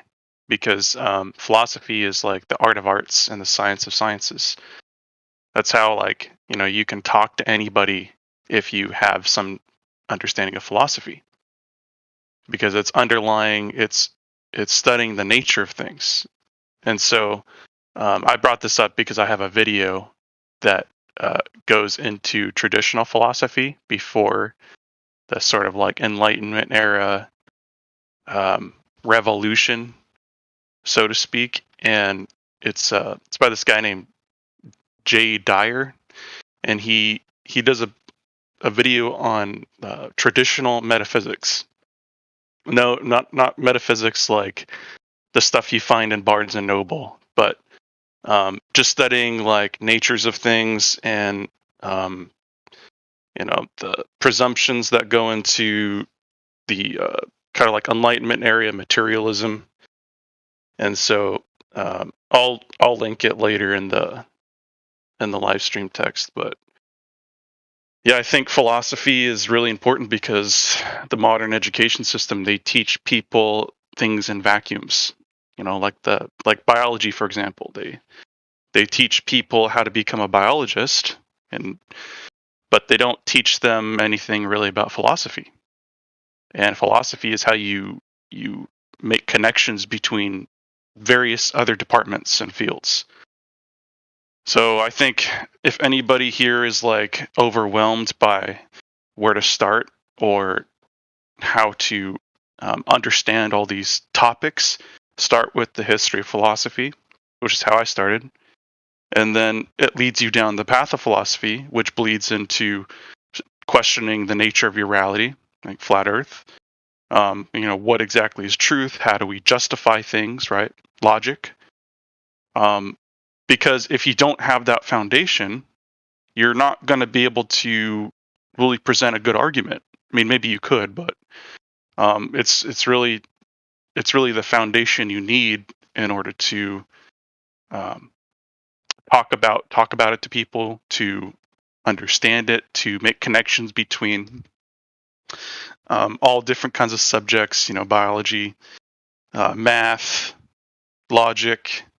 All these things are actually connected in some way. And so yeah, the modern education system, they don't teach you this. They just teach you one specific thing. Maybe you'll dabble in like math or, physics, but there's no real, they don't tell you what exactly truth is. In fact, they'll say, truth is all relative, or there is no such thing as truth. And so, that's my recommendation is look into Traditional Philosophy by Jay Dyer. I'll link it in the live stream text. I have to say, it was nice listening to someone who actually understands very, very well what philosophy actually is. Great discussion, for sure. And for anyone that isn't really well versed in what philosophy is and all that stuff, I mean, he described it really well, but I just want to add, It is translated from Greek as love of wisdom. So it's definitely something that you should look into if you want to build up you as a character, you know, how to have a coherent, rational conversation and discussion, and just it helps you in a lot of ways when you have a nice overview of it. So yeah, that's a good video or book to suggest, you know, like the question required. So thank you for answering. And it's true that they compartmentalize the information so you can't connect it. And so you kind of take one track in one direction. And so there's all these different paths, and people choose one path when in reality, we should take a trip down every path a little bit to get a whole understanding of it rather than going so deep in one direction. But that's just my take. So. Yeah, I got one. Can I say one? Yeah, go ahead, John. Yeah, go for it, John. Cool. Thanks. Well, for me, that's a really good question because, you know, there's so many broad subjects in this truth movement right now. But for me, I thought about it, and I think first the foundation, what's foundational is ourselves. So I would recommend working on oneself in this way. I would recommend one thing. And, you know, because like I said, I wanted to say so many things, but I was like, no, first, what's helped me the most is learning to meditate in yoga. So because that right there, you're learning to balance the left and right hemispheres of your brain, because we're all out of balance. We don't have wave not coherency, but congregation. When it comes to brain waves, we don't have good wave congregation. Most people their left and right brains are out of balance. Meditation helps you with that. So, and it helps you with a lot of other things. So I would recommend this book called The Complete Illustrated Book of Yoga by Vishnu Devananda. He was one of the first big yogis that brought yoga to the West, and he got a lot of you know, crap from all the other yogis back in the East about that book because he gave away so much of the really inner knowledge of the yoga stuff. But to the West, he was the first person to present it. Other big yogis came afterwards, like you know, the Beals guy with the Maharaji, and the different yogis have come, but he was like one of the most unsung and biggest influences that brought that knowledge to the West in history.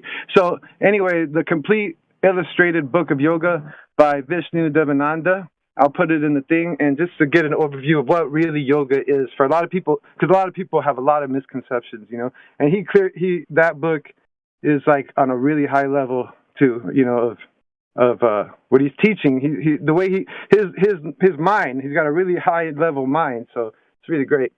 That's all. All right, thank you. I haven't heard too much about the whole meditation yoga stuff. I didn't pay too much attention to it, but it's definitely a topic that I should probably look into, especially because I care a lot about you know, my mental well-being and also just consciousness as a whole, and you know, constantly improving myself. So yeah, if you post that in the live stream, I'll bookmark it and give it a look at some point. Yeah, I'll post it. Just so you know, it's considered a science. It's not a religion because it's based on trial and error over thousands of years. So it's a science of yoga. Yeah, I'll post it, and thank you for letting me share that. Yeah, no problem, man. I have heard some people, well, there's one person in particular who is always going on about meditation that I know of, and he says it's really useful and it's good for the mind and all that things, and, you know, maybe I should set some time apart to bother doing it, but I don't know, I just distance myself from a lot of the whole mind exercises and stuff recently. What's up? It's hard to find the best on it because everything's so distilled at this point. But yeah, that's why I want to post this so we can get to the core, so people can see what it really is about without all the, you know, like the way when people first come to flat Earth and they're like, they don't even know what the arguments are really. There's just a bunch of strawman arguments that they're, you know, that's not even what we really are. So it's the same thing with this. But all right, thank you. Yeah, no problem. Thank you. Maybe you should say refined technique or refined method or a method instead of science, you know. I don't know. Might be a more accurate term.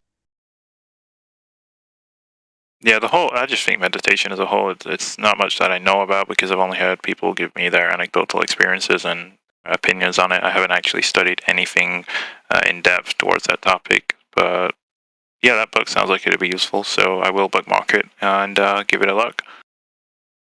And of course, anyone else that's interested here, feel free to do the same. Lots of good videos being shared in the livestream voice text since this Precious Metals started, which is great. And of course, it's open to the floor, so don't feel like you have to wait to be called on. You can just unmute and go, I want to ask the question, and we'd love to hear it. But we do have Ben the Man here, who I pinged earlier. I'm not sure if he's here. Are you here, Ben? Because I see you got the VC verified. So we always like to welcome and speak to the new people.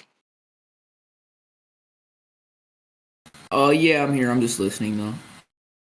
Cool, man. That's no problem. If you have any questions, feel free to unmute. It doesn't have to just be about the Earth Fever, because it's kind of precious metals, so we can kind of keep it, in the realm of things like the question we have posed for today is if you could recommend one book or video to spread knowledge, which book or video would you choose and why? So if you do have something along those lines that you want to bring up, feel free.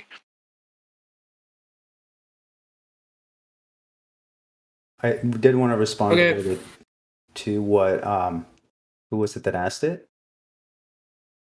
Who asked what? Sorry, I think John was about the meditation, right? He was answering about the meditation, and for me, meditation, I have in the past tried it a bit and practiced it a little bit. I have definitely not done it since then, but for me, it is like when you go work out and you work out your muscles and your muscles get bigger, so you're basically working on your strength. Meditation, in my opinion, is working on your concentration and your ability to stay focused on one specific subject.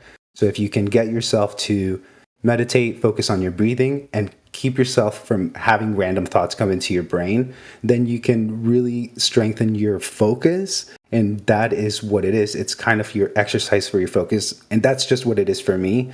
So I guess answering on that, it is a good thing to try.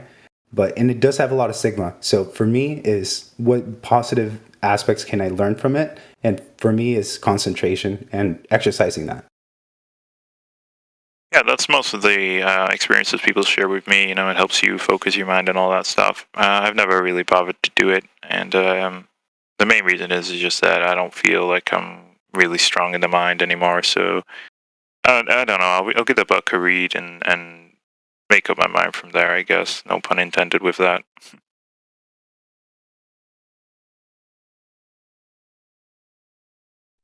That book is even so rare. It's weird that it's so rare because, like, the autobiography of a yogi by Yogananda is way more popular. But this one is, like, way better, and it's like, suppressed almost. I'm actually having trouble finding any good links to post online, but at least post an image of it. You can definitely find it on Amazon or whatever. You'll find it. I just wanted to find something free real fast that you can check out. But there is like a little preview. Anyway, yeah, I highly recommend it. And like he's right, it teaches. What it does is it makes your mind. It's weird. It's like you can access that truth vibe quicker, and it also you think clearer, you think faster. It helps you with a lot of different things. I've gained a lot from it. It's just, I haven't been a perfect yogi because, like, I still smoke weed and stuff, I'm not supposed to do that. But I did get rid of a lot of my old habits because of that. And the more I meditate, the less I want to even, it really puts your mind in a good place if you're doing it right, if you learn the right way to do it. But you have to have a master teach you. It's not, the whole concept of just learning it real quick from somebody is BS. It doesn't work that way. You really have to put some time in to really learn the real truth about it, because you can learn what you're learning. Most people are doing are concentrating. They're not actually meditating. Learning how to concentrate is what you first do. Later on, you get to the higher levels where you're actually meditating, and you're downloading a certain vibration, a certain type of energy. You're downloading it into your system that you can get that energy, but this is like a concentrated form of it. It's difficult to get that energy, but that's the highest form of energy. And, you'll get it through meditation if you learn how to, because what it is you might have something you chant, and that chant has been chanted for thousands of years by thousands of, yogis who have been practicing. That it's already concrete, like it's very positive energy, and it's concrete over thousands of years of repeating it over and over. So that vibration, you're like downloading it. It's already been established, in other words, and you're just getting it. It's pretty cool. Yeah, I mean, again, I haven't looked into it in any depth. I've only had the personal anecdotal experiences shared with me, and everyone that has given me their opinion on it, they always have a positive one. I haven't heard a negative one yet, so maybe I'll try it out. I definitely will give it a look, though, but whether I go to try it out, that's another question entirely. But Resolve wants to speak about a book he's been posting on the live stream, because I did pick up on that, so whenever you're ready, Resolve, feel free to tell us what your book, How I Found Freedom in an Unfree World, is.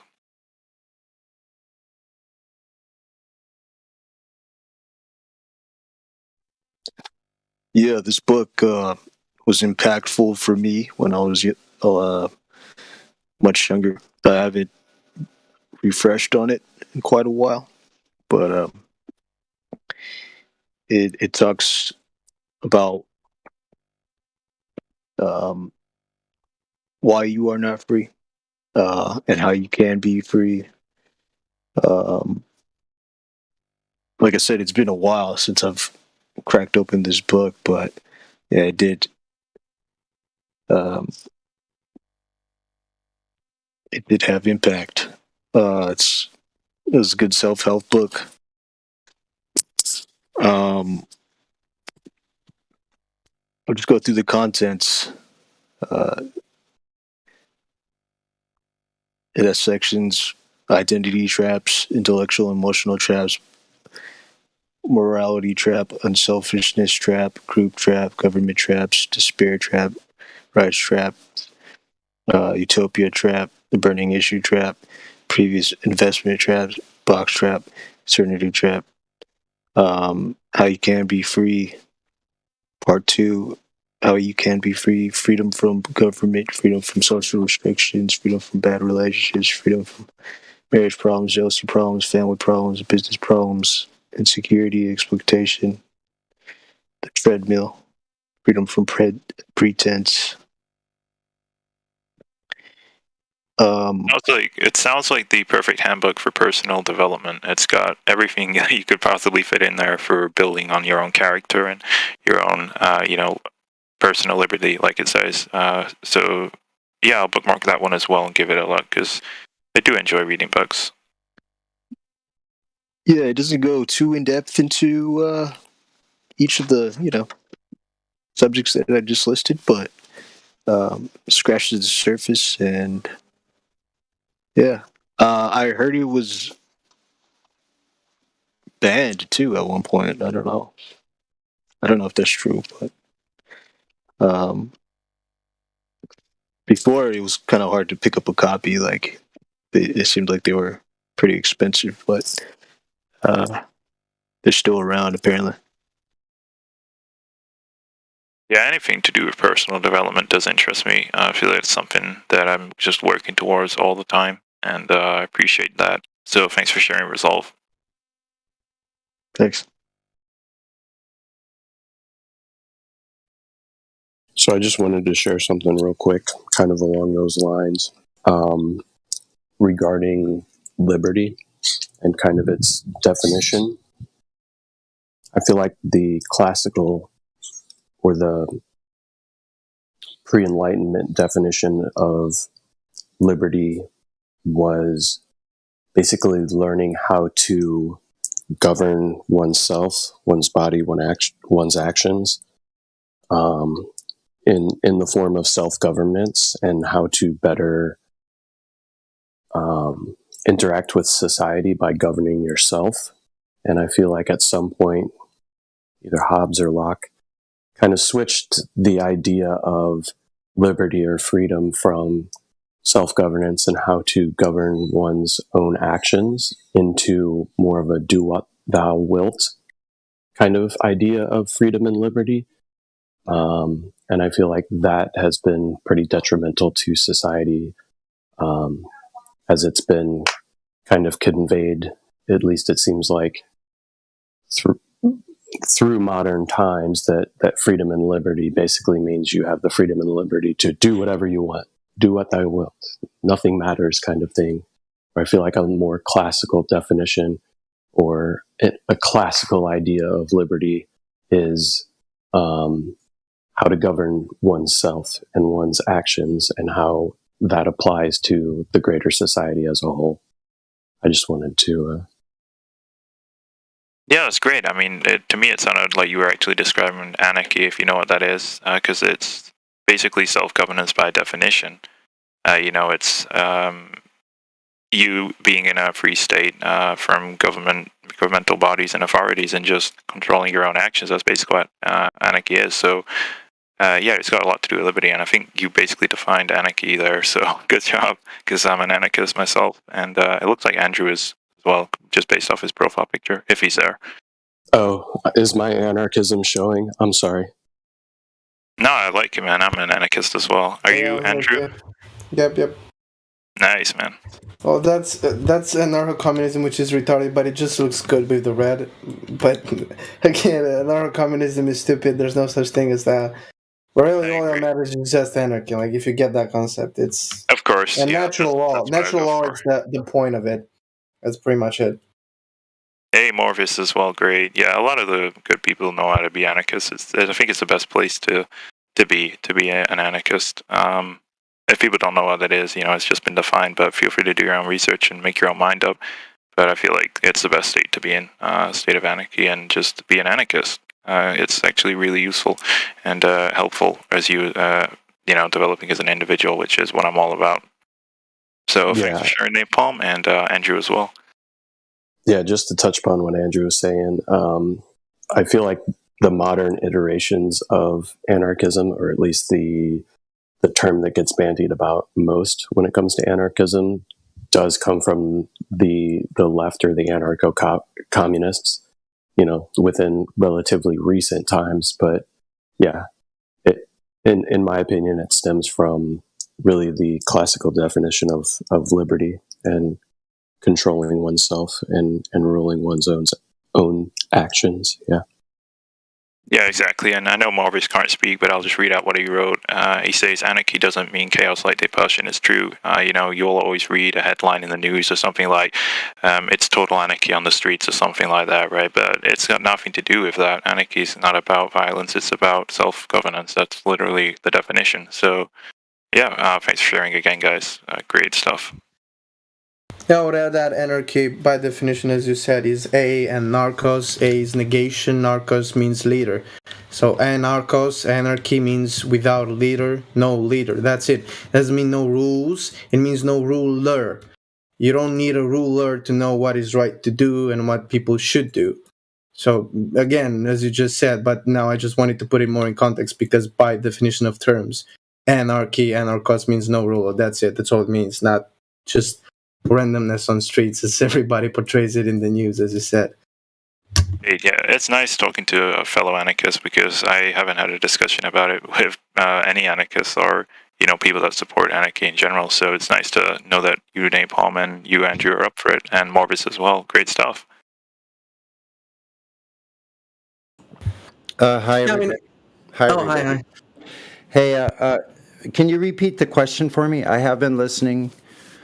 Yeah, of course, Sonny. Question is, if you could recommend one book or video to spread knowledge, which book or video would you choose and why? Book or video? Okay. Boy, that's kind of a tough question because I devour information at a rapid pace. When I look at my, at just one day's feed of me looking through information and watching videos, it's it takes me a few minutes to go through what I've just looked at in one day. But let me see for a sec. Let me see. Anything that stands out?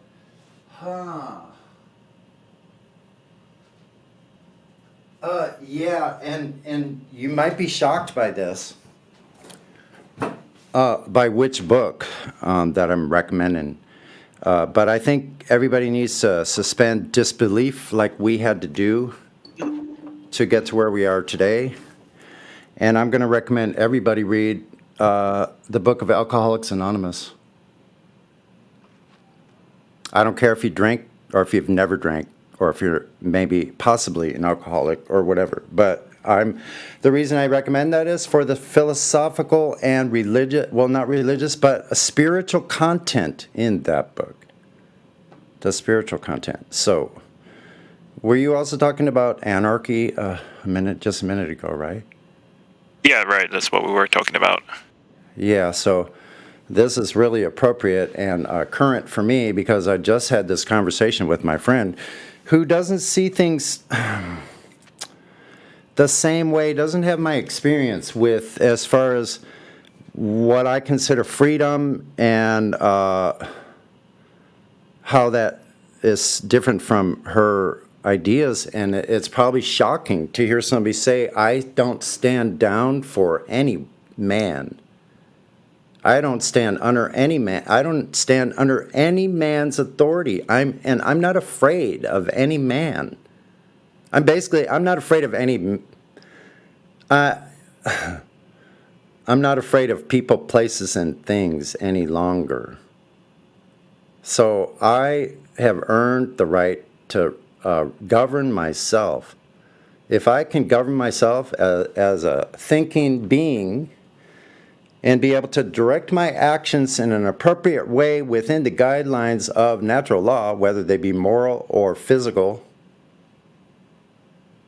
if I can confine myself into those rules of the natural world, and like somebody mentioned before, these rules we have written in our heart, where did that come from? So we all have this. We know. I know how to go to a corner of a street and look right and left, make sure there's no cars coming.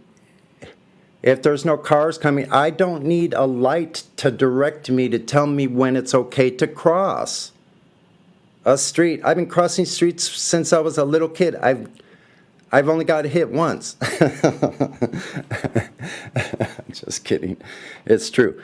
But anyway, yeah, I know how to cross the street. So I agree with this. I have full right to my own dominion. No one, like, my home is my castle. I will fight to the death to uphold my right to freedom and others.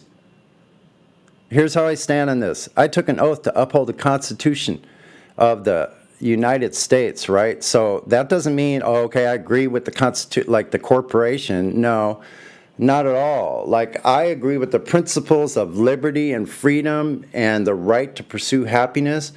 Like, my right to live my life as I see appropriate. Like, are there consequences of being free? Yes. But where is freedom? Freedom is in our mind. And that kind of leads me to what you're talking about, meditation. So if inside of myself I have a battle with myself, which a lot of us do, which is seldomly talked about,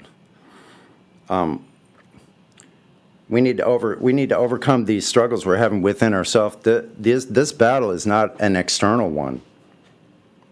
As a matter of fact, no situation or experience any of us are having right now has very little to do with the external at all. It has to do with the internal. Our internal experience is where everything exists. Yes, there's a physical world. Yes, we know we measured, it's flat, the surface. Like, all these things are empirically, yes, there are objective truths in the physical world, right, on Earth. But we also have an internal world, like an internal life, an internal world that a lot of us don't have contact with and actually have a tortuous relationship with themselves. They haven't sat inside themselves and tried to sit on the side of a still bank along the stream of their thoughts. Streaming downstream, they think that they're still in the stream with their thoughts. They think the thoughts are them. And interestingly enough, in the ego, where those thoughts are swimming around, it thinks it's you too. It's always trying to convince you that the ego, that your thought process is who you are, or your knowledge is who you are. It's not true. I'm here to tell you, and I'm gonna prove it to you. When you go to bed tonight and you're laying down and you close your eyes and it's still and quiet, close your eyes and you hear nothing, you sense nothing but your breathing and your chest moving up and down and your heart beating and your blood running through your veins and whatever nerve impulses you're feeling on the exterior of your body. You're inside there. You can go with your eyes closed into that dark place. You can observe your thinking. So I ask you this, if you can observe your thinking or watch your own thinking, who's doing the watching? Yeah, well, that's interesting. Yes. Who's doing the watching? If you can watch your own thoughts, are the thoughts watching themselves? If you think you're your thoughts, or you think you are in the thoughts, that you're watching yourself as a thought? No. It's quite funny that you're saying this, Sonny, because we were talking about meditation, and this is quite frankly the master class of beginning into meditation. I've been meditating for years. Like I grew up as a stoner teenager, like in Southern California, in the mid 70s, when they thought they were the center of the universe. And I suppose, like, we know that they are the satanic one, but in LA there, but I digress. But the yoga book, I think that somebody mentioned one of the very earliest ones is the one that I had, and I used to do yoga and martial arts as a kid. Was I a stoner? Yes, but so what? Spicoli can go to yoga classes too and take martial arts, right? Got it? Ridgemont High? That's my era, sorry. Probably somebody don't get the reference. Anyway. Don't worry, I get it. So if I don't work on this internal dialogue with myself, we've talked about that. Laughing out loud. Yeah. What'd you say? Laughing out loud. Sorry. There you go. So if I don't work on this relationship with myself, inside myself, like if you're like me, I didn't like myself very well. Not as a matter of fact, that's a really mild way of saying it. I hated myself and I didn't know why. I had to look deep inside. What's going on with me? Why am I acting this way? And it led me to this place where I could stop being a victim and take responsibility for my own life and do what I need to do to take care of myself, first of all, because doesn't it all start at home? So if I don't know myself inside myself within my own body, who am I? I'm just a meat sack. No, that's not true. So I've lived for most of my life in more of a spiritual realm than I think most people have. I'm not trying to say anything about, take whatever you want from that. I'm just talking to you like as any other human being, like I would if you're sitting here across the table from me and we're having a discussion. So I had to learn and find out who I was. So I took many different avenues to do that. I looked at Sigmund Freud. I looked at Carl Jung. Now Carl Jung is one I looked at because the structure of it, and then you include with that Myers-Briggs. And through my meditation and doing an actual workbook of separating out I'm an INFP, so I'm a freaking very unusual person, not only mostly to myself. So, I don't know. So couple that with this knowledge I discovered 5 years ago with the Earth and having as many series of personal difficulties and disasters, catastrophes, on all levels, biopsychosocial, all of that. So it wasn't out of my own virtue that I discovered meditation. It was because out of destitution, I had to find a way that I could survive. Otherwise, I wasn't going to make it. So for me, it was life or death. To everybody, it's probably not maybe that extreme. That's okay with me. I don't mind. I'm just glad I'm still here. But meditation is super important for me because what I got in the results is I found out what I needed to do, what I liked. I had to look and figure out, what do I like? What makes me feel good about myself? How can I be my own cheerleader? How can I cheer myself up when I feel shitty? Why do I feel shitty in the first place? I have to have this dialogue with myself, constantly counter my own thinking. I have to do battle with my thinking because there's a freaking psychotic clown in there somewhere in all of us. And if you deny that, you're going to project that out to the rest of the world. Well, if you make peace with this clown and say, look, you know, I don't agree with your standpoint. You're not going to control me today. You're going to sit in this little clown room that I designed for you because I can't get rid of you because you're a part of me. So you're going to sit in here, and I'm not listening to you. Do whatever you want in your little padded room. So the clown is not in control today. That's my saying for today, and I'm just going to leave it with that. Don't let the clown rule your day today. Thanks. That was beautiful. Yeah, absolutely fascinating, Sonny. I'm probably going to have to play it back. Really interesting.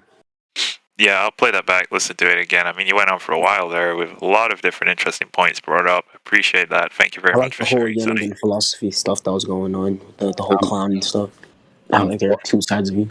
I'm full of it, and that's that's not only trivia. That's funny. Dude, great piff, son. Killer piff, bro. I'm just speaking from the heart.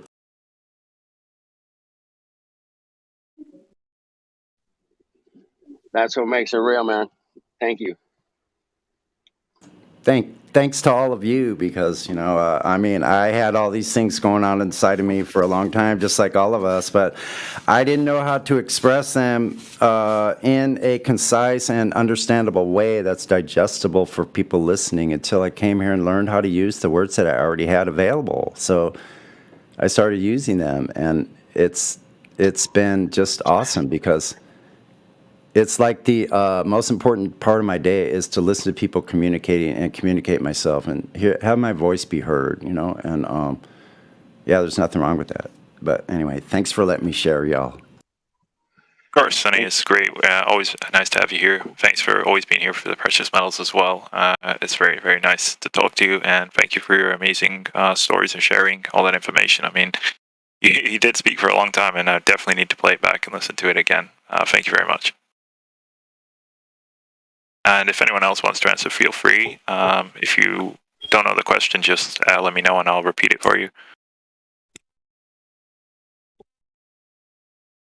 Maybe John Jumbo, since you were talking earlier about it. Do you want to answer today's question?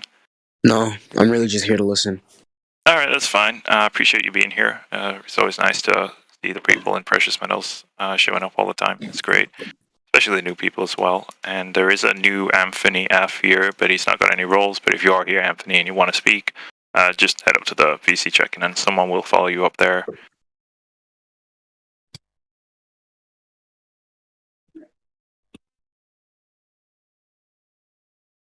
Rookie, do you want to answer today's question?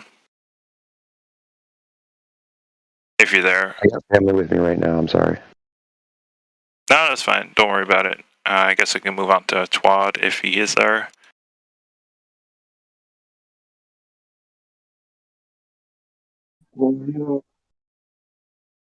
Hey, Twad.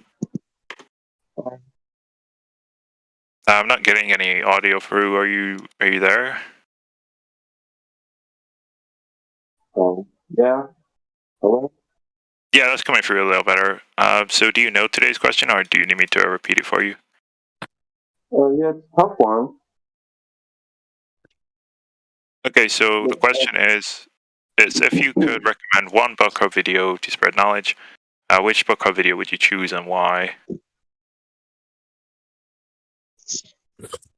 Well, the first thing that comes to mind is the Bible. Right, someone else said that as well, but I think it was Level Up, but she didn't. She wrote it in the text, so yeah, good choice, I guess. I mean, I don't believe it, but I still think there's good stuff in it, without a doubt. So yeah, continue anyway, if you were still finishing. Yeah, sorry, yeah. Yeah, that would be so good. But another one is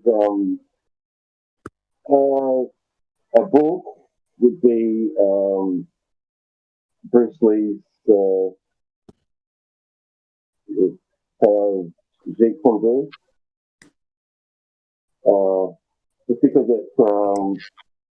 it gives you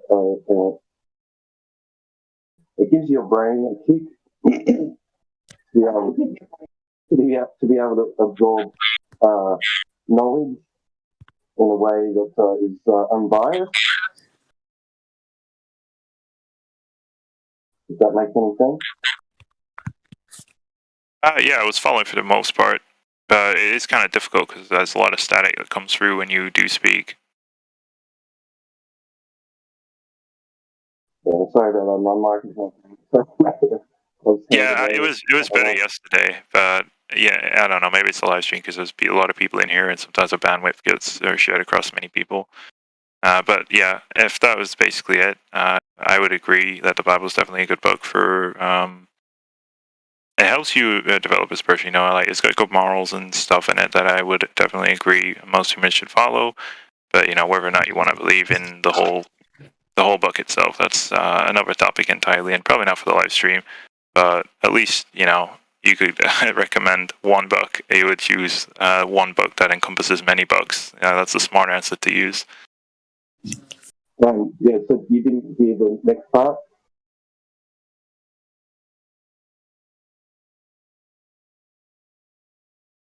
I didn't catch that. Were you trying to say something, Twad? It's okay. I'll just pass on to someone else. My mic's not the greatest. Yeah, I know. I'm sorry, man. It was so much better yesterday when we were in the VC check-in. It's just it can be hard to hear sometimes, especially now. It's pretty difficult to follow what you're saying.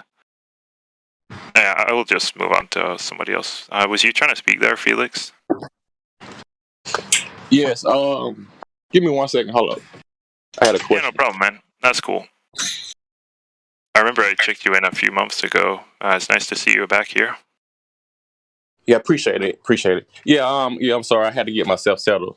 But I had an answer to your question. I was watching the Flat Earth Reality YouTube, so I recommend that be my best video to recommend for knowledge. Because he was talking about like the black sun and like the Polaris and the way like the angles go from the black sun to the moon. It's kind of like the Freemason logo. Hold up, kind of short-winded here, but yeah, that's one of the videos I recommended. I don't know if y'all check it out, and I wish like people could speak on that a little more about the black sun and like the Nazi sign, and I think that's why the creation started.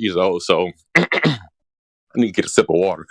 But yeah, I'm gonna cut it right there so y'all can continue. Yeah, no, it's fine. I think I know what video you're referring to there. It's the guy and he draws on the whiteboard, right? Yes, exactly. Yeah, I've seen that video as well. Very interesting for sure. I don't think there's as many videos on that topic or, topics in general that go into the speculation category in most cases, but you can find some golden nuggets here and there. And yeah, they're worth watching. The more information you have, the better of an informed decision you can make. So thanks for sharing that. Oh, thank you.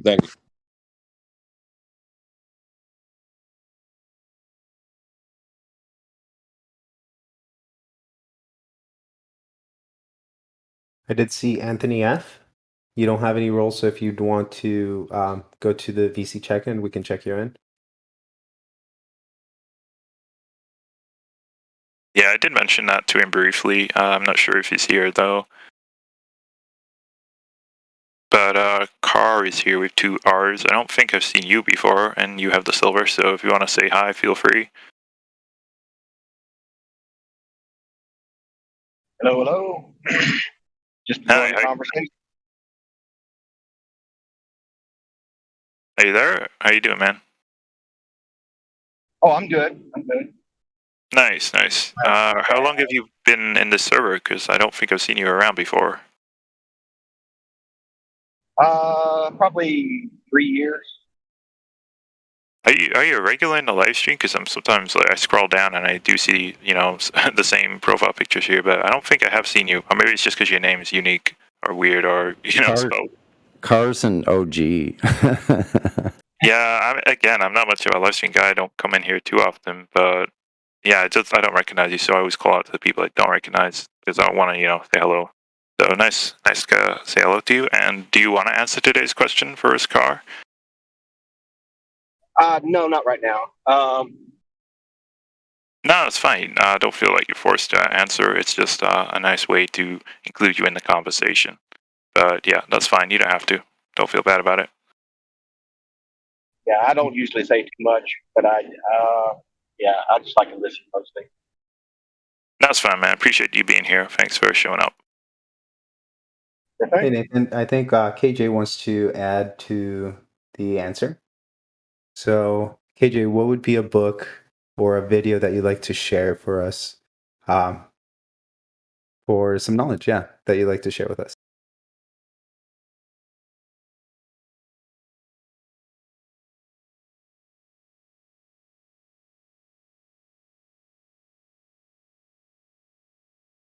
Sorry, was that my cue? I kind of missed that. Yeah, that was your cue, but it's all good. If you'd like to Okay. answer, go for it. Yeah. I would say for a video, Jesus Christ Never Existed by Eric Dubay.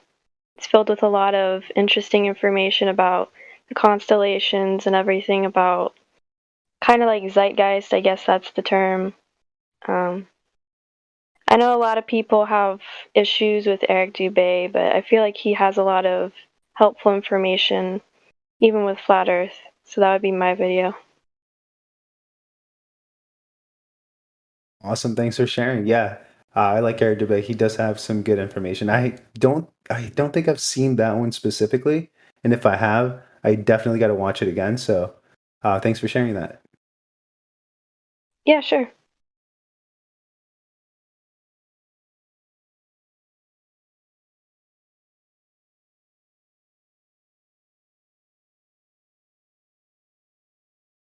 I think I saw Box Ops. Are you there? Or maybe not. He's not there. He's not in the call. He's in the just a text chat. Oh, I see. He said he said he'd pop in here and there. So if he does, we'll try and catch him before he has to go again. But he's always doing the pings for us. Appreciate that a lot. Did Flat Earth Dude answer the question for today? If you're there. Good morning. How we doing? Good afternoon over here, but good morning to you. And I'm doing okay. Cool. Love the show, man. Hey, thank you. I love you guys showing up. It's always different. I love these questions. Always get me thinking. I mean, if I was going to say, hey, man, if you don't understand flat Earth, I think you need to start there. So I was just going to spread some knowledge. That lost history of flat Earth is absolutely incredible. Whether you like the guy or we don't know anything about the guy or where he came from or how he put this together, I did read that he put that entire video series together for his wife. She wasn't getting it. So he put a big effort in it. It's actually 3 parts now. I don't know. I think you've probably seen all. He had the lost history of flat Earth, and then there was another 5-hour series called What on Earth Happened? And now he's got the lost history of flat Earth part 2, and I believe he has 4 new videos of that series as well. And it's, you're looking at 12, maybe 15 hours of stuff at this point. And I would recommend that because he covers everything in there, from Tartaria, flat Earth, to cosmology, astrophysics, light propagation. I mean, he does a lot of stuff in there, man, that can get you thinking. So definitely something for a newbie to watch. It would probably blow their head off. They would be like, what? But, when we watched it, we had already had a pretty good grasp of flat Earth and, the fiat currency and, 9/11, all this other stuff too. So, but for somebody that has no idea of conspiracies or really never looked into them, man, the lost history would probably just blow their head off. I would think. I would hope. I don't know. So, Absolutely, absolutely. I mean, when I got asked this question by DCO at the start, I said that exact same video series, The Lost History, which is 6 hours, right? I'm not aware yeah. of the other ones, so I'm actually excited to look for those and get those watched as well, because you're absolutely Yep. right. It's just packed full of information. Uh, It would blow their heads off. I agree. It's just way. It's like I it, can't even it begin to kind of it blew describe the impact it has. it blew my head off, and I had a pretty good grasp of Tartaria and flat Earth, and and science and NASA and all that.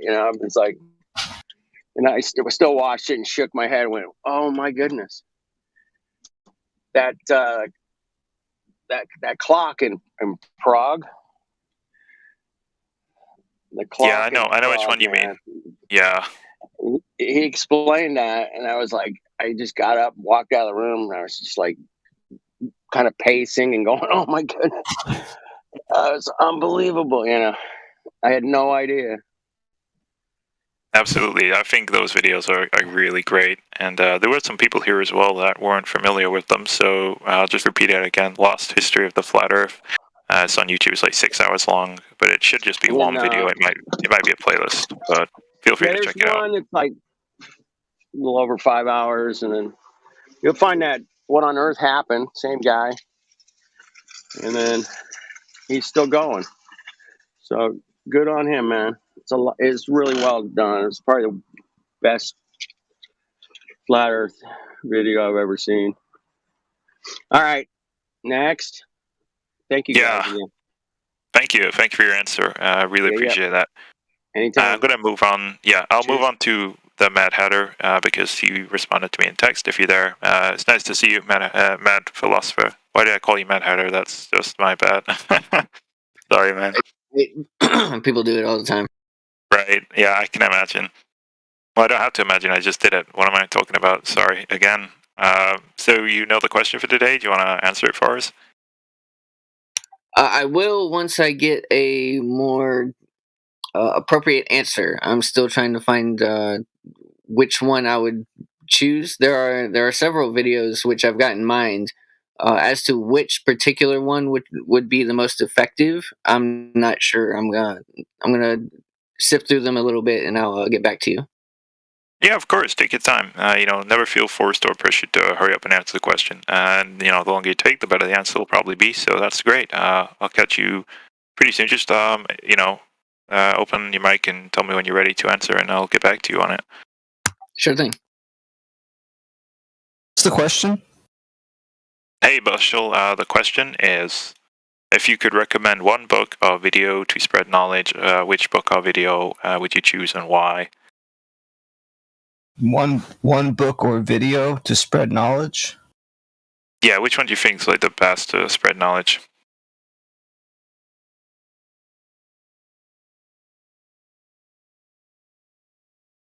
I mean, about what? About flat Earth? It can be about anything. I mean, somebody said survival, right? So learning how to build makeshift shelters, that kind of stuff. Just any topic generally to spread knowledge. So it can be any knowledge that interests you.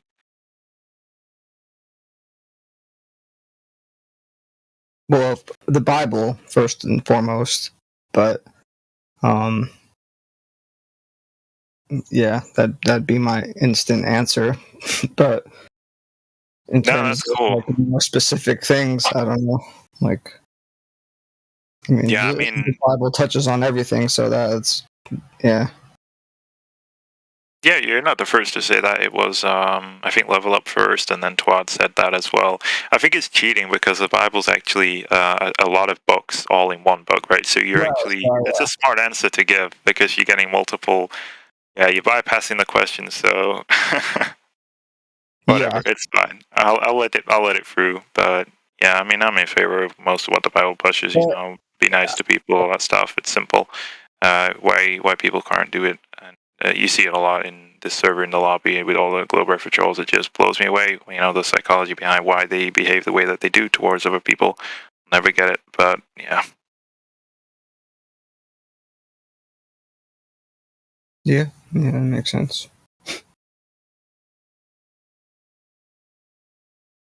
So, Pretty weird question. I mean, like compared to previous questions I've heard on the show, like that's a pretty well, we had actually, I think like we had 4 written down. This one was read first, and we decided to go with it. But we have another 3. I'm not sure if we'll post them in the silver text and then other people can choose, or if we should just keep doing the whole spontaneous kind of on the live stream. Just reveal it then. I'm pretty good with both ways, so I don't mind what Redford decides. We'll just go from there. Oh wow, I haven't gone through all my old videos in a while. There are entire channels that have been deleted off of YouTube that I have a lot of really good videos from. Wow, this sucks. Yeah, I remember the last time that I asked a question in Precious Metals. It got a lot of people sharing videos and stuff, and some of the videos were deleted as well when they went to look for them. So yeah, it's pretty sad, but that's what happens when you're on certain platforms. One of the best videos that I've ever come across is when it comes to just general knowledge, not necessarily flat Earth knowledge, but just general knowledge. It was this video. I've got it downloaded. I just need to find a different platform to upload it to. It's this video called "The Origin of the Juice."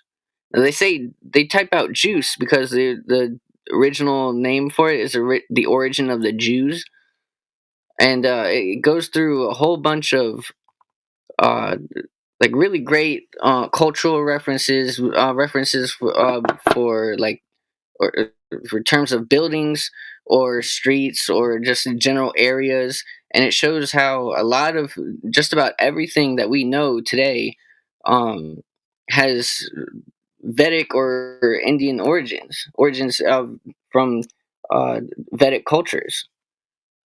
And this video is amazing. I want to find another platform to upload it to so I can share it with you guys. But it's magnificent. The origin of life seems to originate roughly around India or that area at least. Yeah, if you could share that video, that'd be great. Other platforms maybe to check would be like LBRY, Odyssey, the BitChute. But, I think Rufkin as well. Maybe just give those a quick browse, see if it's on there somewhere. Yeah, it's blocked in all countries. It's literally like universally blocked everywhere. So I have to find somewhere. Yeah. Yeah, that's unfortunate. I'll try to remember the name anyway. Well, I'll write it down actually. Origin of the Juice, right? Yeah. I'll send you the title of the original video just in case it might be uploaded somewhere else and I haven't found it. Right, I'll definitely look around for it.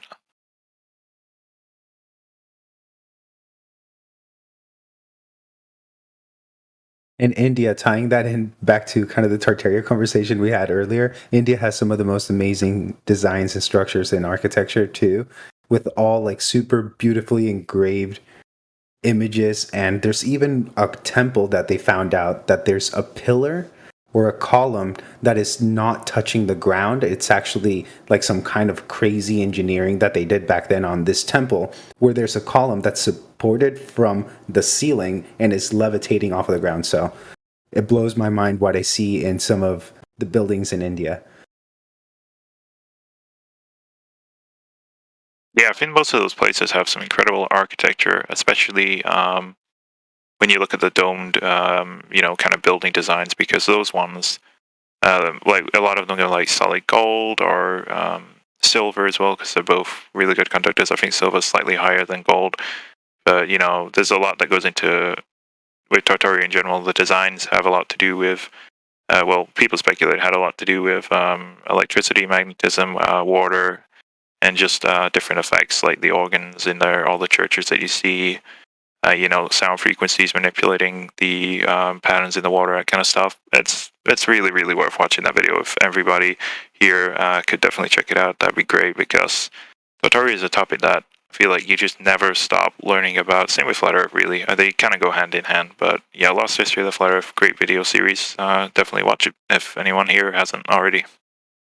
Yeah, and when you see in India some of those designs, it just blows my mind how advanced they look, even more than other places. So it looks like India had to have been like whoever lived there. I don't know if it was like India back then. Whoever was there had some amazing knowledge, and I'm sure they were there for a really long time. So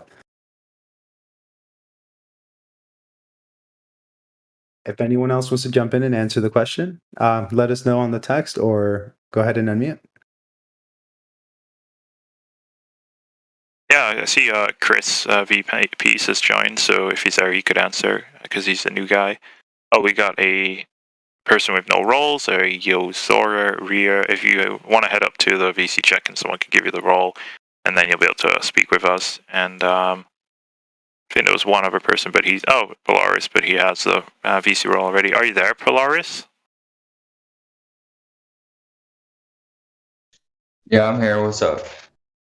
Hey, I just wanted to say hello because I don't recognize you, and I always like to welcome the new people that pop in during Precious Metals. Welcome to the server.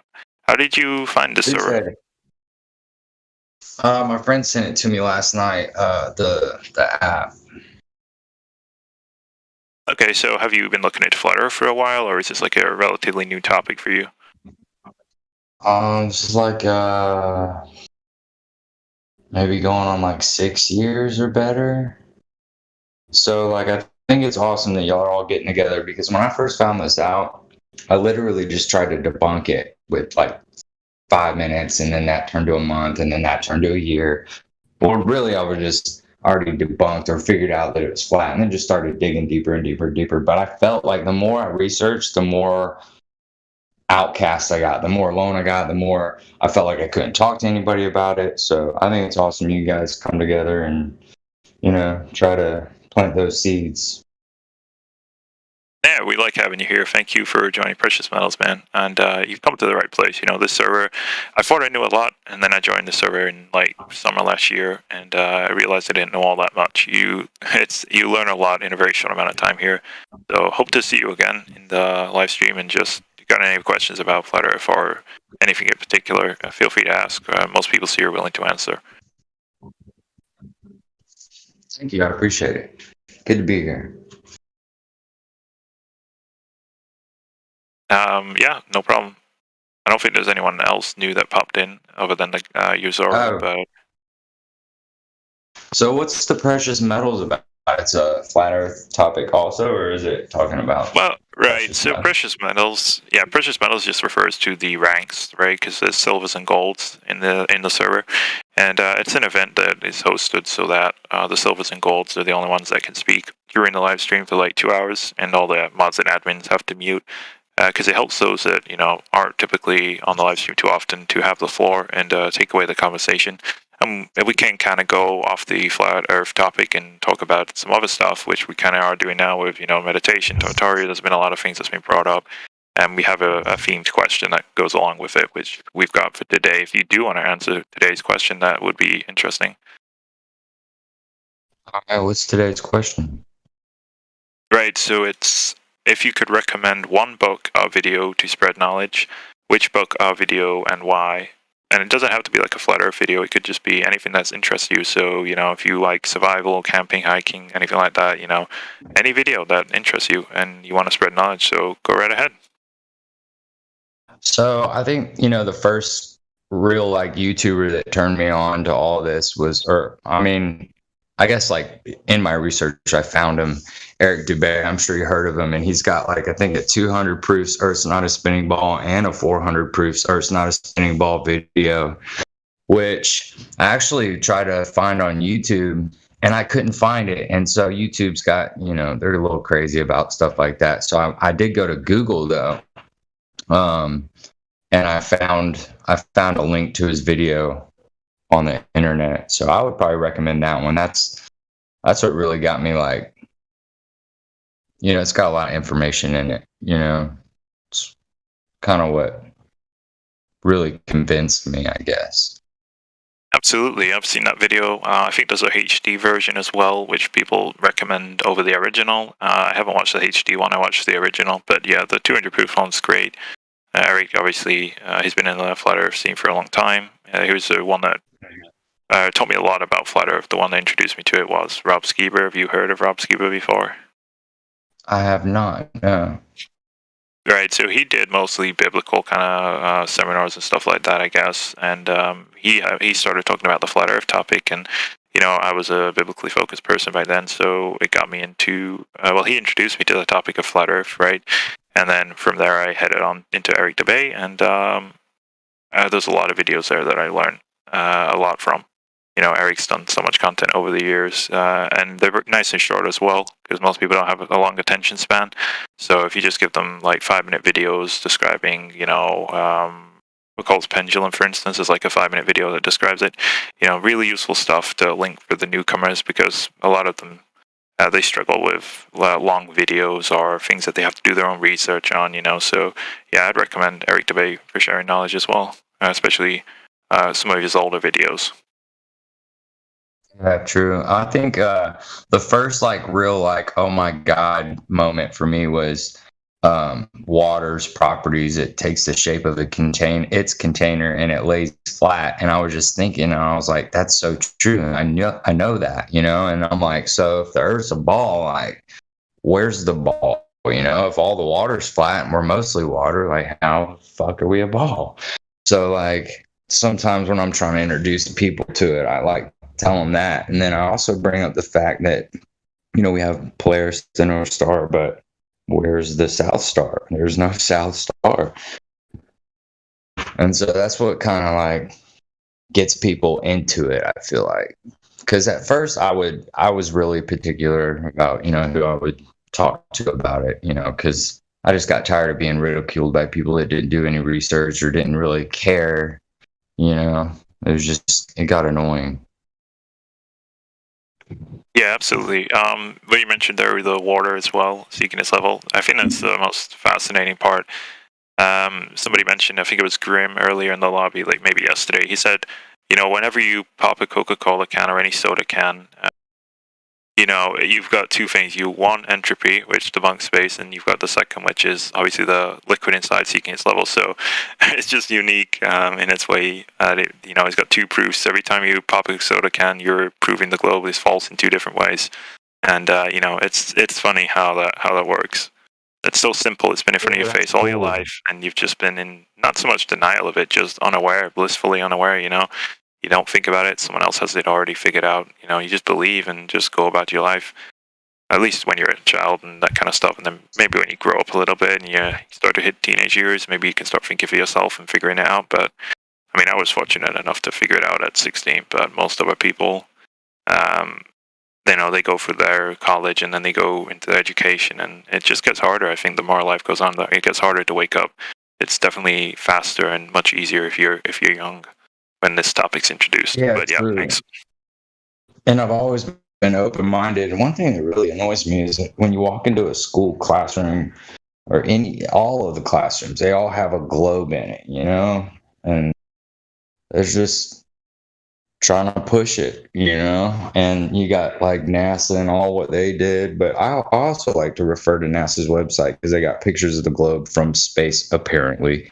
But, if you look at the different years, you'll see one, and you'll look at North America and it's however much big it is. And then you look at the next picture from the next year, a couple years later, and it's North America's taking up that whole hemisphere. And it's just come on, you guys. And then when you take the circumference of the Earth, which we got, you can get that from the NASA website. And there's architects that have built bridges with that circumference mathematics, building that bridge with that curvature, and it literally curves over the ocean, and I tell people that, and they still won't wake up, and I'm like, just hoping that the seed, sprouts one day. Yeah, I just want to touch real brief on the classroom globe thing, because maybe it's a good response or rebuttal if anyone brings it up. Just mention how if you flip the globe upside down, you look under the stand, it says not for educational purposes, and it's pretty ironic that they would put that on there, but it's always worth pointing out. And right. And then you got how people navigate the ocean, and you got the United Nations logo and all that. That's what they use when they're navigating the ocean. And then I think Greenland's in its actual size on when the people are floating around on their ships, I think they use like a map like that, or don't they? I think one of the maps that they would use is the I forget the name of it. Damn. I wish they would call the map names simple stuff, but yeah, I can't remember it. Sorry. I can't remember either. I think what the map you're referring to is like the flat Earth map, though, right? I guess so. Yeah, it's kind of hard without knowing the name. Is it the? I want to. Yeah, it's like a name of somebody, whoever came up with the map. But wait, yeah, you know what? I'm gonna look it up real quick. I definitely agree with you guys in this, that I hate that they have the globe in the classroom, and that bothers me a lot. But one of the other things that I think is a bigger deal is Google Earth, because I've had a child pull up Google Earth and be like, "Oh," like it just seems like a natural thing, especially because you can zoom in to the streets. And that for me has been the one that people have the biggest cognitive dissonance with. Is for me, it's as simple as Google Earth, right? It's like the maps that we use. I hate that one because I want to get into it, but at the same time, it's such a long discussion about that something, just leave it alone. No, I mean, I'm glad you brought it up because I can actually share something on that. Maybe some people heard of it, maybe some haven't. Look in the live stream voice text because I just posted a picture. So the Google Earth lead developer was sacked because he was saying that the software wasn't using a globe and it's actually flat Earth based. But yeah, you can look into that. It's just a quick starter image and then you can work your way out from there. And Google Earth in general, I mean, I personally made this GIF. I'll try to find it. It is on a meme command, but I don't know what it is. Let me just look for it real quick. Right, yeah, I found it, right? So obviously this is just you floating out in the space on Google Earth, right? That's what the Earth looks like on Google Earth. Well, this GIF shows that if you spin it like a full 180 degrees and then another full 180 degrees, you don't end up back where you started, which makes no sense whatsoever because if you have a football in your hand and you draw an X on it, and then you spin it 180, it's on the other side. One more 180 and you've completed a full revolution, I can't speak. Sorry. You completed a full... Yeah, you complete a full circle, don't you, with a football when you spin it twice, 180, 180, it's back, the X is facing you.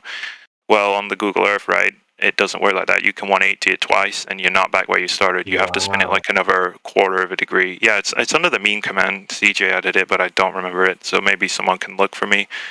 But yeah, that's pretty interesting when you look into Google Earth like that, because it's like, well, why is it doing that? It makes no sense whatsoever. It's just not possible. You can't demonstrate a ball being more than 360 degrees on the turns, right? You would end up back where you started all the time. So why it doesn't work on Google Earth? Yeah, people should ask questions. And technically, you could use it as a proof of flat Earth, because when you zoom in and you go to the coast, to a different coast, you always get an elevation of 0, but then they'll say that's from the center.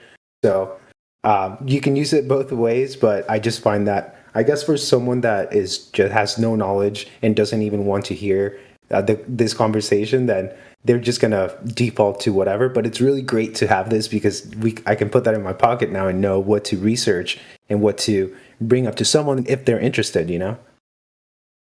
Also, when I remember when Google Earth was relatively new, you would zoom out and everything's flat, and then all of a sudden at one point it would snap to a globe, and there was no variable transition. It just went from flat to globe instantly in one frame. It just they've updated it since then, but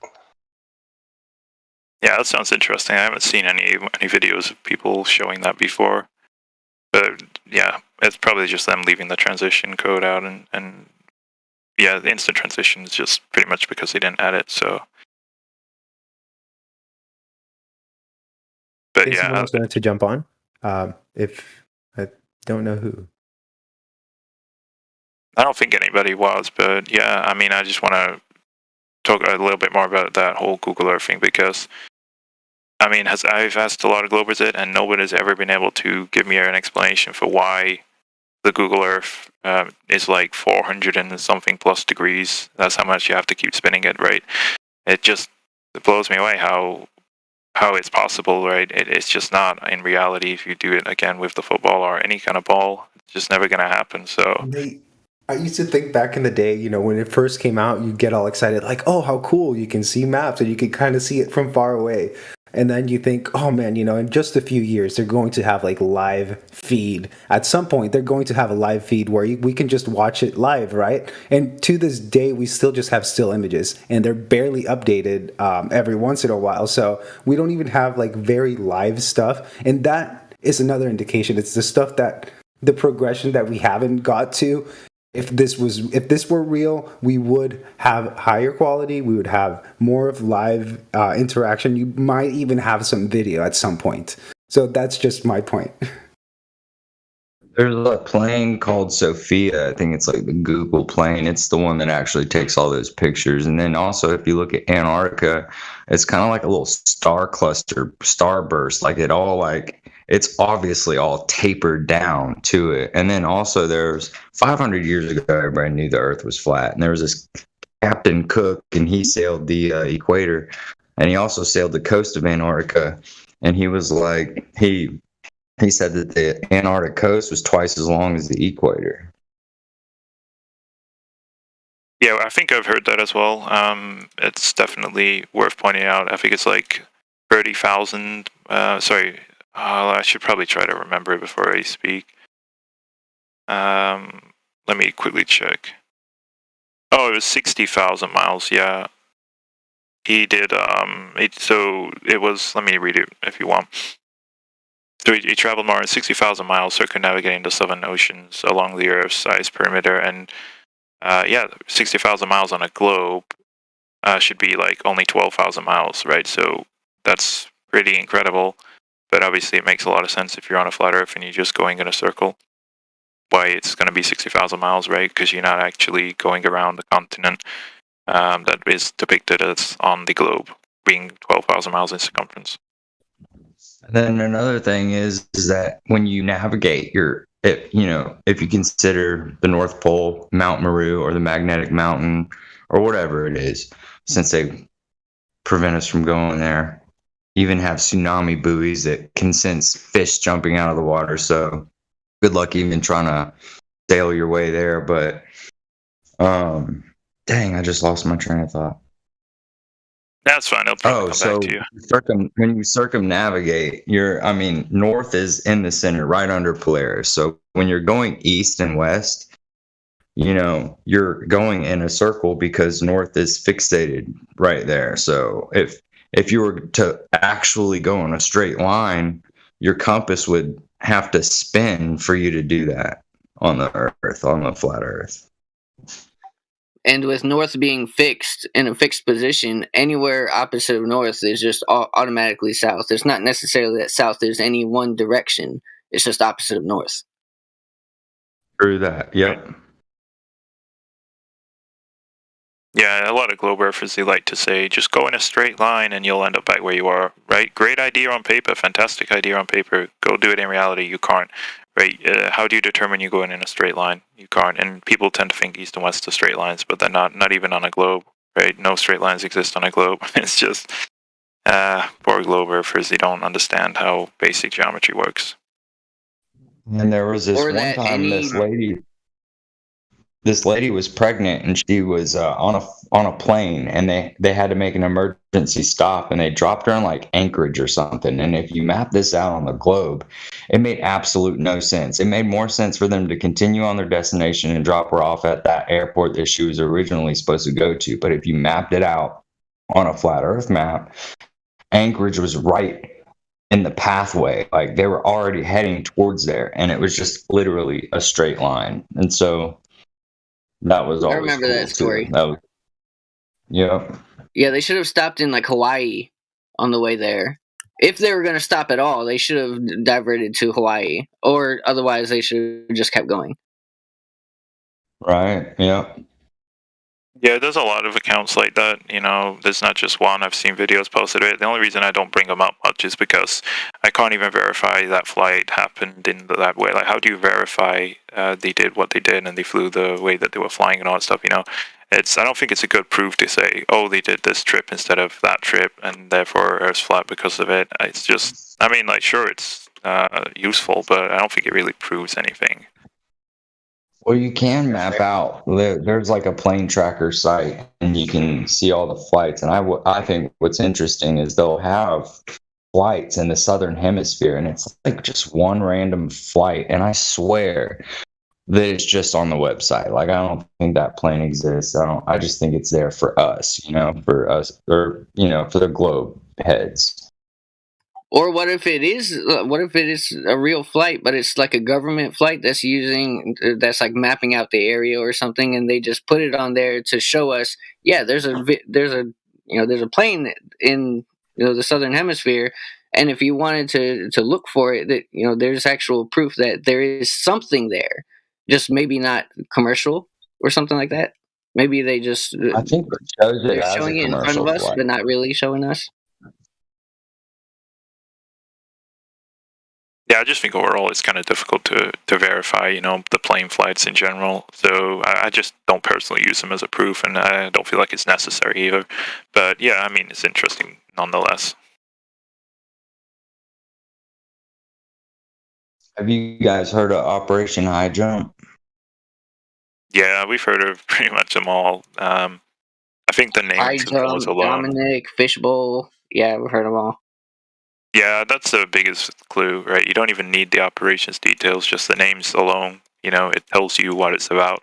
And, it even spells the sentence, of course, when you write it out. So, Yeah, was it like God's Fishbowl? no, it's got multiple translations, but the one I always go with is Fishbowl of the Lord. That's what it's supposed to mean.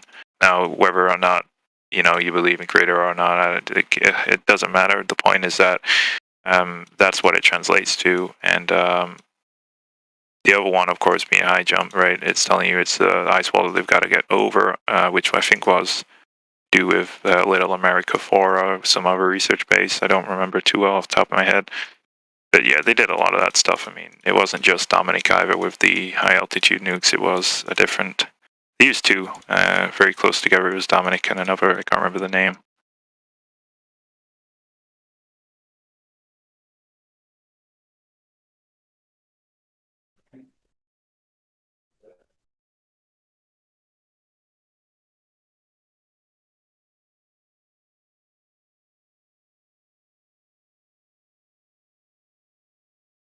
This is a little off subject, but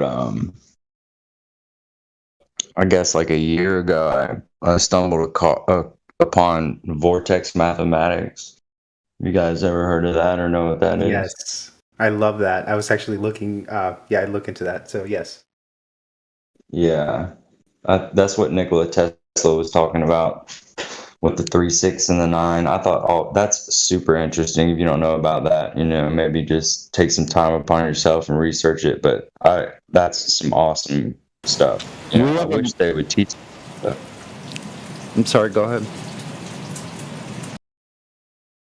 Yeah, anyway, I think the last thing you said was you wish they would teach it. We have a member here.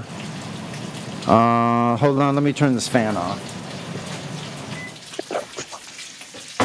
Yeah, Fibonacci sequences and everything, man. Yeah, we have a member here. I forget his name, but he has his own server called 11.7. And he's got tons of information. He's gone really deep into it so far that I couldn't keep up with what this dude was talking about. But he used to be in here all the time.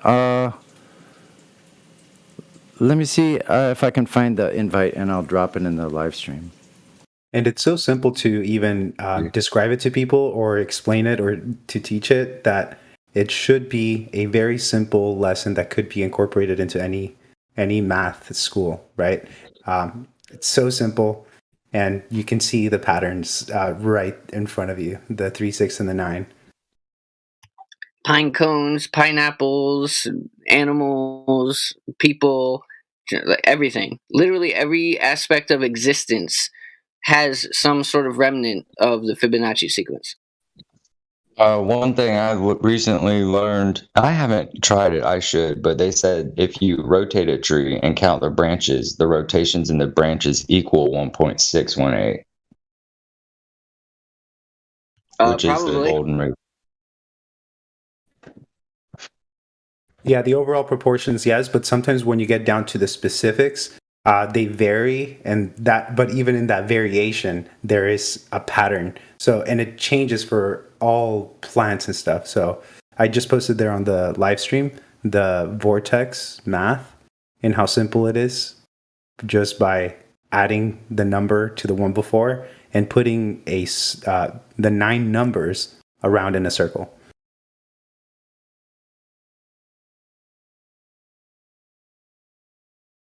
Yeah, and every creation is nuanced, right? So of course everything's not going to be like black and white, identical, like clones or whatever. Everything's got some sort of nuanced existence about it.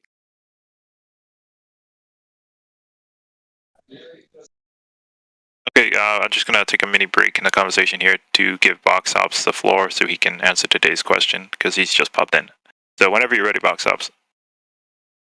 Awesome, thanks, and great job so far. So, Thank you, man. If you just repeat the question real quick.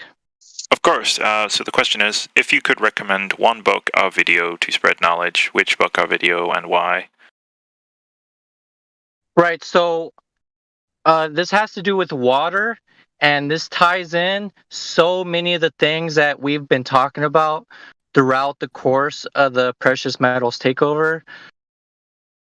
And that would be like frequencies affecting the structure of water and the memory of water, right? So this ties into, someone brought up like Tartaria earlier today. I don't know the full context, but a lot of these buildings have underneath them, they have water, like aquifers and stuff. And then on top of that, they have like these patterns for like resonance and frequency. And that part is speculation. But what we do know, I posted 2 videos in the live stream, voice text. This guy, I think he's Japanese. His name's Masaru Emoto. He's done lots of experiments on water and how they're affected by the frequencies and resonance. And our body is mostly water. They tell us that over 70% water, right? So I've tried a lot of different things where I've seen videos where people are like, okay, well, you put in like these positive thoughts into your water before you drink it for like, 10, 20 seconds, which seems kind of weird. And they're like, oh, if you stir it, also gives it more oxygen into the water. And there's also like, the negative frequencies that destructures the water, and they say that the water looks dead, right? So if you look at natural spring water, and when it freezes, it has these beautiful crystalline structuring. And then if you expose it to these negative frequencies, it's just chaotic and not beautiful. That, and there's also been also tie that into the Tartaria thing I mentioned, and then I tie that into our body being mostly water.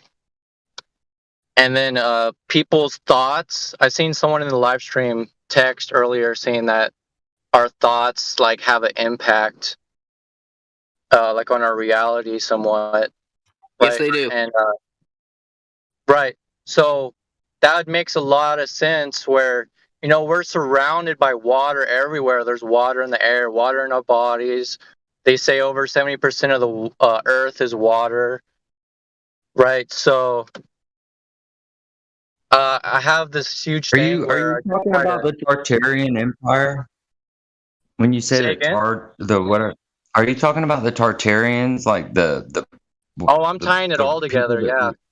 That part was speculation, how a lot of those buildings had water underneath them. And then lots of the designs were for like frequency resonance. I can't prove that, of course, because it's in the past. And No, yes, you can. Remember the star bases of Tartaria, where these bases were literally formed, constructed to emulate the actual pattern that or the frequency, what the frequency would look like geometrically. Like when you put like love frequency to water, and it turns into like a snowflake of a certain design, right? That's what these star bases were created. They were created to put out into the earth, out into the ether, feelings of like joy, love, unity, stuff like this. These bases were created to mimic the geometric pattern of what these words would emulate. So yes, you can prove it. Amen. I heard a great analogy by Whitsitt the other day that goes like this, right? He equates it to, you have this lake, and all your thoughts and words that you speak are like stones thrown into that lake, and everything you're throwing into that lake is creating ripples. So yeah, I thought that was an interesting way to put it. But yeah, totally. There's also some other water documentaries. I don't have time to post them right now. I'm sure lots of y'all have seen them already. Like entire documentaries, just like how amazing and mysterious water is. Right? It's not only about like the frequencies and resonance affecting the water. It's like all kinds of things. And like the importance, like myself, I drink distilled water. For that reason, like how that Japanese guy did the experiments, he used distilled water to structure the water with, the positive frequencies. So, in my opinion, I would just give you all the advice of like, be careful of what your thoughts and the words you speak, because those frequencies are affecting your body and the surrounding water. Right, that's pretty much what I had to say. For sure, in that box episode was great. Water itself is my favorite element. I find it absolutely fascinating. You're right. I think the frequency is part of it. Even Dr. Muthu as well. I've seen his videos and all the experiments that he's done. And, you brought it up with the star forts as well, right? How they emulate those same snowflake-style patterns. That's true. And other things to consider is like, how did they make the star fort pattern so geometrically precise when drones didn't exist and that kind of thing? Just think about it. And I think the water in general has a lot to do with Tartaria, because you see the organs in the churches. I mean, huge sound manipulation device, right? It's just, there's so much going off, and I've only looked into it for just about half a year, maybe a little bit more. I'm not all the best clued up, but yeah, I agree with what Boxup shared. I think everyone should check that out if you haven't already. It's definitely something that should be looked into. And I think with that, actually, might as well just wrap up Precious Metals because it's only 2 minutes left. But huge thank you to everyone that is here and has been showing up in and out. Appreciate all the support, and hope we ran a good Precious Metals for you all. Appreciate it once again. DCO, Jeff, anything you want to add to and say before we head out? No, I just want to say thank you. Thank everyone for joining. And if you'd like to join next week, probably be an hour later, but I'll let you get into that. So thank you guys for joining. One quick thing before we head out.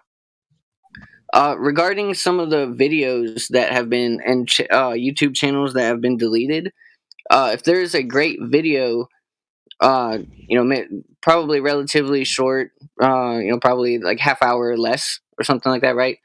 What we could do is we could have a movie night where someone could, if they've got the videos downloaded onto their computer, they could stream the video and we could have people watch the video and have a discussion afterwards about some of the stuff that was discussed here in this discussion today. Yeah, that's an absolutely great solution. And if you aren't aware, we do have the cinema a little bit down in the server. You can just ping MJ. I ping him a lot, and I watch videos with him. We watch stuff like The Secret Life of Plants, if no one's watched that video. Just incredible stuff there. But yeah, feel free to hop on down to cinema and just ping if you want to host it, or if you know someone that can host it, like MJ. But don't spam him with too many pings, because I already spam him enough. Sorry. yeah, I think it's a great solution though to definitely watch together in the cinema, because not only do we watch the video, we can also do live commentary over it as well and get our thoughts across. So I would definitely recommend hanging in the cinema with us if you ever see me and MJ down there, because we do watch quite a lot of interesting documentaries and things. But yeah, that's pretty much everything. PMT's over. So mods and admins, you can all unmute. Thank you everybody once again. Awesome. Thank you. I just wanted to plug my YouTube channel, Flat Earth 2017 Consciousness. I've had since 2017. I have over 200 Flat Earth and other related videos. It's a great repository of videos that are no longer really available. So take a look, see if you like it. Thanks a lot for continuing this Precious Metals, and everyone have a good day.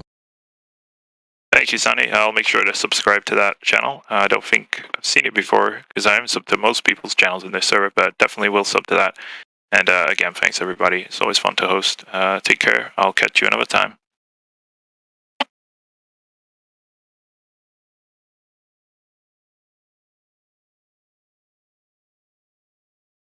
I was thinking maybe next time we'll have a song to play us out. So if you guys have any music you'd like to share with us to play out on the silver text, join on there and then see if you can send us a link to that.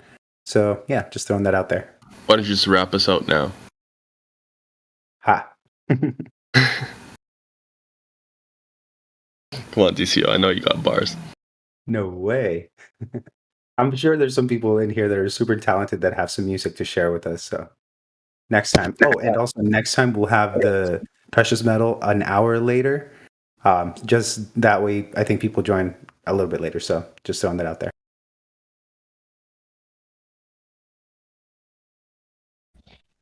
I will say this related to music. Back in the day, they changed the harmonic scale from I can't remember. It's like from 440 hertz to 440 hertz or whatever it was. But the purpose of it was for it to be not harmonic anymore. Do you guys know anything about that?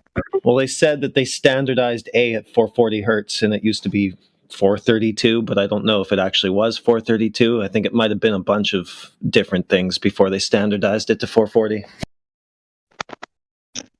I think it could have been 432, because if you look at cymatics, 432 is one of those hertz frequencies that change matter. Like if you've ever seen the rubber membrane on a speaker with the sand, and then they go through the hertz. There's certain ones. Yeah. I think 432 is like the healing frequency. As a musician, I've tried 432, and I found my instrument does have a whole different tonal quality to it. It has a more mellow tone, and it sounds more natural. Yeah, it sounds a bit lower. It's similar to a lot of rock musicians started a long time ago, tuning their E string down to E flat, turning the instrument down to E flat. It has a different feel to it, and that's pretty close. E flat is pretty close to 432. Not exactly, but fairly close. Yeah, I was just thinking about that. And I hop in and y'all are talking about it, so that's cool. I wanted to talk about that whenever I brought up the water. I forgot about, I was going to mention music, right? I think that, music has an effect on everyone.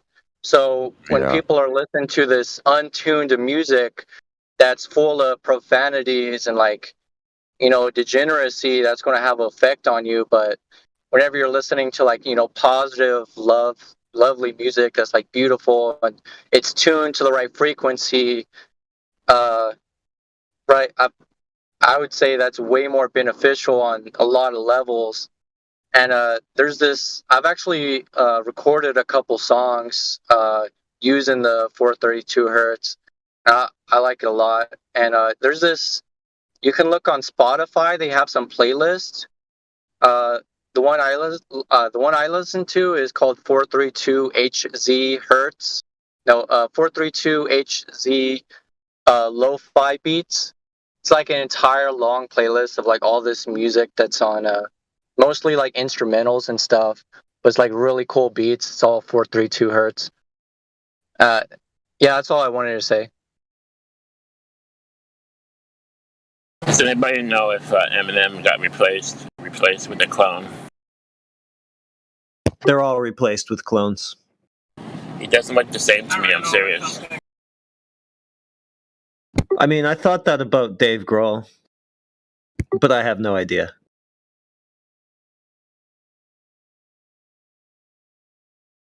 Do we want to play an outro song for Precious Metals? Wrap it up? Move it on?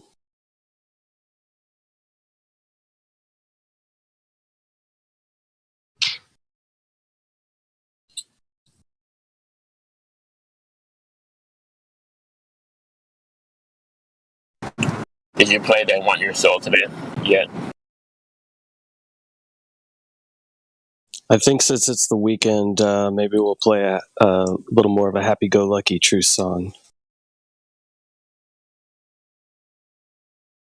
Anybody opposed? I'm all for it.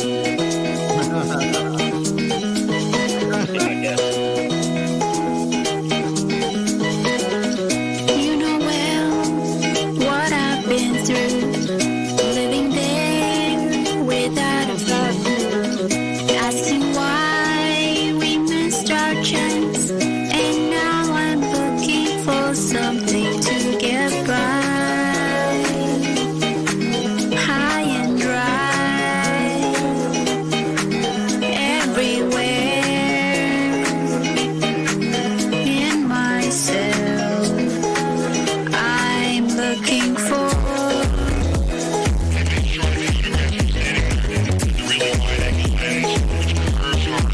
high and dry, everywhere. I'm looking for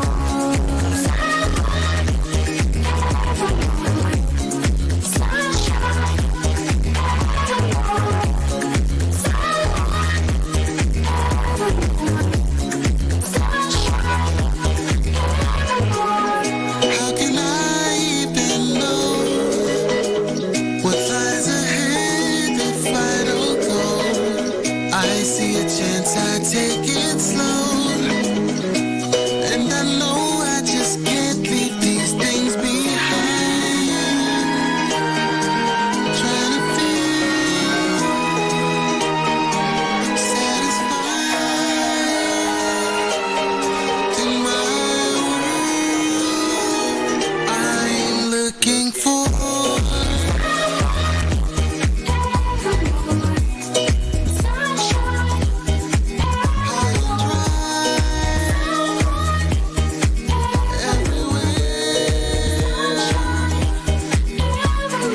look into a lot of the claims that is made by the group, and you'll find that it's either just an assumption or just straight up lies.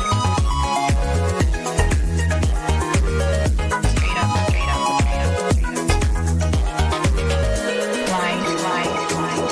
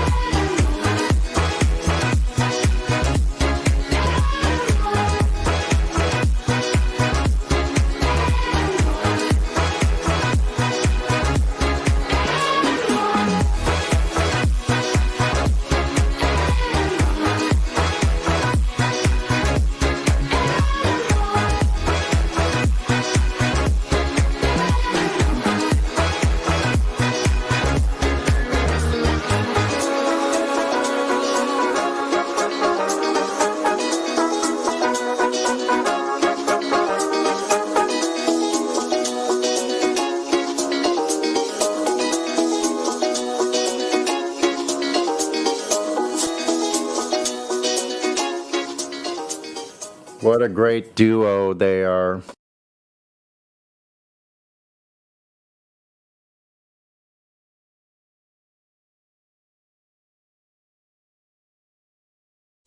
Yeah, I know that one's a little more poppy, but Some good vibes for the weekend, you know? Yeah, I like it. Good idea. Everything that we're taught is a scam, and all along it was part of the plan. Telling us we're gonna go to Mars with a man. That's why I call him out as hard as I can. We ain't been to the moon and we ain't going soon. And everybody at NASA is a soulless goon. Man, this is fact. This is so damn true. Everybody watch out, Orion's floating through.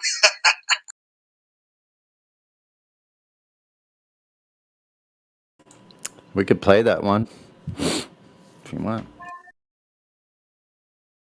Or we Yeah, can sure. It was just continue. that verse that's got me. I play that song while I'm driving all the time because that song is just like the beat to it is just so easy to listen to.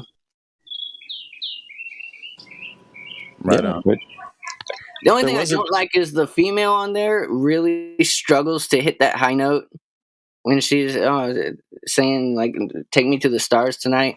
Really struggles with that high note. So you're trying to say she's a little flat, dog. Touche.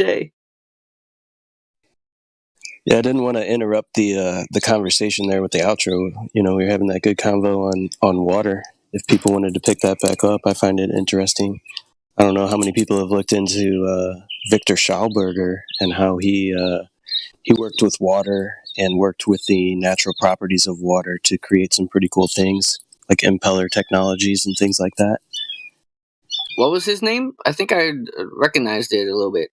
Victor Schauberger. I'll see if I can post that for you.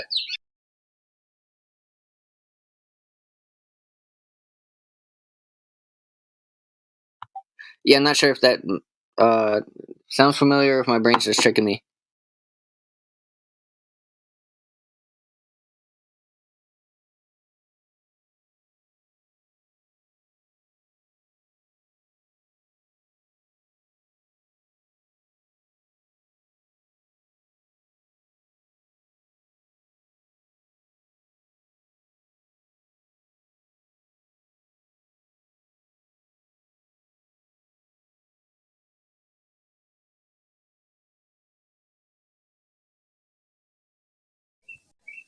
Yeah, so I just posted a little documentary on him. Just kind of the first thing that came up on YouTube. But there's a lot of information on Victor Schauberger.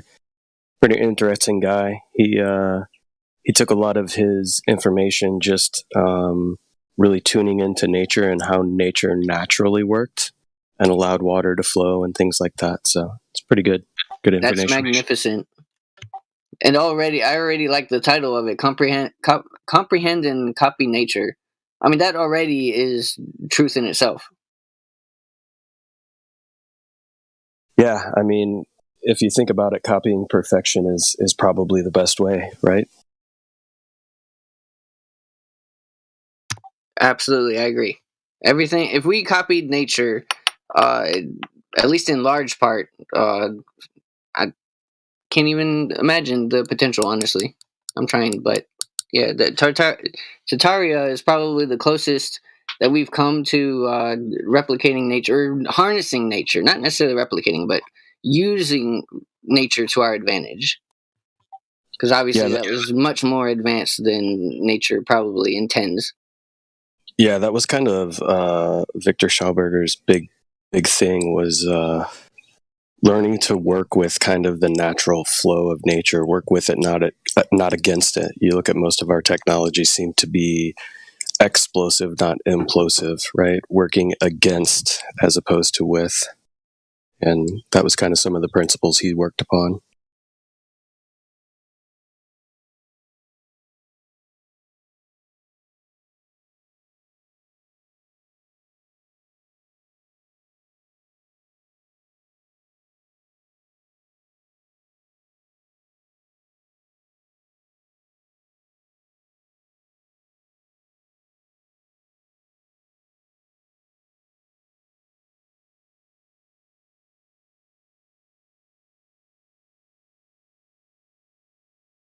Yeah, I see somebody posted a airship there.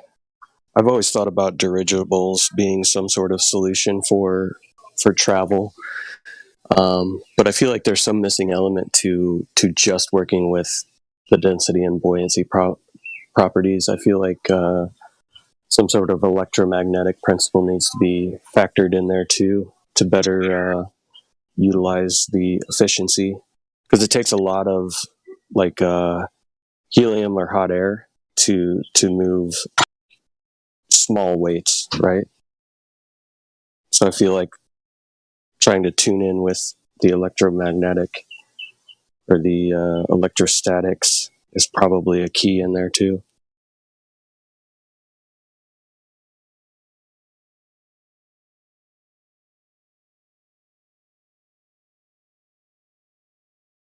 Can you isolate electrostatics to see if that's what's causing things? I would say no. I think everything is intrinsically electrostatic, so isolating it would be a near impossibility, I would say.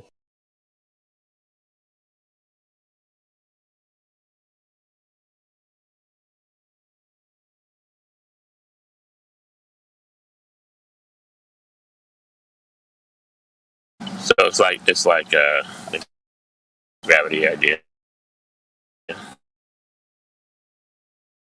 I'm sorry, what was that? I didn't catch all that. It's like the gravity explanation. You can't isolate it.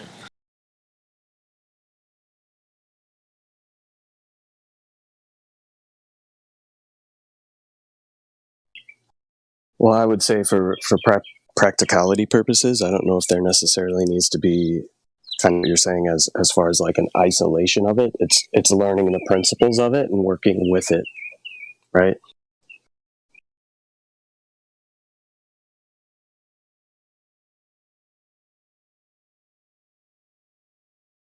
Because really you're talking about these intrinsic, for lack of a better term, energies and how they work within the world.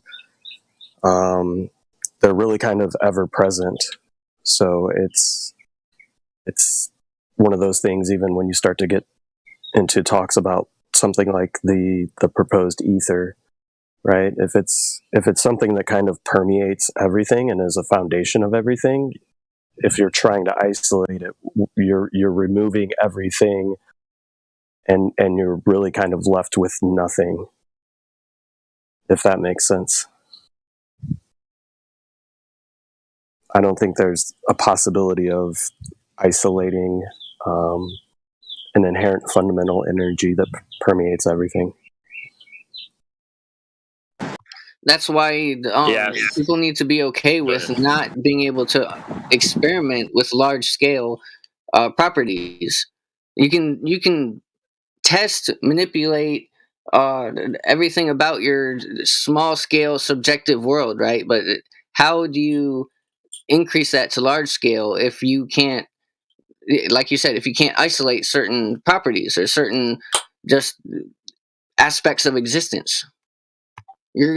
I can test everything about my small scale subjective reality. I can tell what that is to a point, but I can't exactly tell definitively how my subjective world correlates with the overall objective world, because you can't test large scale. You can only test small scale. What you can see is stuff that's basically before you. Is there gravity small scale? Assuming gravity is real, which of course most of us have reservations for. No, that would be too large scale to test, especially if it's supposed to manipulate planetoids or stuff as such large scale as planets or planetoids or moons or stuff like that. We can't fit that here on Earth. The largest mountains here on Earth aren't able to. We aren't able to extract some sort of measurement of gravity from. So obviously, it needs to be larger than the largest mountain, which we can't do. So no, that would be too large scale. I think in order to even discuss the topic of gravity, like definitions need to be pretty clear before even going into the topic, because I feel like gravity is more of just a colloquial term for a down vector, but there's no real explanation, and most people use it as I guess a descriptor for things falling, and that's it. So the gravity topic is one that's difficult to discuss because it's difficult to agree upon definition. I agree with that.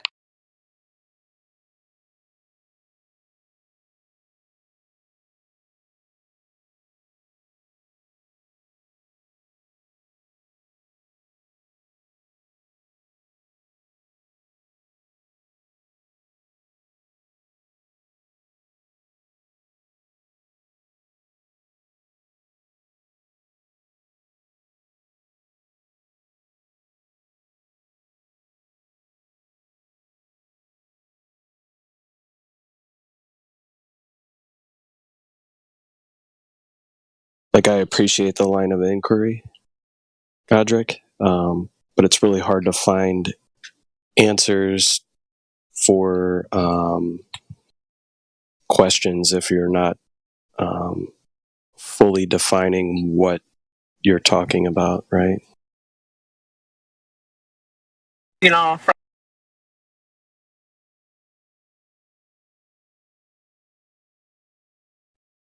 okay, so from birth, from first grade, they teach us gravity keeps us on the world, but with no proof. And they teach us gravity makes stuff fall down, but with no proof. And then all these other sciences and physics is wrapped around that. I wouldn't say science's physics is dependent upon gravity, because really the standard model of particle physics is gravity is not used within that model, right? So gravity is just some sort of plug, patch, or band-aid for them to convince people that you're on a spinning ball flying through space. That's really all it is, at least in my opinion.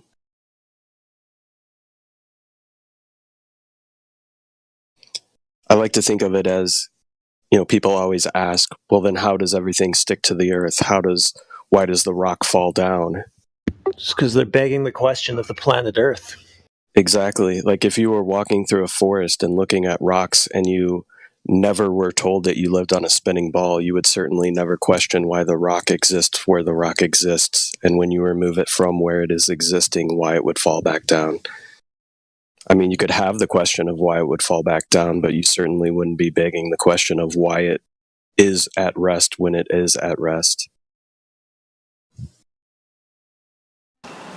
That's right. And since a lot of things go up, then it's a perfect equal balance in my mind. Yeah, I mean, most people that think about why things fall down never seem to think about why things rise up. They only want to think about why things fall down.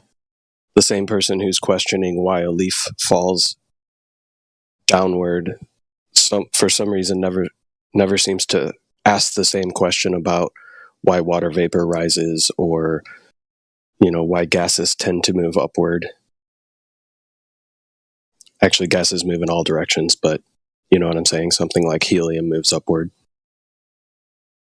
An anvil in liquid mercury.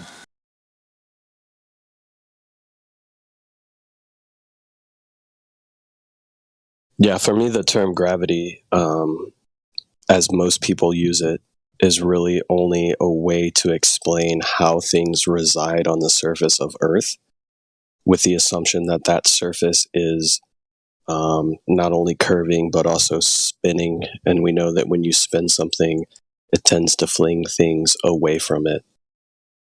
So it's like somebody had mentioned previously, it's kind of a begging the question kind of fallacy.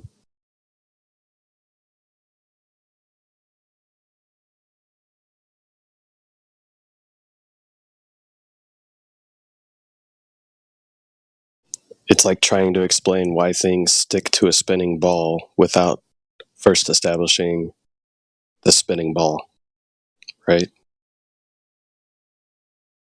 It's always going to be a fruitless endeavor.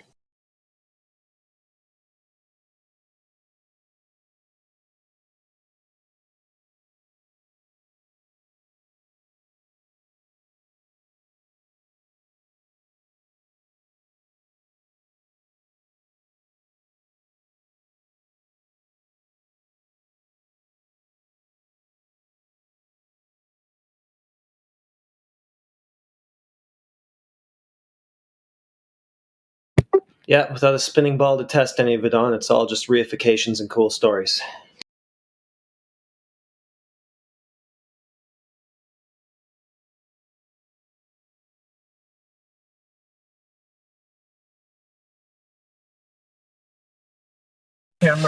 I'm kind of with Newton. How could any force go through stuff, at a distance, and through other stuff and operate like magical forces? I mean, you should be able to put like a 2x4 in between and stop it. Okay.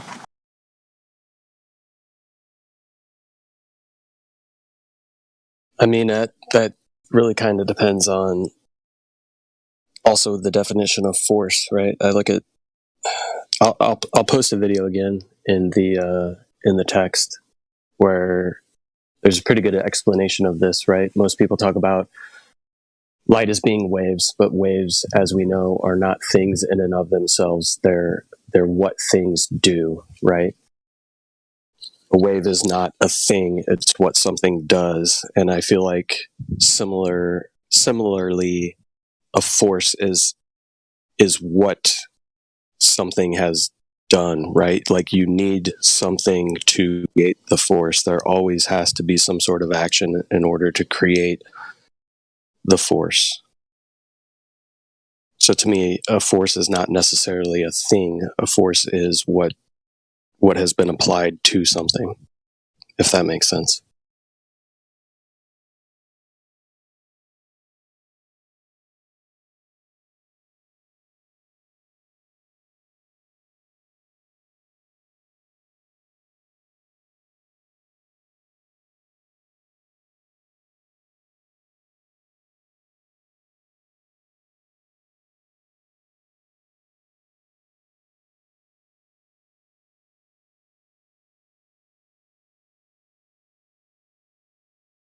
It's like we measure light waves or any waves on an EM spectrum. We're measuring a wave in the same way that like you measure a force. But a force is not something in and of itself. A wave is not something in and of itself. It's what something does.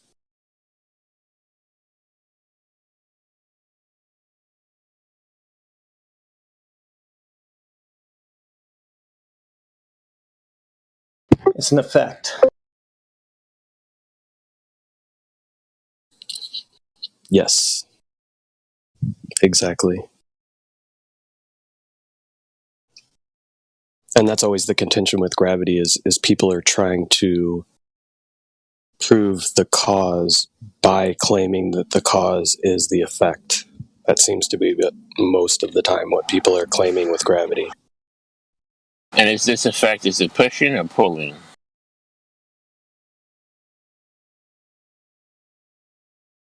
Which effect?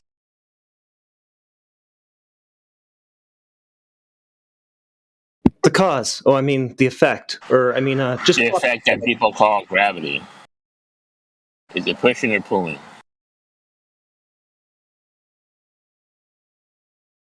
I mean, in my rudimentary understanding, I don't know if there is such a thing as a pulling force. But if somebody has something to the contrary, I'm certainly open. My ears are open for an explanation. It's space-time curvature, right? Well, if you believe in gravity, how would it be pushing anything? Isn't it pulling? One thing to another? That's not my standpoint, so I'm not sure how to answer that. Well, if you go by Einstein, they say that that's what it looks like, but it's really space-time curvature, right?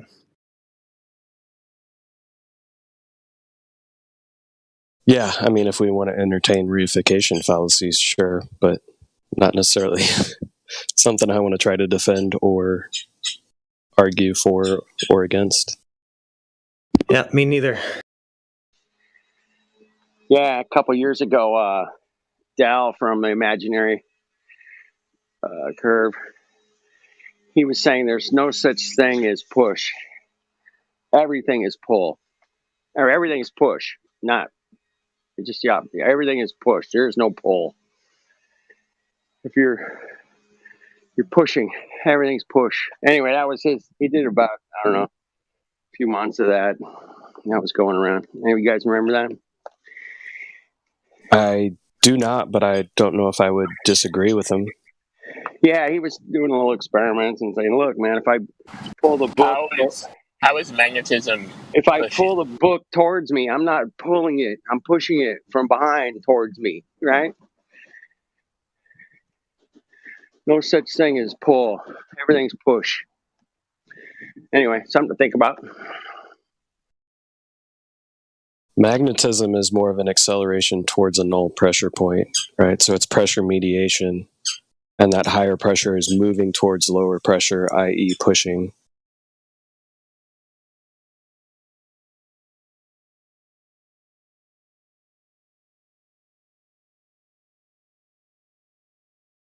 And when I say magnetism like that, I'm talking about what people would call magnetism or the effect of magnetism, like two magnets coming together, not magnetism itself being defined as that.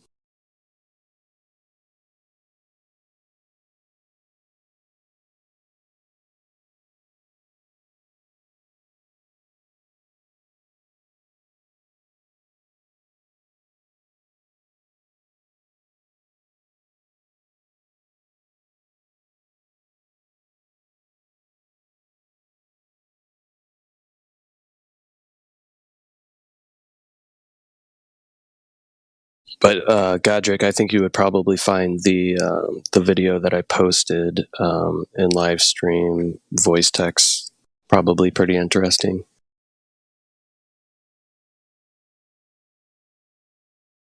Napalm? Yes, sir. Posted at Okay, thank you. I'll look at it. yeah, 27 after the hour.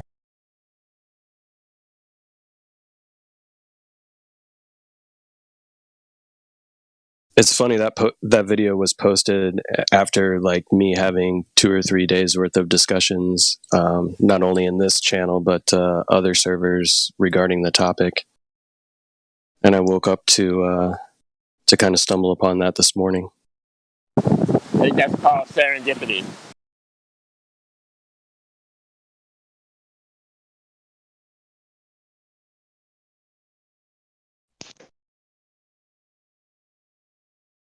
Or manifestation.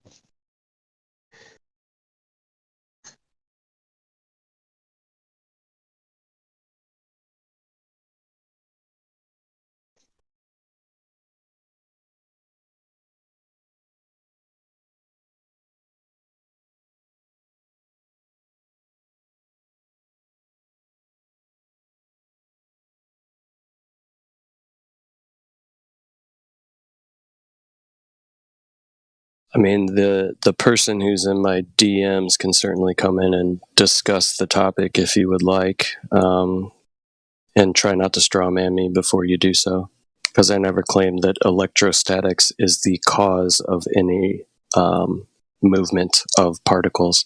I just said everything is inherently electrostatic.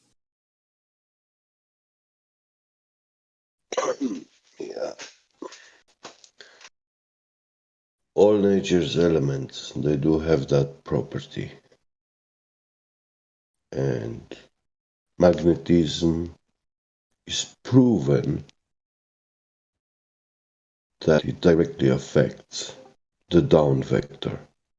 And it's not actually a down vector, it's a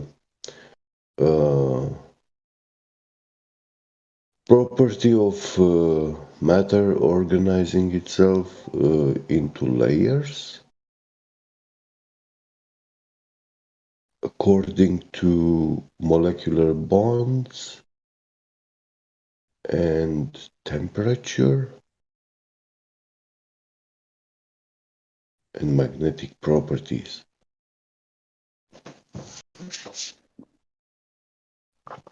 And also electrostatics.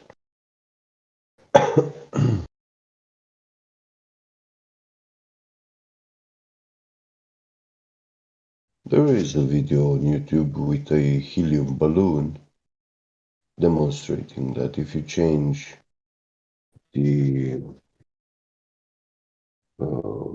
polarity of a helium balloon, you directly affect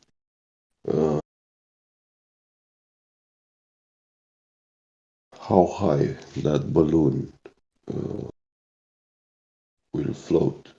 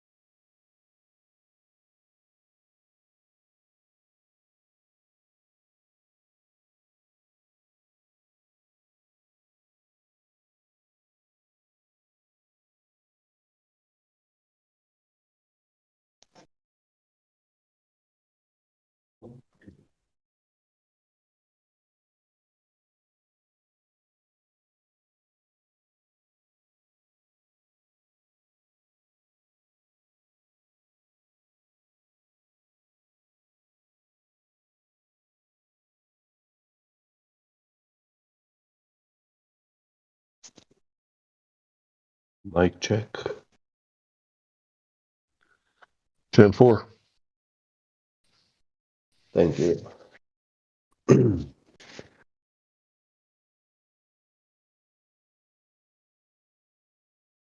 Electrostatics is definitely very interesting and weird. Show me water being repelled by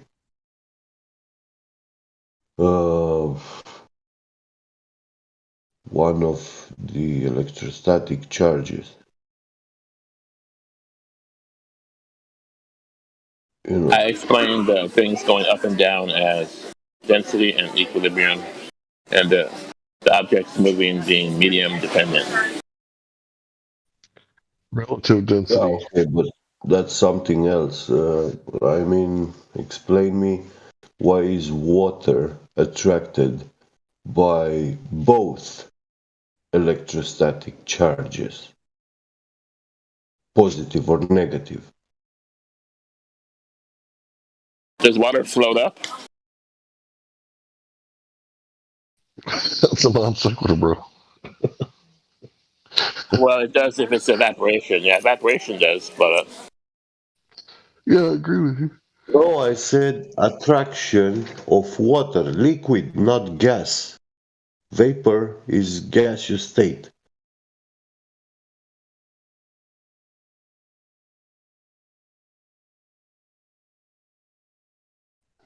So water is attracted to my hand? No, he's saying the electric charge, both negative and positive, right? The electromagnetic charge. The water is attracted to both. Yeah. Electrostatic charge. I'm sorry, electrostatic charge. Yeah. I tried to get it right, bro. Yeah, to get it to get the idea, turn on your tap water, rub a balloon on your hair, and bring it close to the water stream, and you will see that it will attract the stream. Now, if you take a Van de Graaff generator, you know, you can actually switch to which electrostatic charge you have, positive or negative, you know, and water is attracted to both electrostatic charges. It doesn't matter. But if you take like a bag of sand, you punch a hole in it, and you have a stream of sand falling from the bag, and you bring that balloon in the same way, you will see that some sand particles are attracted to the balloon and others are being repelled.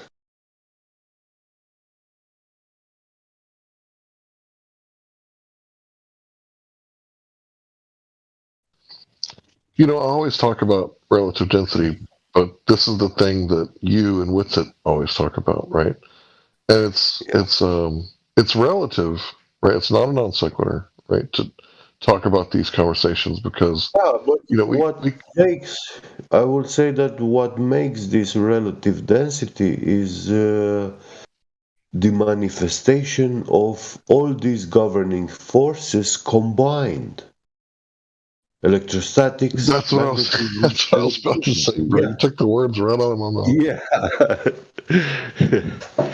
So yeah, it's the way which elements of nature organize themselves. You know, according to a certain temperature, an element will be in solid, liquid, or gaseous state, or plasma.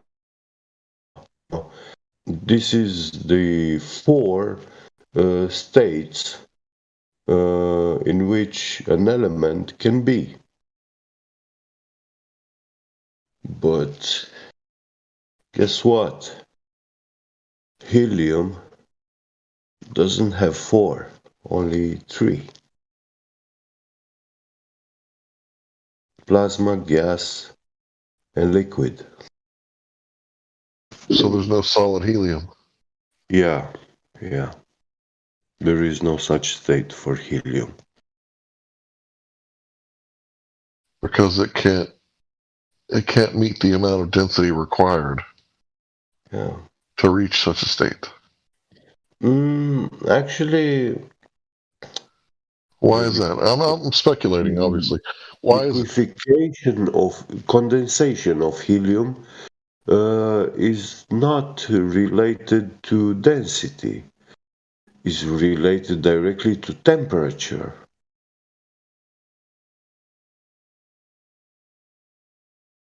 That's the funny thing, you know. So a while back, I was listening to LPP Fusion YouTube channel. Yeah. And this guy, I think his name is Eric Lerner, something like that. Anyway, he was one of the people that got properly educated and then was like, what are you guys talking about? This bullshit, you know, it's crazy because they were, you know, teaching him Einstein. And he was like, no, this is retarded. I'm going to do my own thing. And then he started, you know, doing the electric universe thing. And it's like, it makes so much more sense that everything is in that nature rather than, because, you know, we can measure it. Like, we can test it. We can use it. And we can see it moving things, like you said, with the balloon in the water.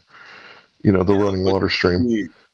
With electricity, for example, when you want to study our nature from the electricity perspective, like how this force manifests and exists and what it does, you know, with Maxwell, which messed it up.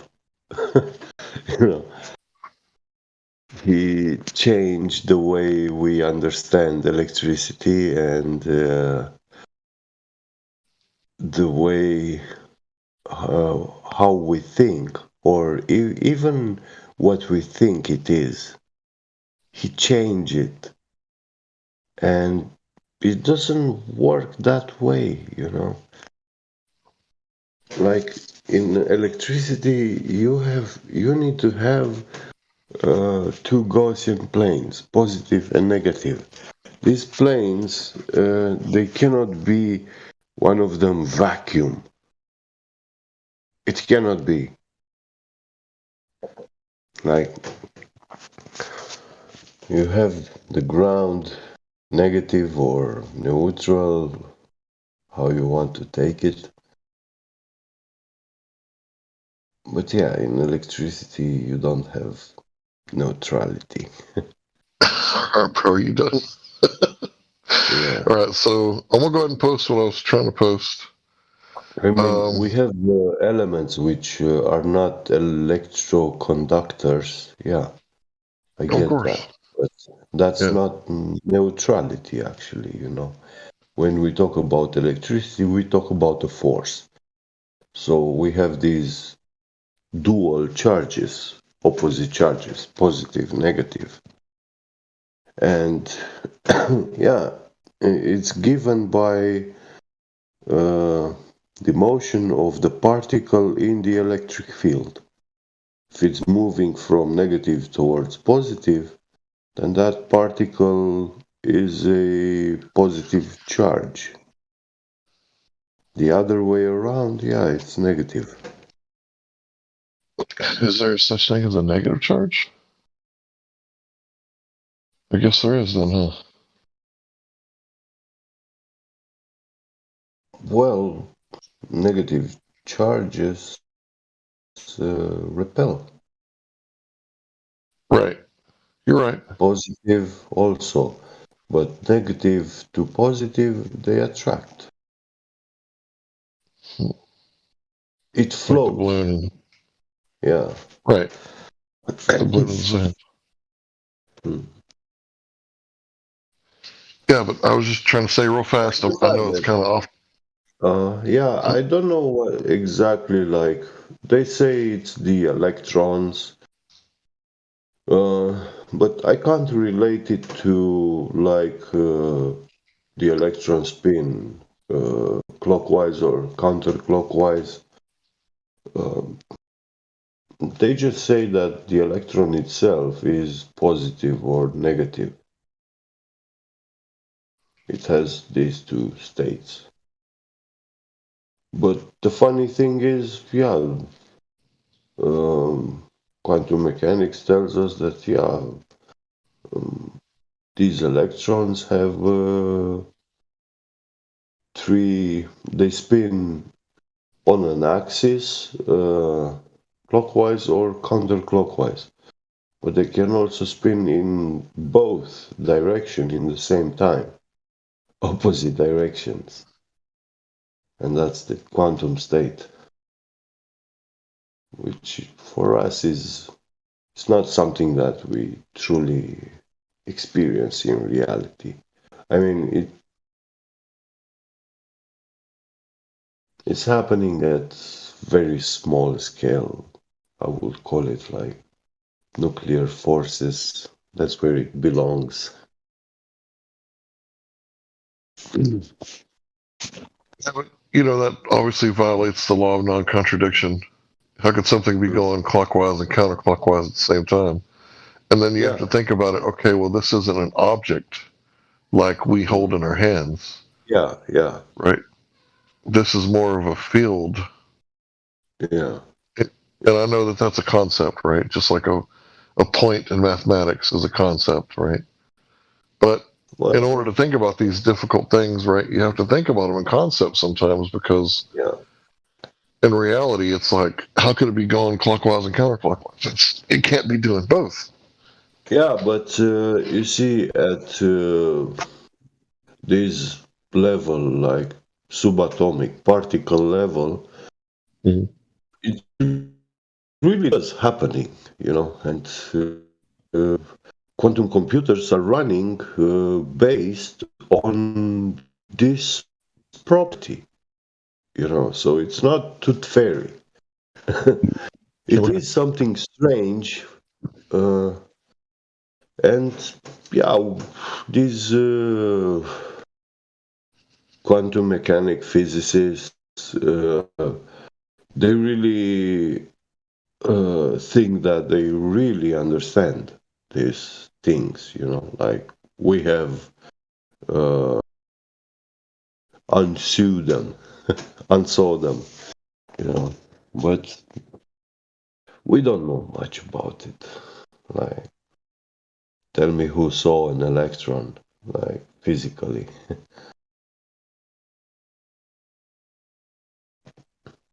If we even have the technology to see one, I would say, yeah, still, there is only a hand of people in the whole world who have actually seen one, you know. A handful. Yeah. And who are they? And when you relay that to the whole world, you know, it makes it negligible. Right. Yeah, we're still talking about concepts, I think. Yeah, correct. Yeah, I was saying that helium is missing this solid state, but I think helium must have another state, which is not plasma, gas, or liquid, but in this state, helium actually behaves like what we call electricity. You know, when we manipulate magnetic fields and we have these fancy metals, copper, gold, you know, if we make coils and stuff like that, we can decide how helium will be spinning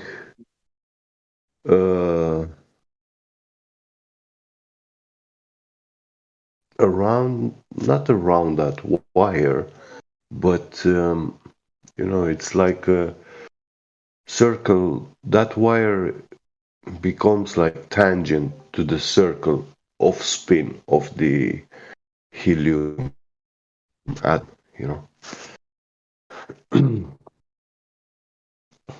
And we perceive that as the electricity flowing through that wire. Right. Yeah.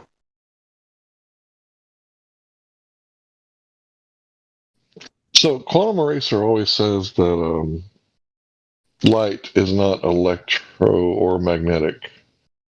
He says that it's just a photon. Right? Yeah. It's just a particle, like a Newtonian particle. Hmm. And that would agree with Professor Shankar, who talks about, you know, the light as a Newtonian particle and the double slit disproving Newtonian. Particle idea. Yeah. Right. And then everybody else, they just want to argue, is light a wave but not a particle, or a particle and not a wave? And I think that's the hamster wheel. Well, hamster wheel, because you see, we take these two cases, particle and wave, and we attribute them to light, and light has to be now one of the two, you know, because these two states are, I mean, these two things, they are not one and the same thing. And they are also not opposite to each other, like being a particle or a wave. It's just something that we experience in nature. Yeah, we can see a rock on the ground. It's solid, it's there. It behaves a certain way physically. And we see a ripple, a wave in a lake. We see it propagating, but you can't pick it up from the lake, you know, that wave, and physically manipulate it. Throw it like a rock, you know? Or hold it in your hand. Yeah, to me, this is kind of analogous to saying that when you speak, you are emitting some sort of particle into the air that is then hitting the microphone, when really you're just setting up a perturbation of the air, and the air as the medium is what's being translated by the microphone. Yeah. Vibrations. Yeah, which is induction, right? Yeah. But it's not traveling from point A to point B in the way that a physical object travels from point A to point B. It's a rate of induction through the medium. the problem of light here is that it behaves like it's being both. So that means light has to be something which is totally different than both of these cases. I mean, it's something. My question would be, where's which has the properties of a particle and also have the properties of a wave. Dual behavior, you know. Where's our definitive proof that light acts as a particle, would be my question.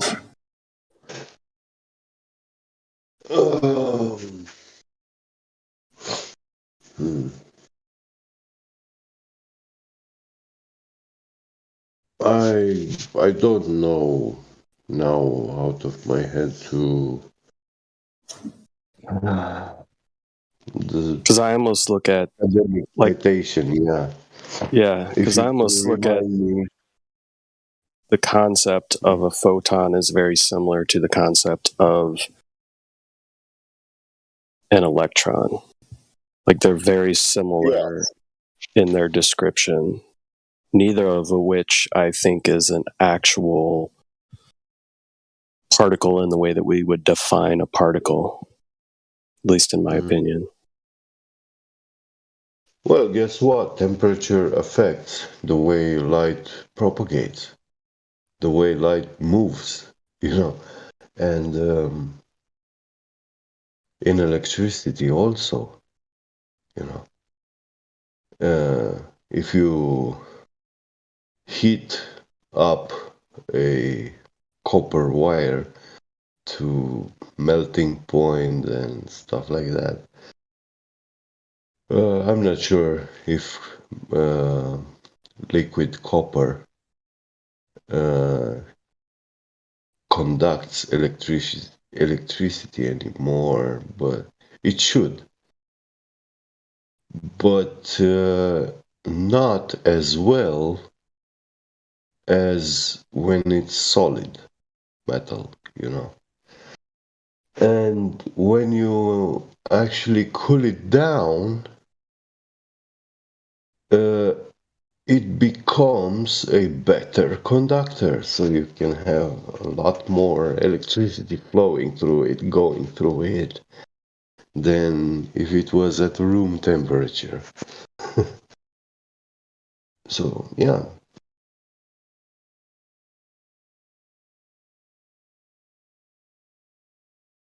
It's the same with light. The temperature of the air affects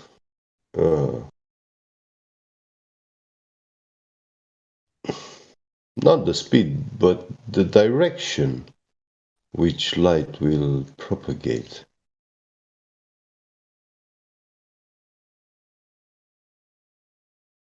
Right, but to me, you're just kind of describing the properties of the medium in which these things are traveling.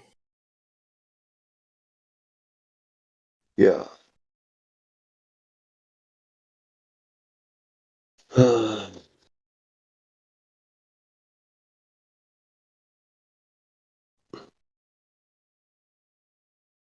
So I guess to be simplistic about it, right, we're talking about various energies or frequencies or vibrations of energy. And then would we then equate energy to something of physicality? Mm-hmm. Yeah, I know. Your question is still good for me. How do you demonstrate that light is a particle? And Because we're seeing the manifestations of these energies and or their effects on physical things is how we tend to measure them. But then we're trying to equate that, right? We're trying to equate the cause to the effect kind of thing, similar to the way people try to equate gravity as not only the cause but the effect.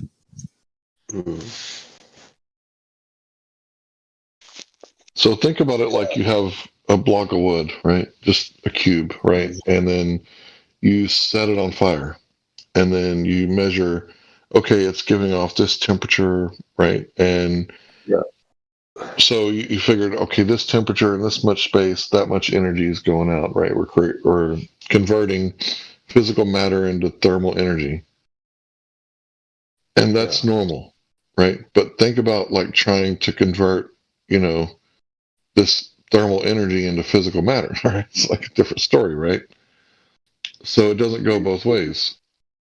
So when we're collecting the light I'm almost done. Hold on, let me finish. When we're collecting light on the photoelectric effect, right? The light is interacting with the paper or whatever, the photo paper. I don't know what it's called. Film? Anyway, whatever.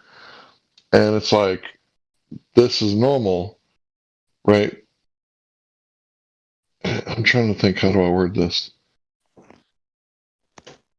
But when it's like, when the energy is radiating off of something, like you can't really measure all the energy potential that it has. Like a block of wood by so many, 4 by 4 inches should give off this much energy, but in reality, it has much more potential. It's just we're burning it the wrong way. yeah. That's where I wanted to get to. Wood is a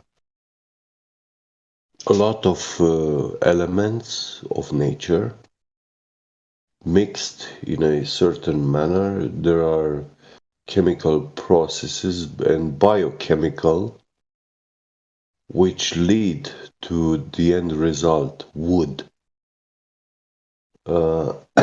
Now, fire, what it does, it reverses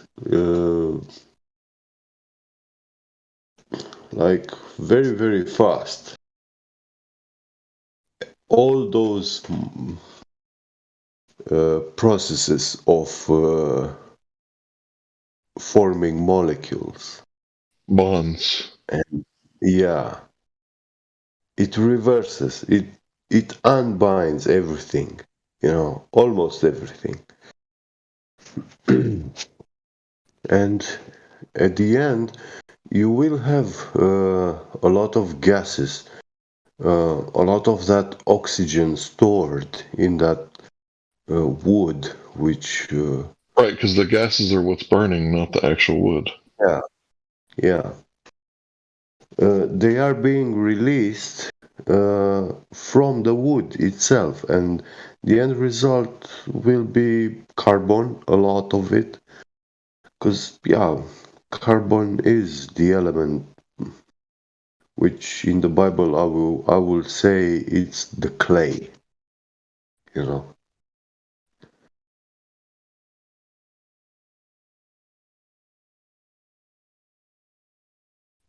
Yeah, the block of wood has so much more. Oh, go ahead, bro.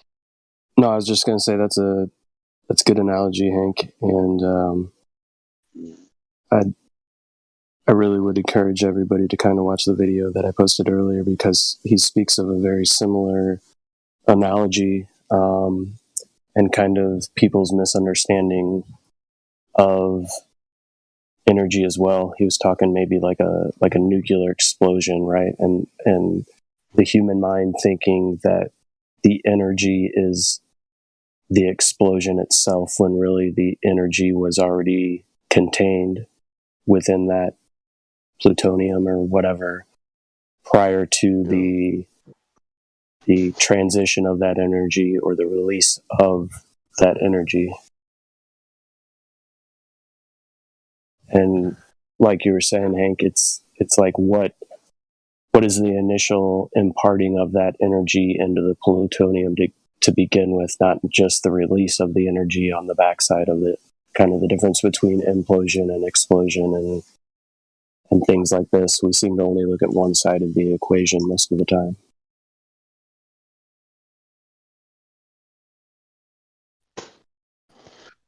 You know, a lot of people are walking around these days thinking we got it all figured out. And then there's people that question things, and those people realize that the more questions that you answer, the more questions pop up.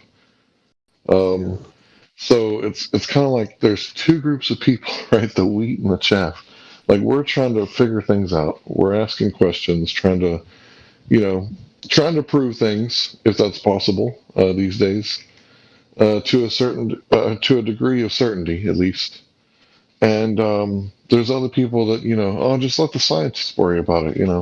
They've got it all figured out. But, and I tried to talk about Eric Lerner just a few minutes ago, but like, even the scientists are like, no, they ain't got it all figured out. Like, they're doing it all wrong. And I posted a video, and I would recommend that people kind of maybe watch it at like 1.5 or 1.7 speed. He's an old guy, he talks slow.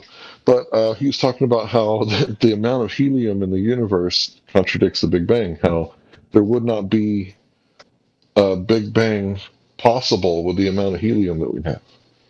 And I find that fascinating. I know it's a little bit off topic, but yeah, people like him, and I admit it, he's a baller, he works with NASA, right? But he's still contradicting, the Big Bang cosmology, and I think that there's stuff to glean there. And I think, people like him producing fruit, and what we're doing, we're asking questions, like, hey, can we measure the Earth? Oh yeah, we can actually go measure. Okay, when we measure it, this is the results. And it's like, sometimes we can see too far.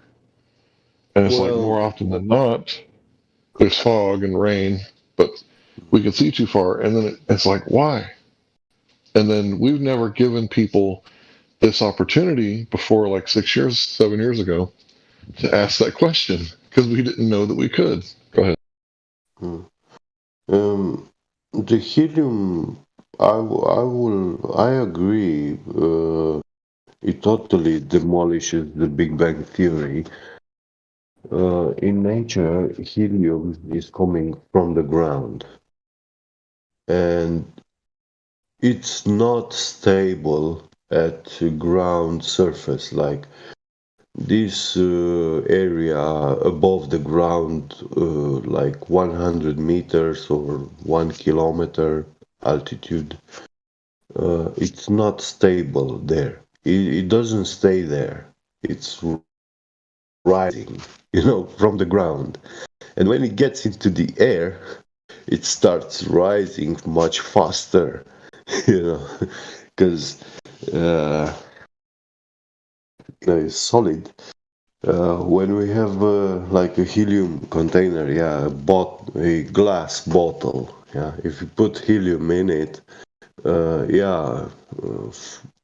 and you measure each year the content of helium in that bottle, at a spectrometer, you will find that helium is actually going away from that bottle. It escapes.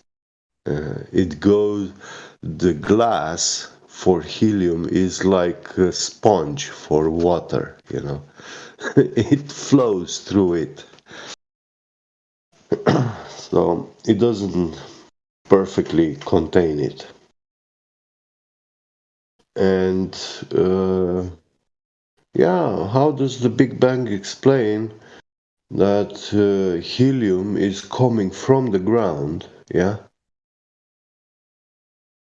In their heliocentric model, where the deeper you go underground, the hotter it gets. So, meaning that helium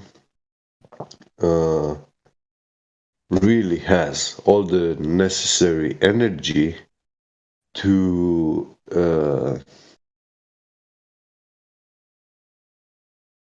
accelerate its flow through all this solid ground that we stand on, you know.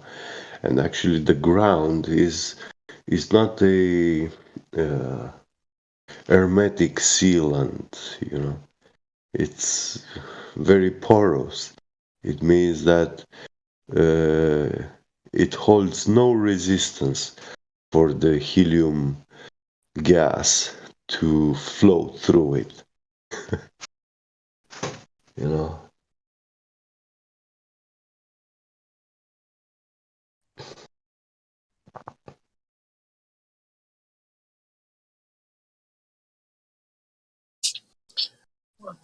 Yeah, and I just wanted to point out as well that people who are very learned on these things are sometimes blinded and will do anything they can to divert away from certain things that may be detrimental to their belief system, like the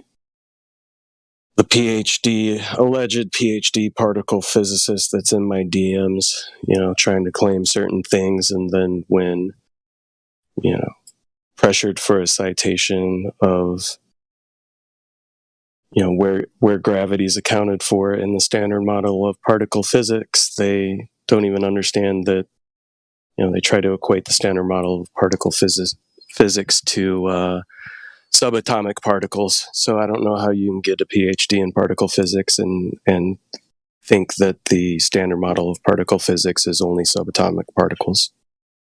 Why won't this just come in here? One important thing is that in the stars, they say it's this nuclear fission which is the explosion of the hydrogen atom and all its component particles shooting out into all directions, and then the electromagnetic forces and nuclear forces, they are so high that it pushes them back into a helium atom, which also will then explode, and its particles will be pushed back into forming again a hydrogen atom. So this is a ongoing perpetual kind of thing, cycle, transformation from helium to hydrogen and vice versa. This is what they call nuclear fission is, actually, you know. This is based on this. So this element is mostly found in the stars, but there is no process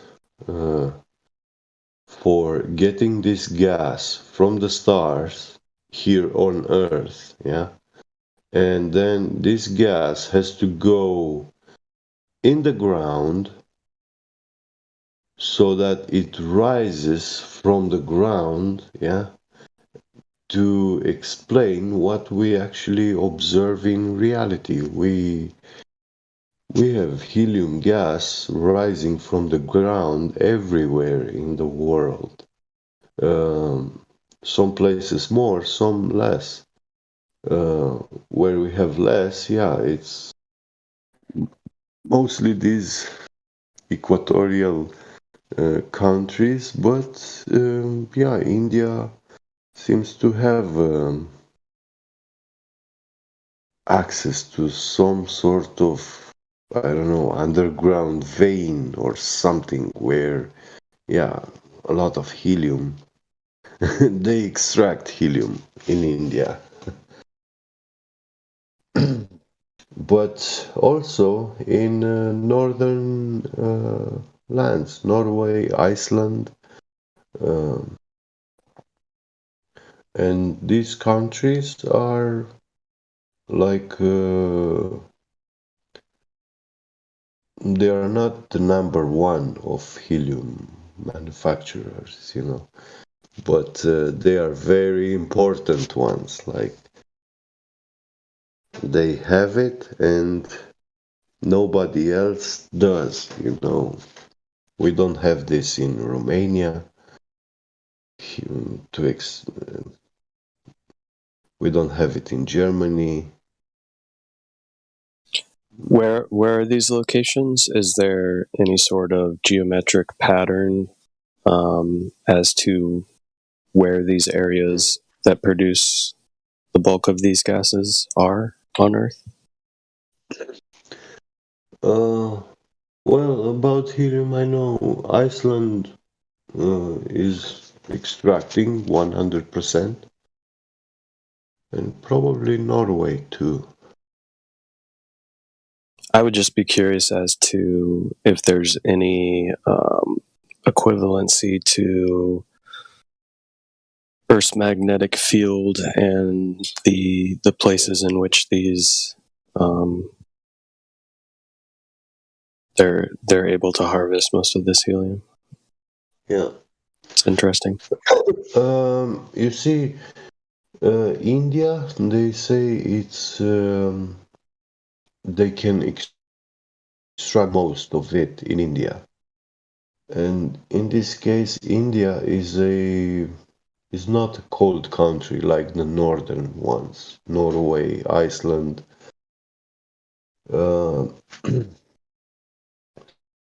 So yeah, they have a vein underground which leads all that way from the north all the way to India. You find this special spot, you drill, and because helium is like always moving to where it's warm, and it absorbs all the energy from its surrounding medium, so that it rises, So it's a consumer for what we call, this thermal energy. It absorbs heat from everything. Yeah, it's my understanding that Iceland's pretty much run off of thermal energy. Yeah. They have geothermal and, yeah, with that kind of helium circuit, I imagine, the helium fountain and stuff. Vast majority of this helium is shooting at the north from the ground up into the air, and it absorbs energy to rise high in the sky. It will go up and to places where, the temperature drops below 250 Celsius, and 5 Kelvin, it's where it precipitates, it condensates. I don't believe you, Get Beget. You know why? I know. Because if this was the case, I feel like Drace and Karma would have much higher pitched voices. And they do. They do have, yeah. Do you want to say that Dre's voice is like so low bass like my voice? I feel like he should sound like he just took a hit off a helium balloon. They also have, you see, the S sound. It sounds a little bit different than. It's very similar like the Greeks when they speak. You hear that S sound in words. Almost every word they speak.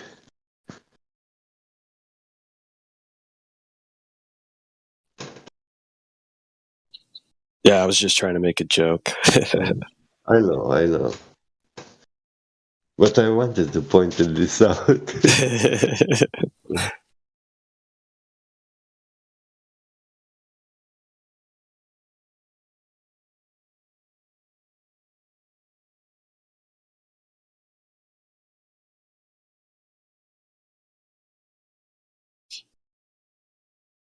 Yeah, if we have a liquid helium dome fountain above us, that will explain how we have this world giant magnetic field and uniform, you know, like if I hold a compass, it's going to be pointing at north, but with my hand I pull the compass needle towards east or west, like 90 degrees away, and when I release it, the compass will be moving back to the north. You will see the compass needle accelerates to reposition itself with the north. It will wiggle a little, but then it will come to a still position. So this acceleration motion, rotation, you can measure it in time to see how long it takes for the needle to reposition itself with the magnetic field. You do this in Europe, you do it in USA, Canada, Equator, South, and you will find that they reposition themselves pretty much in the same time, which is like crazy, because when you put a magnet on a table and you bring that compass at the right distance where your needle starts pointing at the magnet, yeah, that's the maximum distance away from the magnet, where you have the strength of the magnet affecting the compass. And if you pull that needle again and release it, you will see that the needle will slightly position itself back, pointing towards the magnet. Now, if you move the compass halfway the distance, towards the magnet, you will see that that needle now is much more stable, fixed. When you pull the needle, you will feel resistance force. You have to pull it with a much higher force, yeah? And when you release it, it will position itself much, much faster with the magnet. And yeah, when you do it again, half the distance closer to the magnet, it will also be those forces and speeds increase.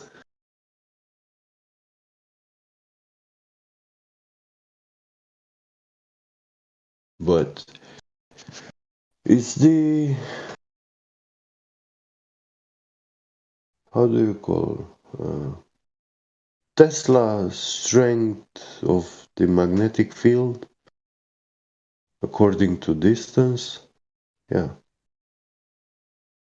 The closer you are to the magnet, the stronger the attraction or repulsion.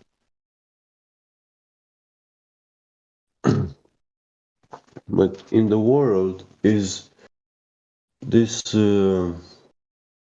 magnetic field is uniform. Like in the northern countries, yeah, we see the compass pointing the north. You release it you take the needle, rotate it to east, you release it. It takes 2 seconds to reposition itself with the north.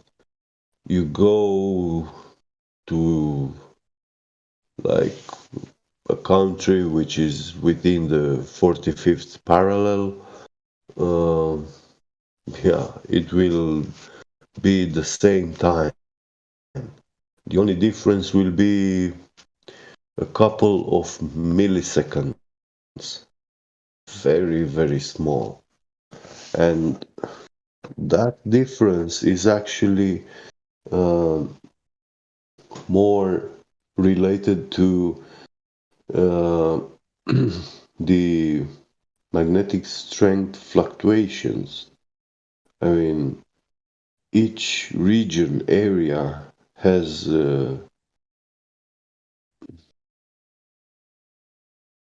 stronger magnetism or weaker, but it's very slightly, and we can detect this with these compasses. We can measure it.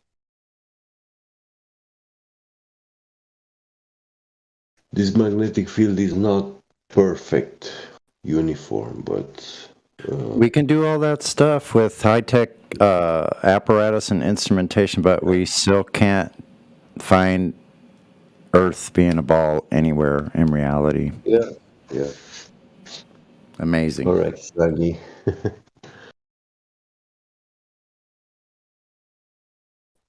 So we can't, I think about it, we can't detect Earth rotation other than having Globers come to the Flat Earth server and telling us, look to the skies, look to the skies. Yeah, but when you do that compass thing with the magnetic north, when you go in the southern countries, I don't know, New Zealand, Australia, all the way to the south of Australia, and you pull that needle of the compass, it will take the same amount of time, 2 seconds, to reposition itself. I'm saying 2 seconds, like it's the same with Europe, yeah, exactly, like very quick. And the only difference between the timing, how long it takes to reposition itself, is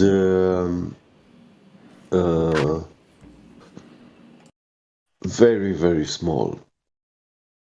Maybe. Yeah. So Globers think Globers think they live on a Earth with a curved horizon. Look away, look away, look away. Glober boy. Because you have to look away from the horizon. You have to look, you can't face it all, so you have to say refraction. Look away, look away, look away, Globers. Thank you. Oh, applause, Sonny.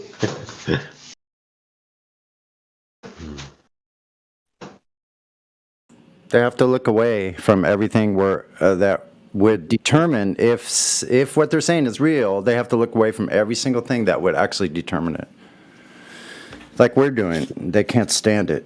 It must be horrible.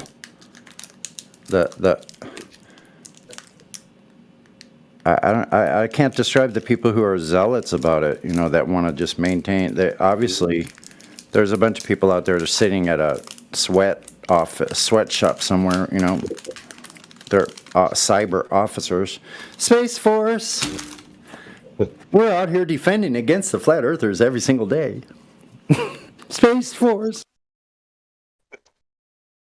We're fighting the flat earthers from space. Yeah. Cyberspace. We have a bunch of we have a bunch of virtual machines and they're all parading as satellites. So people getting data are going like, I'm getting a radio signal directly from upward above me. Yeah. From the virtual machine at someone's server. Yeah, it could tell you anything. You can make a virtual machine do anything, right, Geppy? Correct. And Sunny. Mm-hmm. If you have like, as a musician, you have to know about the surround sound effect. Well, it sounds what you're talking about is room effects, acoustic effects in a room with angular walls or corners and surfaces, flat surfaces. Yeah, let's say, okay, you have a speaker in each of the corners of your room. Right. Like 8 speakers, yeah? Mm-hmm. And these speakers, they emit sound with the same volume, power, They're the same wattage. Yep, yeah. with you. Mm-hmm. Now, in the center of that room, and they are pointed towards the center of the room, the middle of the room, Now, when you stay close to the wall, you hear the sound coming from the speakers, yeah? The speakers which you are closer to. Your ear. That's where you hear the sound coming from. Right. But when you move into the center of the room, so you are equal distance from all the speakers, that's where you have the surround sound effect. And that's a place of sound resonance. And you cannot tell where the music is coming from. Like, you hear it coming from all directions. You can't pinpoint the source or direction of the source. Yeah. I gotcha. Yeah. It may as well be coming from directly over your head downward to your ears, for all we know in that circumstance, right? Yeah, and this that's a trip. way you can this is the surround sound when you have like at least 3 or 4 speakers, to achieve this surround sound effect. But stereo is also the same, Stereo is 2 speakers apart, but their sound will resonate at a certain distance from them. And when you are in that spot, you can't tell if the sound is coming from the left or the right when you face them, or when you sit backwards. Exactly. Yeah, it's almost like it's coming from the middle of the room. Yeah. And when you listen, at least stereo, the sound is more pleasing, that effect. When you are in a car, you have stereo. I have these big, massive Sansui speakers from the 70s, and they're so heavy, and they're in a concrete corner, so they're facing towards another wall. They're separated by about 3.5, 4 feet, not that much, but they're so massive, and they're sitting on this concrete floor, so the whole place is made of concrete, and it reverberates, so it's hard to tell where the sound is coming from. I like that. It's very interesting. Yeah, this seems to be similar to the effect you're talking about. Mm-hmm. Yeah. Now, if you have, amplifier with a lot of these knobs where you can adjust the balance, when you move in your room, like on the right side, now, by turning that balance knob,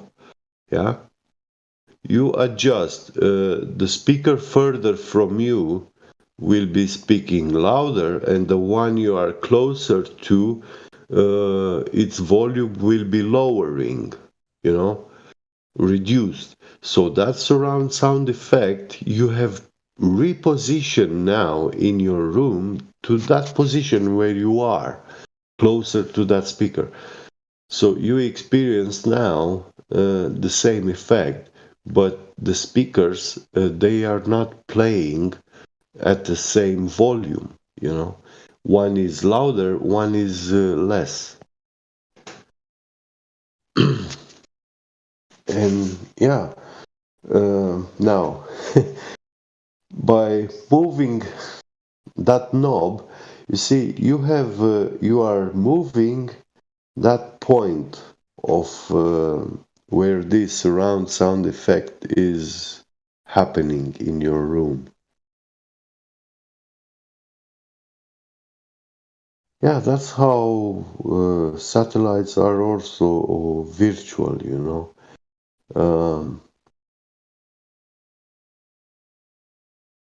If you had a way to cancel when you sit next to the wall, not to be able to hear the speakers like in the corner of your room, or like move four of them, those other four speakers from the opposite of the room, opposite side, you will hear them like the sound is coming from center, you know. But when you move sideways, yeah, you will start to pinpoint that the sound is coming from the speaker in the corner of the room. You hear it coming from that way. But when you are in the middle, yeah, that's where you hear the sound coming from.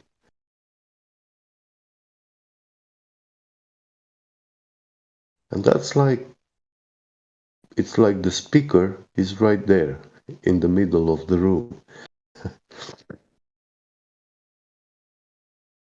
That's the same with radio waves, satellites. They have these antennas on the ground, and these radio waves are create a lot of resonance point in the air where their signals meet. And when you point an antenna to the radio antenna transmitter, you have a low signal, but when you point it between those antennas where that resonance is, you get a better signal. Because you're getting the signal from two antennas from one location.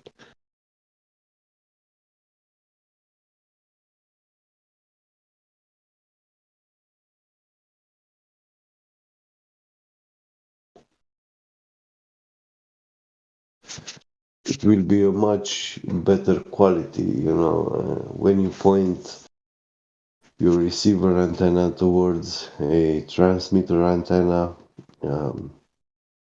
all this distance, air between land and everything there is, you know, background radio, it will interfere with, there is a loss in radio waves, and you don't hear a quality.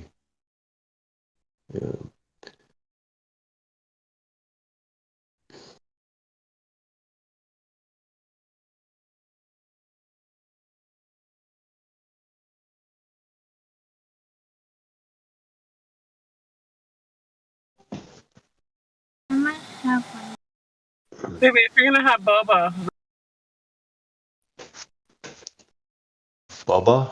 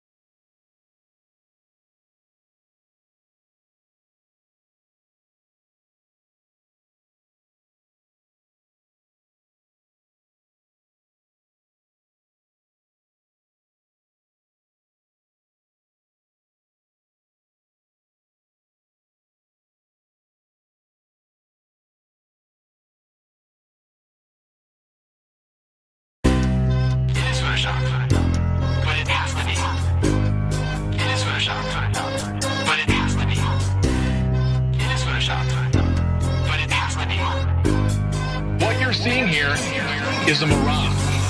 A lie is a lie, and it don't matter how many dumb sheeple believe it.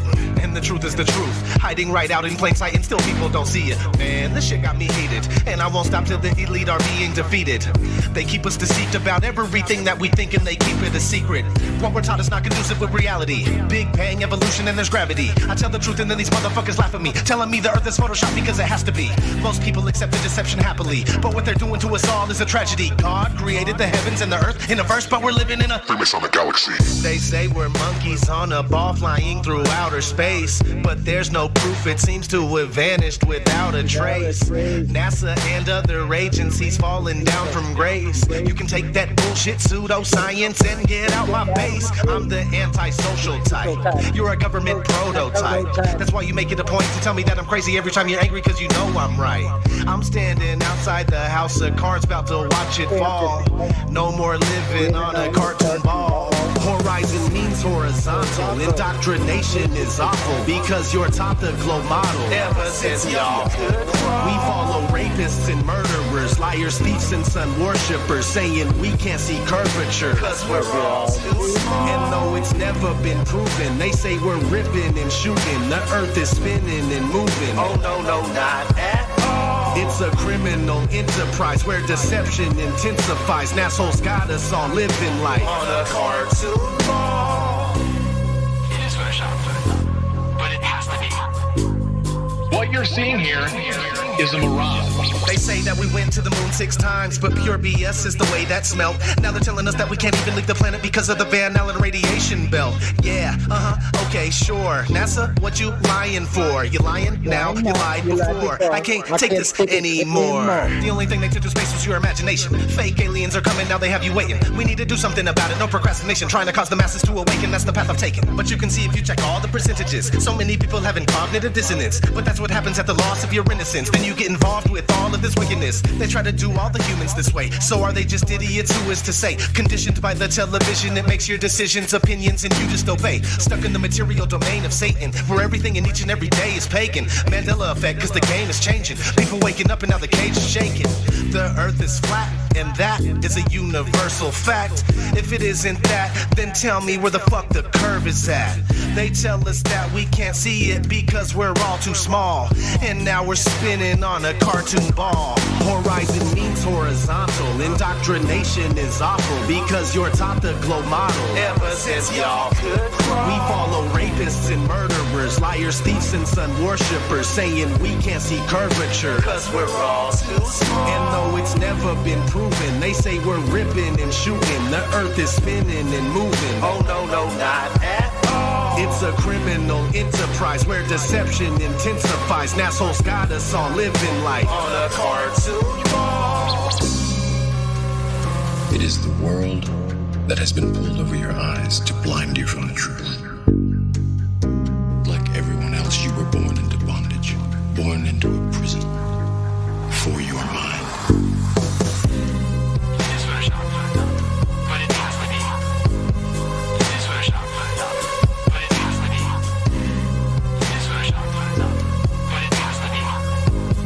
What you're seeing here is a mirage.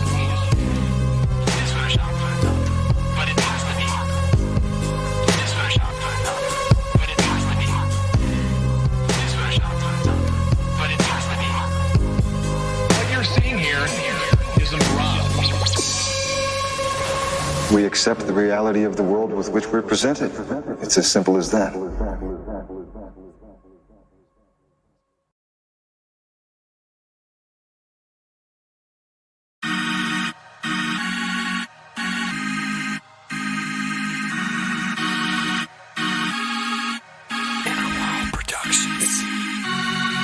Nobody that I know of in my field uses the so-called scientific method. In our field, it's by the seat of your pants. It's leaps of logic. It's guesswork.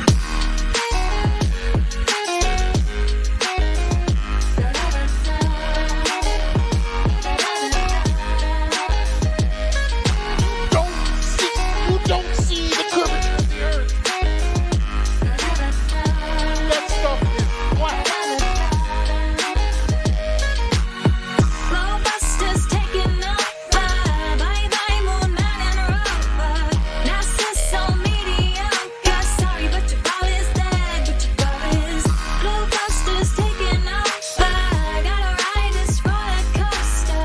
But the truth is getting closer. Sorry, but your ball is dead. But your ball is. Get the shovel for the spice hubble. Piecing up the puzzle. Need to bust your bubble. Evil gonna crumble, yeah? Sit down, be humble. Got the ball, you better fumble. You'll get mad, cause at this fight I'm about your uncle. And then they call me the liar. I mean, it's absolutely unbelievable the pathetic techniques that they have to use to prove their heliocentric model. Bob shot the president, Jaren got the evidence. Arrow slaying Jesuits and Zach Sharkham is evident. Dead to earth electric and it's resonant. Your resident is evidence and I hope to settle in like some sediment. If we so wrong, why they lying to discredit it? That's not too intelligent. That's a guy, not an in court, but we ain't really in the settlement. It's time to awaken from the pseudoscience sedatives. Glowbusters taking over.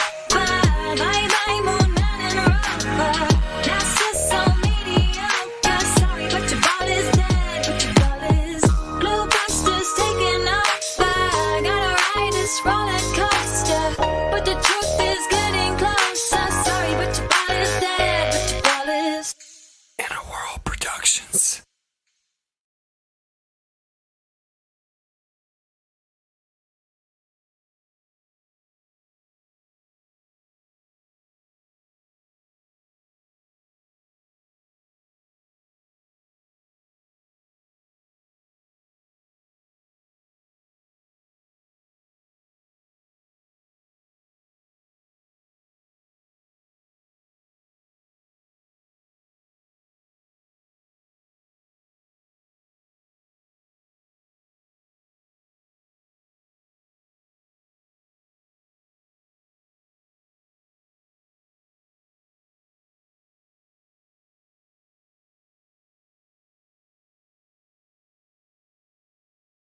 What is gravity? You have no idea. Okay, next question.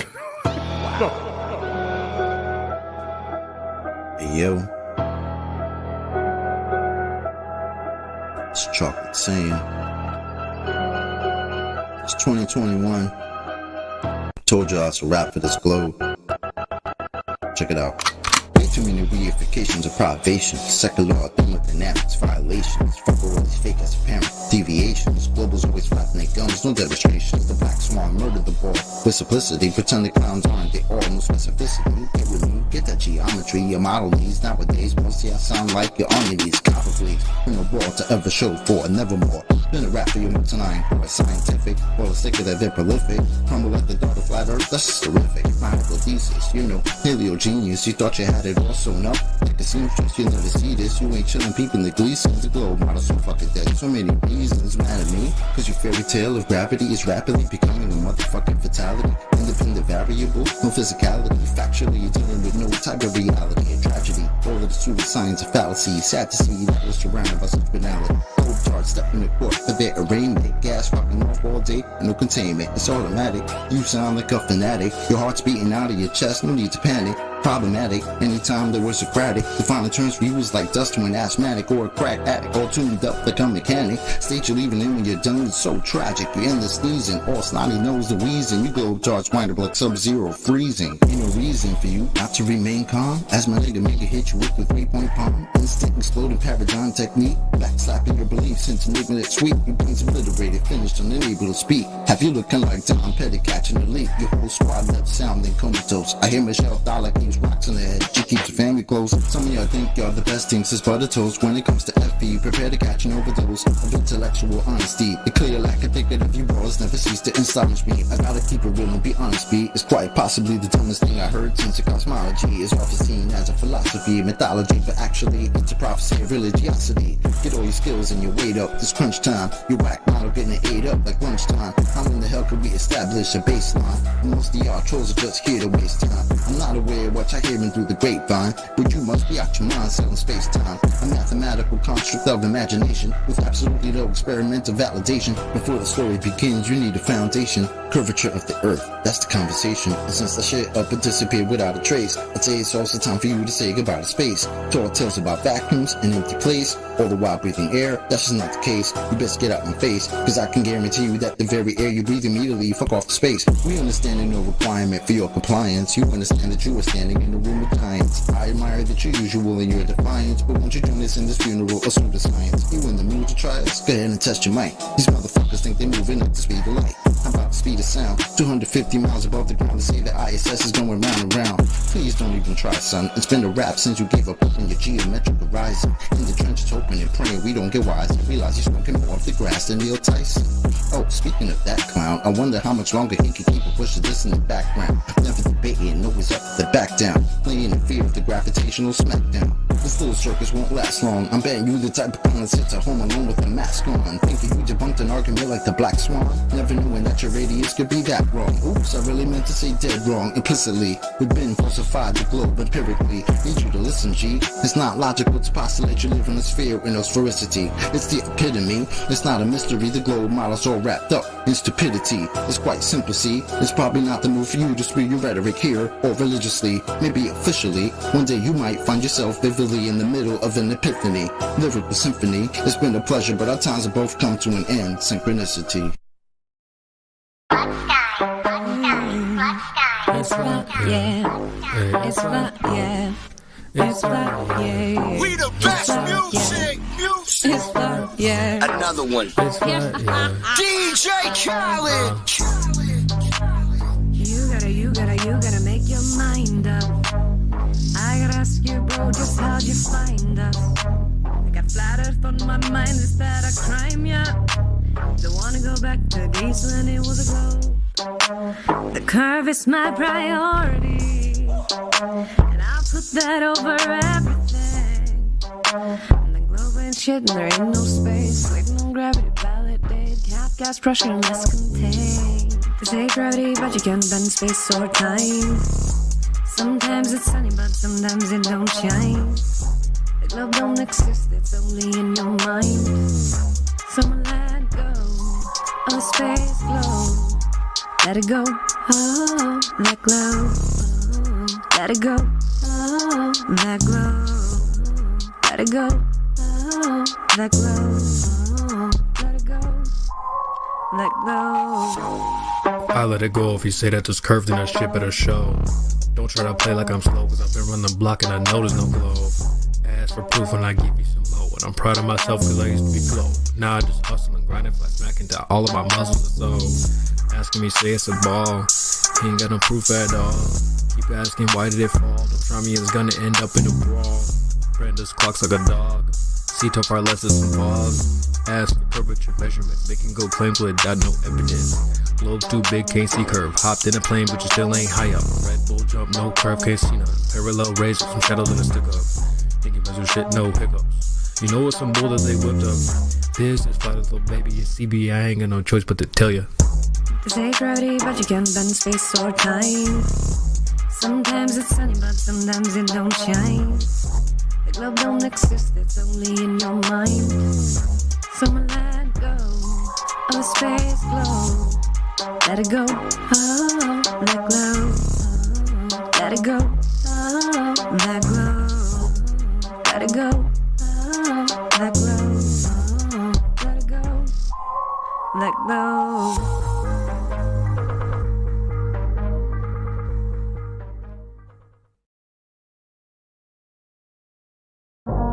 Nobody claims that what you're observing when you're seeing the horizon is the geometric horizon.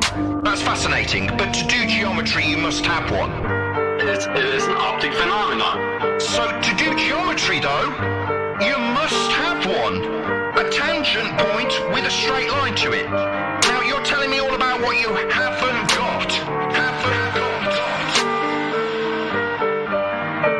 So, which one of you guys can fight? Which one of you thinks you're right? Step up to the mic and see what the people them decide. Who will see his demise when the truth finally come to light? I've been on the globe for my whole life.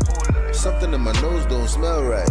Meditating, feel a slight breeze in the wind, but I know I ain't moving, this is no ride. How you gonna tell me that the air that I'm breathing, that the PSI I'm feeling, they contain, motherfucker? How you have gas pressure next to a place 10 to the negative 17 to a space, motherfucker? What did Nixon say? One small step for man is one giant leap for mankind. And at the same time, McKenna Tuna landed on the moon while the Vietnamese died at the same time. I ain't got time for the life MLM. Helios, flame out, breaking down the dam. Crushing all false gods in the program. Believe when he say that I am that I am. I am that I am.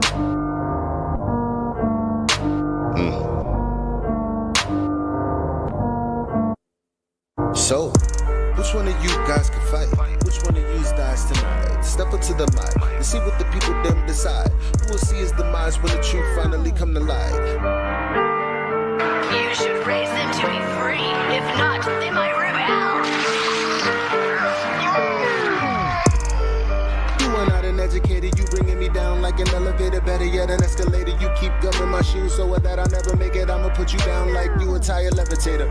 Speaking of the elevation, the black swan, why is the horizon 10 times further than the geometry you predicated? Probably cause you never did it. Never did, never will. Now global, tell me how you really feel. This is not a globe, this is the appeal. This is not a globe, this is just for real. This is for your soul, something you can feel. Saying you won't change, but I know you will. Here's your Dr. Bill.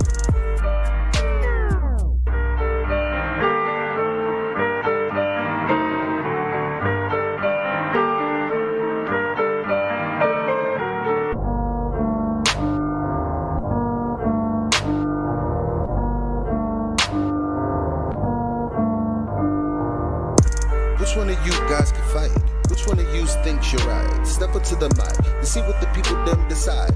Who will see his demise when the truth finally come to light?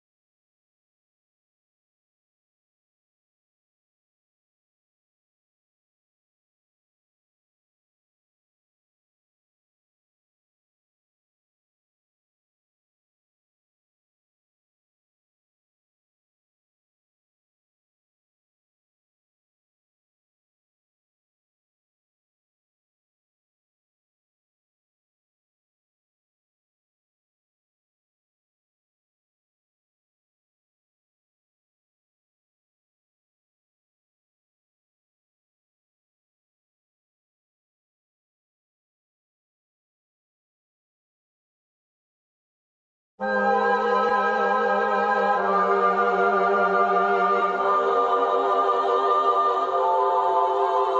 yo, I only know what I see.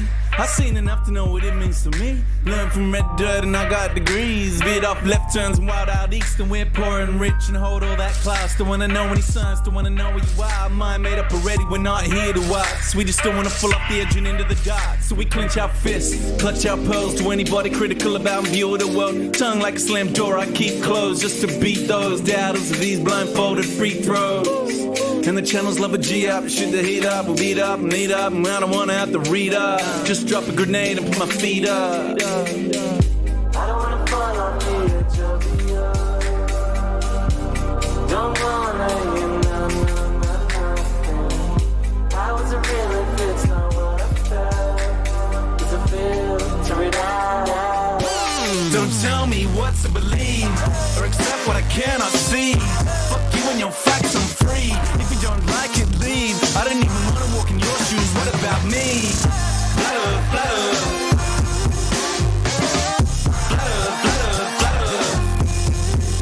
World gone mad and it's too PC, and they're trying to take away the freedom that I want to speak. Click, click, click, cut them off, run them out of town, shut them off. Shh, I don't want to hear another beat, but my gut got this, then my head take note, cause I know when this story's a slippery slope. So stay in your lane, son, stick to your songs. I don't care where you're coming from, just a simple answer to confirm a doubt. And then baseless opinions that come out of my mouth. In a nut, tell me I don't know what I'm talking about. When a so-called experts ever sorted this out. When we're swamped by Muslims, swamped by Asians. Different time, the same old station, crowd ovation. Whip up hatred, that old chestnut, that vocation. Do anything to truth but face it. I don't wanna fall off the edge of the earth. Don't wanna hear nothing. How is it real if it's not what I felt? It's a filter it out. Don't tell me what to believe. Fuck you and your facts, I'm free.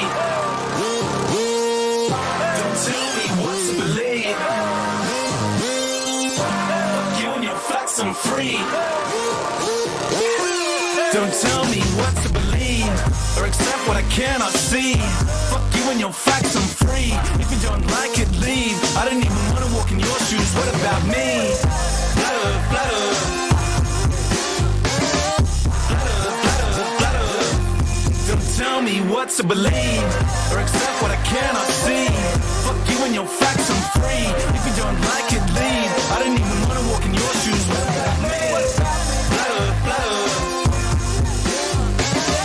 Flutter, flutter, flutter.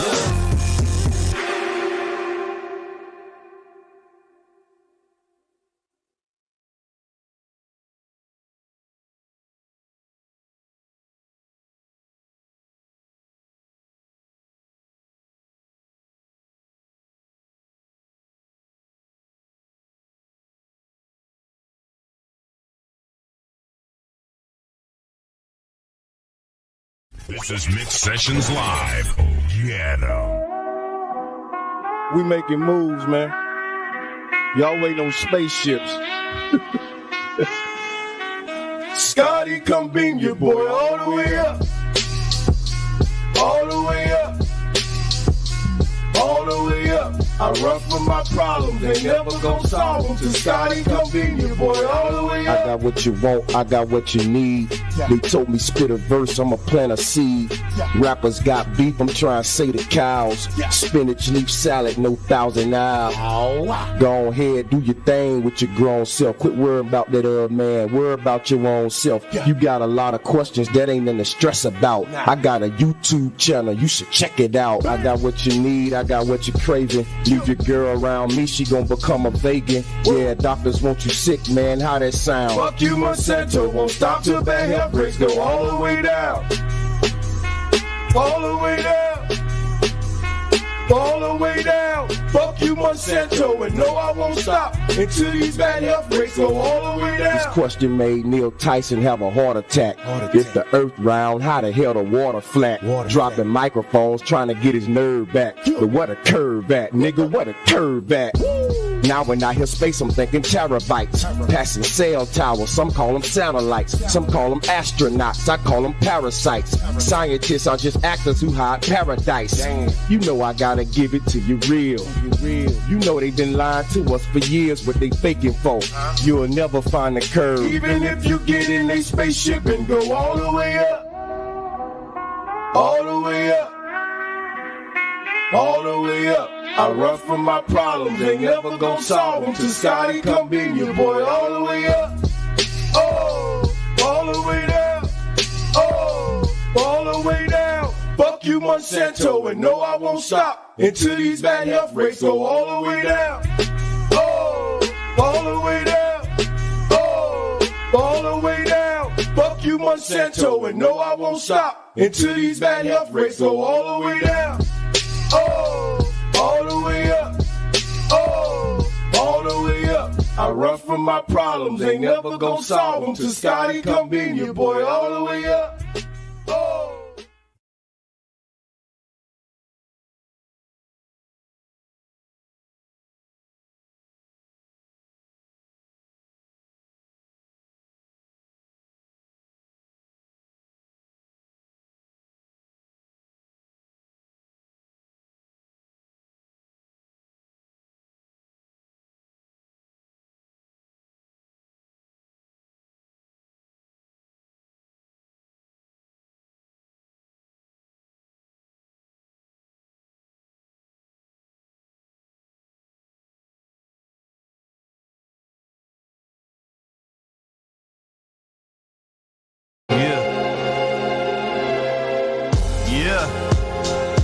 You're not gonna like this one, nah, not at first. You're gonna learn to though, you're gonna learn a lot, check it. If you believe we put a man on the moon, you probably believe we're gonna go to Mars too. Well, I hate to be the bearer of bad news, but that's just something now we can't do. Try and leave low Earth orbit, see what happens to you as you turned into soup in your spaceman suit. What? Did you forget about the Van Allen bell? And that is filled with radiation, yo, does that ring a bell? 4,000 degrees, that sounds hotter than hell. Man, you think if people went through there, they just melt, but NASA's already been through it. There's a lie they tell that we believe them for so long, so we might as well keep up the charade instead of breaking these chains, and let the ones on top continue to control our brains. Yo, let them do what they want with the harder money. $19 billion for cartoons, that's kinda funny. Yeah, that's just common sense to me. $19 billion on some cartoons, on some CGI bullshit. That's just me though. Look into it a little bit, you'd be surprised if that's the right word for it. Yeah. If you think the moon can be terraformed, you're wrong, and I'ma have to be the one informing you that the moon isn't exactly as it appears. Like when it's waxing or waning, doesn't it seem clear? In the daylight, supposed craters turn blue, and there are even times you see a star straight through. Like it isn't a solid ball just spinning around, like it isn't a rock that's magically pulled down into our orbit, where gravity's so strong doesn't absorb it. Moon affects the tides, but other bodies of water ignore it, and it's reflecting light coming from the sun.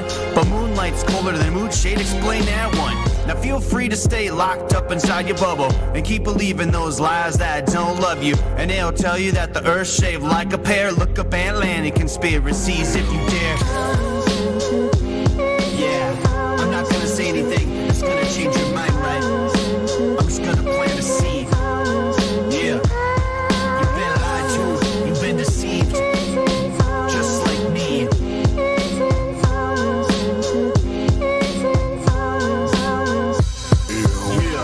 I'd go to the moon in a nanosecond.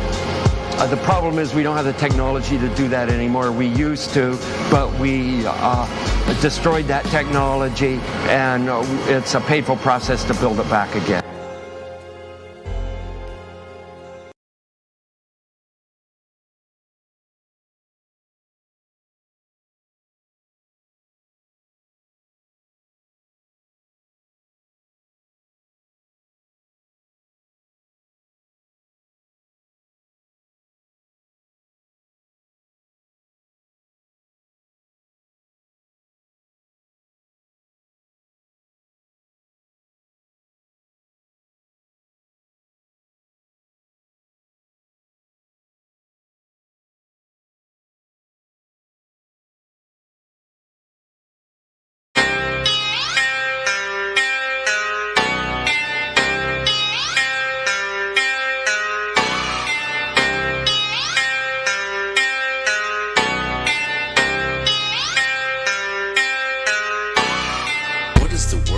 is the world that we're living in now that we know we're not spinning? What is the world? What is the world that we're living in now we know curvature's missing? What is the world? What is the world that we're living in now we know flat earth is winning? What is the world? What is the world that we're living? It's like a brand new beginning. We know that most of y'all sitting there wishing, probably just itching for us to go away, completely dismissing things that we say like our minds have gone missing. Meanwhile, you're really the only one shifting reality as if it was switching, like it was some type of fantasy pitching. Next up to bat, but you wind up just whiffing. Nothing but air, you just can't do no hitting. Running around saying that water's sticking to outside the balls, your logic is slipping. I understand that you might think I'm tripping. Pay attention to the words that I'm spitting. Only thing that really needs any fixing, your view of the world and the way that you're thinking. No need to go always screaming and kicking. No reason to think that Earth might be tricking. If it was spinning, then we would see drifting. If it was curving, the ships would be sinking. Logical fallacy, keep on insisting. Probably just listen. How about you try some form of consistence? Ships disappear due to angular distance. Makes a lot more sense that the curve's non-existence. Why the persistence? Why the pursuit of unending persistence? Fighting a war like a soldier enlisted. Really seems as though you got it all twisted. Why not just be a bit more optimistic? Lies you've been told, the veil has been lifted. Now you've been gifted, given permission to take a position. Not in opposition to the world that we're living. Creating mission, start up the engine. Choose to accept it now, this is your mission. Tell us why the damn curvature's missing. Maybe just call up a mathematician. Give him a listen. Have him tell you about his presuppositions. Talking about how it's not superstition. A vacuum and air pressure juxtaposition. Make a decision. Tell us how this model came to fruition. You have the right to enact your volition right up to the day of mental acquisition. All I could do is provide ammunition. Can't take the heat, stay the fuck out the kitchen. Judgment Day or to the last demolition. You can see this is an act of attrition. On the condition that after admission, do you a favor and start the forgiving. Then go out and share your newfound position with everybody who's potentially victim. Falling for the global prisoner system. So many flaws, no woman can list them. Shout to my beautiful parents, I missed them. Taught me to think for myself, I could kiss them. Now to the day that I'm able to whisk them away in my arms, I will reminisce them. Yeah.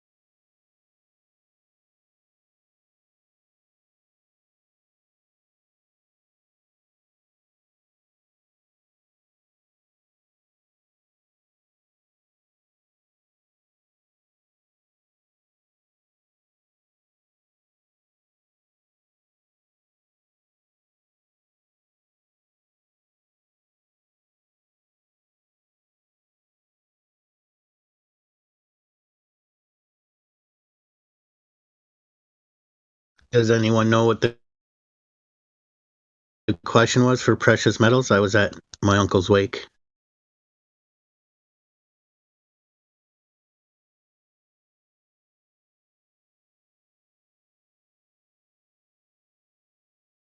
To do with a favorite book or favorite video that you would recommend to somebody? Oh boy. Usually people laugh when I tell them my favorite movie. Because I'm like a long-haired hippie with an ear pierced, you know what I mean? Leather coat wearing, whatever. But Pretty in Pink is one of my favorite movies. Oh, it was actually a favorite video or favorite book. I guess like an educational type thing, but that's funny. Oh, sorry. By video, I thought it entailed like a movie video too or something. Sorry. Document. Documentary educational type thing. I don't know. I like David Suzuki in general. Especially he told Justin Trudeau that he was an idiot and to F off or whatever. He's like, you're a fucking idiot. That was hilarious. I've never heard of him. Based.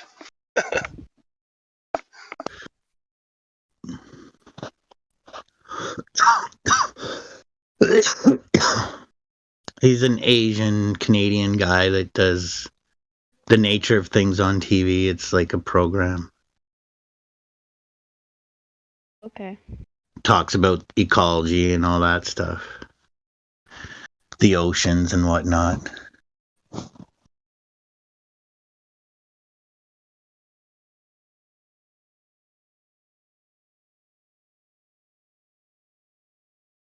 I got to tell you that what I clicked on YouTube that got me on my journey to FE was really interesting, but I don't know if other people would see it that way, especially because the gentleman presenting it presented it in such an amazing way, because he was like, before we get into anything, I want to make one thing very clear.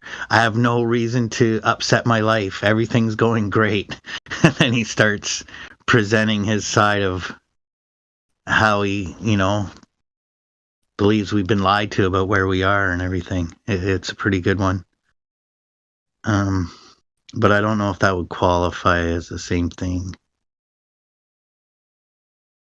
Several months later, I watched Flat Earth Trilogy by ODD, 3 hour long, and I knew, I probably before I got to that, I knew I would be FE, and I understood things differently and whatnot, but after that, for sure, it was like, oh yeah.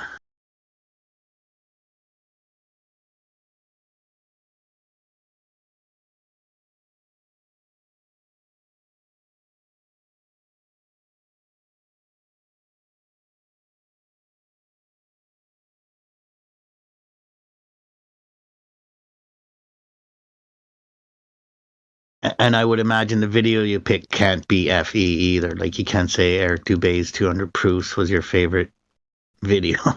That's kind of lame, I guess.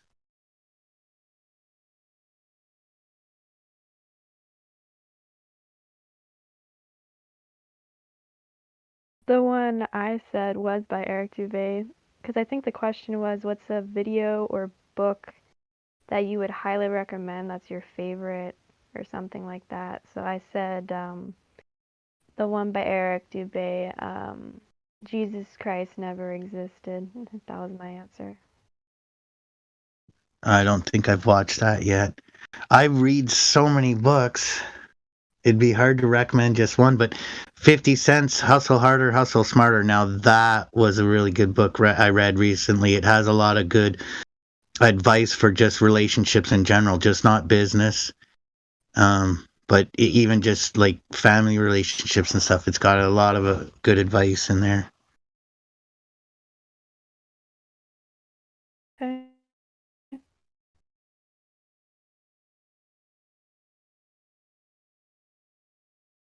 Yeah, I don't do much reading anymore. I've taken a break from that because I used to be pretty religious, so I would read basically just the Bible and people's different interpretations on it and things like that. But since I'm not religious anymore, I really don't read any of that. But yeah, I basically just watch videos, and I like Eric Dubé. I think his information that he provides is pretty interesting, and I get people kind of don't like him for certain reasons, but I think he's pretty good.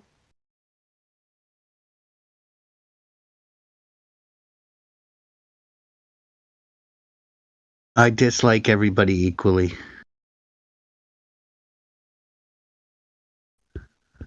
So, I'm not an afternoon person either, I found out.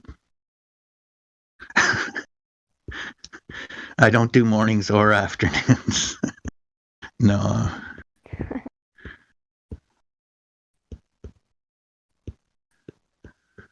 I just got back from my uncle's wake, like I was saying. Yeah, Hustle Harder, Hustle Smarter, for sure. I would recommend that to everyone and anyone. And then I like to read real life shit. Like that, Hustle Harder, Hustle Smarter, that's real life. As far as fantasy and stuff, Charlie and the Chocolate Factory, James and the Giant Peach, like, there's so many fun stories you could read.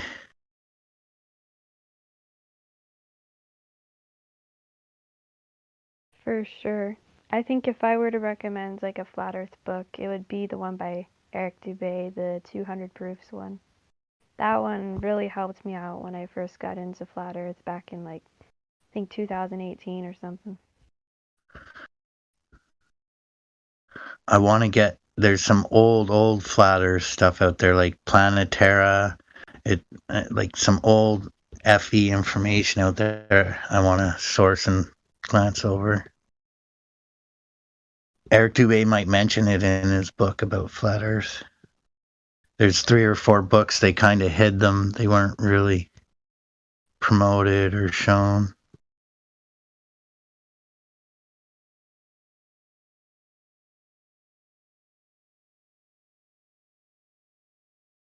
If I remember, one was called Terra Firma, Earth Not a Globe.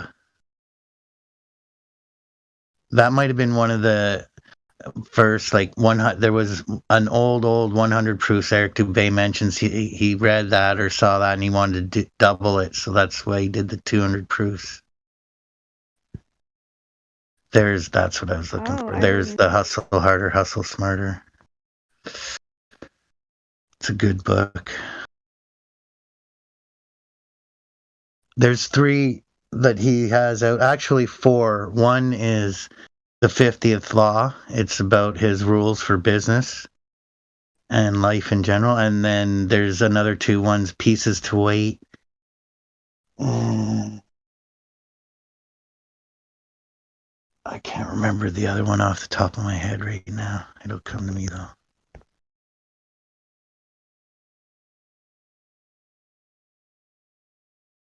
Now that gentleman has been through a lot. I mean, I've been through some crap, so has everybody else. I mean, imagine taking 9 rounds and surviving. That's something else.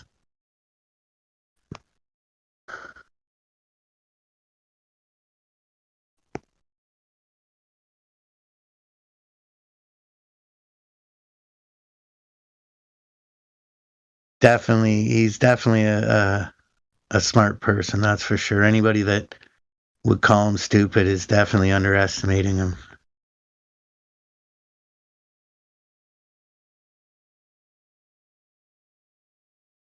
Did you read the 48 Laws?